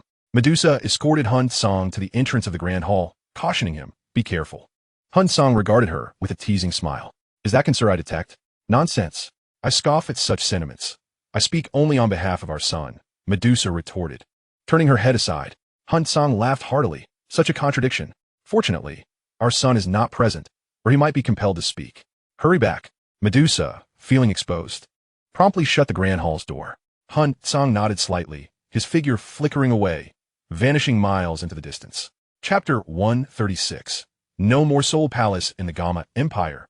The branch of the Soul Palace within the Gamma Empire was not far from the Serpent People. A typical Dou Emperor would require a day to traverse the distance. Yet for Hun Cang, it was remarkably swift. In less than half a day, he beheld the Soul Palace's location. Even before nearing it, a potent surge of spiritual energy alerted him to the abnormalities within. In days past, even if the inhabitants were out on missions, there would still be some left to maintain the palace. However, today, the Soul Palace was engulfed in an oppressive stillness. Furthermore, three formidable auras resonated within, 2 mid-tier Dou Zuns and 1 peak Dou Zun. Hun Cang's eyes narrowed slightly. Such a grand scheme was clearly aimed at him. Fortunately, he had previously secured the 3,000 yin fire, elevating his strength to greater heights. Otherwise, facing these three would have posed a significant danger. At that moment, it seemed the residents of the Soul Palace had also sensed Hun Cang's presence. Whoosh! 3 figures surged forth from the Soul Palace in quick succession. You are Hun Cang? Chun Feng stated coldly. I am, Hun Cang replied, scanning the trio. Who are you? I bear no grievances against you. Why do you seek to harm the people of my Soul Palace? Chun Feng responded. Someone has placed a bounty on your life. Silence. The clan leader interjected, his expression shifting dramatically as he rebuked loudly. Is that something to be spoken of? Hun Cang, contemplating, remarked, I see. It appears questioning you will yield no fruitful answers. Thus, prepare to meet your end. Such arrogance. A mere 2-star, Dou Zun dares to threaten me? Allow me to send you on your way. Chun Feng, realizing his misstep, enveloped his hands in Dou Qi and launched the first attack. Hun Cang remained still until Chun Feng was upon him, at which point flames rapidly engulfed him, and he struck out with a powerful punch. Not good. Retreat, the clan leader bellowed. In that instant, Hun Cang unleashed his full might, revealing that he was not merely a 2-star Dou Zun, but an 8-star Dou Zun. However, it was already too late. Boom! The clash occurred, and Qin Feng's proud offensive was shattered by Hun Cang's overwhelming speed. The flames swiftly enveloped him. Chun Feng attempted to marshal his Dou Qi for defense, but the ferocity of the flames exceeded his expectations, and within 2 breaths, he was utterly obliterated. After all, the flames Hun Cang wielded had fused 9 distinct types of exotic fire, 6 of which were high-tier fire spirits returned by the system. In the blink of an eye, Chun Feng perished. Shen Yun, incroyable, exclaimed, impossible. How could it be? Only a moment ago, you were merely a 2-star Dou Zun, barely reaching 7 stars through secret methods. How could you possibly be an 8-star? The clan leader wore a grave expression. You were concealing your true strength? Hun Cang remained indifferent, offering no response as he charged toward the two. The battle erupted. Despite Chun Yun's numerical advantage with 2 companions, they found themselves hindered by Hun Cang's terrifying flames, rendering many of their techniques ineffectual. As Hun Cang unleashed his fire spirits in their 3rd transformation, his power surged to an alarming peak of 9-star Dou Zun. The clan leader, sensing the imminent danger, prepared to flee with Chun Yun. Yet, Hun Cang would not allow them to escape. From the flames emerged 5 fire spirits, transforming into 5 fearsome beasts. 5 circles of departing fire. Departing fire devours the heavens. 5 beams of light materialized beneath the fire spirits, intertwining to form a pentagram array. Flames surging forth to engulf an expanse of 1,000 miles. The scorching heat threatened to melt the very heavens, and the two's Dou Qi rapidly diminished, ultimately succumbing to the flames' insatiable hunger. Having dealt with the 3, Hun Cang remained suspended in the void, refraining from departing immediately. His gaze fixated on a certain point in the emptiness, piercing through it for a brief moment. At that instant, Hun Cang turned and entered the Soul Palace. The location he had scrutinized quivered slightly, revealing a fleeting wisp of black mist that vanished in an instant. He can detect me? That's impossible. The void-devouring flame pondered, uncertainty clouding his thoughts. Regardless, he had already reached the pinnacle of 9-star Dou Saint, a top-tier powerhouse in this realm. How could Hun Cang, merely an 8-star Dou Zun, possibly see through his disguise? Yet, if Hun Cang had not discovered him, why would he have fixated on that very spot? The void-devouring flame could not fathom it and chose not to delve deeper. After all, being discovered was of little consequence. Following Hun Cang's revelation of knowledge regarding the location of the ancient Emperor Dou Xi's cave, the Soul Emperor had conferred with the void-devouring flame, suggesting he shadow Hun Cang covertly. On one hand, it was to ensure Hun Cang's safety, preventing any unforeseen calamities. On the other hand, it was to glean insights. Should Hun Cang venture to the ancient Emperor Dou Xi's cave, it would inadvertently reveal their awareness of its location. Thus, the void-devouring flame acquiesced to this proposal. However, he had not anticipated that Hun Cang would not head there, but instead visit the Pill Tower and procure the 3,000 yin fire. This method of devouring exotic fire to enhance one's strength feels oddly familiar, yet I cannot quite place it, the void-devouring flame mused, frowning. He sensed he had lost a crucial fragment of memory. Yet, each time he attempted to recall it, a sharp pain surged through him. Upon entering the Grand Hall, Hun Cang beheld the ailing Hun Xiaoqiang. Young Master Cang, I'm sorry, Hun Xiaoqiang wept. Hun Cang gently shook his head. Is there anything you cannot let go of? He could discern Hun Xiaoqiang's condition, dire. He was teetering on the brink of death, sustained only by sheer will. Hun Xiaoqiang continued to apologize, neglecting to mention anything else. As for his family, he had already gleaned their fate from the conversations of the trio. In the end, Hun Xiaoqiang ceased to breathe, his eyes wide open, refusing to close. Hun Cang sighed. In light of your previous assistance, I shall avenge your grievances, as well as those of your family. The next moment, Hun Xiaoqiang's eyes slowly closed. With a wave of his hand, Hun Cang enveloped Hun Xiaoqiang in flames. Consuming the individuals I have offended are few, and most have already passed from this world. The ability to mobilize the 9-star Dou Zun is likely limited to you and those who stand behind you. Others would struggle to achieve such a feat. Soul Cang gazed at the blazing Soul Palace, his eyes glinting with murderous intent. The actions of the opposing party were not merely a test, but also a signal. Should Soul Cang prove inadequate in strength, his demise would be inevitable, thus concluding the matter. However, the formidable prowess of Soul Cang allowed him to vanquish those sent against him, signifying that various tactics would follow in relentless succession until his end was achieved. Should anyone dare to tread upon the lands of the Gama Empire again, not even the Soul Emperor could shield you. Soul Cang surveyed his surroundings, his somber voice resonating through the vast expanse. Thousands of miles away, a figure sped along the ground, not daring to look back or take to the skies. It was only after crossing over 10,000 miles beyond the borders of the Gama Empire that Soul Chun finally exhaled deeply. Retrieving a jade slip to tear through the void and step inside. Upon his return, he found himself at the entrance to the Soul Realm. Once back among the Soul Clan, Soul Chun immediately made his way to a residence. Soul Chun, what is the situation? Has that little wretch Soul Cang met his end? Inquired Soul Yuan Shang. No, he somehow reached the 8-star Dou Zun level. Even the 3 who attacked him could not inflict harm. Soul Chun replied. Soul Yuan Shang staggered back 2 steps, astonished. Are you jesting? How long has it been since this all began? I'm serious. I witnessed it with my own eyes. Soul Chun insisted, recounting Soul Cang's words verbatim. With a resounding crash, Soul Yuan Shang smashed the table with his palm, furious. What audacity! Do you think I need the Soul Emperor's protection to deal with you, a mere bastard? Soul Chun remained silent, thoroughly intimidated. Had he not concealed himself at a distance, he suspected he would have been apprehended by Soul Cang. Chapter 137. The Soul Emperor's Response in the Hall. As Soul Yuan Shang's anger mounted, his internal Dou Qi surged uncontrollably. Finally, he flung his hand and coldly declared, I shall personally confront Soul Cang. I must see what audacity he possesses. Grandfather! At that moment, a figure emerged from the doorway. Soul Li turned to Soul Yuan Shang and said, Do you believe me to be a waste of space? How would you think that? Soul Yuan Shang replied, I have always regarded you as the pride of our lineage. Soul Li Baoja. If you do not think so, why then seek to deal with Soul Cang? Do you believe that my defeat to him once means I will never have a chance for revenge? At these words, Soul Yuan Shang was momentarily speechless and hastily replied, No, that is not what I meant. It's just that this little wretch is too arrogant. Pointing to the scars that marred his own face, Soul Li proclaimed, Grandfather, do you not remember what you asked me before? I stated that until I have avenged myself, the wounds upon my face shall never heal. Very well. I shall heed your words. Let that little wretch revel in his arrogance for a while longer, just for you. Soul Yuan Shang confessed, feeling somewhat exasperated. As the most gifted descendant of his lineage, Soul Yuan Shang envisioned Soul Li as his future successor. However, he found himself at a loss with Soul Li's temperament. What's merely an 8-star Dou Zun? I am already a 7-star Dou Zun, and with a little more time, I shall surely catch up to him. Soul Li asarta resolutely. With a sigh, Soul Yuan Shang called out to the departing Soul Li, providing him with some recent elixirs he had acquired. You may return now. He then dismissed Soul Chun, instructing him to keep the matter confidential.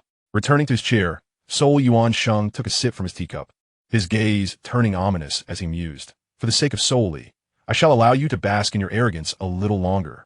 Meanwhile, deep within the Soul Realm, at the heart of a swirling black mist, the Soul Emperor slowly opened his eyes. Before him, a flicker of flame surged within the darkness, transforming into a humanoid form. Is there trouble? The Soul Emperor inquired. The void-devouring flame reported. Soul Yuan Shang has dispatched individuals to engage Soul Cang, a 9-star Dou Zun and 2 mid-tier Dou Zuns. The Soul Emperor furrowed his brow slightly. Did you intervene? No. Soul Cang resolved the matter himself, replied the void-devouring flame indifferently. The tone of the Soul Emperor rose slightly, revealing his surprise. He had witnessed Soul Cang's prowess firsthand during the battle with Soul Li. While the secret techniques Soul Cang employed were indeed formidable, they had only elevated him to the 7-star Dou Zun level. How could he possibly fend off a 9-star Dou Zun and 2 mid-tier Dou Zuns? The void-devouring flame nodded slightly. Indeed, Soul Cang has reached the 8-star Dou Zun level. The Soul Emperor was taken aback. His power has increased so swiftly. Even I find this rather astonishing. How long has it been? Over a year? If Soul Cang's ascent stemmed from his bloodline, it would be understandable. However, the Soul Emperor was acutely aware that Soul Cang had not relied upon this avenue. The void-devouring flame continued, his expression as impassive as ever. Additionally, I sense he may have become aware of my presence. The Soul Emperor's eyes widened in disbelief. Are you certain? Not long ago, when they attacked the Stone Clan, there were no fewer than 10 Dou Saints present, yet not a single one detected my presence. How could Soul Song possibly perceive me? The void-devouring flame nodded. Truthfully, I too find it somewhat unbelievable, but I can discern from his gaze that he seemingly perceives my existence. The Soul Emperor sighed, reflecting on the myriad of secrets surrounding Soul Song. Should we continue to shadow him? The void-devouring flame inquired. After a moment's contemplation, the Soul Emperor replied, yes. Should his awareness merely be an illusion, we still have the opportunity to locate the ancient cave of the Tuo, Shi Ancient Emperor. Understood, the void-devouring flame acknowledged. Then added, please keep the members of the Soul Clan in check. If I am compelled to intervene, I fear Soul Song may seize the opportunity to act. The Soul Emperor blinked in surprise before comprehending, I understand.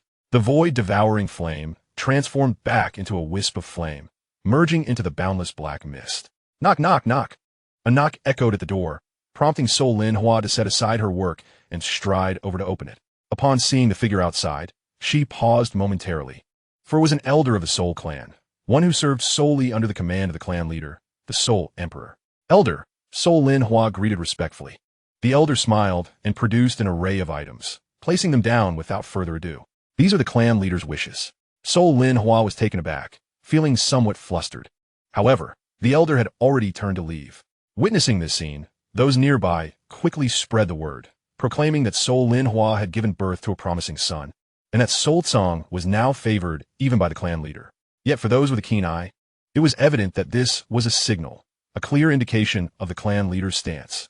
Upon receiving this news, Soul Yuan Sheng erupted in fury within his chamber.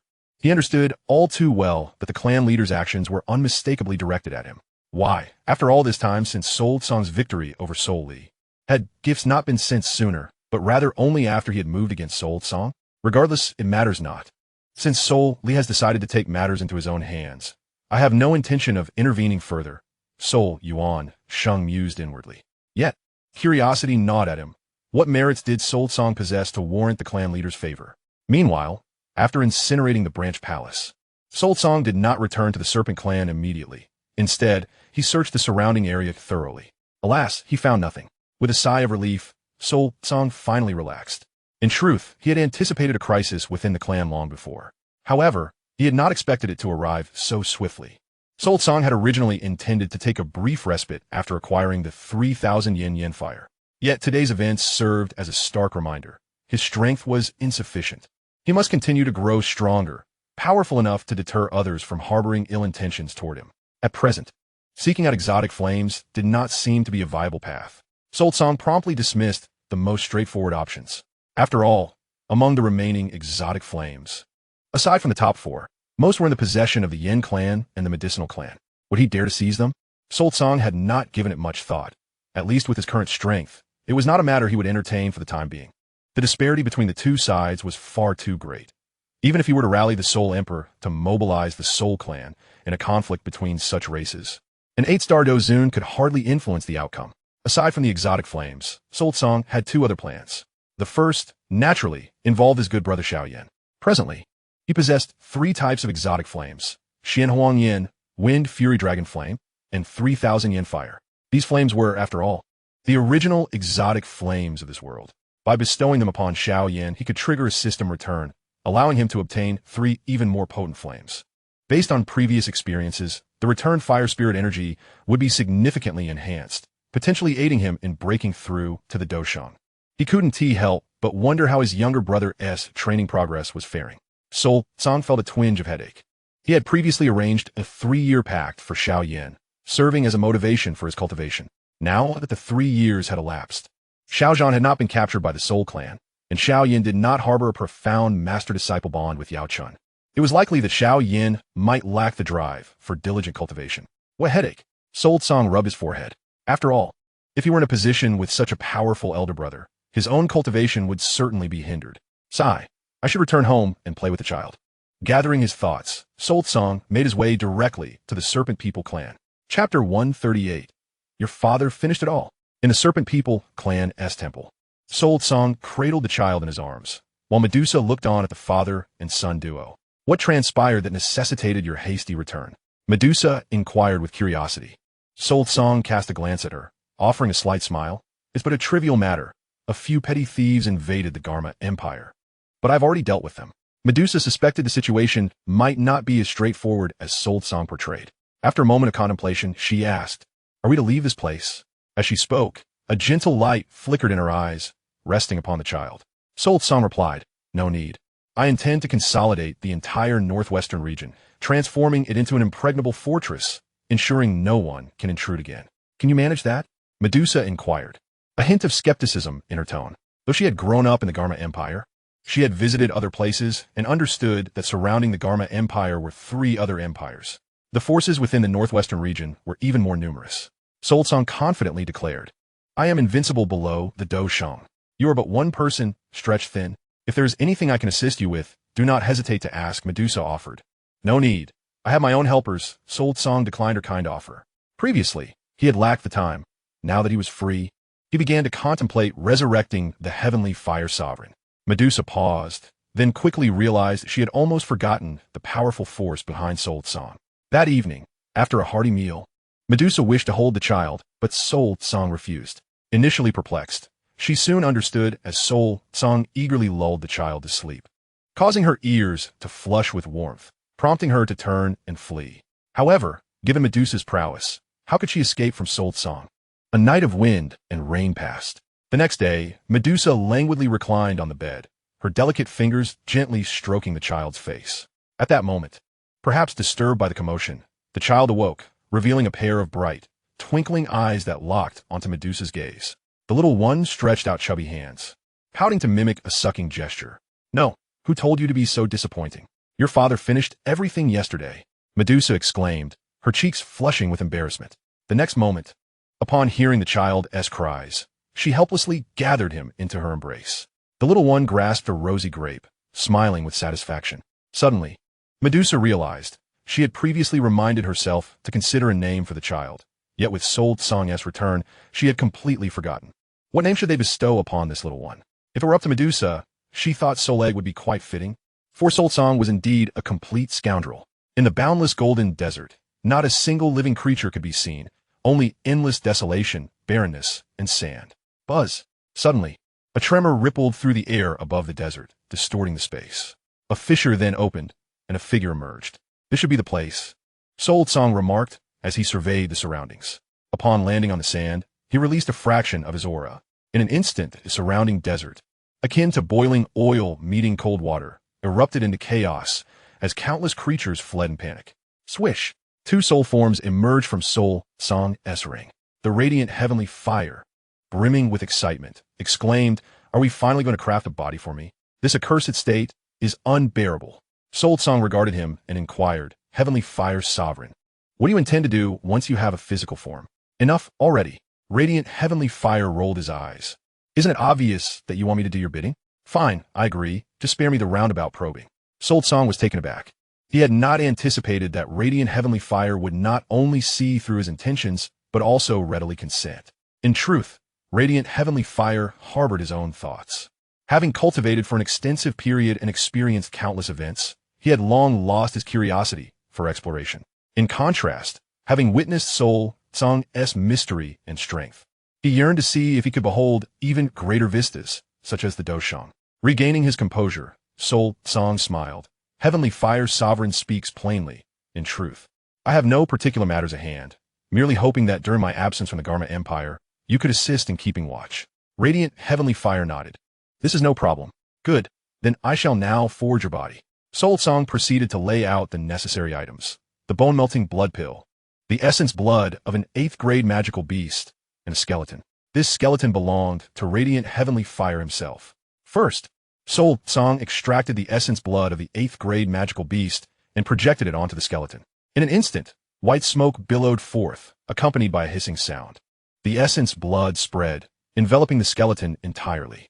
As Sol Tsang raised his hand, the skeleton levitated in midair, and he unleashed flames, continuously roasting it. Under such intense heat, the essence blood gradually infused into the skeleton. After some time, the blood's color became transparent, and the skeleton gleamed with an increasing luster, faintly revealing the flow of energy. At this moment, Radiant Heavenly Fire, who had been conversing with Yao Chun, heard Sol Tsang's urging and quickly swallowed the pill. his soul transforming into a streak of light that vanished into the skeleton. A fleeting glimmer shone within the hollow eye sockets. Under the influence of a peculiar energy, flesh, veins, and skin began to materialize upon the skeleton.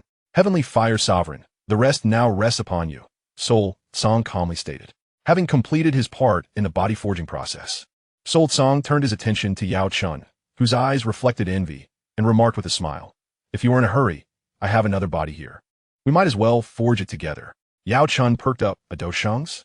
Soul Gan replied, "No." Yao Chun pressed further. "A half-saint's?" Soul Gan reiterated, "No." Yao Chun glared at him, exasperated. "Then what are you talking about? Do not forget your promise in Wutan City." Soul Song chuckled. "I noticed you seemed quite tempted. A Do Shang skeleton would certainly satisfy you, but you'll just have to wait a bit longer." Yao Chun coolly responded, "Waiting is fine. I'm not in a rush. After so many years, what is a little more time?" Since Yao Chun had said so, Soul Song had nothing more to add and decided to wait. However, a thought struck Soul Song. "Yao Sovereign, I feel you're lacking in masculinity." Yao Chun abruptly turned. "Why do you say that?" Soul Song replied, "The lady from the Dan Tower has been waiting for you, yet you show no urgency whatsoever. How can you be so ungrateful? You know nothing." Yao Chen's irritation surged instantaneously. "Old man, when I first met her, you weren't even born yet. You know nothing of the circumstances. Furthermore, you are indeed a man. I can only imagine how you will fare when confronted with so many women and Medusa," he remarked, his tone laced with derision. Hun Cang's expression turned awkward. To ascend to Medusa's bed, he had resorted to a benevolent lie, claiming that aside from Medusa, he had only Yufei as a woman in his life. Medusa, albeit skeptical, found herself bereft of evidence to the contrary and chose to trust him for the moment. However, she warned that should she discover his deceit in the future, she would leave with the child, denying Hun Cang any opportunity to find her again. "Alas, my younger brother has put me in a predicament." Hun Cang sighed at the recollection of his promise from the previous night. Yao Chun turned his head aside, unable to bear the situation any longer. How can there be such a person, taking advantage and then pretending to be innocent? It's simply shameless. Chapter 139, An Agreement. Xiao Yan slays Han Feng. Transitioning from a soul state to regaining one's corporeal form is no simple feat. It necessitates time. Once Hun Cang discerned that the sun fire had entered the necessary state, he departed, choosing not to linger. After all, this was the Tagore Desert, devoid of any formidable beasts or humans. Thus, Hun Cang entrusted Yao Chun to guard the site. Despite being in a spiritual state, Yao Chun had followed Hun Cang for many years, and his soul power not only returned to its prime, but had also seen a slight enhancement. Even when facing a dozong, Yao Chun could still hold his ground for a while. That amount of time sufficed for Hun Cang to make his way there. Upon leaving the Tagore Desert, Hun Cang journeyed to the imperial capital of the Gama Empire. His first visit was to see Yufei, since she had already been revealed before Medusa. Hun Cang felt no need to conceal their connection any longer. Moreover, Yufei and Medusa possessed entirely different charms. Upon seeing Hun Cang, Yufei was overwhelmed with excitement and leaped into his embrace. They exchanged brief pleasantries, shared a meal, and soon found themselves engulfed in passion.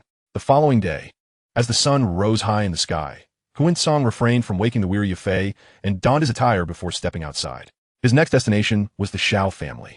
In the time that had passed, the Xiao family had firmly established themselves in the Gama Empire, developing their enterprises and precariously securing a position as the fourth family within the empire. When the members of the Xiao family beheld Hun Cang's arrival, they were initially taken aback, only to be swept into a fervor of joy.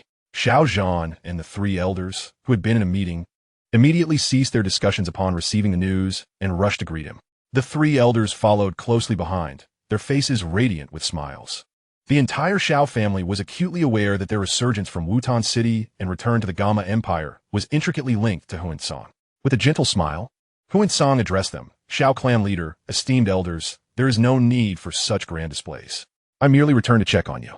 By the way, has the Xiao family encountered any troubles of late?" "Not at all. The royal family, along with the Nalan and Miter families, has been exceedingly supportive of us. We are thriving in the imperial capital," Xiao Zhan replied, his demeanor jovial, his face rounder, and his wrinkles considerably fewer. The elder spoke. "Your Majesty, you are our Xiao family's most significant benefactor. Since you are here, we must extend to you the highest form of hospitality."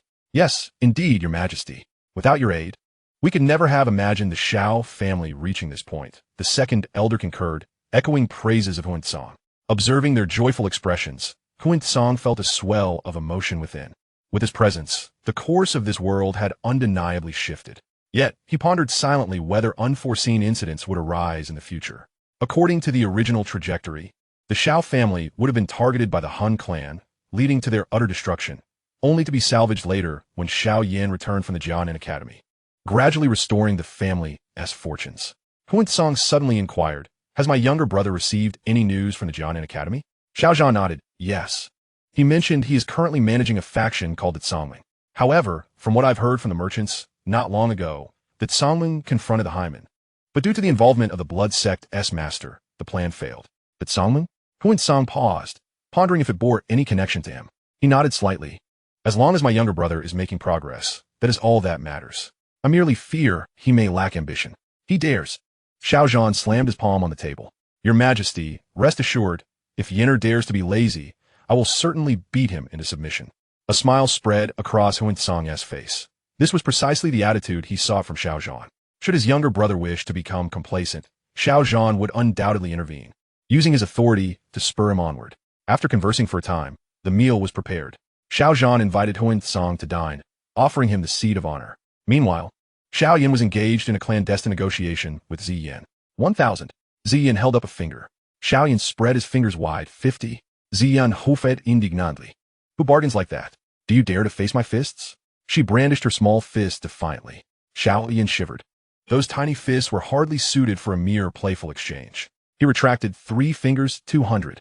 Ziyan remained unconvinced, cracking her knuckles menacingly. "Senior sister, business isn't conducted this way. If I were solely responsible for the refining, I could accept 1,000, but since you want me to provide the materials as well, at most 300, or I cannot afford it," Xiao Yan lamented. Ziyan furrowed her brow, sensing her demands were perhaps excessive. "Then I'll settle for 500. Xiao Yan was still reluctant to acquiesce. At that moment, Ziyan crossed her arms and raised her chin slightly. "Then I'll inform Sunner of your plans." With that, she turned to leave. "Wait, senior sister. I agree, 500 is, but the individuals you mentioned must absolutely come," Xiao Yan called out hastily. Ziyan regarded him, thumping her chest. "Rest assured, once I speak, they will not dare disobey." "Thank you, senior sister." Xiao Yan managed a somewhat forced smile. 500 pills would not only take him over a month to concoct, but would also deplete his hard-earned savings. "No matter, as long as I can slay Han Feng, I will be satisfied." Xiao Yan inhaled deeply, invigorating his spirit. He was determined not to delay any longer. After all, it was merely Han Feng, the Pill Emperor. How would his elder brother view him if he squandered this much time? A day later, Xiao Yan appeared in Peace Town, facing 6 figures, some seated and others standing. Among them were not only Ziyan, but also Dou King, Lin Xiaoya, and others, each a formidable contender ranked highly on the Academy strength list. "Everyone, I have conveyed everything necessary. You need not serve as the main force. Just hold the others at bay while I swiftly deal with Han Feng," Xiao Yan stated earnestly. All nodded in agreement. Ziyan, chewing on a pill, reassured him, "Xiao Yan, don't worry. I can hold off even at Do Huang or Do Zong for a few exchanges." "Puffed. Senior sister, it's better to eat more pills and speak less," Xiao Yan replied, exasperated. The others chuckled at his response. Soon, the group departed Peace Town, making their way toward the Black Corner region, learning from past mistakes. Xiao Yan knew that someone must have leaked information, prompting Han Feng to summon the blood sect master ahead of time. Therefore, this time, he instructed Lin Feng to lead the Tsangming in a public assault, while he and his elite squad charged directly into the lair of the Black Alliance. Confronting Han Feng head-on, the territory of the Black Alliance was easily located. Its address was well known within the Black Corner region. Xiao Yan took the lead, and upon encountering obstacles, he dispatched them with a mere glance, turning them to ashes and flames. Screams and wails echoed, quickly drawing the attention of core members from deep within the Black Alliance. They surged forth to obstruct Xiao Yan, but were met by Dou King and others who emerged from the sidelines to intercept them. Xiao Yan successfully bypassed their interference and pressed onward, soon laying eyes on Han Feng. As their gazes collided, Han Feng was taken aback. He had not anticipated that Xiao Yan's counterattack would come so swiftly, leaving him unprepared. Originally, Han Feng had amassed considerable wealth, having navigated the treacherous Black Corner region for many years. However, his prior attempt to seize the falling heart flame had drained his resources, as he had spent a fortune hiring assistants, only to end up empty-handed. In the aftermath, to evade the pursuit of the Jianan Academy, Han Feng formed the Black Alliance, which also required substantial funding. His previous invitation to the blood sect's leader had similarly burdened him financially. Without a moment's hesitation, Han Feng turned and fled. His fighting spirit coalesced into wings of energy, propelling him several meters away in an instant. Chapter 140. Idleness is a waste. Might as well refine medicine. Despite Han Feng's swift escape, he could not venture far. The technique he cultivated, the burning formula, was flawed, even more so than the version practiced by Xiao Yan. Furthermore, the beast fire Han Feng currently wielded was of inferior quality compared to the extraordinary flames Xiao Yan had absorbed. After a brief chase, Xiao Yan successfully closed the gap between them. The surface of the mysterious heavy ruler ignited with flames, and with a swift motion, he struck down towards Han Feng's retreating figure. Flame-dividing wave ruler. A surge of energy erupted forth. Boom! Han Feng turned to retaliate, but the energy struck him, causing him to stagger and slow his pace. Seizing this opportunity, Xiao Yan closed in once more. I will fight to the end. A fierce glint flickered in Han Feng's eyes as he charged toward Xiao Yan, and they became entangled in a fierce struggle. The mysterious heavy ruler danced in Xiao Yan's hand, exuding a powerful aura, with flames enveloping it, distorting the very air around them. Han Feng summoned beast fire to defend himself, and during a brief lull in the onslaught, he lunged forward and struck Xiao Yan's wrist. The mysterious heavy ruler slipped from Xiao Yan's grasp. A flicker of joy crossed Han Feng's eyes as he prepared to press the advantage. But he looked up to find Xiao Yan wearing a triumphant smile. In the next moment, Xiao Yan stepped forward, shouldering into Han Feng's embrace. Farewell. 8 extremes burst. Alarmed, Han Feng's pupils constricted as he hastily summoned his fighting spirit for defense. Boom! Instantly, a tremendous force erupted from Han Feng's chest, scattering his gathered energy. At that moment, he heard Xiao Yan coldly utter a word, explode. No sooner had the word left his lips than Han Feng sensed a hidden force within him. Before he could react, the power detonated, and a colossal impact made him feel as though his very organs had shifted.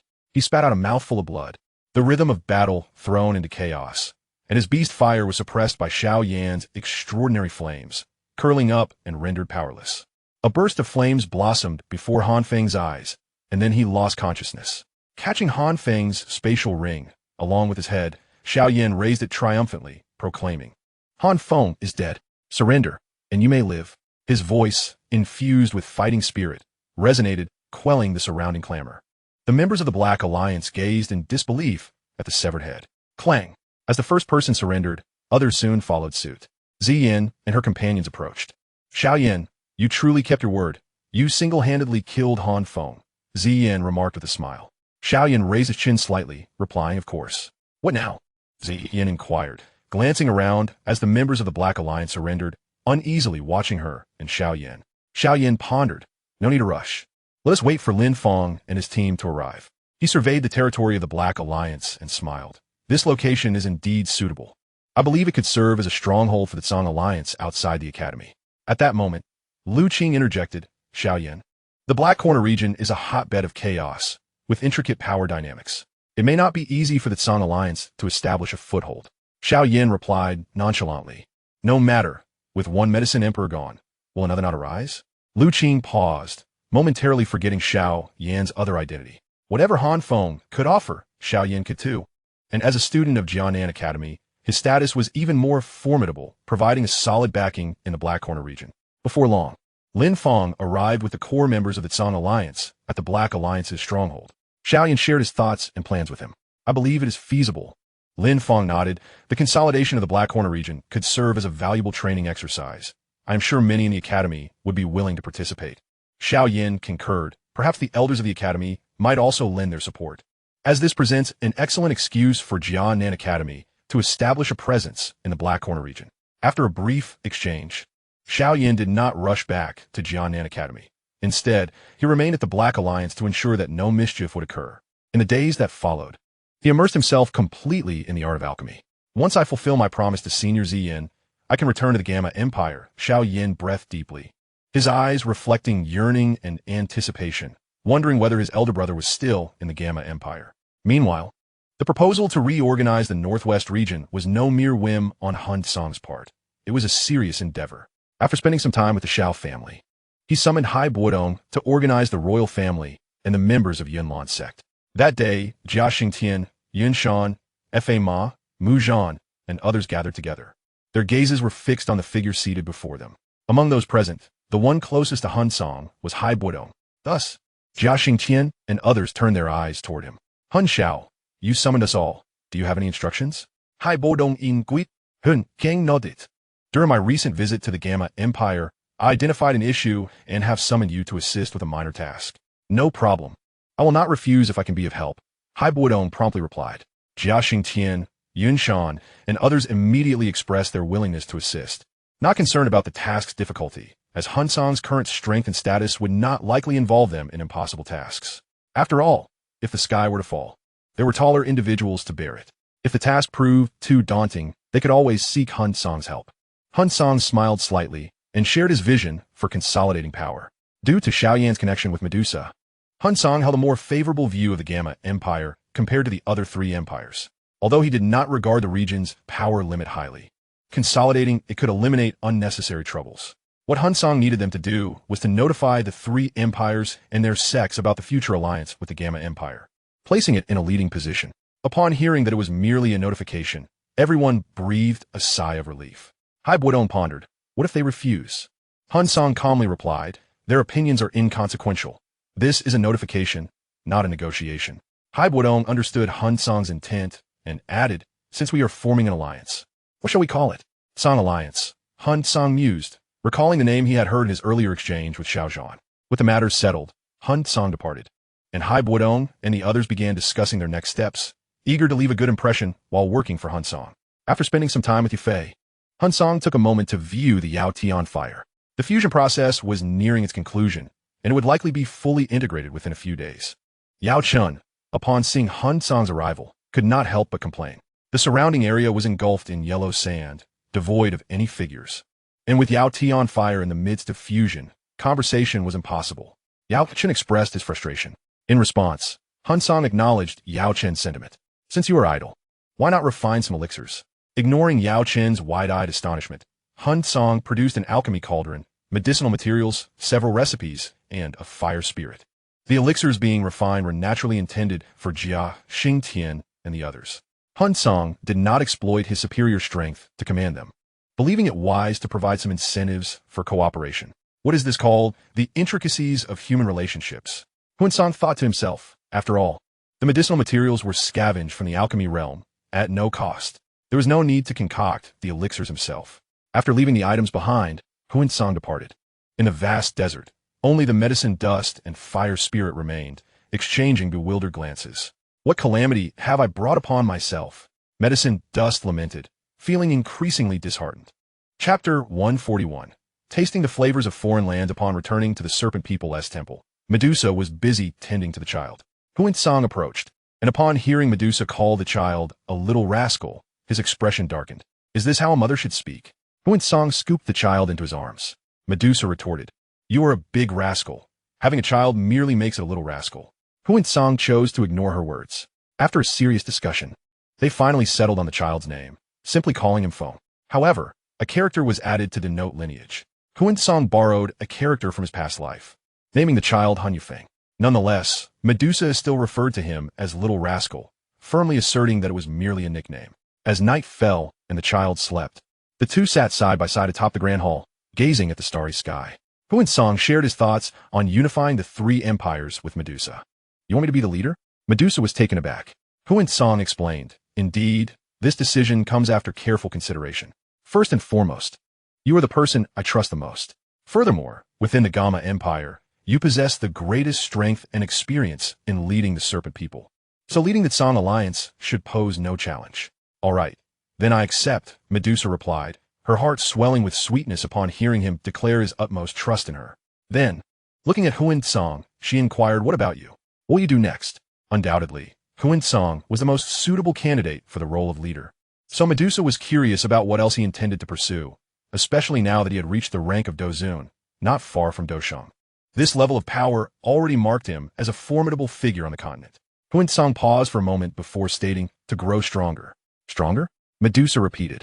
Yes, Hun Cang affirmed, gazing at the stars. This world is not as tranquil as it appears. It is fraught with dangers. For you, for our child, I must continue to grow stronger. Medusa refrained from probing further into the nature of these dangers, trusting that Hun Cang would not bring harm to her. Just then, a shooting star streaked across the sky. Hun Cang smiled faintly and led Medusa back to the temple. Meanwhile, the shooting star, having traveled halfway, vanished into the darkness. How could Hun Cang detect me? The meteor transformed into a figure, Xiao Yan.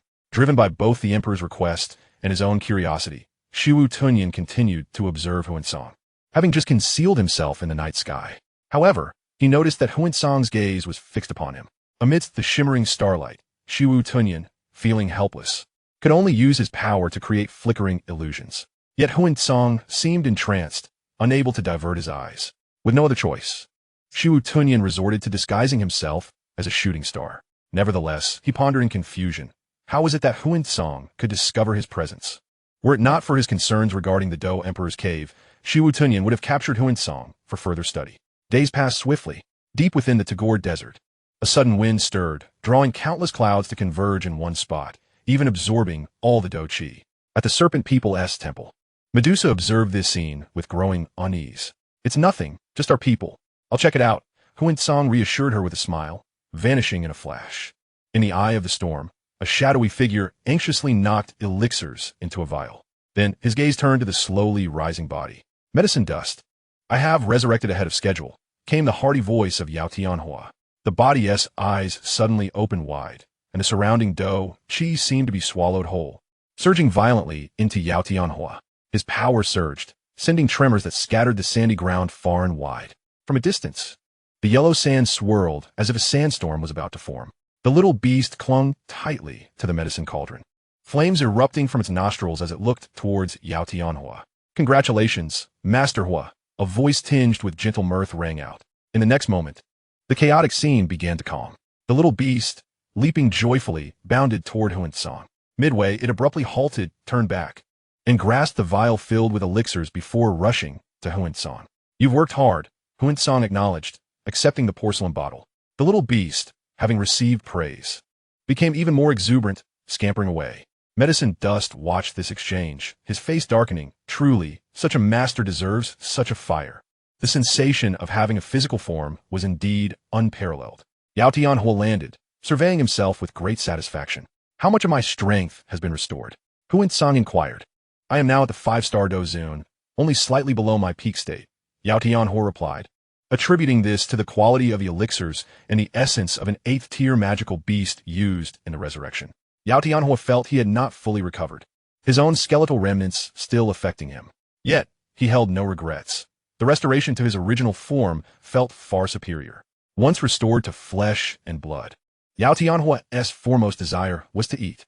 In a restaurant in the imperial city, he ordered every dish on the menu and began a feast. After a satisfying meal, Yao Tianhua felt as if life had reached perfection in that moment.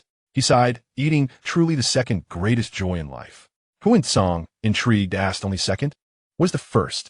Yao Tianhua glanced at him. You know very well. Are you feigning ignorance? Hun Cang was momentarily taken aback. Yao Tianhua added, think about what you were doing every time you sealed us. Oh, Hun Cang realized discretion is the better part of valor, you know? Yao Tianhua smirked. I've understood this principle for centuries. You need not teach me. He then looked at Hun Cang and asked, would you like to experience the greatest joy? Take it easy. Don't cause any fatalities, Hun Cang cautioned, waving his hand. This old fellow was certainly unrestrained. Having just been revived, he was already disregarding decorum. Yet Hun Cang understood. After all, Yao Tianhua's state was akin to being released from confinement, and he'd spent far more time in prison than anyone else. Are you afraid of Medusa? Yao Tianhua chuckled. Get lost, Hun Cang shot back. That is love, not fear. Yao Tianhua departed with a hearty laugh, leaving behind a reminder that he would commence work the next day and that Hun Cang should prepare any instructions for him that night. That evening, Hun Cang spent the night at Yafei's place and did not return to the Serpent People's clan. The following noon, at the dining table, Hun Cang suggested that Yao Tianhua would take a trip to the 3 surrounding empires. It had been some time since Hebedong and the others had set out, and their lack of updates seemed unusual. Yao Tianhua readily agreed and, without pausing for a moment after the meal, set off immediately. So eager? Hun Cang remarked, watching Yao Tianhua's form shrink into the distance, feeling a bit surprised. At that moment, Medicine Dust remarked, eager? I think he is merely seeking to sample the flavors of foreign lands. Hun Cang paused, realizing that Medicine Dust's words held some truth. But wait, My impression of Master Hua was not of this nature. How has he changed so much since being revived by me? Could it be that proximity to virtue brings one closer to it? Shaking his head, Hun Cang dismissed the notion, jokingly thinking, I am a serious person. How could I possibly influence him? No, it must be that Master Hua's true nature is simply revealing itself. In reality, the actual situation was not far from Hun Cang's thoughts. In the original tale, when following Xiao Yan, the circumstances had been perilous, surrounded by formidable foes, leaving no room for relaxation. In stark contrast to the ethereal soul, there are currently no formidable adversaries. Should the need arise to engage in conflict, Yao Tianhua is acutely aware that he would hardly stand a chance. Thus, he muses that having been granted the rare opportunity to live anew, he ought to relish life to its fullest. Chapter 142. The news of Xiao Yan's imminent return. In the Outcloud Empire, within the confines of a dimly lit chamber, a figure lies sprawled upon the floor, his complexion darkened and his breath faint and feeble. At that moment, footsteps echo from beyond the door, halting at its threshold. Ice Emperor Hai Bo Dong, weren't you rather audacious? Why the silence now? Sneered a middle-aged man coldly. Hai Bo Dong mustered all his strength, exclaiming, You members of the poison sect should not be so arrogant. Given enough time, young Master Tsang will surely sense something amiss and come searching for me. At which point, it will spell the end for your poison sect. The middle-aged man scoffed, Enough of your delusions. To be frank, I have already brokered an agreement with the Jinyan sect and the Mulan Valley. Soon, we shall join forces to launch an assault on the Jiama Empire. Hai Bo Dong retorted, You are courting death. Is that so? The middle-aged man dismissed the warning, flicking his finger to send a pill soaring through the narrow gap of the window, landing before Hai Bo Dong. Hai Bo Dong swiftly seized it and swallowed it whole. Instantly, color returned to his face as the darkness receded. Observing this, the middle-aged man turned and sauntered away. Not long prior, this self-proclaimed Ice Emperor had arrived in the Outcloud Empire, boldly proclaiming that the future of the empire would be subjugated to the Jiama Empire. This news reached the ears of the poison sect, which immediately sprang into action. It is worth noting that the poison sect had recently welcomed back a sect leader, with his assistance, had vanquished other sects within the Outcloud Empire. Now was the opportune moment for the poison sect to rise. Hai Bo Zong's Akdion Neitali struck a nerve with the poison sect. Consequently, before he could receive a response, he was besieged and captured by the sect's members using poison. However, they did not kill him. Instead, they imprisoned him, intending to make him witness how the poison sect would lay claim to the Jiama Empire in the future. Within the room, Hai Bo Dong endeavored to channel his energy to gather fighting spirit, but his body was inundated with toxins. The moment he attempted to circulate his power, the pain from the toxins overwhelmed him. Sigh, I cannot even manage this trivial matter. Hai Bo Zong lamente. Silence enveloped the room, while outside, the light dimmed and brightened once more. After an indeterminate passage of time, a voice suddenly pierced through the stillness. You are Hai Bo Dong? The voice was deep and weathered, somewhat unfamiliar. Hai Bo Dong paused, replying, Yes, who are you? Why are you in such a dire state? The door swung open, revealing a figure entering. Upon closer inspection, Hai Bo Dong recognized the person as a stranger. You may call me the Flame Sovereign. Yao Tianhua glanced at him, remarking, I noticed that you have been inactive for quite some time, prompting me to come and investigate. Flame Sovereign? Sovereign. Hai Bo Zongsha Faidits der Astonim. Could it be that the individual before him was a formidable Dozun? Songsha truly is from a prestigious lineage, to have a Dozun as his attendant. Regaining his composure, Hai Bo Dong hastily recounted his predicament to Yao Tianhua. Yao Tianhua furrowed his brow. A mere poison sect dares to act so brazenly? At that moment, footsteps echoed from outside, and upon noticing the door wide open, the pace quickened significantly. The middle-aged man from before appeared at the entrance. Casting a glance into the room, his gaze flitted from Hai Bo Dong to Yao Tianhua. The middle-aged man's expression darkened. Who are you? This is the place where my poison sect holds prisoners. Do you truly believe you are worthy to inquire about my name? Yao Tianhua replied coolly, giving him a dismissive glance. The middle-aged man's countenance shifted to one of alarm as he thrust his hands forward, unleashing a cloud of black powder from his sleeves. Be wary, Sovereign. That powder is highly toxic. Hai Bo Zong Sautet Ugen Thi. Do not fret. Yao Tianhua's eyes narrowed slightly as the void before him warped, as if ensnared by an unseen force, causing the powder to become suspended in midair. A Dozun. The sight of this left the middle-aged man aghast. Without hesitation, he pivoted and summoned his fighting spirit to manifest wings, preparing to flee. Yao Tianhua extended his right hand, fingers curling into a fist. In an instant, 5 flames erupted from his form, swirling around him in a conflagration. Agonizing cries echoed through the poison sect. The middle-aged man met his demise. Hai Bo Dong witnessed the fallen spatial ring and staggered towards it, retrieving an antidote from within and consuming it. At this juncture, the members of the poison sect finally reacted. The earlier screams had been too loud to ignore. Figures with wings of fighting spirit surged into the air. Before them stood a veiled figure. A Dozun? Yao Tian, who remained unfazed, stepping forward into the void. He surveyed the assembly, calmly declaring, "You are presented with 2 choices. Join the Tsang Alliance or perish." Preposterous. This is the poison sect. Sovereign, we shall array ourselves and eliminate him. The elders of the poison sect seethed with fury at Yao Tianhua's words, itching to act. Had they not witnessed Yao Tianhua also treading upon the void, they would have already charged forward. Yao Tianhua frowned. "All of you descend." A terrifying aura erupted from within him, carrying immense pressure that bore down upon the members of the poison sect. In the next instant, everyone, including the veiled figure, found themselves involuntarily descending to the ground, ultimately kneeling before him. "You're not a Dozun." The veiled figure struggled to raise their head, fixing a gaze upon Yao Tianhua. Yao Tianhua replied indifferently, "Join or die.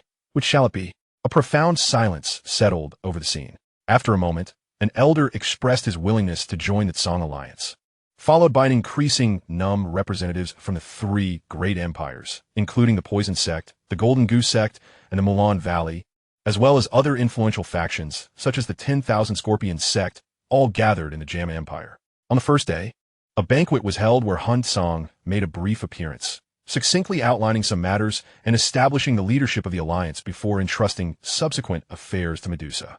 The banquet proceeded without any disputes or unforeseen incidents, likely due to the overwhelming strength of those present. Hun Cang did not pay much attention to the specifics, but later heard from Yafei that her family's middle auction house would no longer be confined to the Jamma Empire. As the wealthiest family in the Jamma Empire, taking this step indicated a promising future for their family's strength. Yafei understood that the family's current success was closely tied to Hun Cang. Therefore, that evening, after a modest drink, she returned with flushed cheeks and attempted several postures she had previously been reluctant to try with Hun Cang. Meanwhile, as Hun Cang consolidated the Jamma Empire, Xiao Yan prepared to embark on his journey home from the Canaan Academy. "Senior, this is your elixir, and it's the last one," Xiao Yan said as he handed the item to Ziyan. "Thank you," Ziyan replied with a gentle smile, adding, "If you need assistance in the future, do not hesitate to ask." Xiao Yan shook his head. "I plan to return." Ziyan paused and inquired, "Return where?" "To the Jamma Empire, back home," Xiao Yan responded, his eyes glimmering with anticipation and longing. Having separated from his father for 2 years due to their agreement, he later brought his father to the Jamma Empire only to return to the Canaan Academy. After nearly 2 years, he was once again preparing to depart. "Home," Ziyan murmured. Noticing her melancholic demeanor, Xiao Yan felt a twinge of confusion. He remembered that Ziyan rarely displayed such expressions. She explained, "Throughout my life, I have no recollection of home or knowledge of my family's whereabouts." Xiao Yan was taken aback and suggested, "Why don't you come visit my home?" Ziyan looked at him. "Is that permissible?" Xiao Yan nodded. "Of course, it's not a problem. And besides, aren't you eager to challenge my elder brother? He will be there." He silently mused that she was likely no match for his elder brother. "All right, I will speak with the elders and let them know I'll set off tomorrow." "Please wait for me," Ziyan exclaimed, skipping away. After standing at the door for a moment, Xiao Yan made his way to the small courtyard where the Xiao family resided. The weather was delightful, with the sun hanging high in the sky, casting a warm glow. Inside the courtyard, Xiao Mei was engaged in playful games with 2 little ones. Xiao Yu was quite busy managing matters related to the Tsang Alliance, especially with its recent expansion and the establishment of a base in the Black Corner region, which required the formulation of numerous rules and reward mechanisms. Since Xiao Yu had been involved in these matters from the beginning, her presence was essential. Xiao Yan entered, playfully interacting with the children, and asked, "I plan to return to the Jamma Empire tomorrow. Will you and cousin Xiao Yu be coming back as well?"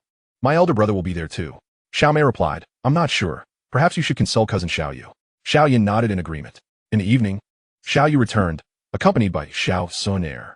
Xiao Yan reiterated his plans to return and mentioned the 2 children. "I've been quite busy lately," Xiao Yu said, displaying a look of concern as she glanced at Xiao Yan. "You should return first. Lord Song has always been occupied. Inquire how long he plans to stay in the Jamma Empire. Traversing thousands of miles with 2 children is no simple task," especially with them being so young. She was apprehensive about returning only to find that Hun Cang had already left, which would complicate matters. That's a valid point. I will head back first. Xiao Yan agreed. Turning to Xiao Sunair, he proposed, Sunair, why don't you come back with me? However, since entering the house, Xiao Sunair had appeared sullen and lost in thought, remaining silent. At this moment, upon hearing Xiao Yan's suggestion, she gently shook her head. No, brother Xiao Yan. I plan to return home tomorrow as well. Home? Xiao Yan was taken aback, as was not the Xiao family her home. Wait. Suddenly, a thought struck him. Are you referring to your own home? Xiao Xunan nodded. Yes. After a brief pause, she added, Brother Xiao Yan, once I return, you must strive to grow stronger. I will await your visit. Her eyes sparkled with deep emotion as she spoke. Xiao Yan, who had always harbored feelings for Xiao Sunair, was taken aback by the thought of a day when they would part ways. Coming back to his senses, he earnestly replied, I promise you, I will seek you out. But how will I go about finding you? Xiao Sunair said, your elder brother will know. Xiao Yan's expression shifted to one of surprise as he gazed at Xiao Sunair in astonishment. He had long been curious about his elder brother's background. Given his elder brother's lavish demeanor, Xiao Yan suspected a significant power lay behind him. Yet, unexpectedly, the seemingly ordinary Xiao Sunair also had such formidable connections. Alkin Tu Hun Cang. After all, if her connection was known to his elder brother, it indicated a considerable force backing her. As their meal concluded, each person was lost in their thoughts, creating a somber atmosphere. Xiao Mei and Xiao Yu soon lulled the children to sleep. Outside the courtyard, Xiao Yan and Xiao Sunair sat together on a rattan chair, gazing up at the starry sky. Sunair, is it that you refuse to share your specific location because your family opposes our relationship? Xiao Yan inquired. After a brief silence, Xiao Sunair softly affirmed, but quickly added, However, I believe in you, brother Xiao Yan. You are exceptional and will surely prove yourself. Xiao Yan remained silent, plagued by frustration over his inadequacy compared to his elder brother's prowess. If only he possessed his elder brother's strength. Would that not signify he could accompany Sunair back home? That night, the two remained wide awake, conversing on a rattan chair until dawn. They reminisced about childhood antics and the multitude of experiences they had shared growing up side by side. Xiao Yan felt a profound sense of reluctance at the thought of Xiao Sunair's departure. The following day, Xiao Yan jolted awake, realizing he had inadvertently fallen asleep on the rattan chair. He rose and dashed into the house, only to find Xiao Sunair had vanished. The moment she left, a void settled within Xiao Yan's heart. After sharing breakfast, he bid farewell to Xiao Yu and the others, then proceeded to say his goodbyes to his mentors, elders, and Lin Feng. Soon after, Xiao Yan and Zi Yan boarded a flying magical beast headed toward Peace Town, making their way to the Black Corner region. Although they could fly, the journey was exhausting. Riding the magical beast was far more comfortable. However, shortly after departing Peace Town, they were intercepted by a group of individuals. The newcomers rode upon a type of magical beast that Xiao Yan had never encountered before. These creatures bore a single silver horn adorned with peculiar patterns, from which faint sounds of wind and thunder emanated. Upon their backs were two pairs of impressively large wings. The individuals seated upon these beasts all donned dark purple robes and wore stoic expressions. Who are you? Xiao Yan asked, regaining his composure, positioning Zi Yan protectively behind him. His expression grave. He sensed no aura from any of these individuals. The only one standing atop the magical beast, a young man, looked down imperiously and inquired, You are Xiao Yan, correct? Xiao Yan nodded. That's me. Then there is no mistake, the young man replied coldly. Listen well, I am Ling Quan, the newly appointed vice commander of the Black Yan Army, and I am here to escort the young lady back to her clan. Chapter 144. Do you dare retaliate against me? There was one thing Xiao Yan was unaware of. Over the years, Xiao Sunair's family had been urging her to return, yet she could not bear to leave her brother, so she concocted various excuses to delay. Only recently did her clan issue a final directive, leaving Xiao Sunair with no choice but to acquiesce. Xiao Yan looked impassively at Ling Quan and said, Sunair has already departed. Ling Quan nodded and said, I know. Do you know? Xiao Yan was momentarily confused. What did you mean by stopping me? Ling Quan said lightly, I am here to welcome Miss back home. The clan leader has instructed that if I see young Master Xiao Yan, I will also ask where the key to the Xiao family is. Key? Xiao Yan was taken aback for a moment, suddenly stunned. It's that jade pendant. If my elder brother hadn't mentioned it to me before, I'm afraid I wouldn't have known that jade pendant would be the key to opening one of the Dou Emperor's caves. Why does the family behind Sunair also want it? After regaining consciousness, Xiao Yan shook his head decisively and said, I don't know what you're talking about. Does he really not know? Ling Quan saw the situation and had some doubts. However, when the ancestor of the Xiao family was killed, the Xiao family fell apart, and no one knew where the key had gone. Xiao Yan asked, "Is there anything else? If not, please make way." "No kitty." Ling Quan smiled, his eyes showing a hint of coldness. "There's one more thing to remind you." Xiao Yan frowned and remained silent. Ling Quan sneered and said, "Your Xiao family is now a lost dog, and your identity is vastly different from that of the young lady. The clan leader speculates that the young lady may develop feelings for each other when they get along with you. Therefore, he asked me to pass on a message to you." "I forgot, miss. It's better to treat those things as if they never happened before. Miss holds an extremely important position in our clan, and the person who matches her can only be a true powerhouse on the mainland. You are not worthy of it." Speaking of the last sentence, Ling Quan showed an extremely disdainful and contemptuous expression. According to his inner thoughts, it would be best to stimulate Xiao Yan to take action against him, so that he would have a reason to kill him. Don't worry about the young lady pursuing it later. Anyway, someone from a down-and-out family would covet the young lady and kill her as soon as possible. However, Xiao Yan was angry in his heart, but without any impulse. Instead, he gave a faint smile and said, "Whether I am worthy or not, it's not your turn to point fingers. No matter how destitute Xiao Yan is, he is still the young master of the Xiao family, and you are just a dog of the Suner family." Ling Yuan's expression froze as he spoke in a gloomy tone. "Are you looking for death? Don't you think that near Canaan Academy, Ling Quan wouldn't dare to kill you?" Xiao Yan looked at him calmly and said, "You can give it a try. Since you want to die, then I will fulfill your wish." A cold laugh flashed through Ling Yuan's eyes. The next second, Ling Yuan's murderous intent erupted. The internal fighting energy rushed out, transforming into a heavy and imposing force like a mountain, pressing toward Xiao Yan. Wow!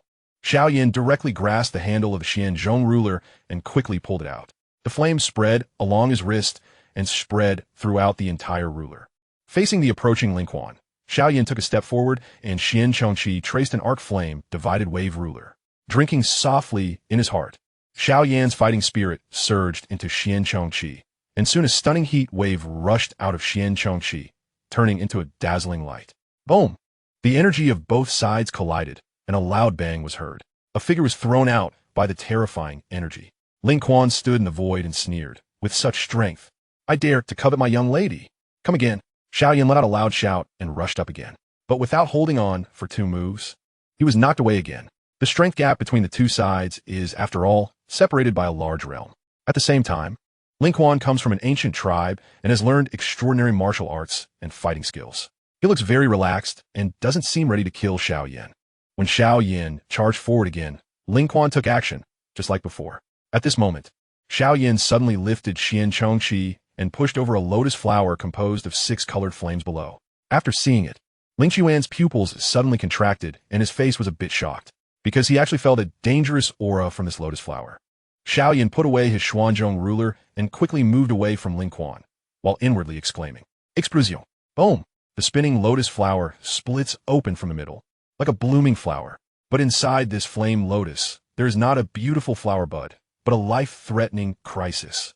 The ground soil exploded, causing trees and grasslands around to break and flip.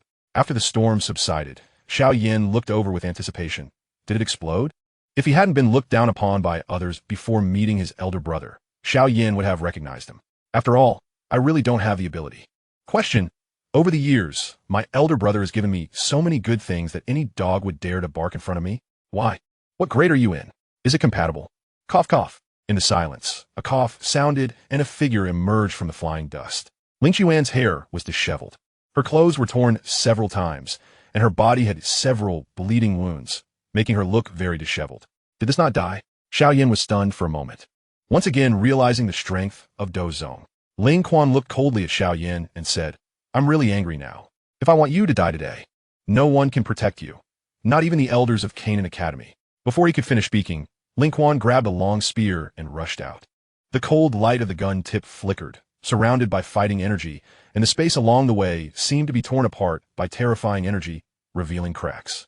At this moment, Xiao Yan didn't hesitate to take out a jade slip and forcefully crushed it. That was left to him by the soul god before. When in danger, crush the jade slips, and the soul god will save him. At the same time, Soul Tsang, who was thousands of miles away, had a thought. Take out a jade slip, and the power of the soul is surging. In Xiao Yan's eyes, Ling Quan's figure gradually enlarged, and the terrifying aura directly locked onto him, making him unavoidable. The killing intent in Ling Chuan's eyes seemed to turn into substance, and he stared fixedly at Xiao Yan. Oof. At this moment, a terrifying force surged out from Xiao Yan's side. This force completely exceeded Ling Quan's expectations. Therefore, he had no room to resist and was suppressed to the ground, lying in front of Xiao Yan. The long spear he held in his hand could barely withstand Xiao Yan's toes. If we go a little further, Xiao Yan's feet are probably going to break. Ling Quan lifted his head with all his strength and proudly said, "I am Ling Quan, the deputy commander of the ancient tribe's Black Abyss Army. This is a matter for our ancient tribe. I advise you not to get into trouble. As a deputy commander, can you represent the ancient tribe?" The voice of the soul god struck Ling Chuan's mind, because his true form did not come over, but instead relied on his heavenly soul, combined with the prohibitions on the jade slips, to transmit the power of his soul here. The soul power of the heavenly realm is already very terrifying, more than enough to deal with the Dozone. Ling Chuan's face suddenly changed, and he said again, "Do you dare to apply for a name? Did you dare to retaliate against me?" Soul Tsang said lightly, "Soul Clan, Soul Tsang." Soul Clan. Upon hearing this, Ling Quan was horrified and filled with fear. The relationship between the ancient tribe and the soul tribe was one of dire straits. In fact, the soul god also had a murderous heart at this moment. At this moment, Xiao Yan said, "Big brother, don't kill him. I want to recover today's humiliation myself in the future." Ling Quan breathed a sigh of relief and made up his mind to inform the clan leader of the news when he returned to the ancient tribe. But the next second, Soul Tsang spoke up, causing Ling Chuan's heart to suddenly lift. Soul Tsang said indifferently, "Xiao Yan, you need to have a long-term vision. It's so useless to target such a useless person like him." Upon hearing this, Ling Chuan's face turned red and he wanted to refute, but suddenly his eyes darkened. The rest of the Black Abyss army present also shook violently and fell down, along with those monsters. "Burn it, don't leave any traces. I'm waiting for you to come back in the Gamma Empire." After the soul god's command, the power dissipated. Chapter 145, Destroying the Body and Being Extorted. Soul god acted extremely quickly, giving Xiao Yan no time to adapt. Upon regaining consciousness, Xiao Yan was about to say a few words when he realized that his elder brother had already returned. At this moment, Xian punched him and said, "Why are you still standing there? When the elders come and see, you won't be able to explain it clearly." "Yes, with reason." Xiao Yan immediately released a strange fire, which covered the area with terrifying flames. After a few breaths, Ling Quan and his subordinates all turned to ashes. Ziyuan stepped forward, extracting the space ring and weapons, along with other remnants, before handing them over to Xiao Yan. She then extended a finger, stating 1,000 pills.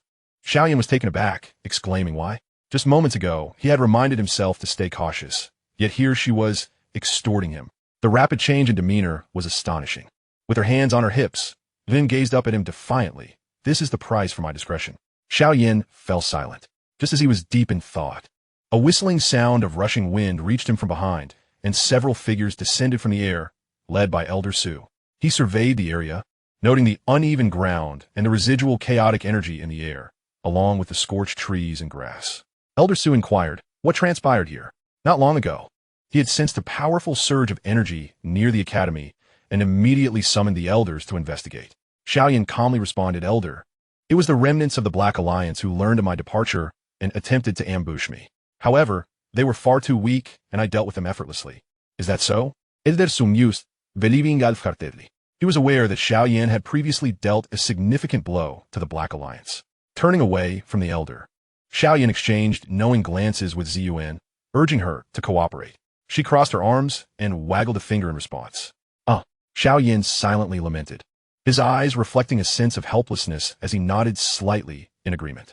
Seeing this, Ziyuan's eyes brightened. Addressing Elder Su, "I can vouch for him." No longer skeptical, Elder Su instructed one of the nearby elders, "Check which elders are available to visit the Black Corner region." "Understood," the elder replied, a fierce expression crossing his face. The vicinity of Peacetown was part of their Jia Nan Academy's territory, and following a previous battle, the Black Corner region had not dared to cause trouble. It was unacceptable for the remnants of the Black Alliance to be so audacious. This matter must be addressed with due retribution. Subsequently, Elder Su inquired if Xiao Yan required their escort to the Black Corner region. Xiao Yan politely declined with a smile. He had sustained an injury from Ling Quan, but it was not severe, and he still possessed combat capability. Furthermore, Ziyuan was at his side. Elder Su then led his group back to Jia Nan Academy. Standing still, Xiao Yan watched them enter Peace Town and set off alongside Ziyuan. The two arrived in a city within the Black Corner region, paid their fare, and boarded a flying magical beast. Inside the cabin, Ziyuan leaned against the table, munching on fruit while asking, Xiao Yan, are you certain that the soul song at the academy is your elder brother? Xiao Yan replied with curiosity. Why do you ask? Ziyuan remarked. He felt incredibly strong just now, far stronger than in school. That's quite normal, Xiao Yan responded calmly, having long since grown accustomed to his brother's rapid ascent in strength. If his brother's progress ever slowed, that would be the true anomaly. Ziyuan expressed her frustration. How infuriating. I should have fought him back when we were at the academy. Xiao Yan was taken aback. Senior sister, are you okay? Why do you keep wanting to fight my brother?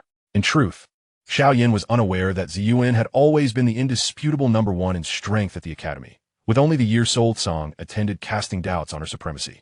Many believed that had Soul Song not gone missing, she might not have held that title. After a moment of silence, Ziyuan asked, do you think your brother knows a lot? Xiao Yan nodded without hesitation. He was aware of his brother's knowledge regarding Dou Emperor techniques, the ancient Emperor's cave key, and even the locations of the different flames. Ziyuan sat cross-legged, cradling her face in her hands, murmuring, could he uncover my origins? Xiao Yan was taken aback and pondered for a moment before saying, he should be able to. I can ask him, and if he finds out, senior sister, could we perhaps erase the matter of the pills? Ziyuan's expression hardened as she firmly declared, no way. Xiao Yan felt a headache coming on at the thought of 1,000 pills and how long it would take to refine them. He asked in confusion, senior sister, why do you insist on consuming pills? Ziyuan replied calmly, to enhance my strength. Unlike ordinary individuals, Ziyuan, being a transformed magical beast, required a substantial amount of energy to elevate her power, and her cultivation speed lagged significantly behind the consumption of pills. Very well, Xiao Yan sighed with resignation. In the ensuing days, the two remained in their room, only venturing out occasionally to change transport or take breaks for food. During this time, Xiao Yan found himself repeatedly reflecting on Ling Chuan's words directed at him. They were painful yet starkly realistic. In Xiao Yan's understanding, the previous leader of the Yunlan sect, Yin Shan, was merely at the Dou Zone level. Under such circumstances, the Yunlan sect had already established itself as the absolute overlord of the Jiama Empire. However, with figures like Ling Quan and Sun Er's family, who were merely vice leaders, it was evident just how formidable that family truly was. Contemplating this, Xiao Yan clenched his fists, determined. Sun Er, regardless of the nature of your family or the strength of those individuals, I will not abandon you. I will find you. Meanwhile, in another room, Soul Song retracted his soul power and slowly opened his eyes, a glimmer of light flashing within them. Recalling the recent events, a subtle smile crept onto Soul Song's lips. How delightful it was that Ling Quan had sought out Xiao Yan privately, even threatening him. Soul Song had been struggling to find a way to provoke Xiao Yan, but now he felt relieved of that burden. After all, Sun Er's family would serve as the greatest impetus for Xiao Yan's growth. Killing a vice leader should not lead to any significant repercussions. Soul Song furrowed his brow in contemplation. At that moment, aside from Xiao Yan, there were no outsiders present, so there was little concern about the news leaking. As for the ancient clan potentially sensing something amiss and sending someone to find Xiao Yan, he was unconcerned. Xiao Yan's current strength was evident. It was impossible for him to be a match for Ling Quan. With that thought, Soul Song dismissed the matter from his mind. Simultaneously, in the ancient realm within the ancient clan, in a dimly lit room, a series of sharp sounds erupted, waking an elder who had been dozing off. He turned to face the front, where a collection of jade slips floated, each containing records of the souls of the ancient clan members. Once shattered, they signified a death. The elder raised his hand to summon them, realizing they belonged to Ling Quan and his companions, and hurried to report to the clan leader. Ling Quan is dead? The clan leader was taken aback, immediately instructing someone to retrieve the young lady. Ling Quan had been sent to bring Sun Er back, and now that Ling Quan was dead, what would happen to Sun Er? The ancient clan promptly dispatched powerful individuals, as Sun Er was someone they held in high regard. Nothing must happen to her. After a long wait, the clan leader received word that Sun Er was safe and on her way back. This left the clan leader bewildered. If Sun Er was safe, then how had Ling Quan died? Who was responsible? Could it be him? A name flashed through the clan leader's mind as he summoned someone to investigate. Before departing, he instructed them to keep the matter discreet, only determining whether Ling Chuan's death was linked to him. The clan leader was acutely aware that Sun Er held that individual in high esteem, and if she were to learn of any details, it could foster animosity towards the clan, which would be quite unfavorable. The individual noted the instructions and set off. Chapter 146. No way, second brother? You're back again? Under the azure sky, birds and beasts soared through the air. In the distant horizon, two streaks of light darted by at an astonishing speed, swiftly outpacing the avian creatures. Beneath the clouds ahead, the magnificent outline of a city gradually came into view. Before them lay the holy city of Jiama.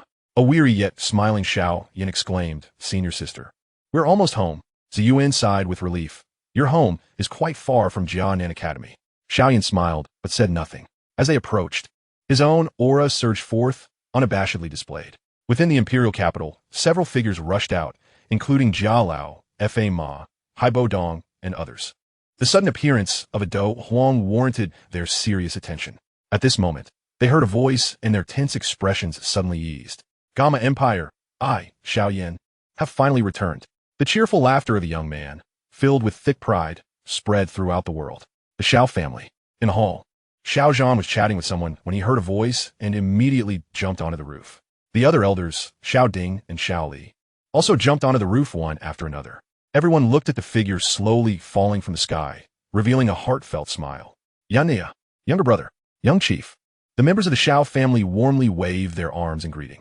The next second, Xiao Yan suddenly turned around and headed straight for the residence belonging to the sole god within the imperial capital. Seeing this scene, everyone was stunned and speechless. "No problem." On the way down, Xiao Yan said to Ziyan, "This is my elder brother's residence in the imperial capital. Usually, if he returns to the Jiama Empire, he will be here." Ziyan nodded and stood on the ground, watching Xiao Yan knock on the door. Not long after, the door opened. "Xiao Yan?" Princess Yu saw him and smiled. Xiao Yan smiled and said, "Sister-in-law, where's my elder brother? Is he at home?"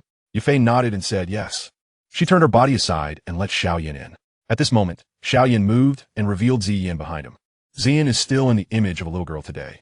At first, Concubine was stunned and wary. Could it be that Xiao Yan had sent a woman to Lord Song again? But soon, she rejected the idea because Ziyan looked too small like a child. "Sister-in-law, this is my senior sister, Ziyan." Xiao Yan noticed Yufei's gaze and introduced. Ziyan nodded slightly.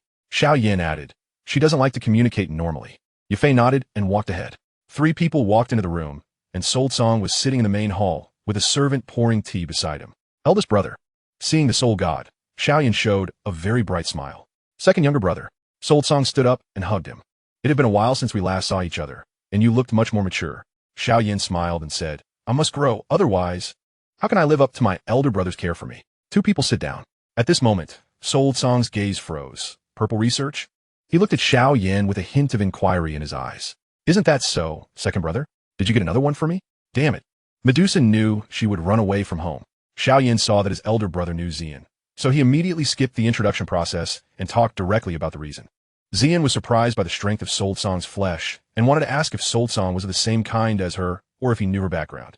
Upon hearing the words, Soul God breathed a sigh of relief in his heart. Looking at Ziyan, Soul God thought for a moment and said, "I do know your background, and even where your father is, I know." Ziyan widened her eyes with a flicker of light in them and said, "Really? Where's he? You told me." Sold Song shook his head slightly. "I can't say now.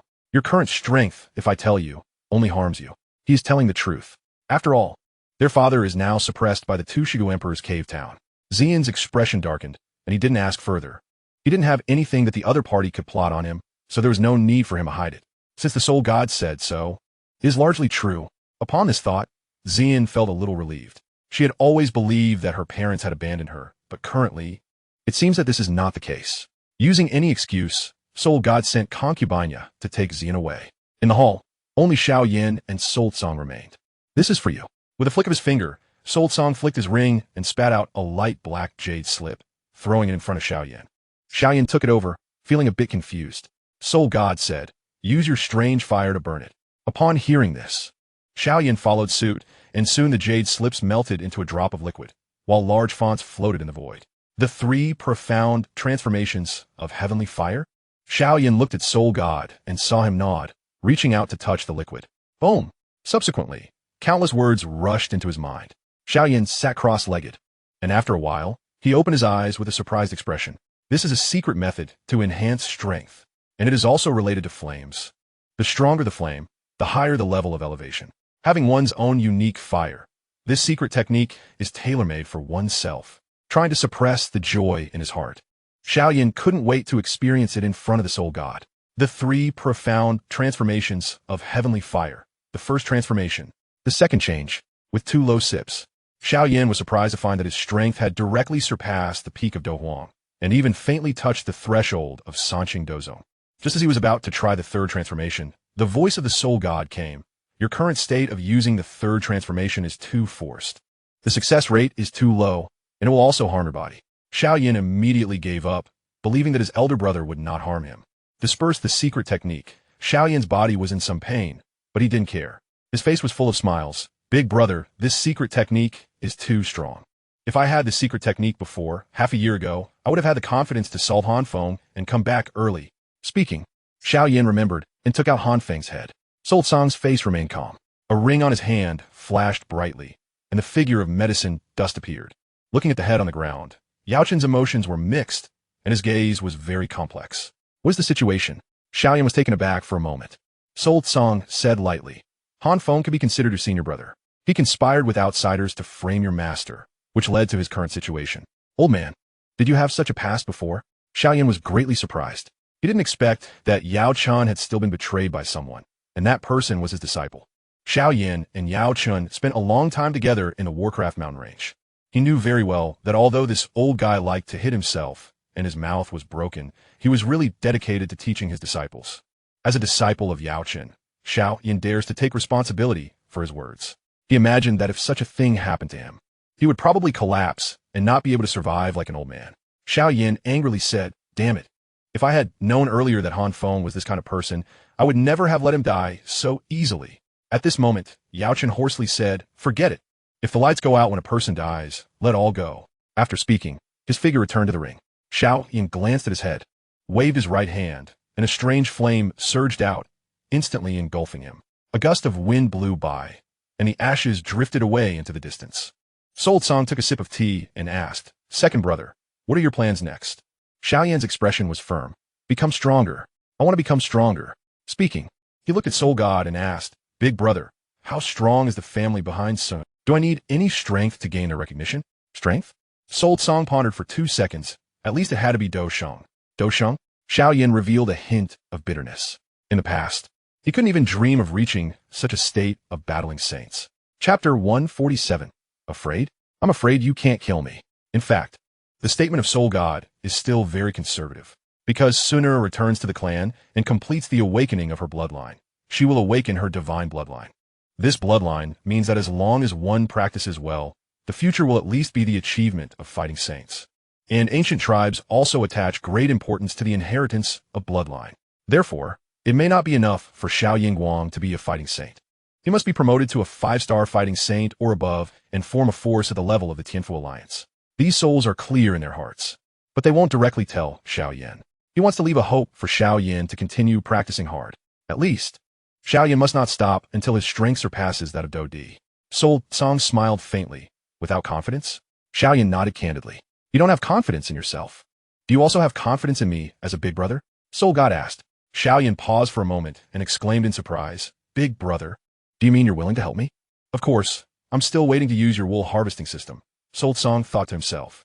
Moments ago, he presented Xiao Yan with the heavenly fire transformation, a gesture laced with ulterior motives. The system indicated that Xiao Yan still did not meet the necessary criteria. This suggests that in order to bestow upon Xiao Yan the extraordinary fire and receive a response, it is imperative that Xiao Yan's strength be elevated to the Dozong level. Gathering his thoughts, Hun Cang's visage transformed into one of solemnity. Xiao Yan, have you forgotten what I told you in Wutan City? In this world, we're the only ones who share the same plight. Aiding you is tantamount to aiding myself. Brother, upon hearing this, Xiao Yan was deeply moved, tears brimming in his eyes. At that moment, a voice suddenly resonated. What a touching display of fraternal affection. It seems I have arrived at an opportune time. Xiao Yan shouted, who goes there? Hun Cang's soul power surged. As if sensing something, his gaze fixated on a specific area. In that region, the space contorted and a silhouette emerged from within. Even I can only perceive a hint of obscure power. The opponent's strength is at least that of a Dou Sheng. Hun Cang frowned. Who are you? The man smiled gently and replied, I am Gu Feng from the ancient clan. The ancient clan? Xiao Yan was momentarily taken aback. Gu Feng continued, on the orders of the clan's esteemed leader, I have come to investigate the circumstances surrounding Ling Quan's demise. Xiao Yan's heart tightened at the mention of Sun Er's family. How swift the other party's reaction was. What should I do? Hun Cang, unfazed, said, You seek me? Gu Feng shook his head, his gaze shifting to Xiao Yan, declaring, I seek him. Second brother, do you know the person he speaks of? Hun Cang inquired, his brow furrowed. Xiao Yan quickly responded, I do not know him. Hun Cang turned to Gu Feng, stating, You heard him. Gu Feng replied calmly, Such inquiries will yield no answers. Hun Cang rose, asserting, I am his elder brother. I shall not allow you to lay a hand on him. Gu Feng cast a glance at Hun Cang. Dou King, do you think you can thwart my intentions? You are not worthy. Is that so? Hun Cang's lips curled slightly. While others may fear the ancient clan, I, Hun Cang, am not so easily intimidated. Gu Feng's expression darkened. You are the Hun clan? His gaze swept over Xiao Yan, pondering how the Hun clan had intertwined with the Xiao clan. It is well known that the Xiao clan's decline was significantly influenced by the Hun clan. Hun Cang replied indifferently, You may leave. You have asked all the questions you needed to. If you refuse to depart, be prepared to remain here. A glimmer of anticipation flickered in his eyes, seemingly eager for Gu Feng to make a move against him. Insufferable. Gu Feng's anger flared. The ancient clan's impression of the Hun clan was far from favorable. Given the Hun clan's standing in the Gama Empire, their status could not be very high. Moreover, a mere Dou King could be easily extinguished with a single strike. If I kill him, I shall take Xiao Yan back to the clan for interrogation. As long as it is done cleanly, the Hun clan will uncover no issues. With this thought, Gu Feng unleashed a chilling murderous intent, a terrifying aura emanating from him. In the hall, Xiao Yan, merely a Dou Huang, could not withstand it. Collapsing to his knees, his eyes rolling back as he lost consciousness. Simultaneously, the entire imperial capital seemed to be shrouded in a veil of darkness, as if the apocalypse were imminent, leaving all in a state of unrest. Gu Feng observed the composed Hun Cang, curiosity peaking within him. Are you not afraid of me? Hun Cang displayed a sardonic smile. Afraid? I fear you lack the capacity to kill me. Gu Feng was thoroughly enraged. In response, Hun Cang felt an inner delight. The Dou King skeleton had indeed come.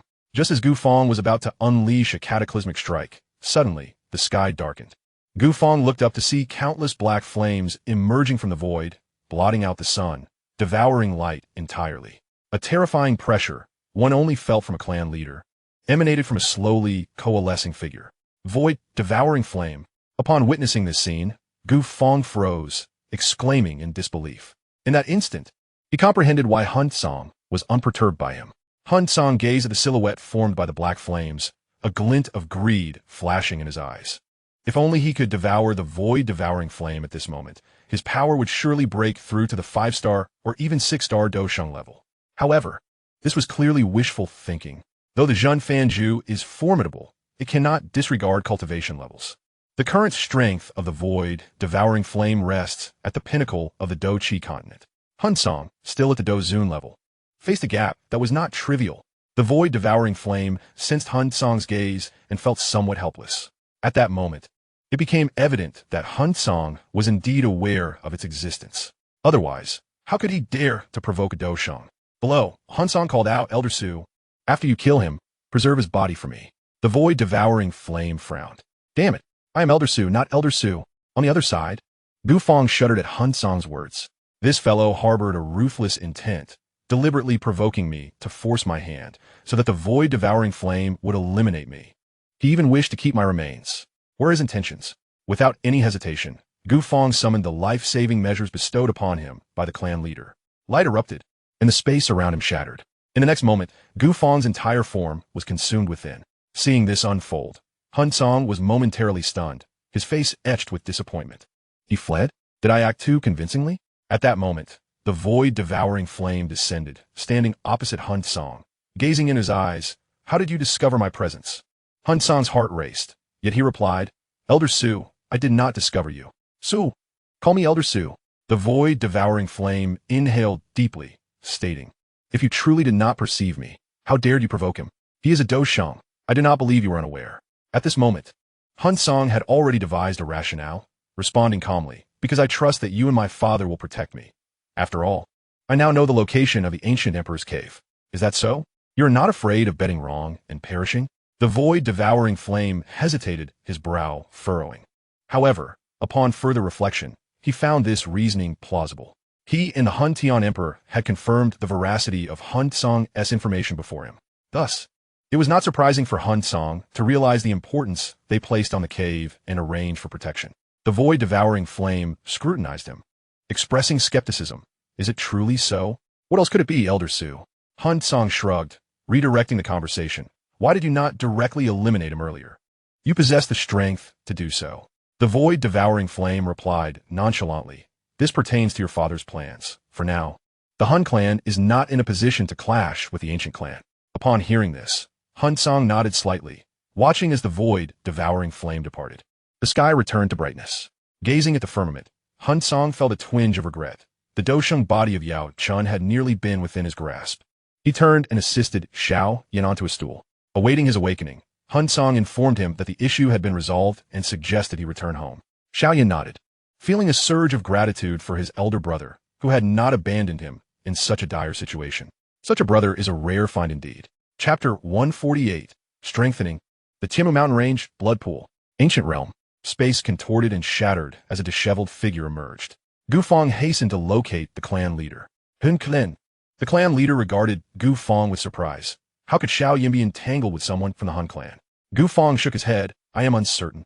I initially intended to bring Xiao Yan back for interrogation, but was thwarted by the sudden appearance of the void-devouring flame.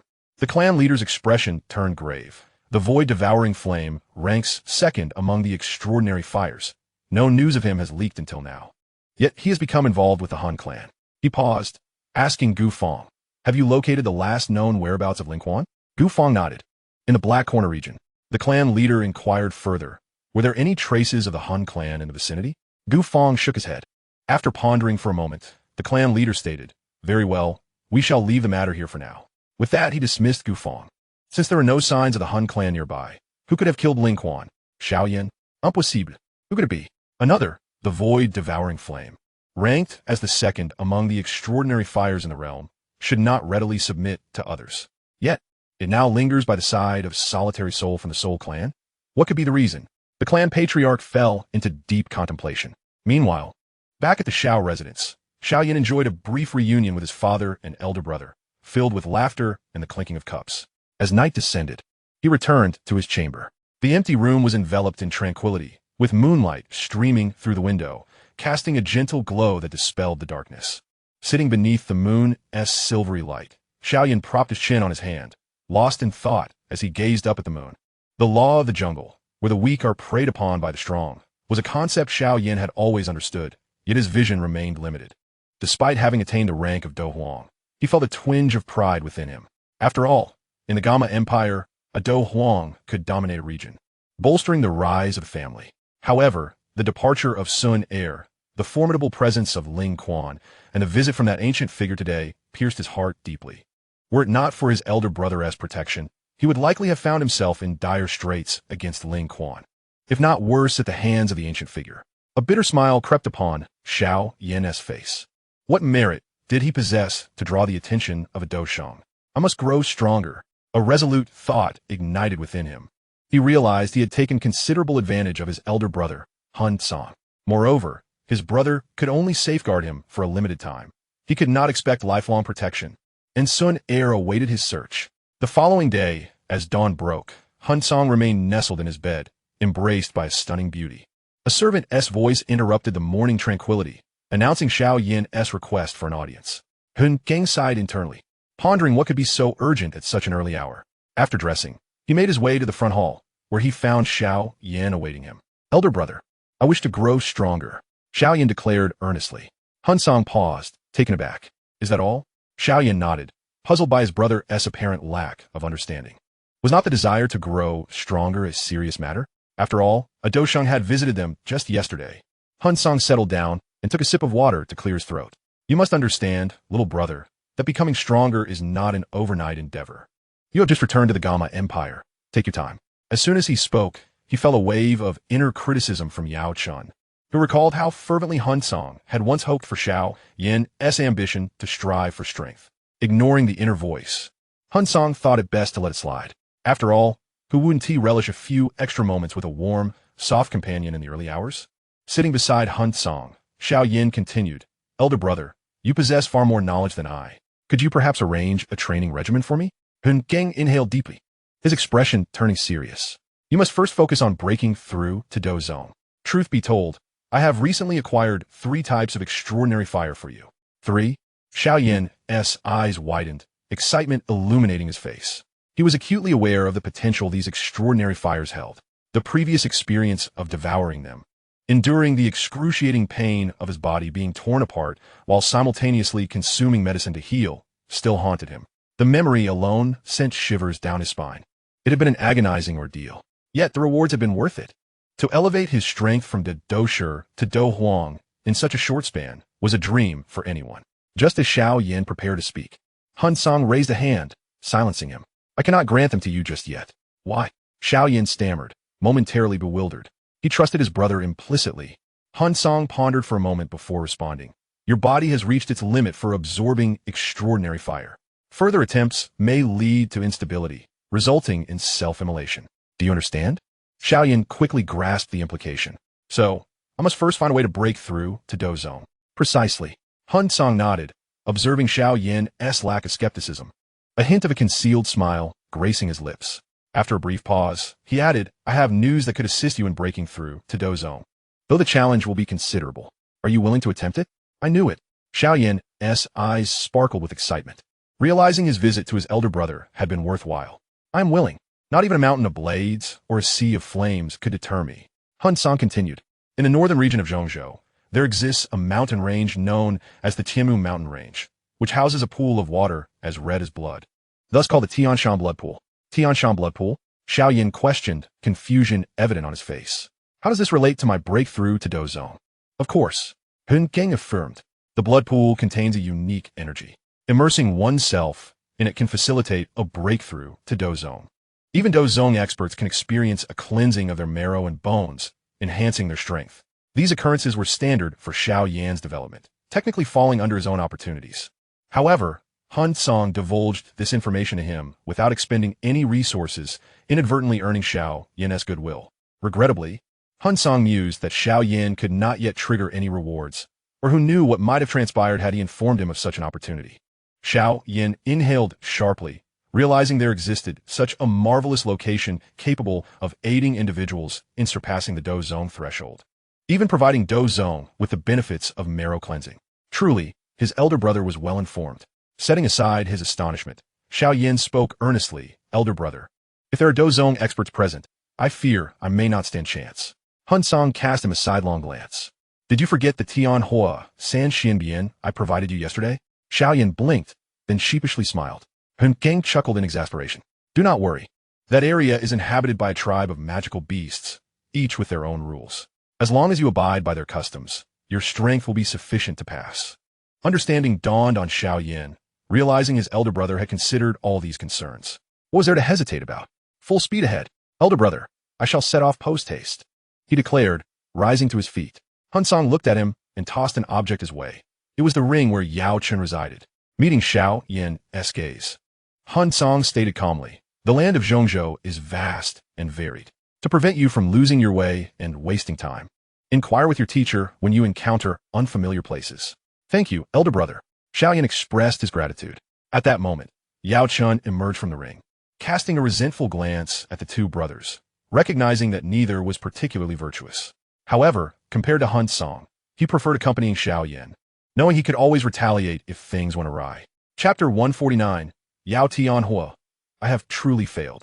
On the journey to Zhongzhou, they would pass through the Black Corner region.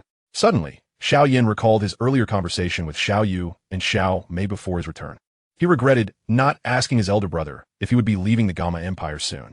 Upon arriving at the Jianan Academy, Xiao Yan faced Xiao Yu and Xiao Mei, preparing himself for their disapproval. However, to his surprise, Xiao Yu remained silent, seemingly relieved, as she felt unprepared to confront Hun Cang. Though she had borne him a child, the gulf between the Xiao family and the powerful clan behind Hun Cang was vast. She hoped to improve herself before facing him. In contrast, Xiao Mei held no such reservations. Initially, her reluctance to face Hun Cang stemmed from not wanting to be outdone by her peers. Now, with a child in her arms, her focus had shifted entirely to motherhood, making her less concerned about such matters. Xiao Yan breathed a sigh of relief, and then took his leave.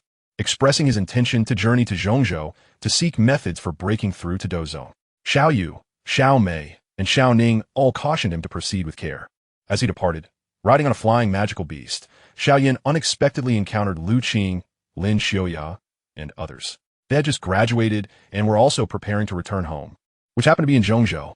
The group traveled together, engaging in lively conversation along the way. On the other side, in the Gama Empire, after Xiao Yan departed for half a month, the affairs of the Songming in the Jiama Empire were brought to clarity. All factions, in the face of the overwhelming presence of the heavenly fire sovereign, succumbed entirely. Medusa, having ascended to the position of leader, promptly established a plan to construct an extensive intelligence network. She understood that the reason for consolidating all forces was to prevent anyone from stealthily infiltrating the northwest region once more. On this day, after concluding her duties, Medusa returned to the Serpent Man Temple. What brings you here? Not keeping company with Yafei? Upon seeing Hun Cang, Medusa was momentarily taken aback, her tone laced with a hint of bitterness. Hun Cang, holding a child, displayed a fleeting expression of helplessness as he offered a few kind words, coaxing a smile from Medusa. The overall structure of Songming had been perfected, and from now on, matters would be handled by others, barring particularly significant issues. When Hun Cang inquired about her busy schedule, Medusa replied, I was remiss before, not considering the child, Hun Cang admitted. Medusa shook her head, saying it's all right. Hua Shi'er can assist me with that. She then turned to Hun Cang and asked, by the way, what brings you to me today? Hun Cang responded, I plan to leave the Jiama Empire in a couple of days. Medusa was momentarily stunned. Leaving again? Hun Cang nodded. With Sun Er's return to the ancient clan and Xiao Yan's journey to the Central Plains, the world's course was unfolding according to the predetermined plan, which implied that the time for future upheavals was drawing ever nearer. There was little time left for Hun Cang. Although he had ascended from Dou Wang to Dou Zun through a series of measures, such strength would still be insufficient in the face of the impending Great War. Medusa fell silent for a moment, then summoned Hua Shi'er to take the child away. That night, Medusa was fervently demanding. The following day, in the imperial capital of the Jiama Empire, at the Xiao family residence, Hun Cang sat in the main seat, with Ziyin beside him. After Xiao Yan's departure, he had entrusted Ziyin to his elder brother, for Xiao Yan had remarked that his elder brother was elusive, often disappearing for extended periods. And if she wished to uncover her true heritage, it was best to stay close to him. Ziyin believed him. Afterward, Hun Cang learned more about the situation through Ziyin. At that time, Xiao Yan had already left the Jiama Empire. With no other options, Hun Cang had no choice but to keep Ziyin by his side, which he did not mind. After all, Ziyin was not a burden. On the contrary, she possessed the ability to discover treasures, making her a valuable companion in their quests. As Hai Bo Dong and Mi Te Er Tangshan entered the hall, members of the royal family, including Jiaxing Tian, Fa Ma, and Yun Shan from Yunlan sect, had all arrived. Hun Cang produced several porcelain vials, which floated and landed in the hands of each individual in succession. Facing the curious gazes of the assembly, Hun Cang spoke directly. These vials contain pills that can aid you in breaking through your current limits. I will be departing for a while, and I hope you will assist Medusa in maintaining the stability of Songming. As his words fell, every pair of eyes turned to the vials in their hands.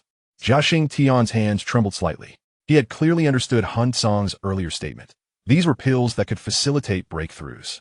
Heaven knew how long he had been stuck at the peak of Dou Huang, while even Yun Shan, who had reached his limit, had broken through to Dou Zong, experiencing a second spring in life. Yet he remained at the peak of Dou Huang.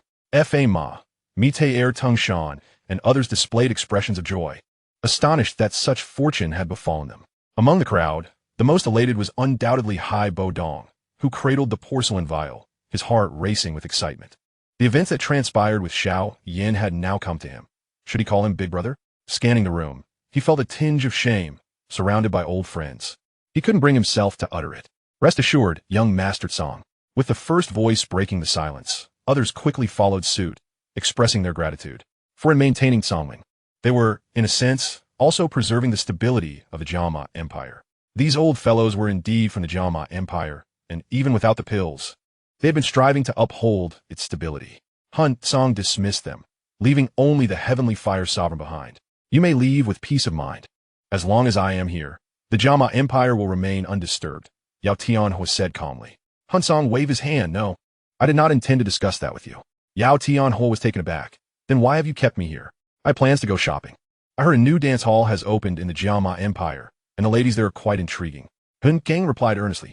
It seems Yufei might be pregnant, and I cannot be by her side at the moment. Please keep an eye on her and ensure that certain unthinking individuals do not offend her. Another child, already. Yao Tianhua was taken aback, knowing that Medusa had given birth to a son for Hun Cang. Hun Cang nodded, affirming that the hard work during this period would surely yield results. Suddenly, Yao Tianhua's mood soured, dissuading him from going shopping. Damn it, my age is at least several times that of Hun Cang's. He already has 2 children. Well, I don't even have anyone to call me grandfather. What a dismal existence. Please, Heavenly Fire Sovereign. Hun Cang noticed his unusual demeanor, puzzled as he had not said anything particularly distressing. Yao Tianhua waved dismissively. Go on. I reiterate, unless I am dead, the Jiama Empire will be well protected. Hun Cang had a degree of faith in him, having spent time in his company. Finally, Hun Cang sought out Xiao Yan, reassuring him not to worry about Xiao Yan's safety. Xiao Yan chuckled. Lord Song Wang, I trust you. Moreover, if Yan Air causes any trouble outside, feel free to beat him soundly. I can always have another. Hun Cang's eyes twitched slightly, unable to respond. For Xiao Yan spoke no falsehood. After arriving in the Jiama Empire and witnessing the family's gradual stabilization, he truly experienced a revival.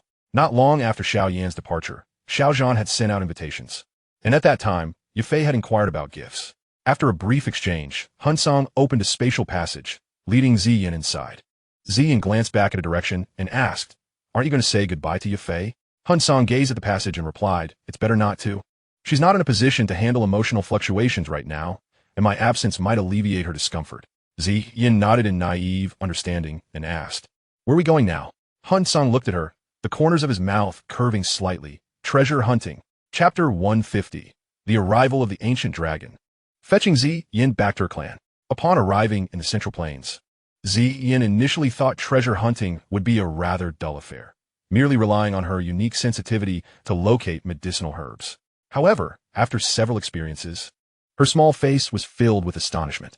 Just moments ago, they had visited a sect of relatively modest power, whose strongest member was merely a dozong.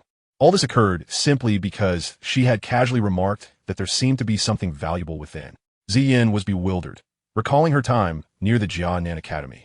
She had sensed numerous treasures, but many were guarded by magical beasts, making them challenging to obtain.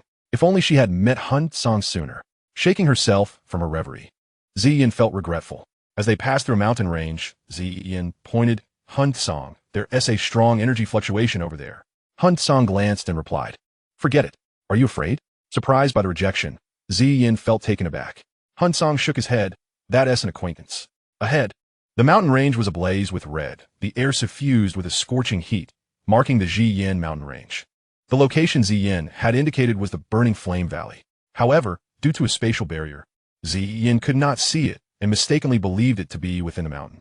Ziyin's eyes brightened. Acquaintances are even better. When I was at the academy, even though the elders often said no, they always brought me the best. Hun Cang, unwilling to elaborate, replied coolly, Stop thinking about it. Let's move on to the next place. The two meandered for nearly 2 months.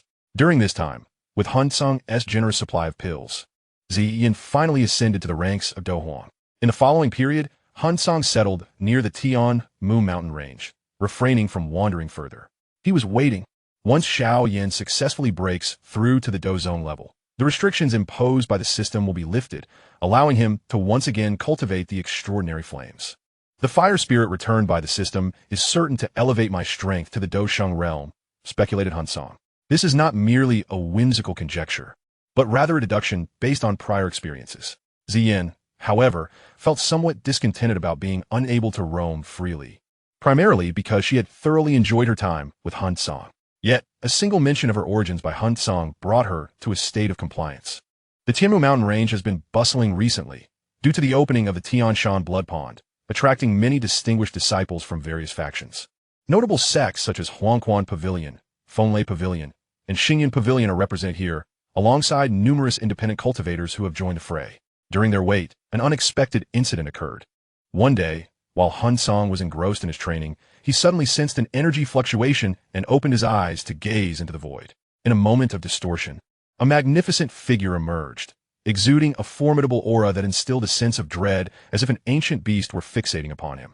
Hun Cang was momentarily stunned, but quickly regained his composure, directing his gaze towards Yin, who seemed to sense something as well. She opened her eyes and stood up. her brow furrowing as she detected an inexplicable kinship emanating from the imposing figure. Instinctively, she approached Hun Cang and inquired of the majestic figure, "Who are you?" "I am He Qing," the man replied, his voice deep and resonant, like thunder echoing throughout the courtyard.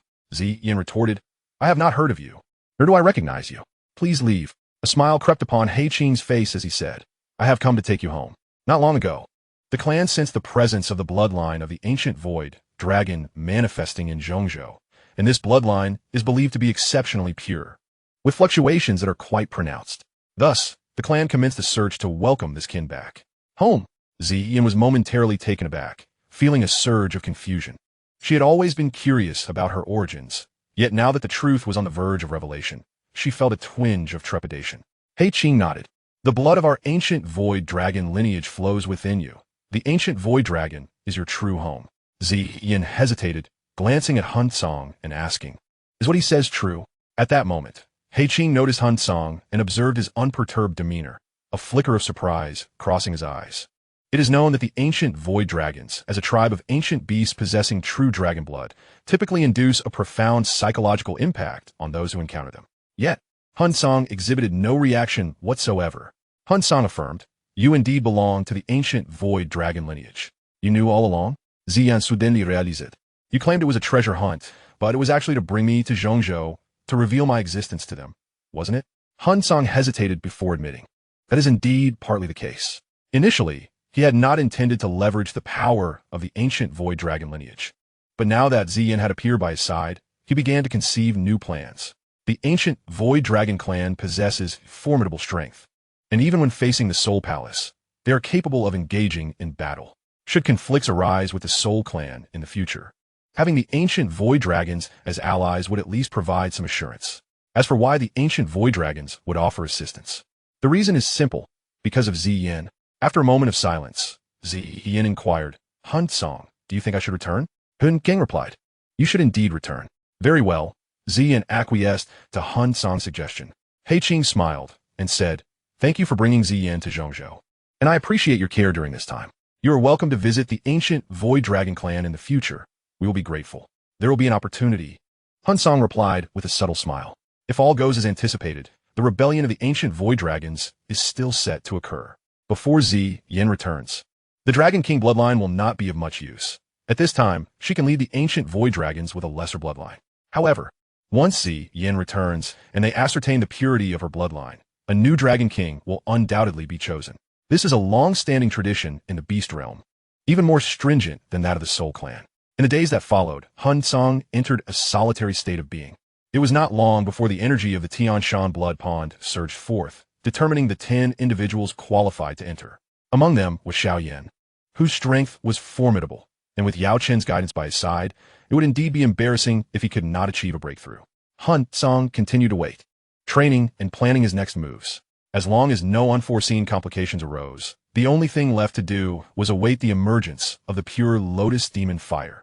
This fire ranks third among extraordinary flames, and when Xiao Yan consumed in the past, his strength soared to the 5-star Dou King level.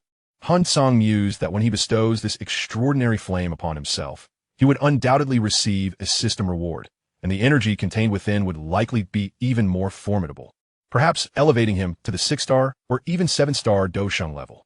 With a 7-star Dou King strength, he would possess the capacity to influence the changes of the continent to a certain extent. Wait until the pure Lotus Demon Fire emerges. He must not prematurely disclose the location of the Tuo Shi Ancient Emperor's Cave. Hun Cang resolved in his heart. Xiao Yan's breakthrough to Dozong did not consume much of his time. As the energy surged into his body, he felt a profound transformation taking place. Soon after, he discovered that he had directly broken through to Dozong. Upon leaving the mountain range, Xiao Yan pondered his next steps when he received a telepathic message from his elder brother, Hun Cang. Following the guidance, Xiao Yan found Hun Cang in a small courtyard, his joy akin to that of a child, exclaiming, "Elder brother, I have become a Dozong."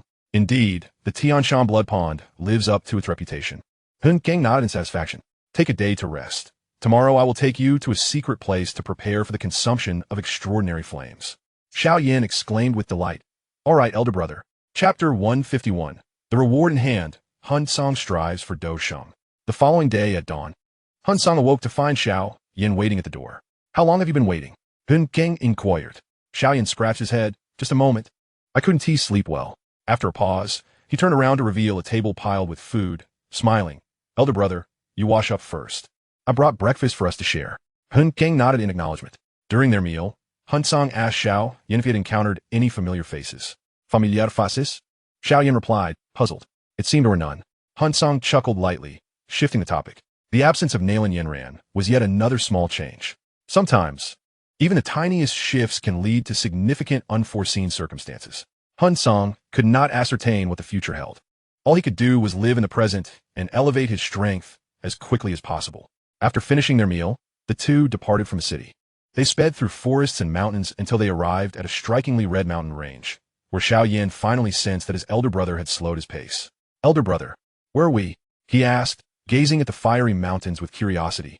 Hun Cang replied, this is the Yin mountain range. Xiao Yan inquired, what are we doing here? Without responding, Hun Cang proceeded towards the steps below, addressing a disciple clad in the attire of the Burning Flame Valley. Hun Cang has come to visit. The disciple, seeing both of them walking through the air, did not dare to neglect them. He simply said he would report shortly and hurried off. Approximately a quarter of an hour later, the sky above twisted, and two figures emerged. They were Tang Zhen, the lord of the Burning Flame Valley, and his daughter. Tang Huoya, Hun Cang, what brings you to the Burning Flame Valley this time? Tang Zhen asked with a hint of trepidation. It had been a while since they last met, and Hun Cang's aura was even more terrifying than before, radiating like a colossal energy field. For a moment, Tang Zhen felt a constriction in his chest. He understood that Hun Cang had grown stronger once more. Hun Cang approached, casting a sidelong glance at the sky, and smiled faintly. Let us converse inside. With that, he stepped into the passage as if returning to his own home. Upon witnessing the scene, Xiao Yan hurriedly followed suit. Tang Zhen's expression deepened with worry, remaining silent as he watched the figures of the two vanish into the passageway. Father, was that handsome young man the one who saved me back then? Tang Huer asked, having been struck by the 9 dragons' thunderfire and unable to open her eyes. Tang Zhen nodded slightly, his demeanor tinged with unease. As the saying goes, trouble seldom comes without a reason. I wonder what matters have drawn Hun Cang to the Burning Flame Valley this time. Just as he was about to impart a few words of caution to his daughter, he noticed her excitedly dashing into the passage. Upon entering, Tang Zhen observed his daughter approaching Hun Cang, her charming smile radiant. Oh no! In an instant, Tang Zhen felt a pang of anxiety. His daughter had often inquired about the identity of her savior and what he looked like. Thank you for saving me earlier. My name is Tang Huer, she said, standing before Hun Cang with an outstretched hand. Hun Cang glanced at it, but did not reciprocate, calmly stating, there is no need for thanks. You have bestowed upon me the heavenly fire transformation, which has already balanced our debts.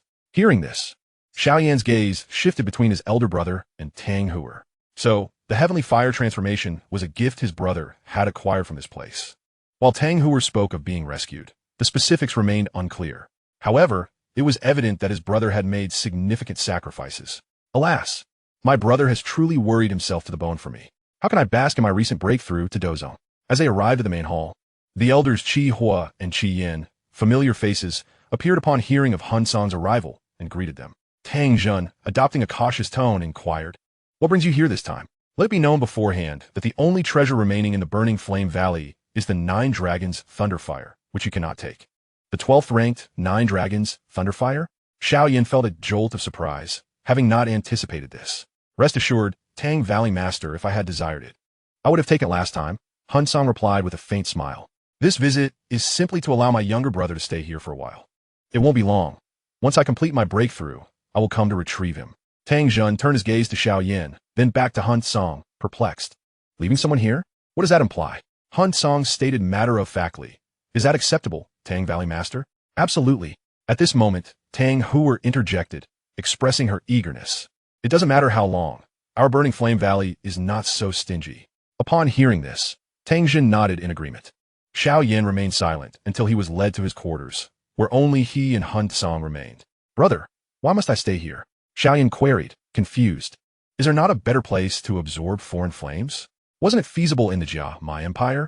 Hun Cang, understanding Xiao Yan's thoughts, explained, the fire attribute Dou Qi here is dense, and as you are cultivating fire attribute techniques, this is the optimal location for absorption, aiding you in stabilizing your strength afterward. Enlightened, Xiao Yan nodded, very well. Then, recalling something, he asked, brother, How long will your breakthrough take? Hun Cang pondered before responding. At best, it will take 6 months. At worst, a year. Do not concern yourself with me. Xiao Yan had no further inquiries, and their discussion shifted to the matter of exchanging foreign flames. Drawing out 3 types of foreign flames from within, Hun Cang's aura fluctuated intensely. Xiao Yan sensed it, but was uncertain of the exact level of his brother's power. 5-star Dou Zun. Hun Cang paid it no mind, knowing that his strength would soon be restored. He instructed Xiao Yan to secure the foreign flames and begin absorption. Yao Chun emerged from the ring, attentively listening to Hun Cang's instructions. Various elixirs were prepared in succession as Xiao Yan entered a state of absorption. After 2 days, Hun Cang awaited the arrival of the 3 fire spirits rewarded by the system. He then sought out Tang Zhun, requesting that no one disturb Xiao Yan during this time. Tang Hua readily agreed, assuring that she would ensure no interruptions. Hun Cang nodded and then departed. The choice to have Xiao Yan absorb foreign flames in the Burning Flame Valley was made after careful consideration. With the void swallowing flame constantly by his side, and the burning formula being a technique of the ancient Emperor Dou King, it was prudent to avoid drawing attention while absorbing flames under the watchful eye of the void swallowing flame. The Burning Flame Valley also provided a spatial barrier, serving as a certain degree of isolation. Next, he pondered whether he could break through to Dou King. Gazing at the 3 new fire spirits, Hun Cang's heart brimmed with anticipation. In the realm of Dou Qi, aside from Dou Di, Dou King represented the pinnacle of existence. Even a 1-star Dou King could easily overwhelm a Dou Zun, marking a true qualitative transformation. Hun Cang opted to return to the Soul Clan to absorb the flames.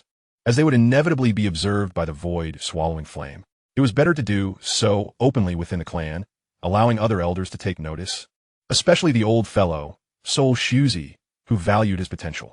This was a perfect opportunity to impress him and possibly secure some investment. A lucrative endeavor indeed.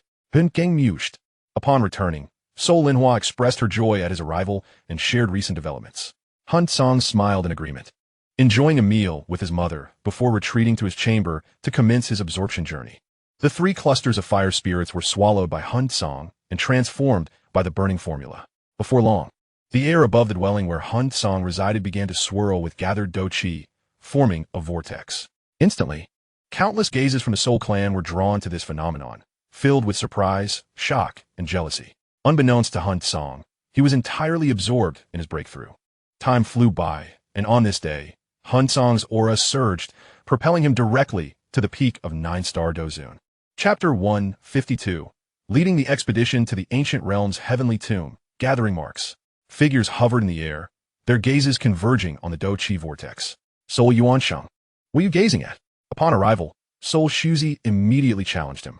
Is it not permissible for me to glance at a powerful figure emerging from our clan? Soul Yuansheng replied nonchalantly, you seem to be overly concerned. I merely fear that some individuals, driven by jealousy, may engage in actions detrimental to the clan's interests. Soul Shuzi retorted. Soul Yuansheng fell silent, his mind puzzled. What accounted for Hun Cang's rapid cultivation speed? It was known that after Soul Li was defeated, he worked diligently. And with the ample resources provided by Soul Yuansheng, he had only approached 9-star Dou Zun. This was already quite formidable. Why did Hun Cang's performance seem even more outrageous? Seeing Soul Yuansheng at a loss, a smug smile crept onto Soul Shuzi's face. Is there a chance for Hun Cang to break through to Dou King in one go? An elder pondered aloud. Nearby, another elder quickly shook his head. I find it unlikely. The higher one ascends, the more arduous the cultivation becomes. Though the difference in title between Dou Zun and Dou King is but a single character, the chasm between them is vast. To break through to Dou King, one must first reach the peak of 9-star Dou Zun, and then undergo 9 transformations to attain semi-saint status. This intricate process is arduous, even with 30 years. Few can complete it. Despite the Soul Clan's abundant Dou Qi energy, it cannot defy the laws of nature. The other elders nodded in agreement with this analysis. At that moment, the murmurs among the crowd subsided, and all eyes were drawn upward. In the midst of the void, Soul Tiandi had appeared, standing quietly. Soul Yuansheng's eyes gleamed as he regarded the figure with a serious expression. Typically, even when a new Dou King emerged within the clan leader would not necessarily make an appearance. Cease your chatter, Soul Tiandi stated calmly. Breaking through to Dou King now may carry hidden dangers. As his words fell, many faces in the crowd, including Soul Shuzi's, displayed expressions of astonishment. Had Hun Cang's performance already garnered preliminary recognition from the clan leader? Initially, some elders had merely come to observe the spectacle. Now, their expressions subtly shifted. If the clan leader's opinion of Hun Cang had changed, it would signal another contender for the position of clan leader in the future. Among these elders, some are the younger generation, yet they are popular contenders for the position of clan leader. Naturally, they are averse to witnessing the unfolding of future events. As the vortex of fighting energy gradually dissipated, Soul Cang heard the words of the Soul Emperor, suppressing his yearning to break through to the Dou Saint level. With the energy provided by the fire spirit, a breakthrough to Dou Saint was merely a thought away. However, as his adoptive father stated, it bore flaws. There is no rush. Soul Cang reassured himself, reminding that time was on his side, and there was no need to hastily commit acts he would later regret. Concluding his meditation, Soul Cang flickered and appeared in the void above the rooftop. Upon facing the assembled elders, he momentarily froze. So many eyes were upon him during his breakthrough. Regaining his composure, Soul Cang offered a slight bow to the crowd. "Follow me," the Soul Emperor said with an impassive expression, turning to depart. Soul Cang felt a twinge of confusion, but followed without hesitation. The two arrived at a grand hall, the most solemn of the Soul clan structures. It was lavishly adorned and exuded an air of authority and grandeur. This hall was typically reserved for discussions of significant matters within the Soul clan, such as the extermination of the Spirit and Stone clans. Soul Cang's eyes widened with astonishment. For entry into this hall was generally limited to elders of high standing and individuals like Soul Yu, Soul Ya, and Soul Li. For instance, even after displaying his potential, he had never been summoned here before. On the steps, the Soul Emperor turned, his gaze landing on the standing Soul Cang, a glimmer of light flashing in his eyes. In truth, the Soul Emperor had not anticipated that a discarded scion of a forsaken bloodline could reach such heights, even surpassing Soul Li and Soul Ya. Perhaps I should grant him a chance.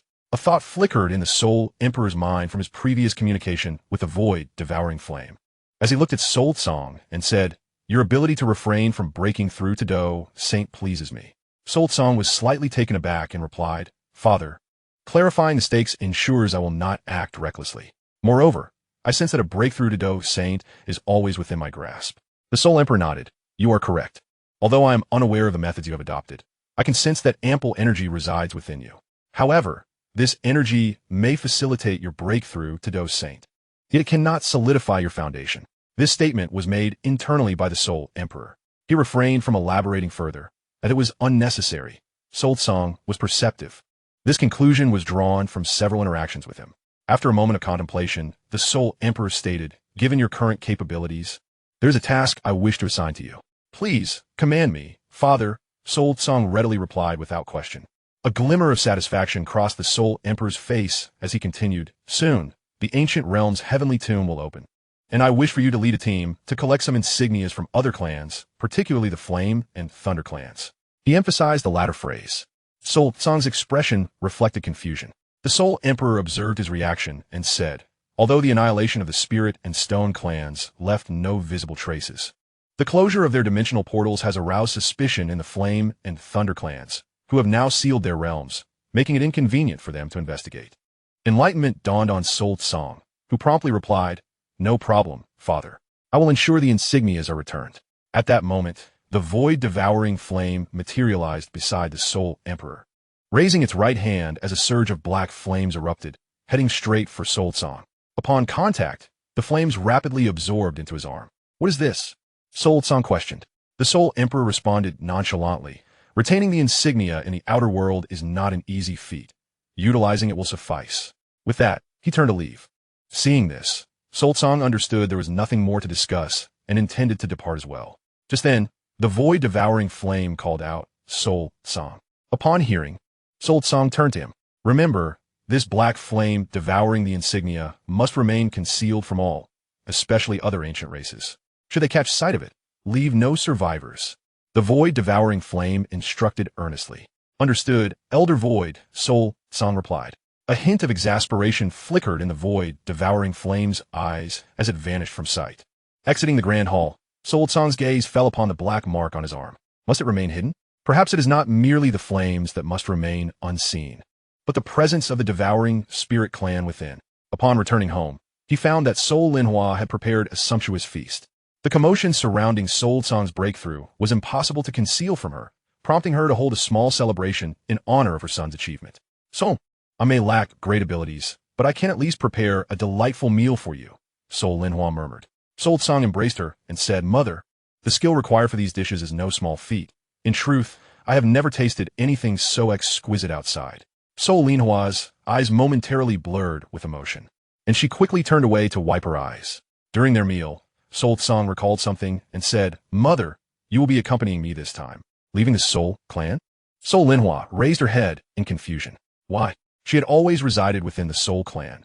The sudden prospect of departure left her feeling disoriented. Sol Cang had anticipated this and replied with a smile, "To care for your little grandson. I am often too busy, and his mother is also occupied. If you do not assist, who will?" "Huh?" Sol Linhua gasped in surprise, covering her mouth in disbelief, unable to articulate further. What had this mischievous boy been up to while away that he had a grandson now? Chapter 153. Sol Cang reveals his hand, brother for life. After spending 2 days within the Sol clan, once Sol Linhua had packed her belongings, Sol Cang departed with her. Although he had accepted the task of leading a team, he paid little heed to the other individuals. Sol Cang was acutely aware that they likely harbored resentment towards him, especially after his adoptive father's attitude had shifted. After some time, Sol Cang and Sol Linhua arrived at the Gama Empire. At this point, a year had elapsed since Sol Cang's departure. Yafei had given birth to a child, a daughter with large, bright eyes. When she saw Sol Linhua and Sol Cang, the child neither cried nor fussed, but displayed a curious expression. Shortly thereafter, Medusa arrived at the Gama Empire with the child. Sol Linhua cradled one baby in each arm, her face alight with joy. Witnessing this scene, Sol Cang felt a modicum of relief. Keeping his mother in the Sol clan was not a sustainable solution, as she would ultimately feel lonely and unhappy. Moreover, Sol Cang feared that someone might covertly target his mother. Regardless of the circumstances, Sol Linhua was his biological mother in this life, and he wished to protect her from any misfortune. After a brief period of reunion over the next 2 days, time was running short before the opening of the ancient realm. Amidst the emotional farewells, Sol Cang prepared to set forth once more. "Xiao Yan, your elder brother has arrived." At the rear mountain of the burning flame valley, a figure rushed from afar, calling out to a young man. The youth sat cross-legged in the void, his eyes closed. A mark upon his abdomen, flames swirling around his body. The intense heat caused the surrounding space to shimmer slightly. Upon hearing the call, the young man opened his eyes, a flicker of flame igniting within them. "Zista Huoya," Xiao Yan exclaimed, concluding his training with excitement. "My elder brother has truly come?" Tang Huoya nodded. "Would I deceive you?" Xiao Yan grinned. "I trust you, Sister Huoya." The two flew together towards the hall. Inside the hall, Sol Cang and Tang Zhen sat across from one another. Tang Zhen appeared quite apprehensive, his eyes filled with a deep sense of trepidation. He could sense that in the years since they last met, Sol Cang emanated an even more formidable aura. Could it be that he had already reached the Dou Saint level? The thought flashed through Tang Zhen's mind, causing him to shudder involuntarily. If so, his speed of cultivation was astonishingly monstrous. During his stay in the Burning Flame Valley, Tang Zhen had gleaned a wealth of valuable information from Xiao Yan regarding Sol Cang.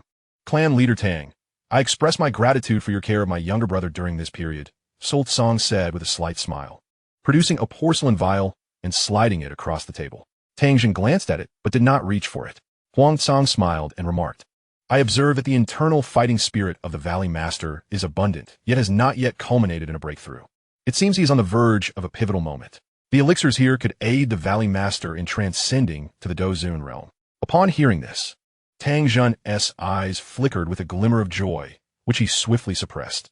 No reward without merit, he thought, feeling that it was unnecessary to extend such a grand gesture to Xiao Yan merely for a brief stay.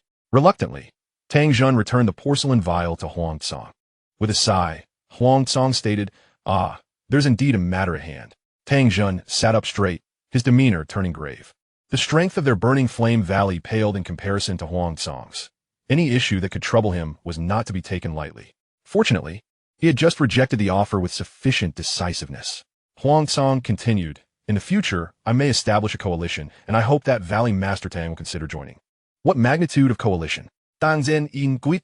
Huang Cang pondered for a moment before replying. "It shall encompass the entirety of the Dou Qi continent, with myself as its leader." Tang Zhen shuddered slightly. "Huang Cang, such a coalition is beyond our reach. It would be best to dismiss the notion. To dominate the entire continent would mean to make enemies of all. Who would dare to accept such a proposition? At that moment, Xiao Yan and Tang Hua entered. Elder brother. Xiao Yan greeted with a smile. Hun Cang turned toward him and nodded slightly. Indeed. To have broken through to 2-star Dou Zun indicates that you have not been idle during this time. Xiao Yan maintained his cheerful demeanor, saying, I have longed to fight alongside you. Is that so? Hun Cang replied, momentarily taken aback before laughing. What a coincidence. There is indeed a task that requires our joint efforts. With that, he rose, exchanged farewells with Tang Zhun, and departed with Xiao Yan. The elixirs remained on the table. Tang Zhun, returning to his senses, sat in place, his thoughts complex. Father, what happened? What did he discuss with you? Tang Hua inquired. Tang Zhun sighed and briefly recounted the conversation. Tang Hua was taken aback. Then a proud smile spread across her face to conquer the entire continent. What a grand ambition. No wonder he's caught my eye. Beside her, Tang Zhun's expression darkened, a myriad of thoughts racing through his mind. Tang Hua pressed the elixirs into Tang Zhun's hands, stating, since he has given them to you, you should accept them. He did not specify when a coalition would be formed. And should I take over Burning Flame Valley in the future, I will undoubtedly join without hesitation. What purpose does your refusal serve now? A woman of such stature cannot remain unclaimed. Tang Zhun's lips twitched, yet he accepted the elixirs, for Tang Hua's reasoning held considerable weight. Meanwhile, Hun Cang and Xiao Yan were en route. Elder brother, where are we headed now? Xiao Yan inquired, curiosity piqued. He had merely spoken idly, not expecting there to be a real conflict ahead, which intrigued him immensely. How fortuitous! I must ensure I perform admirably. Hun Cang, gazing ahead, replied nonchalantly. To the ancient clan, to confront the Suner family? Isn't that my maternal lineage? Xiao Yan revealed a hint of conflict within. Hun Cang, noticing Xiao Yan's shift in demeanor, elaborated, it is a celestial tomb within the ancient realm. A celestial tomb? This was the first time Xiao Yan had encountered such terminology. Hun Cang nodded. A celestial tomb is a unique space, housing many formidable beings. The ancestors of the ancient 8 clans. He paused, looking at Xiao Yan. Within, there are also ancestors of the Xiao clan. Ancestral forebear. Xiao Yan's eyes widened. Elder brother. Which of them? What is their name? Xiao Xian. Hun Cang responded. Xiao Yan furrowed his brow. He had not seen this name in the clan's genealogy. When did this ancestor pass? Xiao Yan pressed. At this, Hun Cang hesitated for a moment, then decided to speak truthfully. It has been quite some time. His death is significantly intertwined with my Soul clan. Xiao Yan froze. Are the Xiao clan and the Soul clan sworn enemies? Hun Cang remained silent, wishing to observe Xiao Yan's reaction. This matter was a secret for Xiao Yan, but not for others. Moreover, should he lead Xiao Yan into the celestial tomb, Xiao Xian would inevitably reveal the truth to him. Rather than wait for others to disclose it, Hun Cang felt it prudent to clarify matters himself. After a prolonged silence, Xiao Yan took a deep breath and said, Elder brother, could you elaborate on the details? Certainly. Hun Cang nodded. He had perused extensive records within the Soul clan and was well acquainted with the intricacies of the matter. Throughout their journey, Hun Cang narrated while occasionally addressing Xiao Yan's inquiries. After a considerable time, Xiao Yan, having listened intently, expressed his sentiments. This ancestor was indeed formidable. What a pity. Hun Cang remarked, given your current strength, you are now capable of grasping these secrets. What is your perception of me now? Elder brother, do you wish for my honest opinion? Xiao Yan asked. Hun Cang nodded affirmatively. Following a moment of silence, Xiao Yan slowly declared, a call of elder brother shall echo throughout my life. Based on the information he had gleaned from Hun Cang, he understood that everything stemmed from that ancient imperial jade. The fact that Hun Cang had arrived in Wutan City many years prior indicated that he had conducted thorough investigations. In this context, Hun Cang, aware that the jade resided within the Xiao clan, had refrained from taking action and instead provided him with various elixirs and techniques. Clearly, Hun Cang valued his identity as a transmigrator. Naturally, Xiao Yan would not repay kindness with enmity, especially since the grievances of the previous generation had no bearing on their youth. Likewise, Xiao Yan realized that had it not been for Hun Cang within the Jiama Empire, another member of the Soul clan might have discovered his anomalies. Consequently, the matter of the jade would have undoubtedly come to light, placing the Xiao clan in grave peril. Thus, he owed Hun Cang an immense debt of gratitude. Upon this realization, Xiao Yan paused, pondering, with such a debt, how shall I repay it? Perhaps I should find an opportunity to discuss Huer's thoughts with elder brother. Chapter 154. In all matters, one must recognize when to retreat. Beneath the azure sky, clouds drifted lazily, and a gentle breeze swept across the boundless grasslands, creating a sea of green waves. In one part of the sky, the fabric of space twisted and two figures emerged. Is this the ancient realm? Xiao Yan surveyed his surroundings, feeling the rich energy of heaven and earth, far superior to that outside. Hun Cang chuckled. Do you presume the Dou Emperor families to be ordinary? Soon after, members from various other clans began to appear, many of whom were familiar faces, gathering to exchange greetings, their voices growing increasingly animated. At that moment, Hun Cang sensed a gaze upon him. Turning to look back, he saw the likes of Hun Ya and Hun Li. Elder brother? Xiao Yan noticed an unsightly man, his eyes filled with hatred as he glared at Hun Cang. That is Hun Li, Hun Cang stated indifferently. He bears animosity toward me. Xiao Yan's expression hardened, a chill creeping into his demeanor. He is Hun Li, a member of the Soul Clan, 8-star Dozun. Hun Cang tilted his head, glancing at Xiao Yan. Are you afraid? Xiao Yan nodded slightly, a bit. Hun Cang calmly replied this time, I shall present you with a trial. Xiao Yan was momentarily taken aback, then asked to kill him. Hun Cang remained silent, yet Xiao Yan understood, taking a deep breath as he began to contemplate. At that moment, Hun Cang suddenly turned. The void twisted once more, revealing several figures. Among them, one group bore a flame emblem on their foreheads, vibrant and lifelike, akin to burning flames. Another group displayed a pattern resembling a medicinal gourd. Noticing their gazes turned toward him, Hun Cang calmly withdrew his own gaze, a glimmer of delight passing through his eyes. The 8th-ranked Red Lotus Flame and the 10th-ranked Nine Netherwind Flame. He had not anticipated encountering these two types of extraordinary flames here. After all, these flames belonged to the Flame Clan and the Medicine Clan. Hun Cang pondered, unaware that time had returned to its normal course. In light of this, his previous concerns seemed somewhat unfounded. Xiao Yan also glanced at those individuals, noting that his elder brother had no intention of providing explanations. Thus he refrained from further inquiries. Boom! Shortly thereafter, a thunderous sound echoed from the distant horizon, as a thick mass of dark clouds surged forth, enveloping the sky. A ship? As they drew near, Xiao Yan's eyes widened in astonishment. Soul Cang softly remarked, this vessel, known as the Void Shuttle, is an ancient relic passed down through the ages by the ancient clan. When it comes to speed, I dare say that even the mightiest of peak Dozun would struggle to keep pace. Xiao Yan, his expression one of astonishment, felt as though he were witnessing the world for the first time. Is this truly a family that has produced a Dou Emperor? Their heritage is indeed profound. A fissure in space opened, leading directly to the warship. After an elder extended an invitation, all aboard ascended.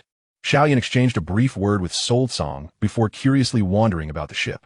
During his exploration, some individuals approached him, intrigued by the absence of a clan emblem on his forehead. Upon learning his name, astonishment rippled through them. A member of the Xiao clan? It had been many years since they had laid eyes on one.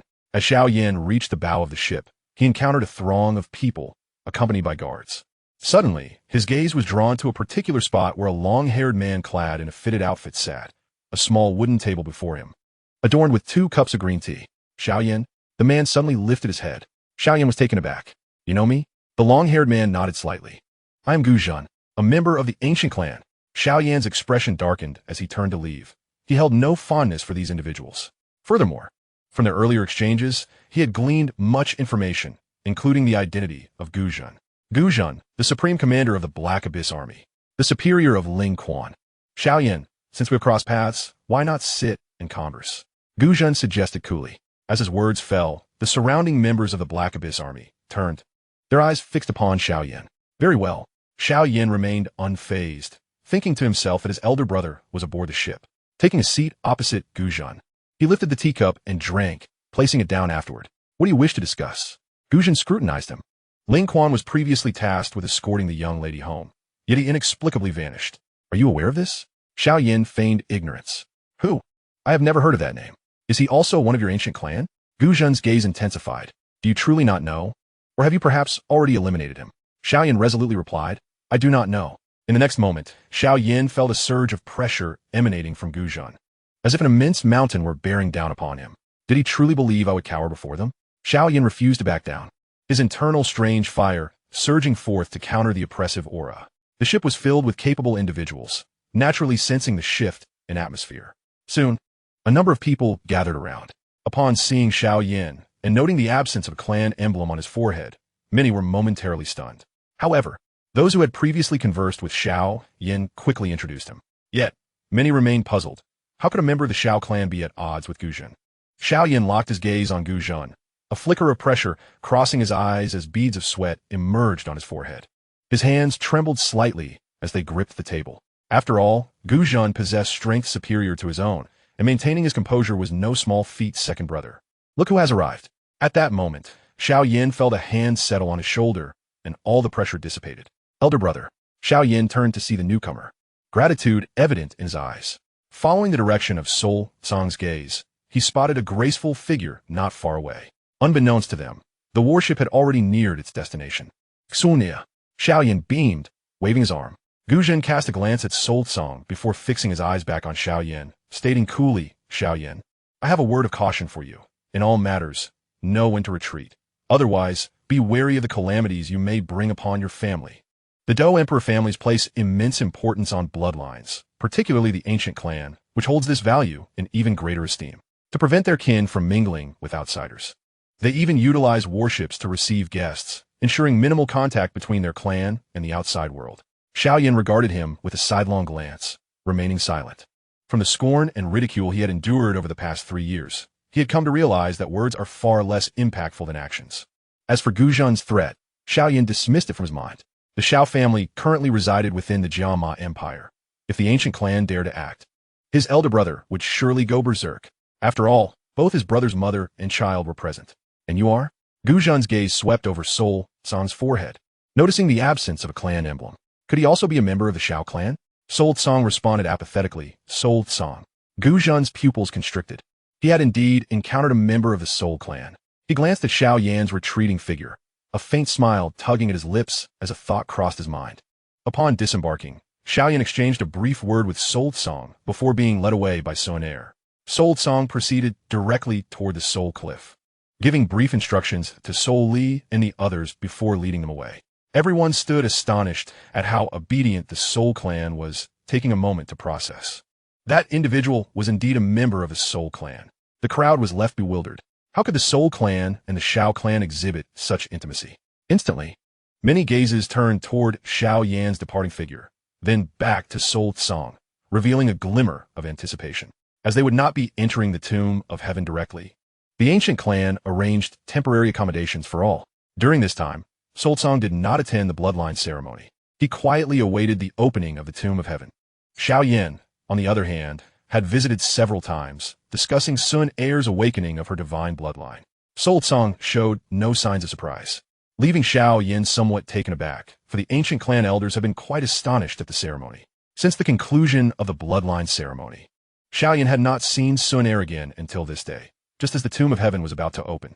The members of the 8 clans gathered at the entrance of the tomb of heaven, the clan emblem on Sun Er's forehead drawing considerable attention, as she was surrounded by several members of the ancient clan. Upon spotting Xiao Yan, a look of regret flickered in Sun Er's eyes.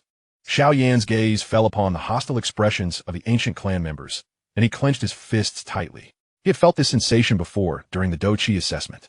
Chapter 155, The Contest for Quotas.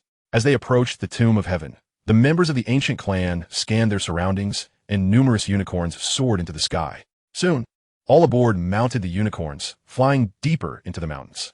Before long, the unicorns alighted upon a peak. Aside from the ancient clan and the Soul clan, the Flame clan, Medicine clan, Thunder clan, and others had already arrived. At that moment, Xiao Yan heard a derisive snicker and turned to see the grotesque visage of Sol Li. What are you laughing at? Xiao Yan wondered internally. Sol Li turned to Sol Cliff and asked, Do you recall the rules of the Tomb of Heaven? Sol Cliff replied, You mean the number of participants, right? It seems only 16 may enter each time. Sol Li Nudda. There are many from the ancient clan this time. It appears they are protecting the divine bloodline. Look, there are as many as 7 of them. At his words, Xiao Yan counted and realized that, including Sun Er, the ancient clan had a total of 8 individuals. Meanwhile, only the Spirit clan, Stone clan, and Xiao clan had vacancies. Xiao Yan's heart sank. Elder brother, it seems there is no place for us. No sooner had he spoken than he saw Sun Er waving at him. He was momentarily taken aback. Sol Song said, Go see what she wishes to say. Xiao Yan flew over. Sun Er smiled and said, Xiao Yan, in the past, no one from your Xiao clan came, and the slots were taken by our ancient clan. Now that you are here, we will return one to you. Xiao Yan was astonished and turned back to Soul Song, asking, "What about my elder brother?" Sun Er replied, "Xiao Yan, there are certain matters I cannot disclose, but trust me, once we exit the tomb of heaven, you will understand." Xiao Yan hesitated and said, "Are you referring to my ancestor, Xiao Xian?" Sun Er was taken aback. "How do you know?" Xiao Yan replied, "My elder brother told me." After a pause, he took a deep breath, including matters concerning the Xiao clan and the Soul clan. Then why still? "Xiao Yan, did Soul Song threaten you?" Sun Er was bewildered. Xiao Yan shook his head. "Sun Er, please refrain from speaking ill of my elder brother in the future. All right?" At that moment, Soul Song approached. "Sun Er, your ancient clan occupies so many slots. Isn't that a bit excessive?" Soul Song smiled slightly. "Impudent. The tomb of heaven resides within our ancient realm. Granting you 2 slots is already a show of mercy." Before Sun Er could respond, an individual from the ancient clan retorted angrily. Sun Er turned her head.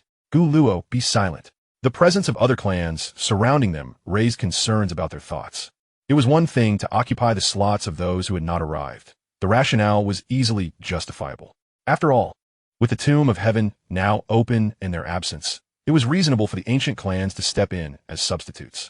Sun Er turned her gaze towards Hun Cang and remarked with a smile, "This matter has been deliberated by the elders of our clan, Hun Cang. Have you ceased to call me sister?" Hun Cang raised an eyebrow at her.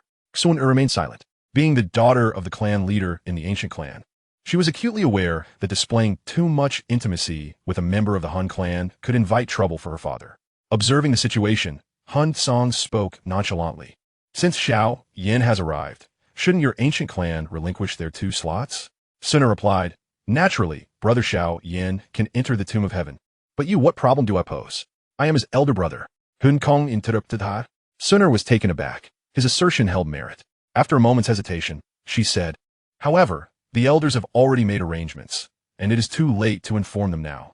As they spoke, a surge of energy began to gather in the vicinity. Xiao Yan looked at Sun Er and said, "Sister Sun Er, surely you can arrange something?" After contemplating, she responded, "You can ask your Hun clan to withdraw one." "Absolutely not. They must all enter." Hun Cang rejected her proposal vehemently. "If there is to be killing, let it be done decisively. Hun Ya and Hun Li must be eliminated." The expressions of the ancient clan members behind Sun Er were visibly displeased. At that moment, Hun Cang suddenly smiled. "Is it truly so difficult to decide? If someone gets injured, they won't be able to enter." Upon hearing this, Sun Er's complexion changed drastically. However, Hun Cang was quicker than her reaction. His gaze sharpened as he fixed it on the person who had spoken earlier. Boom! The power of the soul erupted, and the individual fell unconscious, eyes rolling back. "You scoundrel! How dare you act against Gu Luo and the ancient clan?"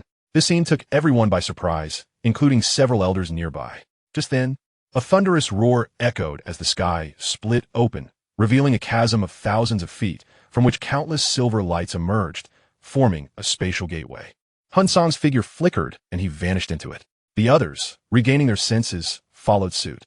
Sun Er called out to Xiao Yan and rushed inside. With matters having escalated to this point, there was no turning back. Hun Li, with his mouth slightly agape, turned to Hun Ya and asked, "Did you see that?" Hun Ya nodded.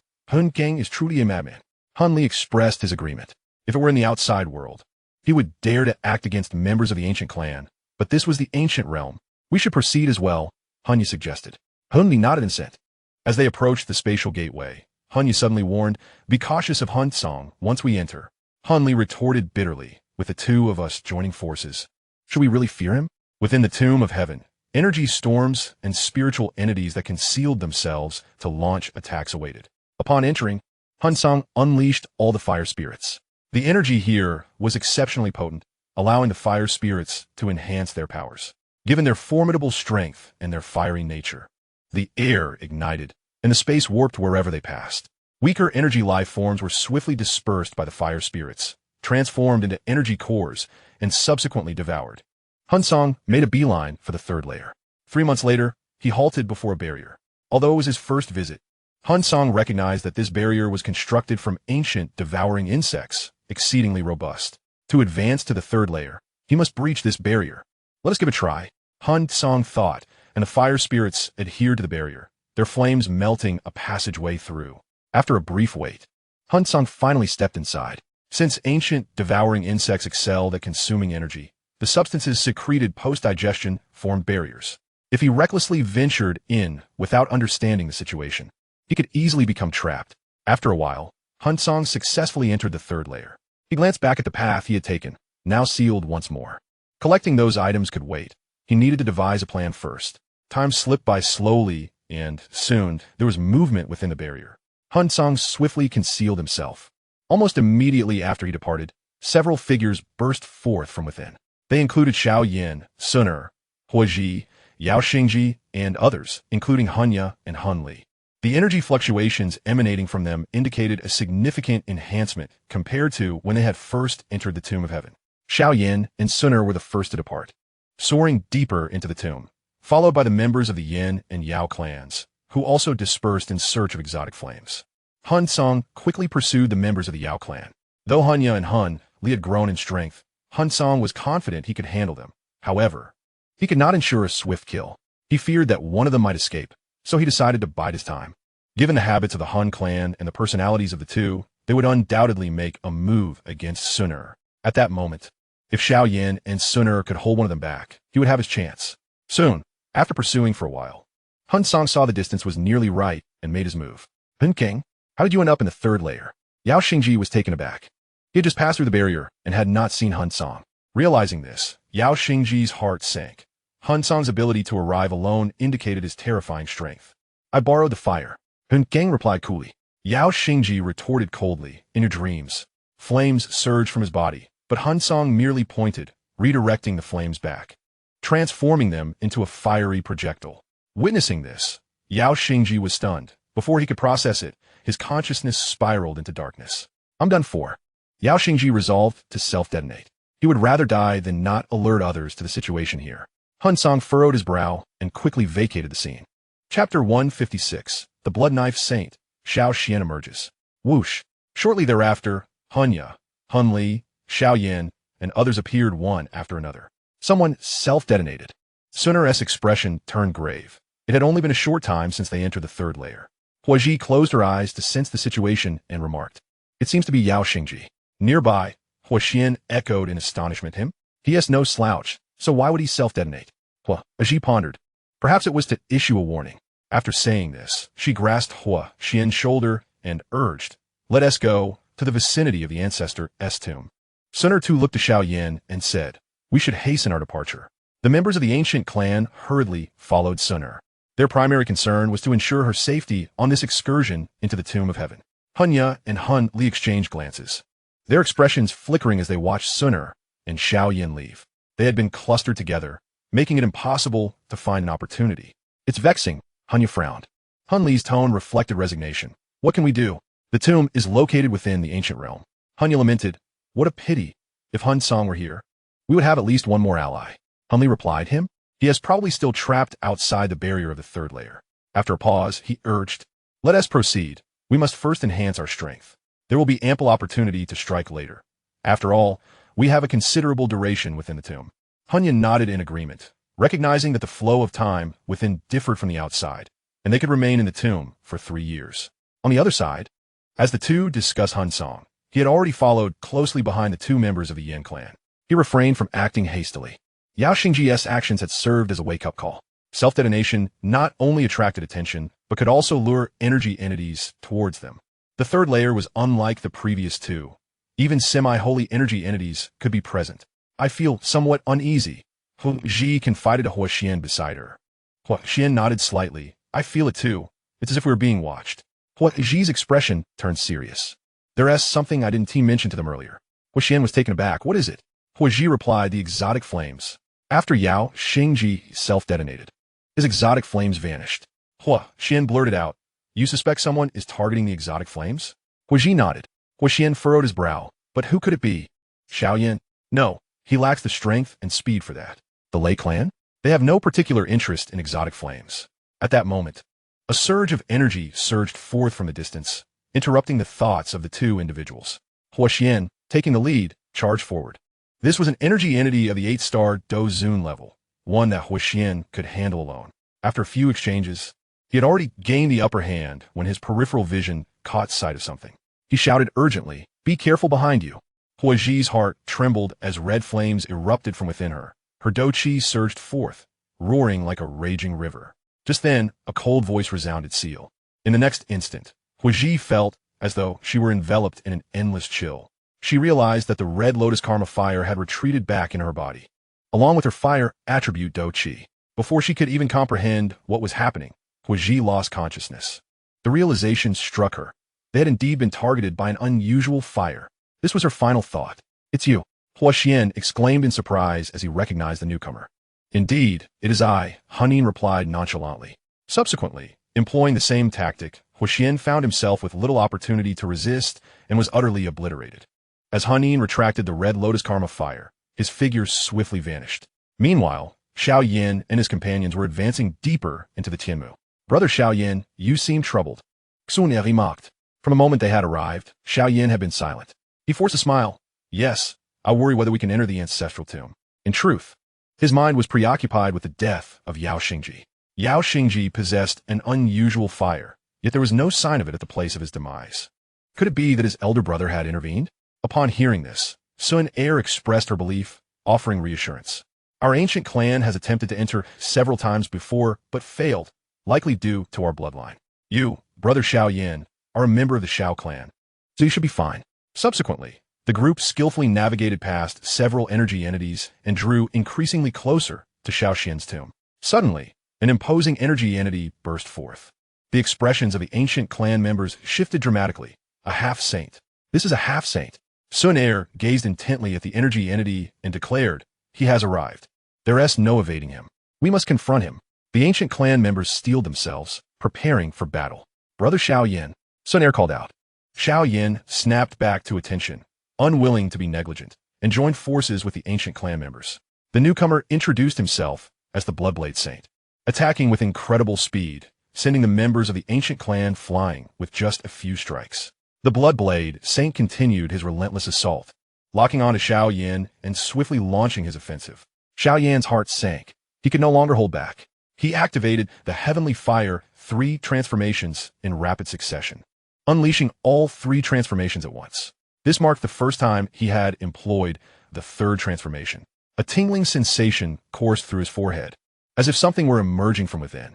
Xiao Yan had no time to dwell on this and quickly prepared his defenses. Just then, the Bloodblade Saint's attack faltered. Pausing before him, "Members of the Xiao clan?" The Bloodblade Saint exclaimed in astonishment, a flicker of fear evident in his eyes. This scene left Sun Er and the others from the ancient clan momentarily dumbfounded. Faced with this inquiry, Xiao Yan was equally bewildered. It was his first visit to the Tianmu. At that moment, the Bloodblade Saint remarked, "Consider yourselves fortunate. If you head west from here, through this narrow passage, you shall encounter the convergence of many formidable beings. By traversing this path, you should be able to avoid the obstructions of others and ultimately reach your destination." Guidance? Numerous gazes fell upon Xiao Yan. He snapped back to reality and expressed his gratitude. "Thank you, Senior." He then beckoned for Sun Er and the others to follow him. Along the way, the ancient clan members remained astonished by the earlier encounter. The Bloodblade Saint had exuded a murderous intent upon his arrival. How had his demeanor changed so abruptly? Sun Er speculated that it might be related to Xiao Xian. She had been observing Xiao Yan and noted that when his aura surged, a mark had appeared on his forehead. Being from the ancient clan, Sun Er understood that this was the clan's insignia. Xiao Yan was internally shaken. His ancestor had been powerful in life, and it was astonishing that he retained such influence in death. He felt a sense of anticipation for their impending meeting. Suddenly, several figures rushed out from the side. "Hunja, Hunli." Xiao Yan's gaze sharpened as he focused on them, noting the 2 energy entities trailing behind. Ancestors, one from the Xiao clan and the other a divine bloodline from the ancient clan. Hunya pointed at the 2, a cold smile playing on his lips. The expressions of Sun Er and the other members of the ancient clan changed drastically. They had not anticipated that the Hun clan would act so swiftly, bringing forth 2 ancestors. Moreover, their strength was more formidable than that of the Bloodblade Saint. 2 Dou Saints. Xiao Yan's heart sank. His elder brother had been correct. The Hun clan harbored animosity towards other ancient clans. No wonder his brother desired to grow stronger and restore the balance of the continent. The ancient clan, renowned for preserving the best bloodlines, had even produced another divine bloodline. One of the Hun clan's energy entities fixated on Sun Er with a sinister glare. Xiao Yan stepped forward, shielding her behind him. The other energy entity urged, "Hurry and strike. We are too close to Xiao Xian's tomb." With that, he initiated the assault. A colossal hand reaching towards them, fracturing the space in its wake. Xiao Yan felt an icy chill envelop him. Once locked onto, he sensed his very blood threatening to congeal. However, just as the hand was about to make contact, it suddenly froze. Xiao Yan exhaled in relief. The ancestor had intervened. "Who are you?" The two energy entities from the Hun clan shouted coldly. In response, a hand even more formidable than theirs emerged. Xiao Xian, both uttered in unison, unhesitatingly seizing Hun Ya and Hun Li, casting them far away. Having spent years within the Tianmu, they were acutely aware that once Xiao Xian acted, none within the tomb could survive. The roar of chaos ceased, and much of the space crumbled, revealing an abyssal void. A figure clad in a blue robe stepped forth. Treading upon the void, "Xiao clan, at last, someone has arrived. It has not been in vain after my years of waiting." Chapter 157. No confidentiality required for the dead. Deep within the Tianmu, in a profound, pitch-black expanse, stood a solitary stone tablet. This stone tablet was isolated, devoid of any surrounding elements. Hand in hand, Xiao Yan and Sun Er approached the stone tablet. Behind them, the members of the ancient clan observed silently, their eyes reflecting worry and helplessness. This was the tomb of Xiao Xian. Without his consent, they could not enter. As his palm made contact with the stone tablet, Xiao Yan felt a chill at his fingertips. A beam of light erupted, spreading outward and engulfing the forms of Xiao Yan and Sun Er. When the radiance dissipated, the two had vanished. Within an ancient hall, a figure stood, hands clasped behind his back, gazing intently at the crystal-clear waters of a pool. "Ancestor." Xiao Yan bowed respectfully. Xiao Xian remained with his back turned, silent for a moment before slowly speaking. "Could you share the current situation of the Xiao clan?" Xiao Yan hesitated briefly before recounting the details. Meanwhile, two figures were flung within the Tianmu, soaring a considerable distance. After a moment, the power within them dissipated, and they finally came to a halt. "Wow." Hun Ya and Hun Li each spewed forth a mouthful of blood, their faces paling. Although the two ancestors had cast them out with protective intentions, the force behind it was beyond their capacity to withstand. Hun Ya seethed, "What a pity. We were a moment too late in locating the ancestor. Otherwise, we could have dealt with that group before Xiao Xian intervened." Hun Li shunned. "There's nothing to be done. Xiao Xian has nearly eradicated everyone from the third level connected to my Hun clan." Hun Ya's expression darkened. "What now?" Having acted, Xiao Xian will surely not let us off easily. We must elevate our strength, Hun Li declared resolutely. Xiao Xian had never appeared before, but with Xiao Yan's arrival prompting his emergence, they likely had time to secure their safety for the moment. At this juncture, Hun Ya suddenly inquired, "Do you recall the relationship between Hun Cang and Xiao Yan?" Hun Li furrowed his brow. "What are you implying?" "The ancient Emperor Jade of Tuashi. In the Soul Abyss, the clan leader has persistently urged us to seek out members of the Xiao clan. It is now abundantly clear that Xiao Yan is indeed the individual we have been searching for, and it is highly probable that the ancient imperial jade of the Xiao clan lies within the possession of Soul Cang." Soul Li paused momentarily, then comprehended the implications. The only reason for Xiao Xian to manifest would be if he bore the bloodline of the Xiao clan or had some profound connection to them. Immediately, he intoned with gravity, "Let us proceed. We shall await Soul Cang at the barrier and devise a method to extract the whereabouts of the jade from him." Just then, a detached voice resonated around them. "No need to search." The two turned to see a figure materializing from a void. "Soul," Li exclaimed, "is the ancient imperial jade of the Xiao clan in your possession?" Soul Cang nodded affirmatively. "You are correct." Without hesitation, Soul Li interjected, "You acquired that jade long ago, did you not?" "Indeed," replied Soul Cang, fixing his gaze upon him. "Will you answer all questions?" Soul Li was momentarily taken aback, exclaiming in astonishment, "Why are you so accommodating today?" At this, Soul Li felt a sudden tightness in his chest, a sense of foreboding creeping in.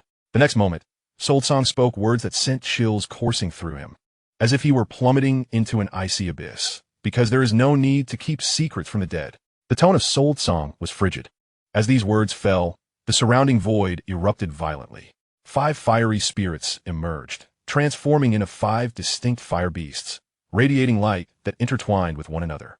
In an instant, a pentagram formation quietly materialized. The 5-wheeled fire formation. Flames surged forth, enveloping the two, with searing heat radiating outward, prompting nearby energy entities to instinctively flee to a distance. "Soul Cang, do you intend to kill both of us alone to silence us?" "Such delusions," Soul Li bellowed, his fighting spirit surging within. Soul Ya, equity cautious, summoned his full fighting energy. Both he and Soul Li were nearing the pinnacle of the 9-star Dou Zun rank, and through the use of secret techniques, their power could be further amplified.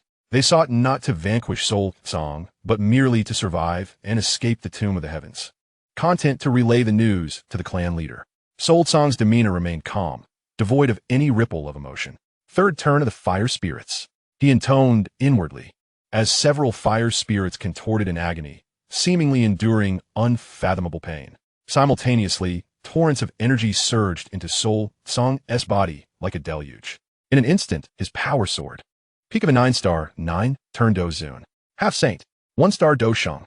The vast energy swelled, causing the entire third level of the Tomb of the Heavens to become tumultuous. Soul Li panicked. Soul Song, are you truly willing to defy the clan's regulations and act against us?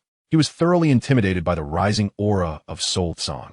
This was beyond their capacity to withstand, for Soul Song had managed to ascend to the Dou Sheng level through secret means, even if only for a fleeting moment.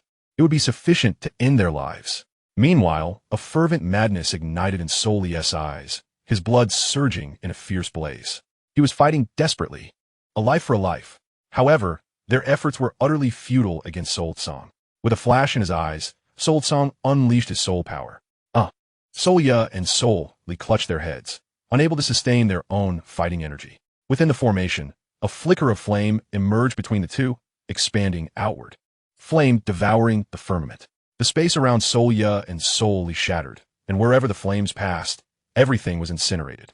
Planning to flee? Upon seeing two illusory figures, Soul Song snorted coldly and incinerated them. Subsequently, he retracted all fire spirits and swiftly departed. Upon reaching a massive stone, Soul Song halted. He furrowed his brow. Was that gaze just now from Xiao Yan? This was merely a conjecture, yet he felt he was nearing the correct answer. Next, Soul Song produced an energy core to begin healing. The energy expended from the third turn of the fire spirits was substantial, placing a burden on him. While enhancing his own power, it also imposed an invisible pressure.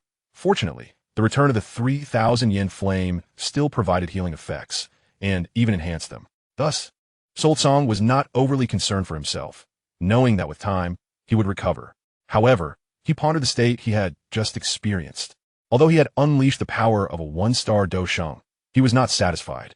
Back when he was a Dou Zun, the third turn of the fire spirits could amplify his strength significantly. There was no reason for the addition of 3 fire spirits to diminish his power. Soul Song found this perplexing. He recalled the state he had just been in, sensing a barrier obstructing him. Perhaps it was not that the third turn of the fire spirits had lowered his upper limit, but rather the divide between Dou Zun and Dou Sheng that was influencing him. Unable to resolve this conundrum, he ceased to dwell on it. After healing, he began to scour the third level. The task set by the Soul Emperor was a trial for him. Moreover, with the demise of Soul Li and Soul Li, the Soul Clan would undoubtedly react. Hence, it was impossible for him to bear the pressure alone. What he needed to do now was to prove his worth. Meanwhile, Xiao Yan withdrew his distant gaze, continuing to listen to Xiao Yan's recounting. After grasping the full context, he explained to Xiao Yan the events surrounding the Xiao clan from years past. It turned out that the bloodline of the Dou Emperor was not infinite, but rather would gradually diminish. Although the Xiao clan was once among the 8 clans, they had already begun to decline. To save the Xiao clan, Xiao Yan had resorted to secret techniques to gather the bloodlines of all the clansmen within himself, striving to ascend to the Dou Emperor level, but he had failed and sustained injuries. Seizing the opportunity, the Soul Clan struck and crushed the Xiao clan. Fortunately, Xiao Yan felt a sense of relief. Although the demise of the Xiao clan was partially tied to the Soul Clan, it cannot be said that the Soul Clan was directly responsible, merely expediting the process. Since uncovering a portion of the truth, Xiao Yan had been deeply concerned about bearing the burden of an unending feud with the Soul Clan. Soul Song had treated him very well, and unless absolutely necessary, Xiao Yan truly did not wish to turn against his elder brother. After sharing everything, Xiao Yan smiled and said, "Since you have come, it is time for me to pass on the things I have preserved for so long." Upon hearing this, Xiao Yan displayed a look of curiosity. With a rustling sound, blood surged from Xiao Yan and flowed into a pool, his visage aging and his hair turning snow white. Facing the astonished gaze of Xiao Yan spoke softly. "The remnants of the Dou Emperor bloodline of the Xiao clan are all contained here. Now, I shall transfuse it to you." Chapter 158, Xiao Yan's Request. In the Tomb of the Heavens, on the third level, a figure stood before a transparent barrier, surrounded by swirling flames. As the barrier dissolved, It revealed a passage. Soul Song strode directly into it, subsequently arriving at the second level. This time entering the Tomb of the Heavens. Aside from the ancient clan, there were also the Yin clan, the Yao clan, and the Lei clan. If one were to act, it must be absolute. He would eradicate the Lei clan, providing the Soul Emperor with some business. Soul Song returned to the second level, swiftly traversing through it. The third level of the Tomb of the Heavens housed only the Lei clan. Thus, he had no choice but to return to the second level. Time passed, and Soul Song sensed thunder rumbling in the distance, following the sound until he soon located the source. With just one glance, Soul Song swiftly dealt with the matter. Now, within the entire Tomb of the Heavens, aside from the members of the ancient clan, only Xiao Yan and Soul Song remained. Having a certain understanding of the Dopa world, Soul Song was aware that Xiao Yan was likely undergoing a blood transfusion at this moment. After obtaining the bloodline of the Dou Emperor, Xiao Yan's strength would experience a significant enhancement. Ideally, he would directly ascend to Dou Shang, as this would likely mean no restrictions on the system's bestowals. Soul Song was eager to witness Xiao Yan's rise in power. As time trickled by, Soul Song explored the first and second levels of the Tomb of the Heavens, collecting numerous essences from the Yin, Lei, and Yao clans. He refrained from acting against the ancient clan, as he intended to reserve them as a safety net for the future, in case he failed to grow and found himself targeted by the Soul clan. Having completed his task, Soul Song began a lengthy wait, hunting energy entities to enhance himself while evading the pursuit of those formidable energy beings. Gradually, the time spent in the Tomb of the Heavens drew to a close. One day, while Soul Song was meditating, his eyes suddenly opened as he gazed into a certain void ahead. There a fissure opened, and Xiao Yan stepped through with a smile. "Brother," Xiao Yan called out. Soul Song smiled back. "Indeed, you have reached the peak of the 9-star Do Zone." Xiao Yan ran a hand through his hair. "I was originally prepared to push for Dou Shang, but my ancestor stopped me." Soul Song had anticipated this. Utilizing the power of one's bloodline to ascend to the level of a Dou Saint presents no significant challenges, yet it may lead to an unstable foundation. As a former pinnacle powerhouse of the Dou Qi continent, Xiao Xian is undoubtedly aware of this reality. Xiao Yan, with a hint of regret, mused, "Who knows when the next opportunity to ascend to Dou Saint will arise?" "It shan't be long," replied Hun Cang, maintaining a calm demeanor before inquiring. "What brings you to me?" Xiao Yan hastily responded, "Elder brother, I wish to resurrect our ancestor. Could you assist me?" Hun Cang was momentarily taken aback. Xiao Yan continued, "The soul of our ancestor is fragmented. If we could restore it, perhaps there exists a chance to lead him out of the heavenly tomb. Elder brother, do you possess a method?" Upon finishing his words, Xiao Yan's eyes gleamed with anticipation. In truth, Xiao Yan had previously received an answer deemed impossible from Xiao Xian. However, Hun Cang had left a profound impression on him, leading Xiao Yan to lean towards believing in Hun Cang's capabilities, necessitating this inquiry. Hun Cang fell silent, lost in contemplation. Undeniably, he felt a flicker of temptation. After all, it was Xiao Xian, the once leader of the Xiao clan, who had dared to gather the bloodline strength of his entire clan to challenge the Dou Emperor. It would not be an exaggeration to say he was the closest to a Dou Emperor since the ancient Taoxia. Nonetheless, resurrecting Xiao Xian had both advantages and disadvantages, a consideration that Hun Cang needed to weigh. As for restoring the soul, Hun Cang felt both confident and capable. After all, he now possessed the alchemical inheritance of the ancient Taoxia Emperor, filled with countless formulas, and he had previously plundered the medicinal herbs from the alchemy realm, thus lacking for nothing in that regard. Regaining his composure, Hun Cang stated, "I hold a degree of assurance. But whether it can succeed will require me to first meet your ancestor." Xiao Yan's eyes sparkled with admiration as he exclaimed, "Elder brother, can it truly be done?" Hun Cang replied ambiguously, "It may not necessarily succeed." As Xiao Yan prepared to return and relay the news, Hun Cang called out to him, urging him to keep this information confidential from everyone. Xiao Yan was taken aback, but quickly understood. Subsequently, he was once again guided by power back to Xiao Xian's tomb, where he concocted an excuse to summon Sun Er outside. He conveyed Hun Cang's words to Xiao Xian, and then Xiao Yan exited the tomb. Sun Er cast him a glance and inquired, but Xiao Yan deftly deflected her questions. Having just ascended, he needed to master his newfound power.